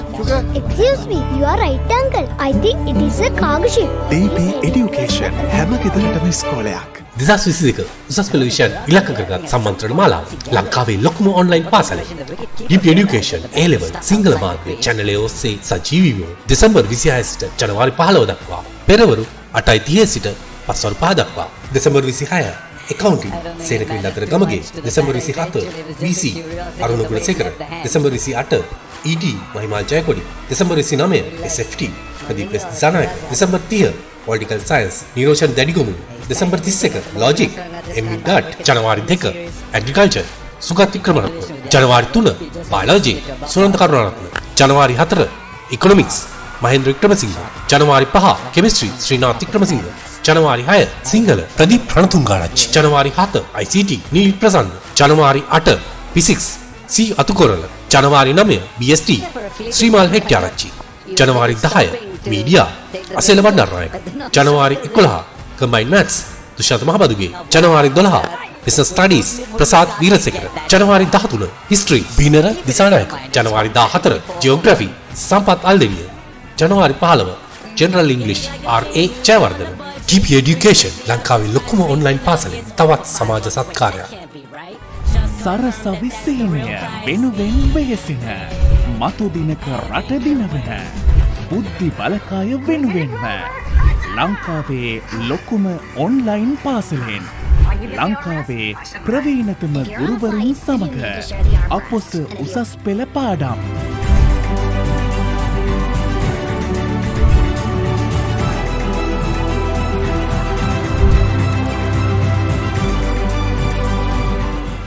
අපි කිව්වා ඒ සීමාකාරී ඝර්ෂණ බලය යම් පෘෂ්ඨ දෙකක් අතර ඒ පෘෂ්ඨ දෙක තෙරපි ඇති ප්‍රමාණය නැත්නම් ඒ පෘෂ්ඨ අතර අභිලම්බ ප්‍රතික්‍රියාවට අනුලෝම සමානුපාතිකයි.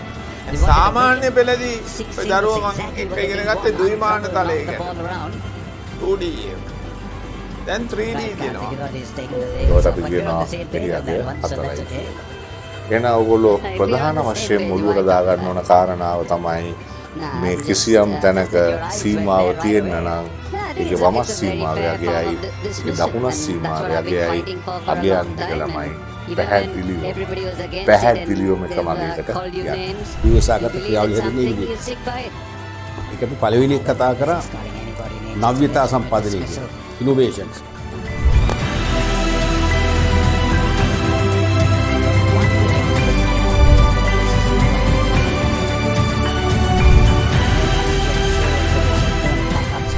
මේවට ගැහැණු පිරිමි ભેදයක් නැහැ. ලොකු කුඩා ભેදයක් නැහැ. වයස බලපාන්නේ.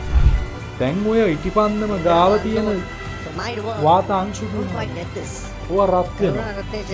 පපුනා මතක තියාගන්න ගණන්ති අඩු වෙන වාතාංශු. පෘථිවියෙන් 10න් පංගු 7ක් විතරම දරුවනේ ඔයගොල්ලෝ දන්නවා මේ සාගර වලින් ජලයෙන් වැහිලා තියෙන. ප්‍රධාන වශයෙන් සාගර හා මුහුදු වල තියෙනවා දරුවනේ ජලය. යකඩවල විචල්‍ය සන්නජතා ගැන හිතුවත් ෆෙරස් ෆෙරි. වංගුවක යනකොට වංගුව ඇතුල් පැත්ත පාතයි වංගුවේ පිටපැත්ත උසයි. So before this I have discussed many papers. දැන් අපි කලින් කතා කරා දත්ත ජීවන චක්‍රයේ අවධි තුනක්. රේඛීය ප්‍රසාරණතාවය සහ රේඛීය ප්‍රසාරණය කියන කොටසෙන් පස්සේ க்ஷேත්‍ර பல பிரசாரம். ஏன் அந்த 30 ஜூல் இழக்கப்பட்டது, எங்கே அந்த 30 ஜூல் போனது, அழுத்த சக்தி அதிகரிச்சதோ இல்ல கிடையாதாமே මොකද ඒක නායකත්වයේ මුදල් ලැබුණාම සිද්ධ වෙන බලපෑම් දෙක මොකක්ද? මුදල් කියන වත්කම වැඩි වෙනවා. ඒ වගේම නායකත්ව කියන වත්කම අඩු වෙනවා. ඔබගේ සංකල්ප ගොඩනැගුණාට පස්සේ මේ ගැටලුවට අවතීර්ණ වෙන්න පුළුවන්. නැත්තම් එකපාර ගාන බලපු ගමන් ඔබට ගාන හදන්න බෑ. මම ඔබට දත්ත වර්ග ගැන කියලා දුන්නා සහ මේ Excel worksheet එක ඇතුළේ හැසිරෙන ආකාර කිහිපයක් කියලා දුන්නා. ආවෙන්ද ආයනා කට් ශක්තිගල තංගිඋள்ள කාර්යවලින් කොණ්ඩු හරි එච්චක්. ඔකට ගොඩක් අය සූත්‍රය කියනවා උපරිම මිල, ඍණ සමතුලිත මිල, වැඩි කිරීම සමතුලිත ප්‍රමාණය බෙදීම දෙක හැටියට. අපි ඉස්සෙල්ලම යම් පරිසරයක ස්වභාවිකව හමු වුණ ශාක සත්තු අයින් කරලා අපිට ඕන සත්ත්වය කිසියම් ආකාරයක පරිසරයක් that outsider just lucky, very lucky to get away with it. Shubman Gill goes inside out. What a shot, what a beautiful shot to finish the over. 13 runs. නිදහස් අධ්‍යාපනය ගැන කතා කරන්නේ අධ්‍යාපනයේ සමානාත්මතාව ගැන කතා කරන්නේමු. නමුත් ඒ කතා කරන දේ අතුරින් ප්‍රායෝගිකව ක්‍රියාවට නැංවෙන්නේ කොතරම් අල්ප ප්‍රමාණයක්ද? නිදහස් අධ්‍යාපනයේ සමානාත්මතාව ලාංකීය දරුවන්ට බෙදා දෙන සාර්ථකම වැඩසටහනක් ලෙස DP Education දිවිවන්නේ මෙවන් කාලවකවානුවක් තුලයි. ගණිතය උගත් දරුවන්ගේ තර්කන හැකියාව යහපත් රටක් උදෙසා කරන කාර්යයේ වැදගත්කම නිසාම DP Education තුලින් දරුවන්ගේ ගණිත හැකියාව වැඩි දියුණු කිරීමේ වැඩසටහන් ක්‍රියාත්මක කෙරුණා. එය සමස්ත ලංකාවේම දරුවන් ආදරයෙන් වැළඳගත්තා. ඉන් නොනැවති ප්‍රාථමික අධ්‍යාපනය, ශිෂ්‍යත්වය, සාමාන්‍ය පෙළ සහ උසස් පෙළ සියලු විෂයන් ආවරණය කරනසේ ඔන්ලයින් පන්ති ආරම්භුණා. අතිදක්ෂ ආචාර්ය මණ්ඩලයක්, ආකර්ශනීය පන්තිකාමරයක්, නවීන තාක්ෂණය හා ප්‍රායෝගික පරීක්ෂණ සමගින් වූ සම්පූර්ණ අධ්‍යාපනයක් මෙයින් දරුවන්ට හිමි වුණා. දරුවන් DP education සමගින් ආදරයෙන් බැඳුණා. ලක්ෂ ගණනින් සමහර දරුවන්ගේ මුළු ජීවිතේම උඩු යටිකුරු කරන්නට DP education හේතු සාධක වුණා. එනිසාම පාසල් අධ්‍යාපනය කඩා වැටුණු කොරෝනා සමයේ දරුවන්ගේ ඉගෙනුම කඩා නොවැටී තබා ගන්නට DP education ඉවහල් වුණා. ඉතාම කෙටි කලක් තුළ දරුවන් අතර අතිශය ජනප්‍රිය වූ DP education තව තවත් නැවුම් වෙමින් ජාත්‍යන්තර අත්දැකීම් අප දරුවන්ට බෙදා දෙමින් අදමින් හෙටත් හෙටමින් මතුවටත් වැජබෙනු නුවනුමානයි. DP Education ලංකාවේ ලොකුම ඔන්ලයින් පාසල. ඇප් එක නොමිලේ ඩවුන්ලෝඩ් කරගන්න.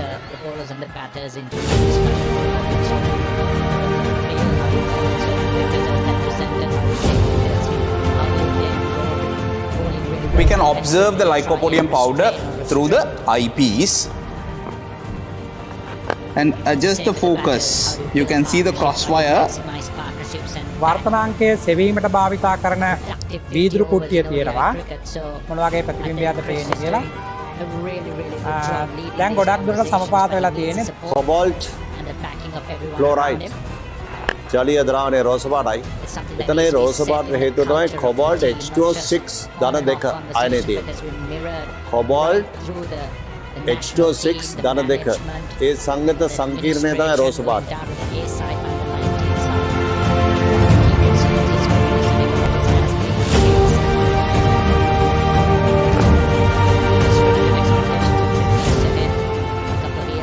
දෙපසට චලිත කරමින් බලනවා. තාප ශක්තිය මගින් දැන් මෙතන කඩදාසියේ ගිනිගත් අපි කාලා දැක්කා. In order to minimize the error, I should keep the glass block such that the thickness is maximized. Sodium hydroxide එන්බද උරුකාරය.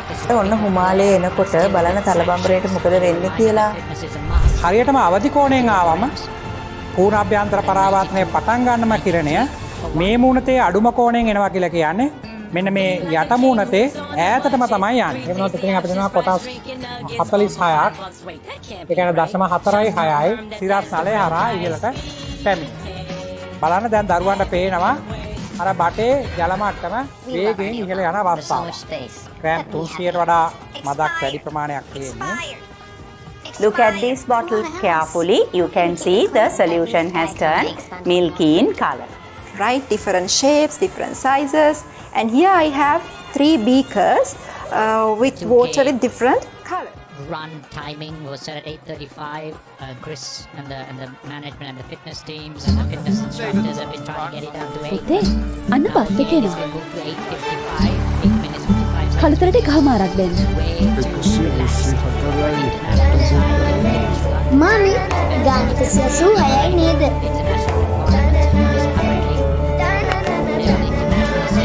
Big sheep? ඒක මේ කම්බි පරිප්පු? No, sugar. Excuse me, you are right uncle. I think it is a cargo ship. DP Education හැම ගෙදරටම ඉස්කෝලයක්. 2022 උසස් පෙළ විෂයන් ඉලක්ක කරගත් සම්මන්ත්‍රණ මාලාව ලංකාවේ ලොකුම ඔන්ලයින් පාසලේ DP Education A level Sinhala මාධ්‍ය චැනලය ඔස්සේ සජීවීව දෙසැම්බර් 26 සිට ජනවාරි 15 දක්වා පෙරවරු 8:30 සිට පස්වරු 5 දක්වා දෙසැම්බර් 26 accounting සේනකවිල අතර Gamage December 27 BC Aruna Gunasekara December 28 ET මහිමාල් Jayakody December 29 SFT Pradeep වෙස් දිසානායක දෙසැම්බර් 30 political science නිරෝෂන් දැඩිගොමු දෙසැම්බර් 31 logic ME dot ජනවාරි 2 agriculture සුගත් වික්‍රමරත්න ජනවාරි 3 biology සුනන්ද කරුණාරත්න ජනවාරි 4 economics මහේන්ද්‍ර වික්‍රමසිංහ ජනවාරි 5 chemistry ශ්‍රීනාත් වික්‍රමසිංහ ජනවාරි 6 සිංහල ප්‍රදීප් රණතුංගාරච්චි ජනවාරි 7 ICT නීල් ප්‍රසන්න ජනවාරි 8 physics C අතුකොරල ජනවාරි 9 BST ශ්‍රීමාල් හෙට්ටිආරච්චි ජනවාරි 10 media අසේල වඩනාරනායක ජනවාරි 11 combined maths නිශාන්ත මහබදුගේ ජනවාරි 12 business studies ප්‍රසාද් වීරසේකර ජනවාරි 13 history බිනර දිසානායක ජනවාරි 14 geography සම්පත් අල්දෙවිය ජනවාරි 15 general english RA Jayawardena DP Education ලංකාවේ ලොකුම ඔන්ලයින් පාසලෙන් තවත් සමාජ සත්කාරයක්.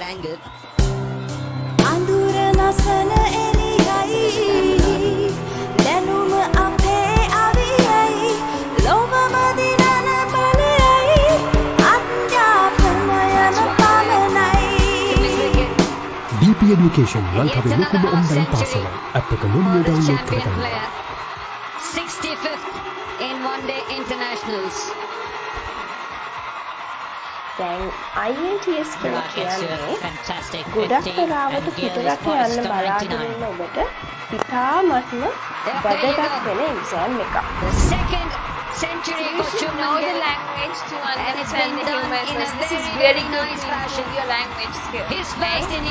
Go down in flames is to fail spectacularly. Yes, that means like you failed really badly.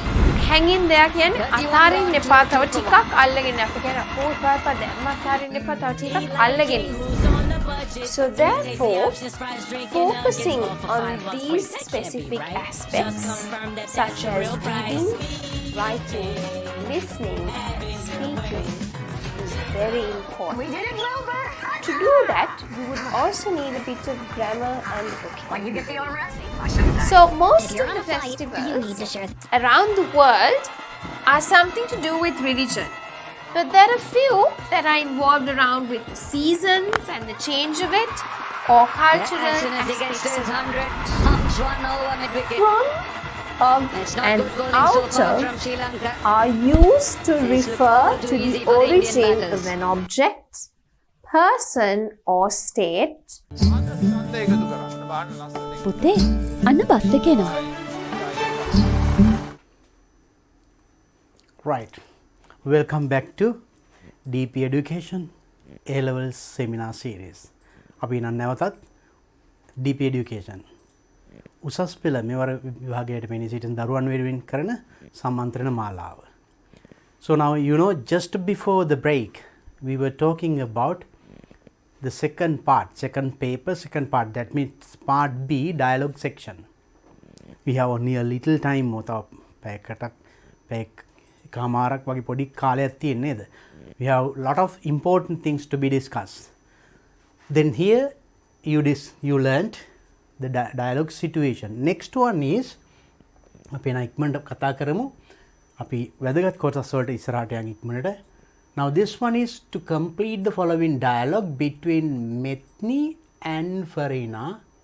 Do not use more than 2 sentences or questions in each blank. දැන් මේක තමයි you have to fill in the blanks. ඉස්සෙල්ලා situation එක දුන්න අවස්ථාව ලියනනේ, and you have to write the response. And now you have to write here. Now complete. Now when you complete a dialogue like this, මේක සම්පූර්ණ කරනකොට මෙන්න මෙහෙමයි.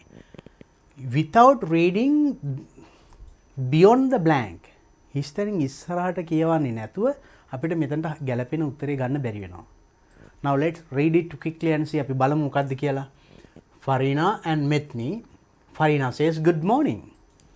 Then good morning Farina. Then Farina, Methni, did you go to Padmini Pahanmi's birthday party last Saturday or Sunday? Did you go? ගියාද? එතකොට මෙයා යම් කිසි උත්තරයක් දෙනවා. එතකොට studying for an examination, විභාගෙට පාඩම් කරනවා. Which examination? මොන විභාගෙද කියලා මෙයා අහනවා. එහෙනම් මෙතන කියවෙලා තියෙන්න ඕනි මම විභාගයකට පාඩම් කරනවා කියලා. එහෙනම් විභාගයකට පාඩම් කරනවා නම් මෙයා පාටියකට යයිද? නෑ. අන්න බලන්න අපි හරියට උත්තරේ ගන්න විදිය. එහෙනම් මෙතන did you go කියන question එකට did you go එහෙනම් දෙන්න ඕනි first negative answer එකක්. no කියලා තමයි ඊට පස්සේ කියන්න ඕනි. no එකත් එක්ක එන්න ඕනි. no, I am getting ready for an examination, or I have the term test next week, or I am doing O-level this time. ඒ වගේ හේතුවක් කියන්න ඕනි. with the word examination මෙන්න මේ වචනේත් එක්ක. මොකද ඒ වචනේ මේකට සම්බන්ධයි. මෙතන කිව්ව එකට. එතකොට it's a dialogue. ඒ දෙකේ සම්බන්ධය තියෙන්න ඕනේ. If not, you don't get marks. Right? I'm doing a bit quickly because there are many important things to be done. එහෙනම් මෙතන no කියලා ඒ හේතුව කියනවා. Because I am studying for an examination. No, because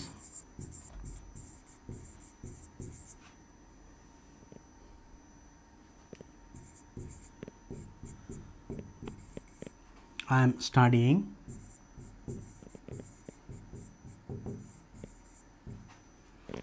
for an examination.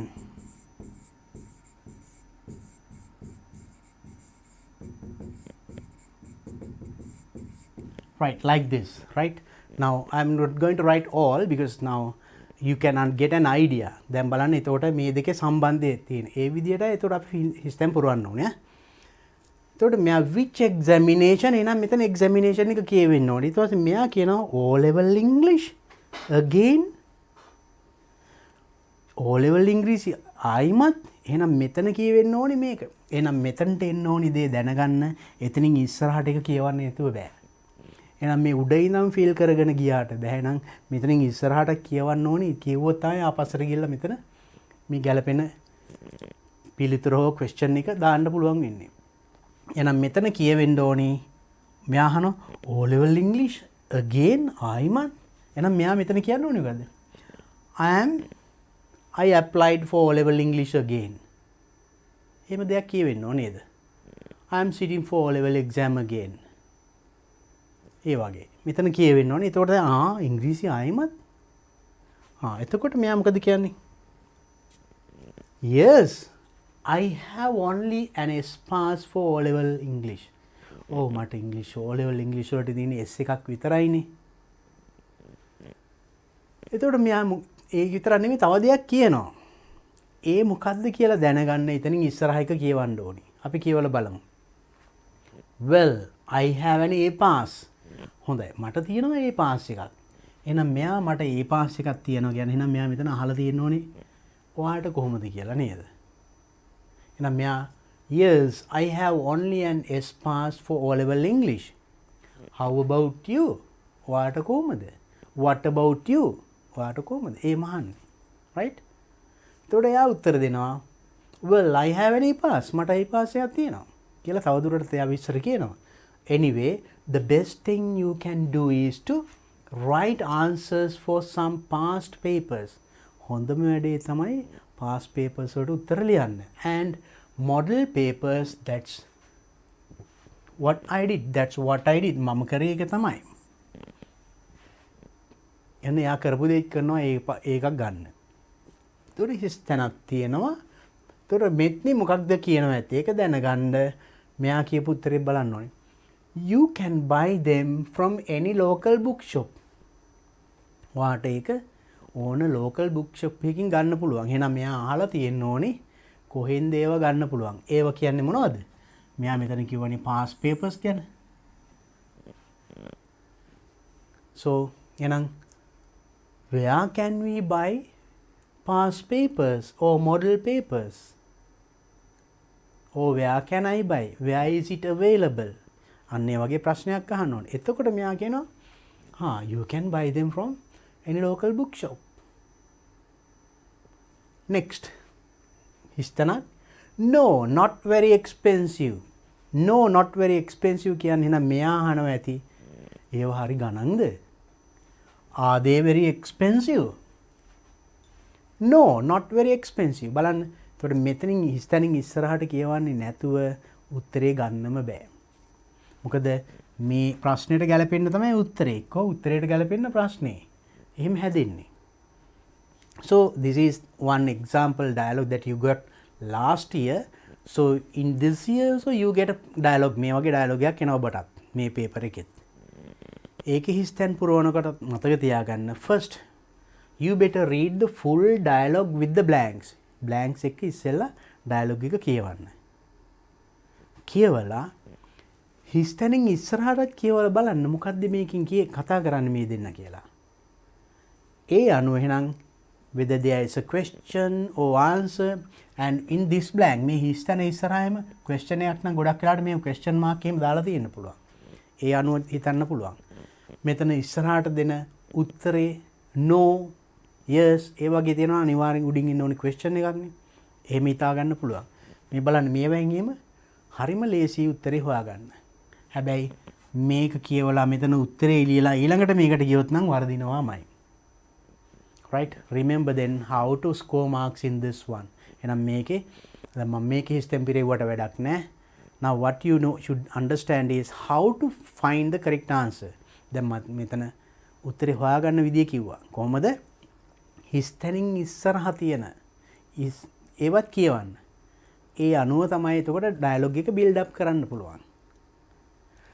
ඒක තමයි first you read the full dialogue with the blanks. හිස්තැන් එක මුළු dialogue එකම ඉස්සෙල්ලා කියවලා ඉන්න. එතකොට මේ දෙන්න මොකක් ගැනද මේ කතා කරන්න කියලා පොඩි අදහසක් ගන්න පුළුවන්. ඒක ගැලපෙන්න complete කරන්න.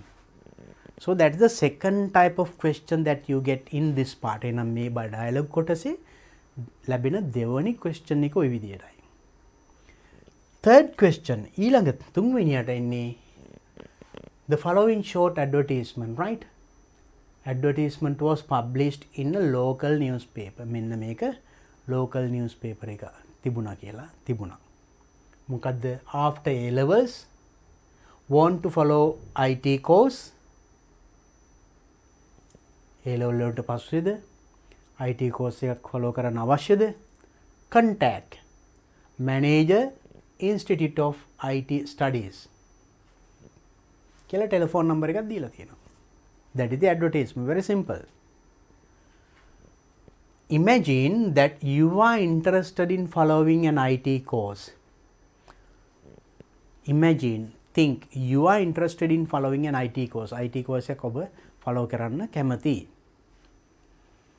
You want to get more details about the courses available. ඔබට අවශ්‍යයි get more details. වැඩිදුර විස්තර දැනගන්න මේ පිළිබඳ IT courses ගැන.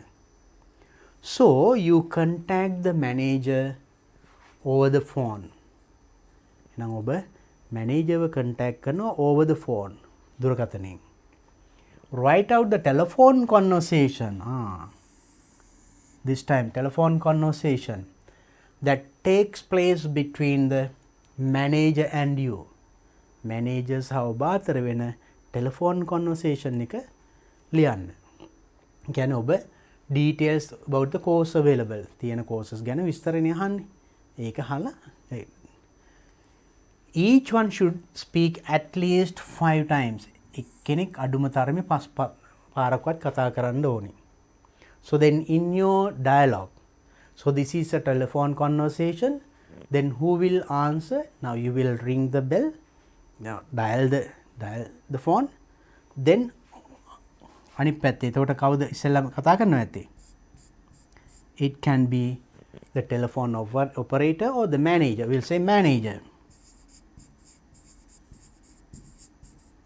Manager. එතකොට manager මොකක්ද කියන්නේ? ඊට පස්සේ I තමන්. I manager. Then I. නේද? I manager. මේ විදිහට එක්කෙනෙක් අඩුම තරමේ 5 පාරක් කියනවා. එහෙනම් දෙන්න එක 10 පාරක් exchanges තියෙන්න ඕනේ මේ විදිහට. එහෙම නැති වුණොත් you don't get marks. මම කියන්නම් මේකට ලකුණු ලැබෙන විදිහත්. එතකොට එක්කෙනෙක් අඩුම ගානේ 5 පාරක් කතා කරන්න ඕනේ. එහෙනම් මෙයා තමයි එතකොට hello කියලා මොකක්ද කියන්නේ? Now when you dial and rings there and he takes the receiver and answers hello ABC company or මොකක් හරි මේ this company manager Institute for IT Studies hello manager speaking. එතකොට ඔයා මොකක්ද කියන්නේ? නැත්නම් මෙයා hello විතරක් කිව්වනම් hello is that Institute of IT Studies මේ IT Studies Institute එකද? එතකොට මෙයා කියනවා yes speaking. එතකොට නැත්නම් ඔබට කියන්න පුළුවන් can I speak to the manager please? මට මැනේජර්ට කතා කරන්න පුළුවන්ද? එතකොට මැනේජර් කියනවා yes speaking. ඔව් මම කතා කරනවා. එතකොට මෙයා ඔයා අහනවා විස්තර අහනවා. මොනවද? I'm interested in following IT courses. මම IT course එකක් follow කරන්න කැමතියි. May I know about the courses available? May I know about the details about the courses available? මේවයින්ම ගන්න පුළුවන්.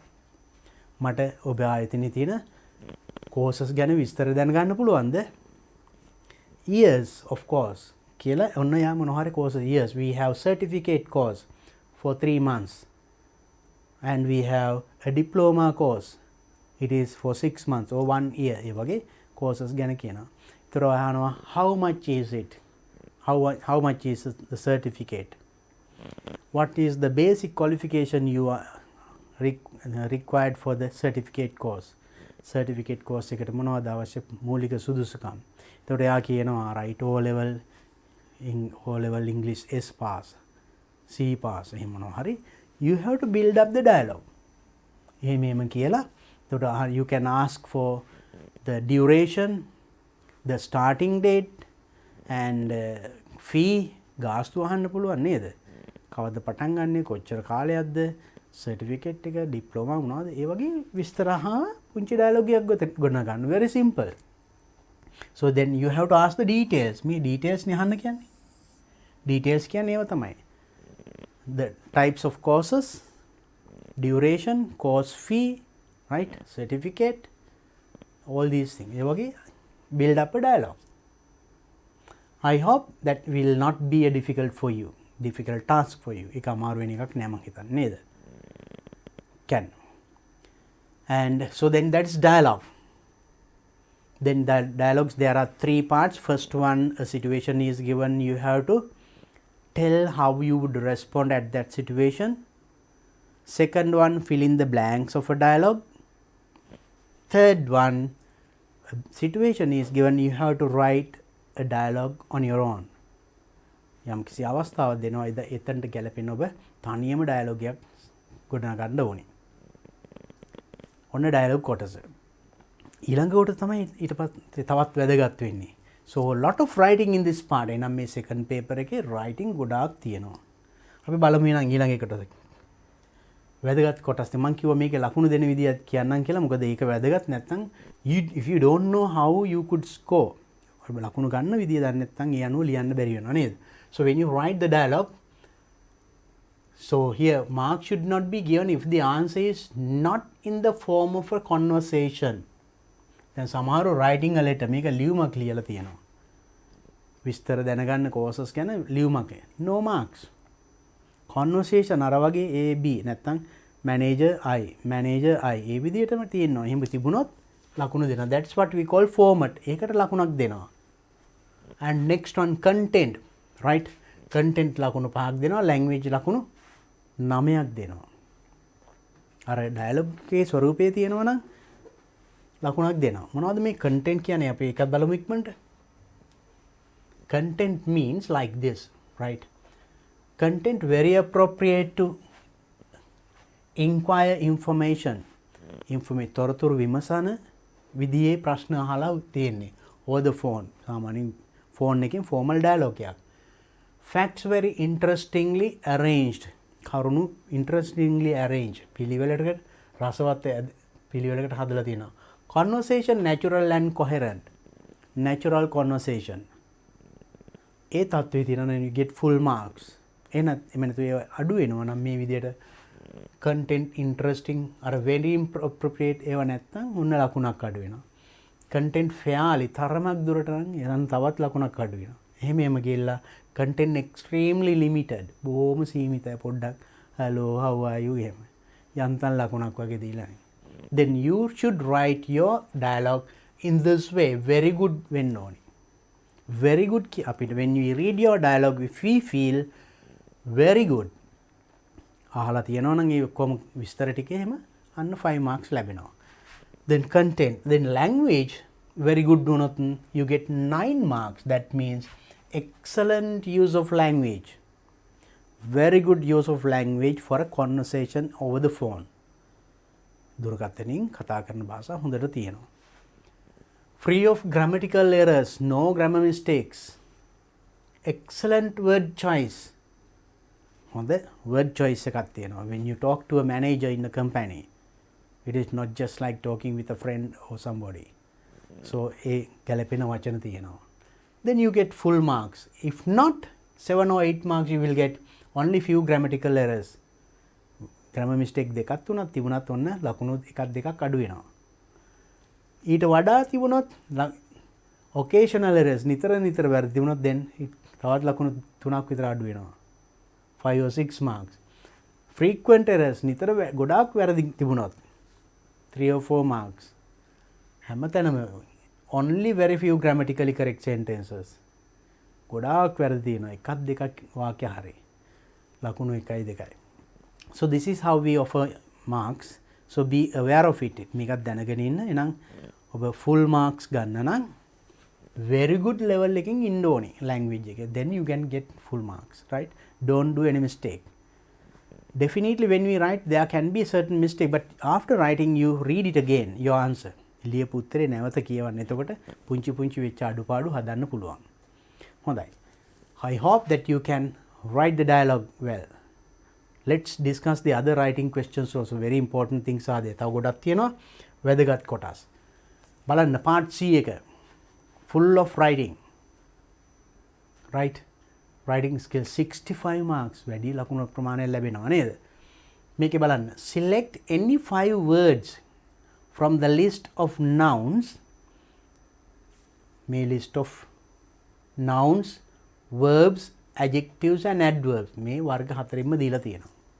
Select any 5. ඕන පහක් තෝරගන්න. And you may use and write given below and use each one of them in a meaningful sentence. Use each one of them in a meaningful sentence. Meaningful sentence එක පාවිච්චි කරන්න. වාක්‍යයක් ලියන්න වචනේ පාවිච්චි කරලා.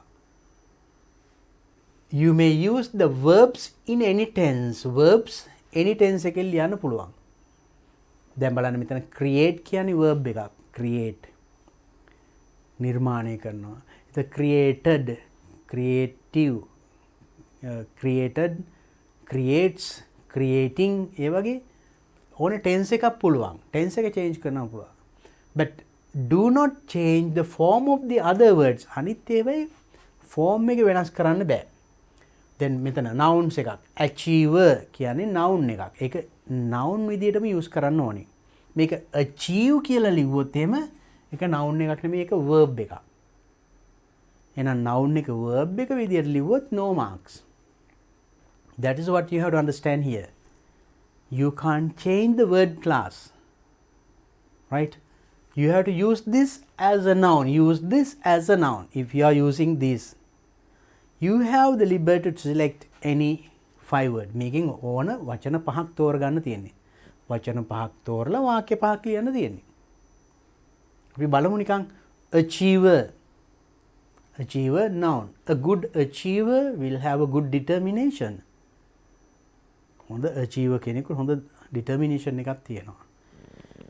I could achieve my target. කිව්වොත් එහෙනම් මොකද වෙන්නේ? වැරදි. No mark. Sentence is correct, grammatically correct. වාක්‍ය grammatically හරි. නමුත් I could achieve my target. Achieve කියන්නේ noun එකක් නෙමෙයි. එතන verb එකක්. ඒතකොට noun එකෙන් verb හදන්න පුළුවන්.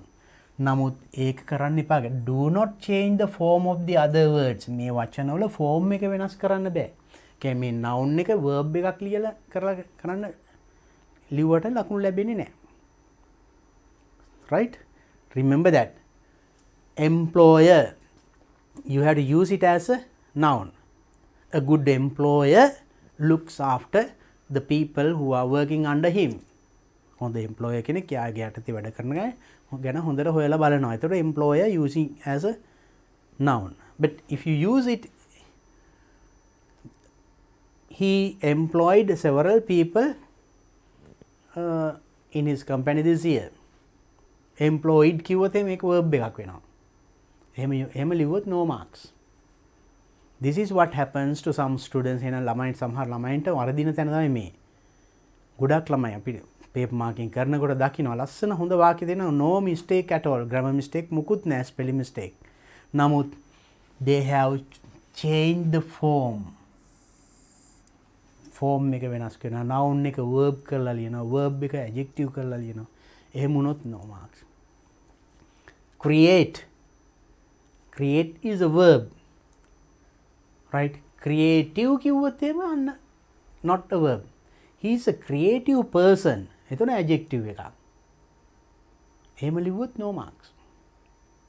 That is what you have to understand in this question. මේ ප්‍රශ්නේ අන්න ඒක හොඳට මතකේ තියාගන්න. Don't change the form. If it is a verb, use it as a verb in your sentence. If it is an adjective, use it as an adjective in your sentence. If it is an adverb, use it as an adverb. Create, hate, verb. හැබැයි මේකෙත් තියෙනවා මං කියන්නම් ඉස්සරහදී ඒක තියෙනවා මම ලකුණු දෙන විදිය මං කියන්නම් අර සරල වාක්‍යම් I'll show you an example. Hate, violate, break. You should not violate road rules while driving or using the road. ක්‍රියාපදයක් පාර යනකොට මාර්ග නීති violate කරන්න හොඳ නැහැ. කියන්නේ කඩ කරන්න හොඳ නැහැ. එතකොට violate is a verb. Adjective, cultural. එහෙනම් ඒක adjective එකකද? Cultural show. Right? There are a lot of cultural shows in our country or in this season. Like that you can. Harmful, and smoking cigarettes will be very harmful to your health. You are using it as an adjective. Eldest, the eldest person in this crowd is absent today, right? You can use as an adjective. Adverbs, briefly. Briefly කියන්නේ කෙටියෙන්. ඒක brief කිව්වොත් that is different. Briefly adverb, right? Use it as an adverb. Seriously, serious, seriously, right? Serious situations, serious situation කිව්වොත් එතන adjective එකක් වෙනවා. එහෙම ලිව්වොත් no marks. Seriously, right? He was seriously ill and then we visited him and was admitted to the hospital. Seriously ill, seriously, තද බල ලෙස. Then use as an adverb. So then remember, so just you will get some common words like මේ බලන්න මේවා නිතර අපිට අහන්න ලැබෙන වචන. මේවා පාවිච්චි කරලා වාක්‍යයක් ගොඩනගා ගන්න තියෙන්නේ.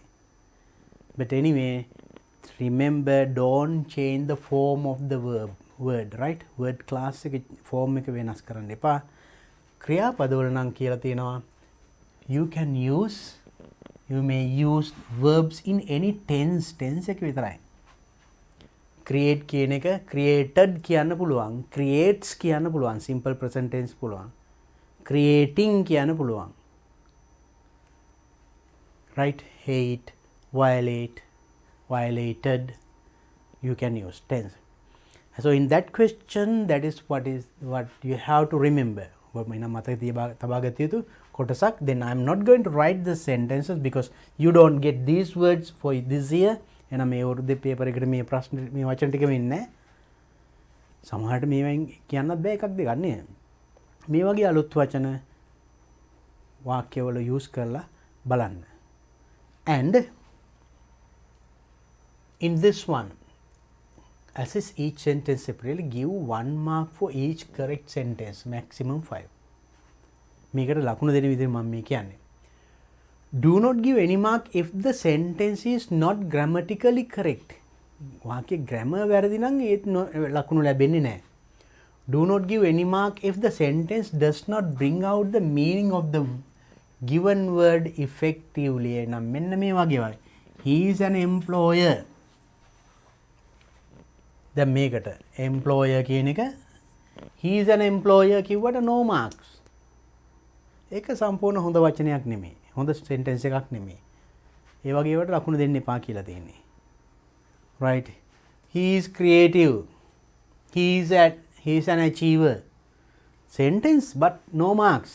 ඒ වගේ but it doesn't give the meaning. You have to bring out the meaning. ඒ දීලා තියෙන වචනේ තේරුම ඒ වාක්‍ය තුලින් පෙන්වන්න ඕනේ. Right? And tell it briefly. Keyword no marks. එහෙම පොඩි වාක්‍ය මදි. හොඳ තේරුමක් එන දිග වාක්‍යයක් ලියන්න. Not a complex sentence. දිග වාක්‍යයක්. අර වාක්‍ය දෙක තුනක් join කරලා complex sentence ම අවශ්‍ය නැහැ. නමුත් මේ වගේ වාක්‍ය නෙමෙයි. He is an employer ඒ වගේ වාක්‍ය නෙමෙයි. Right? දැන් මේක change කරනවා නම් he became became the best employer in this year because of his performances. Complete meaning. ඒ වගේ remember, if you want to score full marks, keep those things in your mind. මේ points ටික පොඩ්ඩක් මතක තියාගන්න. Next important part, this one. Right, question 10. The bar chart below shows the reading habits of students in Jayadeva Mahavidyalaya. මේකේ තියෙනවා Jayadeva Mahavidyalaya ළමයින්ගේ reading habits ගැන. Kurunegala, India 2019. Describe the information by reporting the main features and making comparisons where relevant. එහෙනම් මේක විස්තර කරලා where relevant ආදාළ තැන්වල comparisons පාවිච්චි කරලා describe කරන්න කියන්නේ. Use about 75 words. වචන 75කින් විතර, not a big one. හරිම ලේසි නේද? Now first you study this one. Students reading habits in Jayadeva Vidyalaya, Kurunegala, India 2019. Now you see, then here it is in percentage. Percentage වලින් දීලා තියෙන්නේ. නේද? 100ට ගණනින් දීලා තියෙන්නේ. And this one, science fiction and adventure books. Here newspapers. Here magazines. Right? Now in O level also you get a question like this. O level වලදී හම්බ වෙනවානේ. අපි ඒකදී අපි ළමයින්ට හුරු කරන්නේ සරල විදියට ලියන්න. මොනවද? x අක්ෂයේ මෙන්න මේක තියෙනවා, y අක්ෂයේ මෙන්න මෙහෙම තියෙනවා. මේක තමයි වැඩිම, මේක තමයි අඩුම කියලා වාක්‍ය 4-5 ලියනකොට වචන 50 75ක් ලියන්න පුළුවන්. 50% is the highest percentage and 10% is the lowest percentage. එහෙමයි. But in O level that is okay. We give marks. But in A level විභාගේ මේ අක්ෂේ මෙන්න ඒවා පෙන්නනවා, මේකේ මෙහෙම පෙන්නනවා, that is not enough. Because this is advanced level examination, right? මතක තියාගන්න මේ පාර අපි දකිනවා A level විභාගෙත් මේ වගේ උත්තර ලියනවා, ලකුණු ලැබෙන්නේ නැහැ මේ පාර. ඒ වගේ ලිව්වොත් ලැබෙනවා එකක් දෙකක්. You can't go for an A pass. ඒකට යන්න ඕන නම් ඒක ඇඩ්වාන්ස් ලෙවල් එකෙන්ම ලියන්න ඕනේ නේද? සරල පුංචි ඡේදයක් නෙමෙයි, ලියන ඡේදේ පොඩ්ඩක් your language should be advanced. මම එක්සැම්පල් එකක් පෙන්නන්නම්. බලන්න මේකේ ලකුණු දෙන්නේ විදියක් දැනගත්තාම අපිට පුළුවන් මේ content you get 4 marks and language 6 marks දෙනවා. ඒ කියන්නේ content very good වුණොත්, ඒ කියන්නේ has used specific length, කියන්නේ 75 words ලියවිලා තියෙන්න ඕනේ. Content appropriate එකට ගැලපෙනවා. Has elaborated data sufficiently, දීලා තියෙන තොරතුරු elaborate විස්තර කරලා තියෙන්න ඕනේ. හැම එකේ මෙන්න මේක තියෙනවා, මේ x අක්ෂයේ මේ තියෙනවා, y අක්ෂයේ මෙහෙම තියෙනවා, මේක වැඩි මේක අඩුයි, ඒ මදි. ඒකට මොකද කරන්න ඕනේ? Select and organizes facts in a logical manner. A comparisons කරන්න ඕනේ. මේකට මේක වැඩි, මෙන්න මේ දෙක සමානයි, මේ අනුව මෙන්න මෙහෙම තියෙනවා. You have to express. I will show a simple example. මම පුංචි උදාහරණයක් පෙන්නන්නම්. So ඒ අනුව තමයි එතකොට you get full marks if you are in this very good level. එහෙම නැති වුණොත් තමයි මේ ලකුණු ටික ටික අඩු වෙලා අන්තිමට content extremely limited. බොහොම සීමිතයි. Presentation of facts very weak. කරුණු ඉදිරිපත් කරලා තියෙන විදිහත් හරිම දුර්වලයි. නිකම් පොඩ්ඩක් නිකන් වාක්‍යයක් දෙකක් දාලා. එහෙම ලියන්න එපා. ලියන විස්තර පිළිවෙලකට ලස්සනට ගොනු කරලා ලියන්න වෙනවා. Because now you are advanced level students, remember. If you describe this as you did in O level, you will not get this full mark. සම්පූර්ණ ලකුණු ලැබෙන්නේ නැහැ. Your answer should be in a good level, suitable for an advanced level student, not as O level student. And content, then next one, language. Very good means excellent use of language. Very good language should be there. Free of grammatical errors, grammar mistakes නැති වෙන්න ඕනේ. excellent word choice. word choice එක තියෙන මම ඒව පොඩ්ඩක් උදව් කරන්නම් දැන්. එහෙම වුණොත් තමයි full marks ලැබෙන්නේ. එහෙම නැත්නම් language errors තියෙන අඩු වෙලා යනවා මේ. only very few grammatically correct sentence grammar හරි වාක්‍ය එකක් දෙකක් තියෙනවා යන්තම් ලකුණු එකක් අපි හංගු වෙන්නේ. see how you get marks and how you lose marks. so මම කාලය සීමිත නිසා පොඩ්ඩක් ඉක්මනටම කියනවා. නමුත් මම හිතන්නේ මේ තුලින් ඔබට අදහසක් ලැබෙනවා මොකද්ද මේකෙන් කියන්නේ කියලා නේද? then මෙන්න බලන්න I'll give this example that is last year question. දැන් මම පෙන්නුවේ ගිය අවුරුද්දේ පේපර් එක question එක. look at the following example. now look at this. the chart below shows the amount of leisure time employed by men. මේකෙන් පෙන්නන්නේ leisure time enjoyed by men and women of different employment status. leisure time කොහොමද ඒගොල්ලෝ enjoy කරේ men and women, right? leisure time in typical week සතියක leisure time විවේක කාලය ගත කරපේ by sex and employment status 1998-99. ගැහැණු පිරිමි වෙන වශයෙන් විවිධ රැකියාවල නිරත වෙන අය. employed full time employed කට්ටිය. එතකොට මෙතන colors තියෙනවා. එතකොට එක color එකක් ගැහැණු අනිත් color එක පිරිමි. එහෙම තියෙන්නේ. male blue and female next color. and employed part time and unemployed කට්ටිය කොහොමද? retired කට්ටිය කොහොමද? housewives ලා කොහොමද? right? so then looking at this අපි බලන්න අර x axis says this one, y axis says this one, and your hobbies are කියලා එහෙම අපි ලියවනේ O level. ඒ විදිහටද බලන්න මේ paragraph එකේ කියලා තියෙන්නේ. මේ this is just an example. let's read it carefully.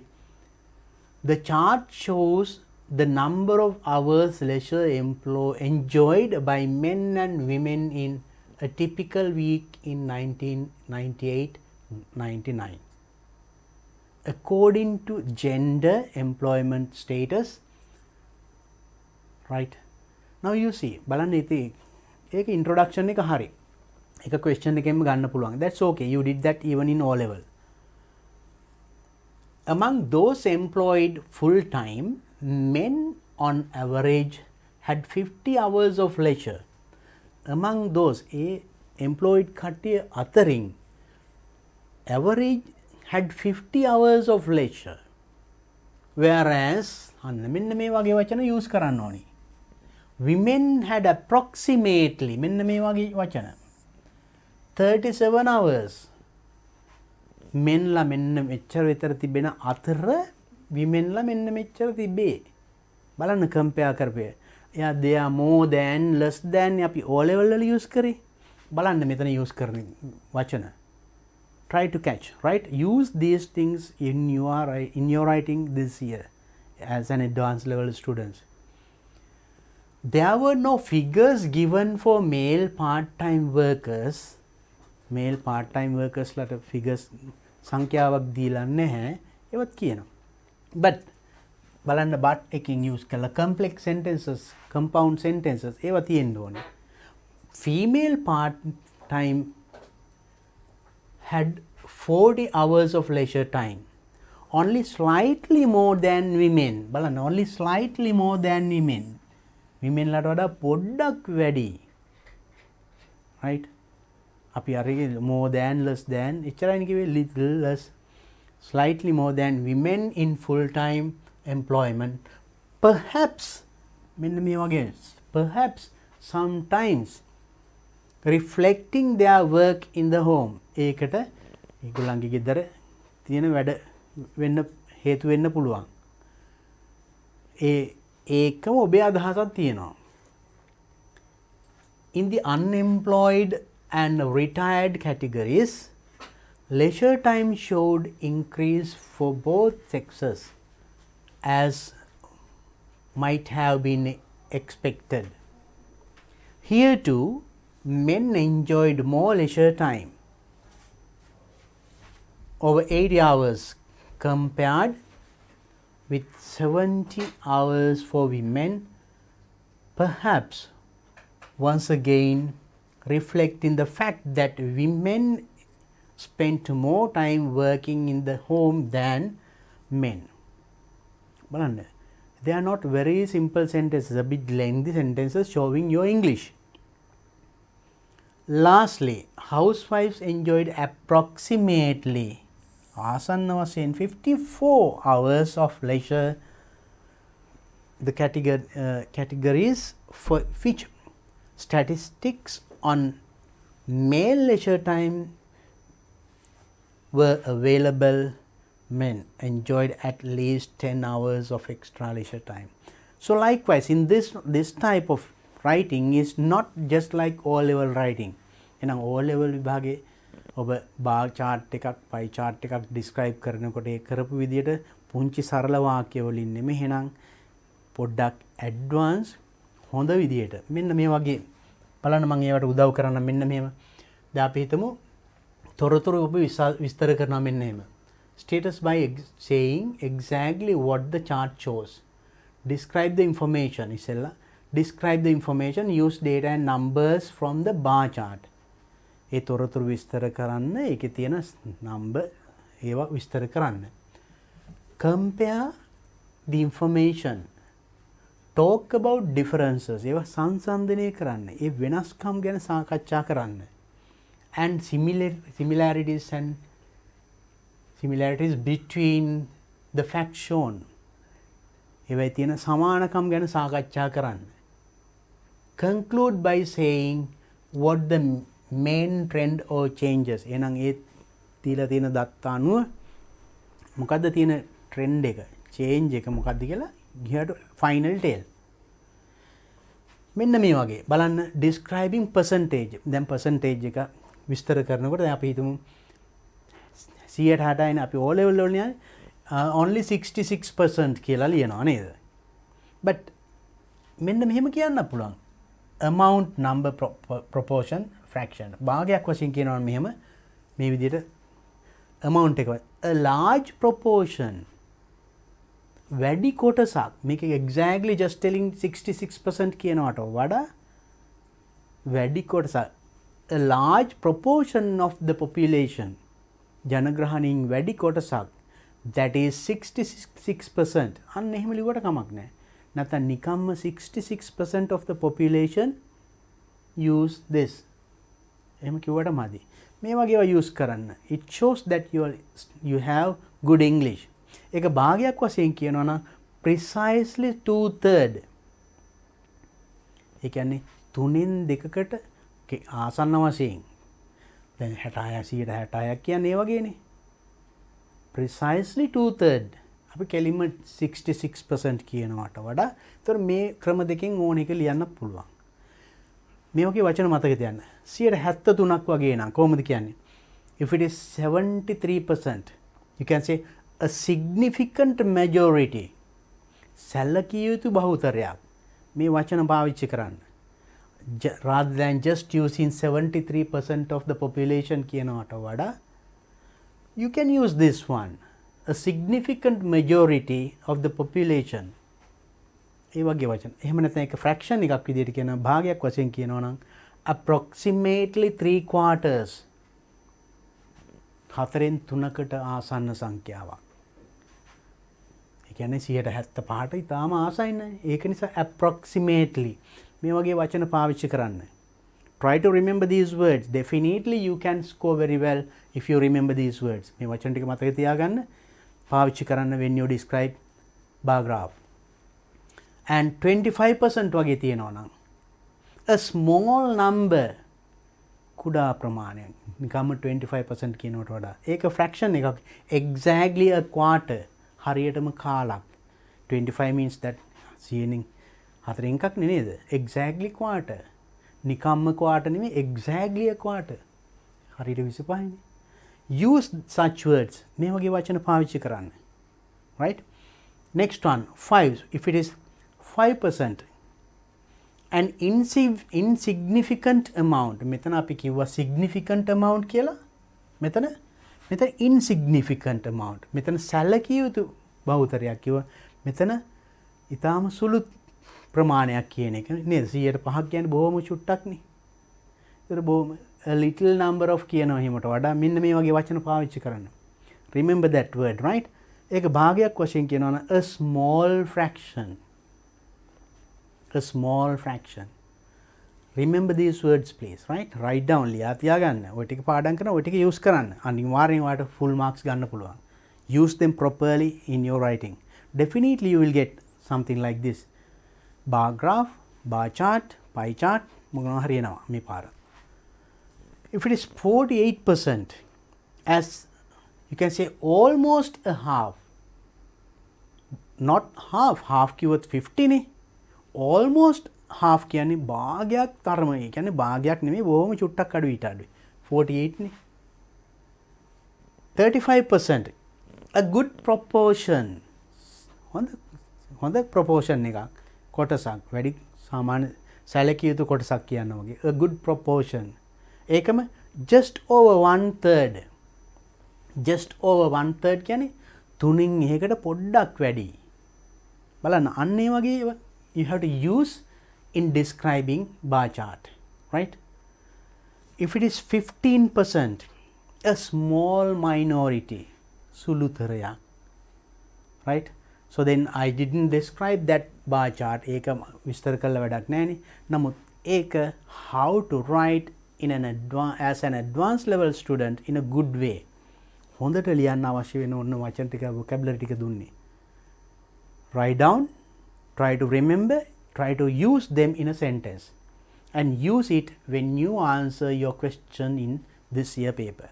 මේ අවුරුද්දේ උත්තර ලියනකොට මේවා පාවිච්චි කරලා ඉන්න definitely you will get good marks. තවත් ගොඩාක් ලකුණු ගන්න පුළුවන් ප්‍රශ්න තියෙනවා. අපි ඒවා ටිකත් ඉක්මනට සාකච්ඡා කරමු. So this is something that you even in O level you have done. Notice question number 11. Imagine that you are the secretary of the nature club of Damsiri Mahavidyalaya Bentotta. Your club decides to start a home garden in the school. You wish to have a meeting to discuss it.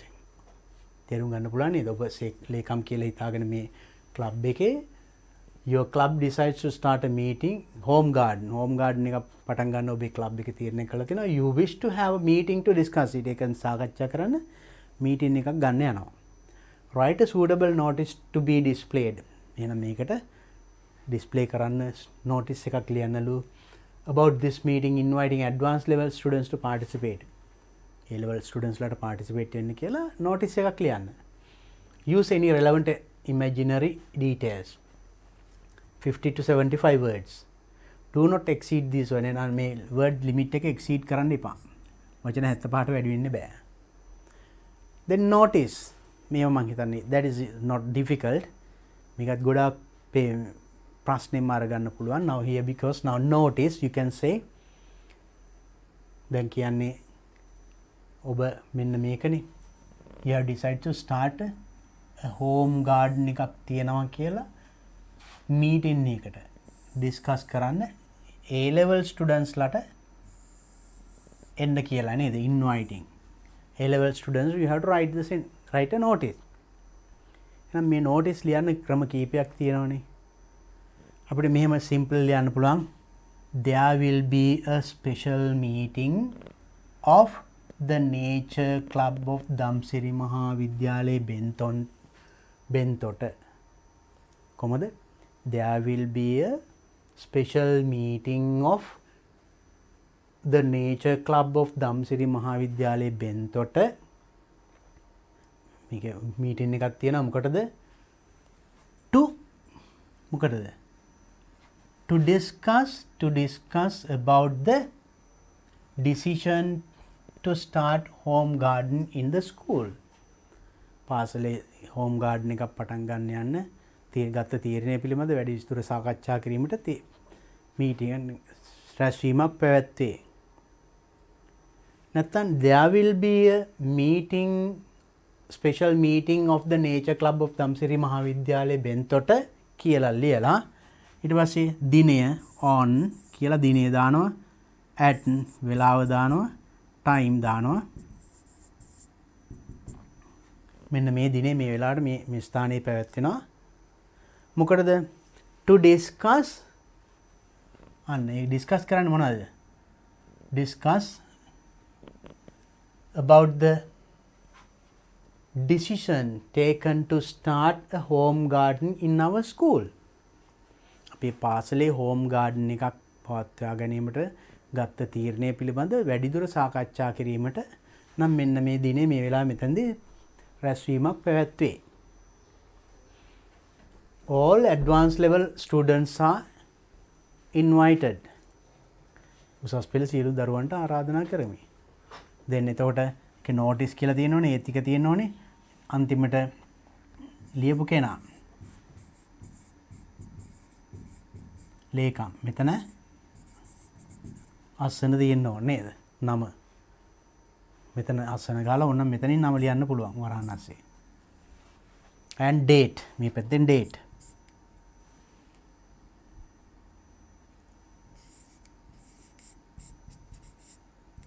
මෙතන date එක තියෙන්න ඕනේ ඔන්න ඔය ටික සම්පූර්ණ වෙන්න ඕනේ. එහෙම නැත්නම් there will be නැතුව නිකම්ම මෙහෙම කියන්න පුළුවන්. A special meeting එහෙම කියන්න. A special meeting will be held to discuss about the decision made to start a home garden. නැත්නම් the nature club of Damsiri Mahavidyalaya has decided to start a home garden in the school. There will be a therefore there will be a meeting to discuss about on the above matter කියලා මේම on this day රැස්වීමක් පැවැත්වෙනවා මෙන්න මේ දිනේ මේ වෙලාවට මෙතනදී එහෙනම් all A level students are invited to be present සියලුම උසස් පෙළ දරුවන්ට මෙතනට එන්න කියලා ආරාධනා කරනවා ඒ වගේ I hope that you will be able to write මේක අපි O level වලදී practice කරලා තියෙන නිසා and you might get a question of this type this year as well sometimes, right? Be ready. Hari. That is another important writing. There are some more letter writing. ඒ කොටස් ටිකත් වැදගත් නේ. අපි ඒකත් ඉක්මනට සාකච්ඡා කරමු. කාලය ඉතාම සීමිතයි. ඒකෙදි ලකුණු ලැබෙන්නේත් මේ විදිහටයි. මම ඒකත් පොඩ්ඩක් කියන්නම්. Content language, content 5 marks, language 10 marks. That means content if you are very good, that means has used specific length අදාළ ඒකෙන් වචන 75ක් සම්පූර්ණ වෙලා ලියලා නම් content very appropriate and includes all necessary details එහෙම තිබුණොත් you get full marks ඒවා අඩු වුණොත් සමහරට දිනේ ලියන්න මතක නැහැ invite කරන්න මතක නැහැ A level ළමයින්ට එන්න කියලා නේද එක්කෝ තියෙන තැන ලියවිලා නැහැ notice එකේ ඒවා අඩු වුණොත් ඒ වගේම අඩු වෙනවා content එකෙන් අඩු වෙනවා and language එකත් very good වුණොත් තමයි full 10 marks ලැබෙන්නේ. ඒ කියන්නේ excellent use of language, good language, free of grammatical errors, no mistakes at all, grammar mistake, excellent word choice. හොඳ වචන use කරලා තියෙනවා notice එකකට ගැලපෙන. එතකොට full marks. එහෙම නැත්නම් ඒවෙන් අඩු වුණොත් එන්න ඔන්න මේ විදිහට ලකුණු කීපයක අඩු වෙලා යනවා. එහෙනම් make sure that you write in this situation very good වෙන්න ලියන්න ඕනේ. එහෙනම් grammar mistake කරන්න බෑ. අඩංගු යුතු සියලු කරුණු ඇතුළත් වෙන්න ඕනේ. හොඳයි. Next. Question number 12. Your school Rajasingham Mahavidyalaya in Vavuniya is organizing the annual sports day. Annual sports day එක ඔබේ පාසල Rajasingham Mahavidyalaya organize කරනවා. The organizing committee has decided to invite Mr. Kumar Sangakkara, the former cricket captain, to deliver a talk on this day. එහෙනම් ඔයගොල්ලෝ decide කරලා තියෙනවා කුමාර සංගක්කාරට invite කරන්න deliver a talk. මේකේදී speech එක කතාවක් කරන්න කියලා invite කරන්න ඔබ තීරණය කරලා තියෙනවා. As the secretary of the sports committee, ඔබ sports committee එකේ ලේකම් වශයෙන් write a letter inviting him. එයාට invite කරලා ලියුමක් ලියන්න. ඔන්න formal letter එකක්. Then informal letters I know that you know it. ඒක ලේසි නේද? Writing a letter to a friend A වගේනේ. Friend or uncle ඒ වගේ. Informal letters I think as advanced level students they are not that much difficult. Now formal letters definitely you will get this year also. මේ අවුරුද්දෙත් එනවා. දැන් පෞගිය හැම අවුරුද්දකම මේවා ඇවිල්ලා තියෙනවා.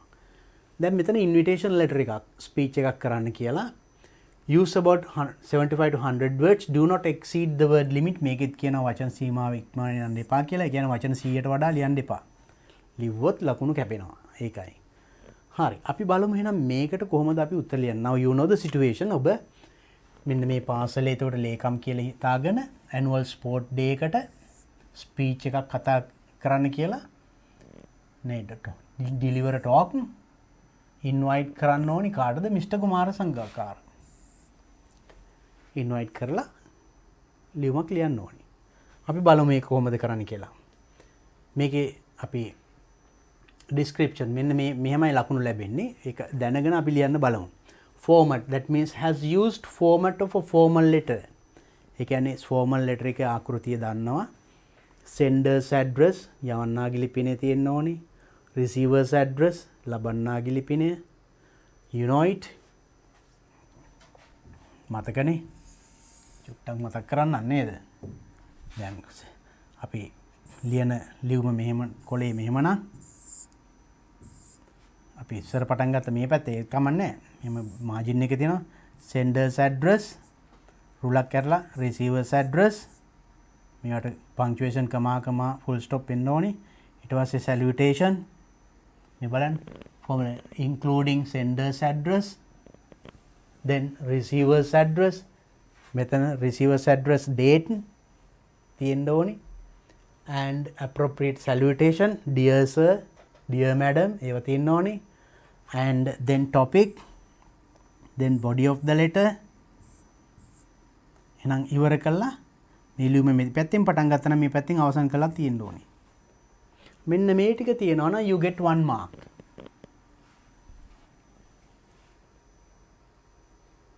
බලන්න මේකේ තියෙනවා do not give the mark for this part if one of the above is missing මේවෙන් එකක් හරි අඩු වෙනම් මේ ලකුණ ලැබෙන්නේ නැහැ. ඒ කියන්නේ අපි හිතමු මේ ඔක්කොම ලියලා දිනේ දාන්න අමතක වෙලා. no marks. එක්ක sender's address එක නැහැ. එක්ක receiver's address එක නැහැ. එහෙම නැත්නම් මෙතන yours sincerely faithfully ඒක කොටස නැහැ. dear sir කියන එක නැහැ. මොකක් අඩු වුණත් no marks. ඒ ඔක්කොම තිබුණ තමයි you get this mark. don't miss even 1 mark. එක ලකුණ හරි අපතේ යවන්න එපා.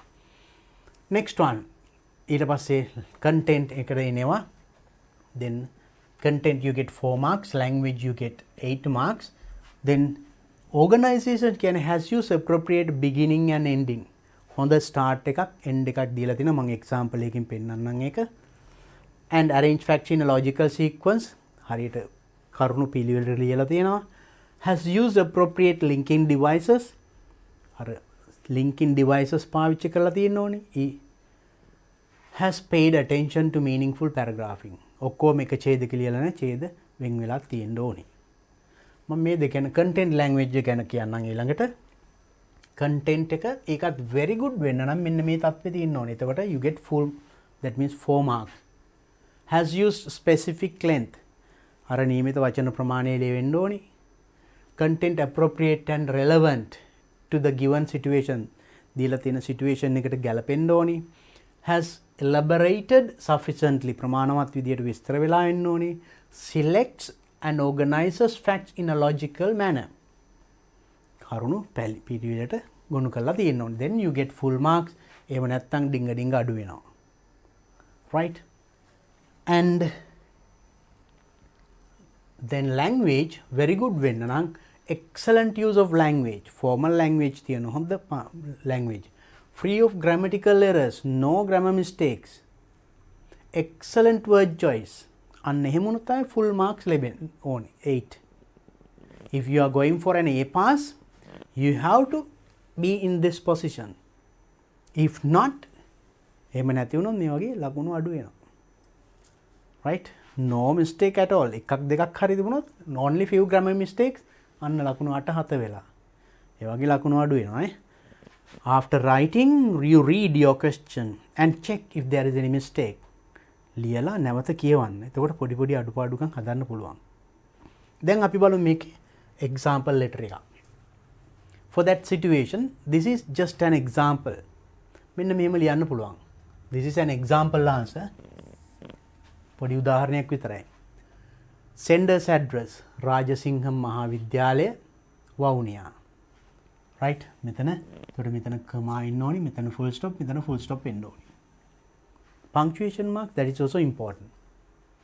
ඊට පස්සේ date 23rd 15th January 23rd today. then අපි ලියන්නේ මේ කුමාර සංගක්කාරනේ. receivers address ලබන්නාගේ ලිපිනය. ඒක ඔයාලට හදන්න පුළුවන් ඕන එකක්, right? Candy Road, Colombo. then dear sir, invitation to deliver a speech. speech එකක් දේශනයක් කිරීම සඳහා ආරාධනයයි. topic. The sports section of Rajasingham Mahavidyalaya has decided to organize the annual sports day to appreciate the sports winners and to encourage and educate the students on the value of doing sports.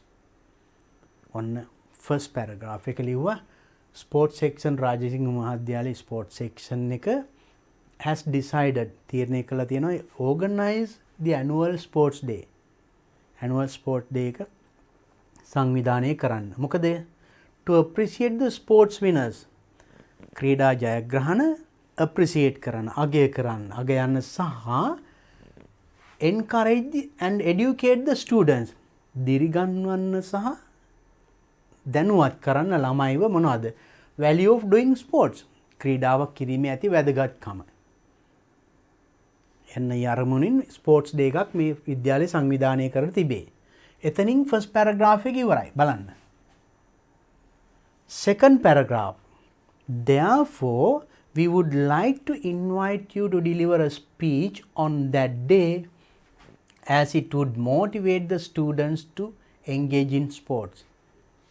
එම නිසා we would like to invite you අපි ඔබට ආරාධනා කිරීමට කැමතියි to deliver a speech එදාට කතාවක් කරන්න කියලා. ඒකින් ළමයිව motivate වෙයි to engage in sports ක්‍රීඩාවට යොමු වෙන්න.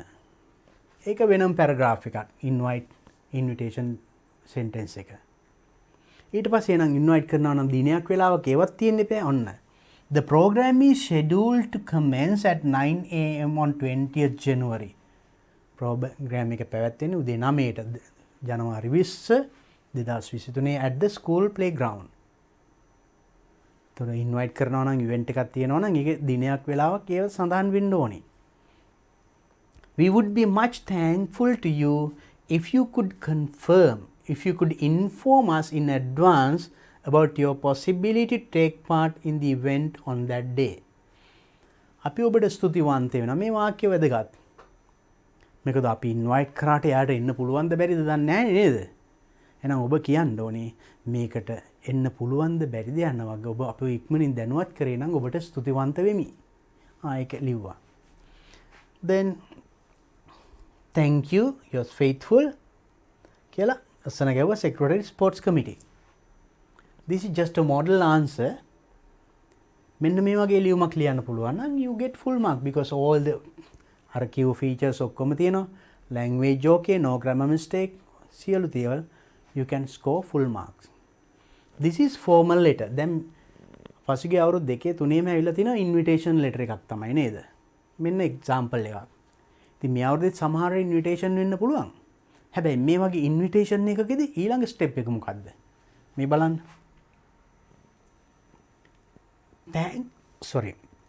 Thanksgiving letter after the function. අපි හිතමු invite කරා යාව speech එකක් කරා ගියා. අපිට නිශ්ශබ්ද වෙන්න බෑනේ. එහෙමනම් ඒකට thank කරලා ලියන්න පුළුවන් වෙන්න ඕනේ. අර විදියට මෙතකොට senders address, receivers address, date ඒ ඔක්කොම තියෙනවා. ඒවා තියෙන්න ඕනේ. මම මේ body එක විතරක් පොඩි example එකක් විතර දෙන්න. මොකද මේ මොනවා ආවත් එතකොට ඔයාලට letter එක හදාගන්න පුළුවන්. The body of the letter would be like this. එහෙමනම් thank කරන එක body of the letter. එතකොට උඩ තියෙන්න ඕනේ ඇඩ්‍රස් ඒවා හැම සැලියුටේෂන් ඒ ටික තියෙන්න ඕනේ යට ඒවා තියෙන්න ඕනේ yours faithfully ඒ ටික. මෙන්න එහෙම. This is with reference to my letter of 15th January 2013 on the above subject. On the above subject කියන්නේ අර underline කළා මාතෘකාවක් ලිව්වේ. inviting කියලා. ඒකම මෙතනත් ලියනවා.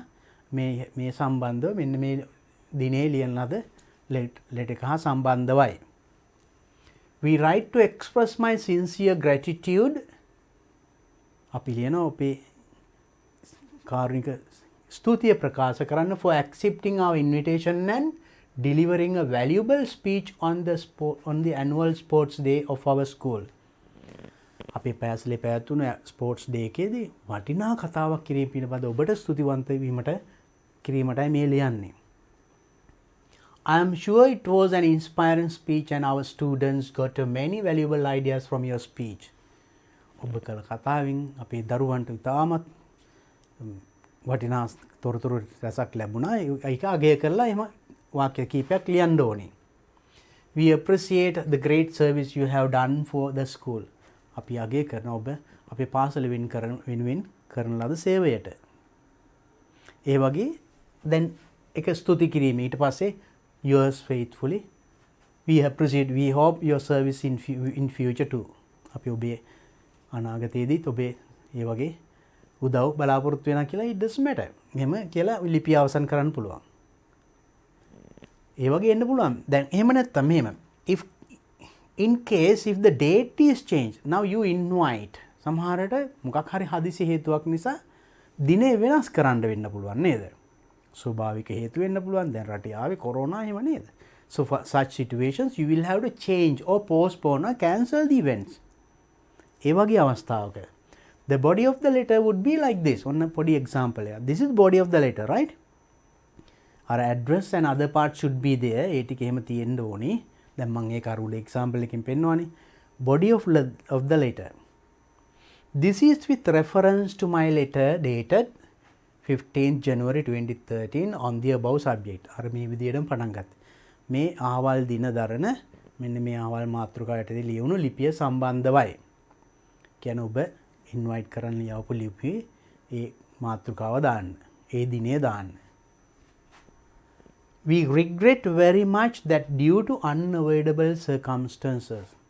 අපි බොහොම කනගාටු වෙනවා unavoidable circumstances. නොවැළැක්විය හැකි හේතුන් නිසා we had to change the date of the annual sports day. Annual sports day එකේ දිනය වෙනස් කරන්න සිදු වුණා. The annual sports day would now be held on the 27th January 2013. මේ annual sports day එකද 27 වෙනිදා පැවැත්වෙනවා. ඉස්සෙල්ලා 20 කියලා කිව්වේ. අන්න date එක වෙනස් කරා. ජනවාරි 27 වෙනිදා පැවැත්වේ at 9 am at the school playground. We hope the new date will suit you. අපි හිතනවා මේ අලුත් දිනය ඔබට suit වෙයි කියලා. We are sorry for the inconvenience caused. ඇති වූ අපහසුතාවය ගැන අපි කනගාටු වෙනවා. ඒකත් කියන්න ඕනේ. මොකද එකපාරට වෙනස් කරන්න වුණාම නේද? නමුත් එයා රෙඩි පිටේ ඉන්න පුළුවන්. වෙනස් කරාම එයාගේ ෂෙඩියුල් එකමත් නේද? So මේ වගේ එහෙම එන්නත් පුළුවන්. We don't know what kind of a letter that you would then now දැතොට සූදානම් වෙන්න මේ ඕනම එකකට ලියන්න. invitation විතරක් නෙමෙයි. මෙහෙම එන්න පුළුවන්. Right? Cancellation of the date, postponing, thanking, and so for those, and in this one මේ පොතේ තියෙනවා අන්තිම පාඩම් කීපේ බලන්න ගොඩක් තියෙන ඔය letters, covering letters and other things. ඔක්කොම මේ ටික කියවන්න අනිවාර්යෙන් මේ ටික එනවා. මම උදව්වක් වශයෙන් කියන්නේ. Question number 13. බොහොම සුළු වෙලාවයි තියෙන ඉක්මනට කතා කරමු. Complete the following story using an imaginary situation. මේ story එක complete කරන්න තියෙන imaginary situation එකක් දීලා use about 150 to 200 words. After an extra class yesterday, I was on my way home. ඊයේ පන්තියක් කරලා ගෙදර එනකොට ඔන්න පොන්චි situation එකක් දීලා I looked at my watch. It was 6:40 p.m. Everywhere it was dark and cloudy. There was no electricity. It was lightning and about to rain. I began to run to the bus stop as fast as I could. වේගෙන් bus stop එක පැත්තට දිව්වා. And then now what happened? Now you have to build up a story. දැන් මේ කතාව ලස්සනට ගොඩනගාගෙන යන්න ඕනේ. That is your creativity, ඔබේ නිර්මාණශීලී බව. And build up it as a beautiful story. The reader should feel like reading it. ඔබේ කතාව ලස්සනට එතකොට මේක creativity, creative writing, නිර්මාණශීලීව එතකොට ලස්සන කතාව ගොඩනගන්න. දැන් මෙතන හරි රෑ වෙලා හවස නේද? ගුවක් හවස වෙලා 6:40යි නේ තනියම. දැන් ගෙදර යන්න එනවා, වයසක් එනවා. Cloudy, dark and cloudy. And you read, then what happened? Then use your creativity and build up a story. මේ වගේ එකක් කියන්නත් පුළුවන්. And ඒක මෙන්න මේ ටික දැනගන්න. ඒකේදී ලකුණු ලැබෙන්නේ you get lot of marks, right? For content 6 marks, language 10 marks, organization 4 marks. Content, you know, if it is very good, that means has used specific length. වචනේ ප්‍රමාණය ලියවිලා ඉන්න ඕනේ. Content very appropriate and very interesting, then only you get 6 marks. එහෙම නැති වුණොත් අඩු වීගෙන යනවා. And also this one, language, you get full marks. Excellent use of language, free of grammatical errors, excellent word choice. හොඳ වචන ඒ වගේ no mistake තිබුණොත් තමයි full marks වෙන්නේ. හැබැයි අඩුපාඩු තිබුණොත් මේ වගේ අඩු වීගෙන යනවා. And also organization, very good means, that means excellent organization has selected, organized and presented relevant information in a very logical manner. Ideas are connected very effectively. Paragraphs are meaningfully divided. ලස්සනට ඒ කතාව පිළිවෙලට එන්න ඕනේ. කරුණු පැහැදිලිව පිළිවෙලට තියෙනවා. ඔක්කොම එක ඡේදයක ලියලා නැහැ. ඡේද වෙන් කරලා තියෙනවා. You should have separate paragraphs, right? So if you have those qualities, you get 4 marks for that. If not, little by little, your marks will be deducted. Right. Make sure that you are aware of these things. And this is, right, this detailed information about band description. So that is also very good කිව්වේ මොනවටද කියලා කියන්නේ. That means මෙන්න මේ very good කිව්වේ able to construct both simple and complex sentences. එහෙනම් now you are an A level students. ඔබ ලියන ඒවා නිකම්ම ඔක්කොම simple sentences නෙමෙයි, simple and complex sentences තියෙන්න ඕනේ. Free of grammatical errors, grammar mistake තියෙන්න බෑ. full marks වලට යන්න නම් very good වෙන්න නම්.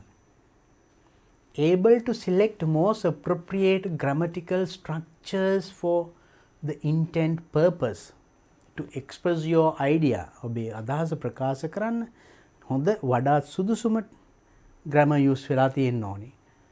And able to use spelling and mechanics of writing without errors. Spelling should be okay, correct? Mechanics of writing, you should start a sentence with capital letters, capital simple, punctuation marks and all those things, right? ඒවත් හරියට තියෙන්න ඕනේ. Then එතකොට තමයි very good වෙන්න ඕනේ. Able to select and use extra words most appropriate for the intended purpose, right? Most appropriate වඩාත් උචිත වචනයි. Not just like an ordinary level student. I showed you අර මං කිව්ව ප්‍රතිශත කියනකොට මං example කීපයක් කිව්වේ නේද? Approximately, right? Likewise, I gave you some examples. ඒ වගේ හොඳ වචන. Then only you will be in this category. එහෙම වුණොත් තමයි අර very good full marks ලැබෙන්නේ. එහෙම නොවුනොත් පොඩ්ඩක් අඩු වෙනවා. Right. අපිට දැන් ඒ ටිකේ moderate, satisfactory, limited කියලා තියෙනවා. ඒ එන්නේ ඩිංග අඩු වෙන ක්‍රමය මම ඒ කිව්වේ. මේ ඊට අමතරව තවත් දෙනවා. content එකේ full very good කියන්නේ ඔබ very good වෙන්න ඕනේ. මම ඒක තමයි highlight කරන්නේ. එහෙම නැති වුණා තමයි ඊට වඩා අඩු වෙන්නේ. Able to select very important facts and present them in a very logical manner. අවශ්‍ය කරුණු එකතු කරලා ඒවා logical manner එකකට ඉදිරිපත් කරන්න පුළුවන් වෙන්න ඕනේ. Effective addresses the topic, task, use appropriate explanations, exemplifications where relevant. So if you are in this category, then very good, then you get full marks. එහෙම නොවුණු තර good, moderate, satisfactory, limited වෙලා තමයි you get lower marks. Next, දැන් මෙන්න මෙහෙම මේ තවත් ඒ වගේ සරල උදාහරණයක් model. The English Literary Association of your school organized an English activity day. Write a letter to your friend telling him how about it. Then ඒක informal letter යාළුවට ලියන්න කියන එක. 100 words, right? Do not take it. May just a model question. When was it held? Activities conducted? How you contributed? And right like that. මේ වගේ පොඩි ප්‍රශ්න ටිකක් අරගෙන උත්තර ලියලා පුරුදු වෙන්න. Right? As the time limits, I am just running. මේ තවත් ඒ වගේ පුංචි example එකක්. Imagine that you experience a frequent power failure in your area. ඔබේ ප්‍රදේශයේ නිතර power cut එකක් තියෙනවා. Power failure. Write a letter to the manager of the Ceylon Electricity Board asking them to look into this matter. එහෙනම් electricity board එකේ manager ලියුමක් ලියන්න. Explain the difficulties you have to face due to this problem. මේ නිසා ඔබට මුහුණ පාන වෙලා තියෙන difficulties අමාරුකම් අපහසුතාව නිසා. ඒකත් එතකොට complaint letter එකක්. Now previous years පසුගිය අවුරුද්දේ එතකොට invitation letters නේ ආවේ. මේ වගේ complaint letters එන්න පුළුවන්. Invitation letters, complaints, inquiries. සමහරට you will have to write a letter inquiring about the courses available. තියෙන course ගැන විමසලා එක ආයතන වලින් විමසන්න නේද? Maybe from universities, maybe the vacancies. ඒ වගේ inquiry letters එන්න පුළුවන්. ඒ ඔක්කොම අපි අර කතා කරපු formal letter එකේ ආකෘතියට ලියන්න පුළුවන් වෙන්න ඕනේ. ඒක මම පොඩි තවත් මේ පුංචි එකක්. Learning a foreign language is more important to live in the future world. Do you agree with this statement? විදේශීය භාෂාවක් ඉගෙනීම live in the future world අනාගත ලෝකේ ජීවත් වෙන්න ඉතාමත් වැදගත් වෙනවා. මේකට එකඟ නැද්ද? Do you agree with this statement? Discuss your answer using about 200 words. මේක ලියලා බලන්න. මේ වගේ ටොපික් එකක් එන්නත් පුළුවන් විභාගෙට. Right? මම මේ පොඩි නිකන් උදව් ටිකක් දුන්නේ. ඊට පස්සේ then paper 2 එකේ question 10 sample sentences produced by candidates this year. Right? ළමයින්ට ගැටලු තියෙනවා මෙන්න මේ වගේ තැන්වල grammar පිළිබඳ. Right? Subject verb agreement මෙන්න මේක මොකද්ද plural ද singular ද අන්න ඒ වගේ අවස්ථා තියෙනවා. මම මේ වගේ අවස්ථා කීපයක් ඔබට පෙන්වන්නම්. ඒ කියන්නේ මෙන්න මේවා මේ a majority කිව්වොත් majority of boys කිව්වම singular ද plural ද අපි verb එක use කරන්නේ. බලන්න ඒකට තමයි a majority of boys in this school majority of boys like plural පාවිච්චි කරන්නේ. මොකද like to read adventure books. ඔය bar graph එක එහෙම describe කරනකොට මේ වගේ sentence ලියන්න වෙනවනේ majority minority අන්න majority use කරොතින් කොහොමද use කරන්නේ majority of boys කිව්වොත් verb should be in plural form. The reason is explained here. Majority has been disbanded as a singular unit. එතකොට majority singular. එතකොට and the situation of the boys ඒකේ ඒ unit එකේ තියෙන situation එක boys කියන එක within that unit is being spoken about. ඒකේ මේ boys කියනයි කතා කරන්නේ. එහෙනම් ඒක plural එකට අනුව තමයි verb එක තියන්නේ. Right? Another situation like that. Among the boys ලා අතරින් the majority එතන majority මෙතන singular. එතකොට reads verb එක singular form. මෙතන බලන්න. A majority of boys like. මෙතන among the boys ලා අතරින් the majority බහුතරය එතන එක unit එකක්. එතකොට එකක් ඒක ඒතර verb එක singular වශයෙන් තියන්නේ. අන්න මේ වගේ පුංචි මේ ළමයින්ට ගැටලු තැන් මේ මම කීපයක් පෙන්වන්නේ. මේ තව එකක්. According to the paragraph, according to the graph, the majority, එතනත් majority singular. එහෙනම් ක්‍රියාපදය likes the adventure stories. Right? 50% majority. එතනත් 150ක බහුතරයක්. එතන singular again singular. බලන්න එකම වචනේ යෙදෙන ක්‍රම. Only 10% of boys population in this school. ඒතර මේ 10% 10%ක් ඒක එක යුනිට් එකක් ප්‍රමාණයක්. ඒ verb එක singular. I'm a majority of students like අන්න majority of students මේක plural. Right? Note this down. The number of students reading newspapers, number එක ගැන කතා කරන්නේ. Students ලා නෙමෙයි එහෙනම් newspapers is less than. Students උනාට මෙතන is වෙන්නේ. මොකද students ලා ගැන නෙවෙයි කියන්නේ number එක ගැන. is less than. මෙන්න මේ වගේ ගැටලු සමහර විට සමහර දරුවන්ට තියෙනවා. ඒකයි මම මේ කීපයක් කතා කරේ, but no time to talk all those things, but anyway, in this today's seminar we discuss most of the important things, all the quick things. Paper 1, paper 2 දෙකම අපි සාකච්ඡා කරා. ප්‍රශ්න ආශ්‍රයෙන් ඒවට උත්තර කොහොමද ලියන්නේ, මොන වගේ ප්‍රශ්නද එන්නේ.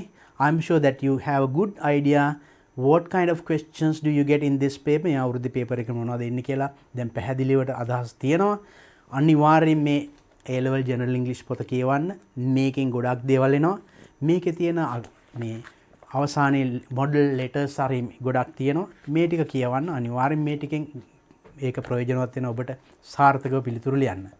So then go through this one and watch this video again and again and get ready. I am sure that you will get a good result. A pass. And remember that you are an A level advanced level student, not O level. උසස් පෙළ දරුවෙක් විදියට your answer should be suitable to that level. එහෙනම් ඔබ ලියන පිළිතුරත් A level එකෙන් හොඳට ලියන්න ඕනේ if you target for an A pass. So then thanking.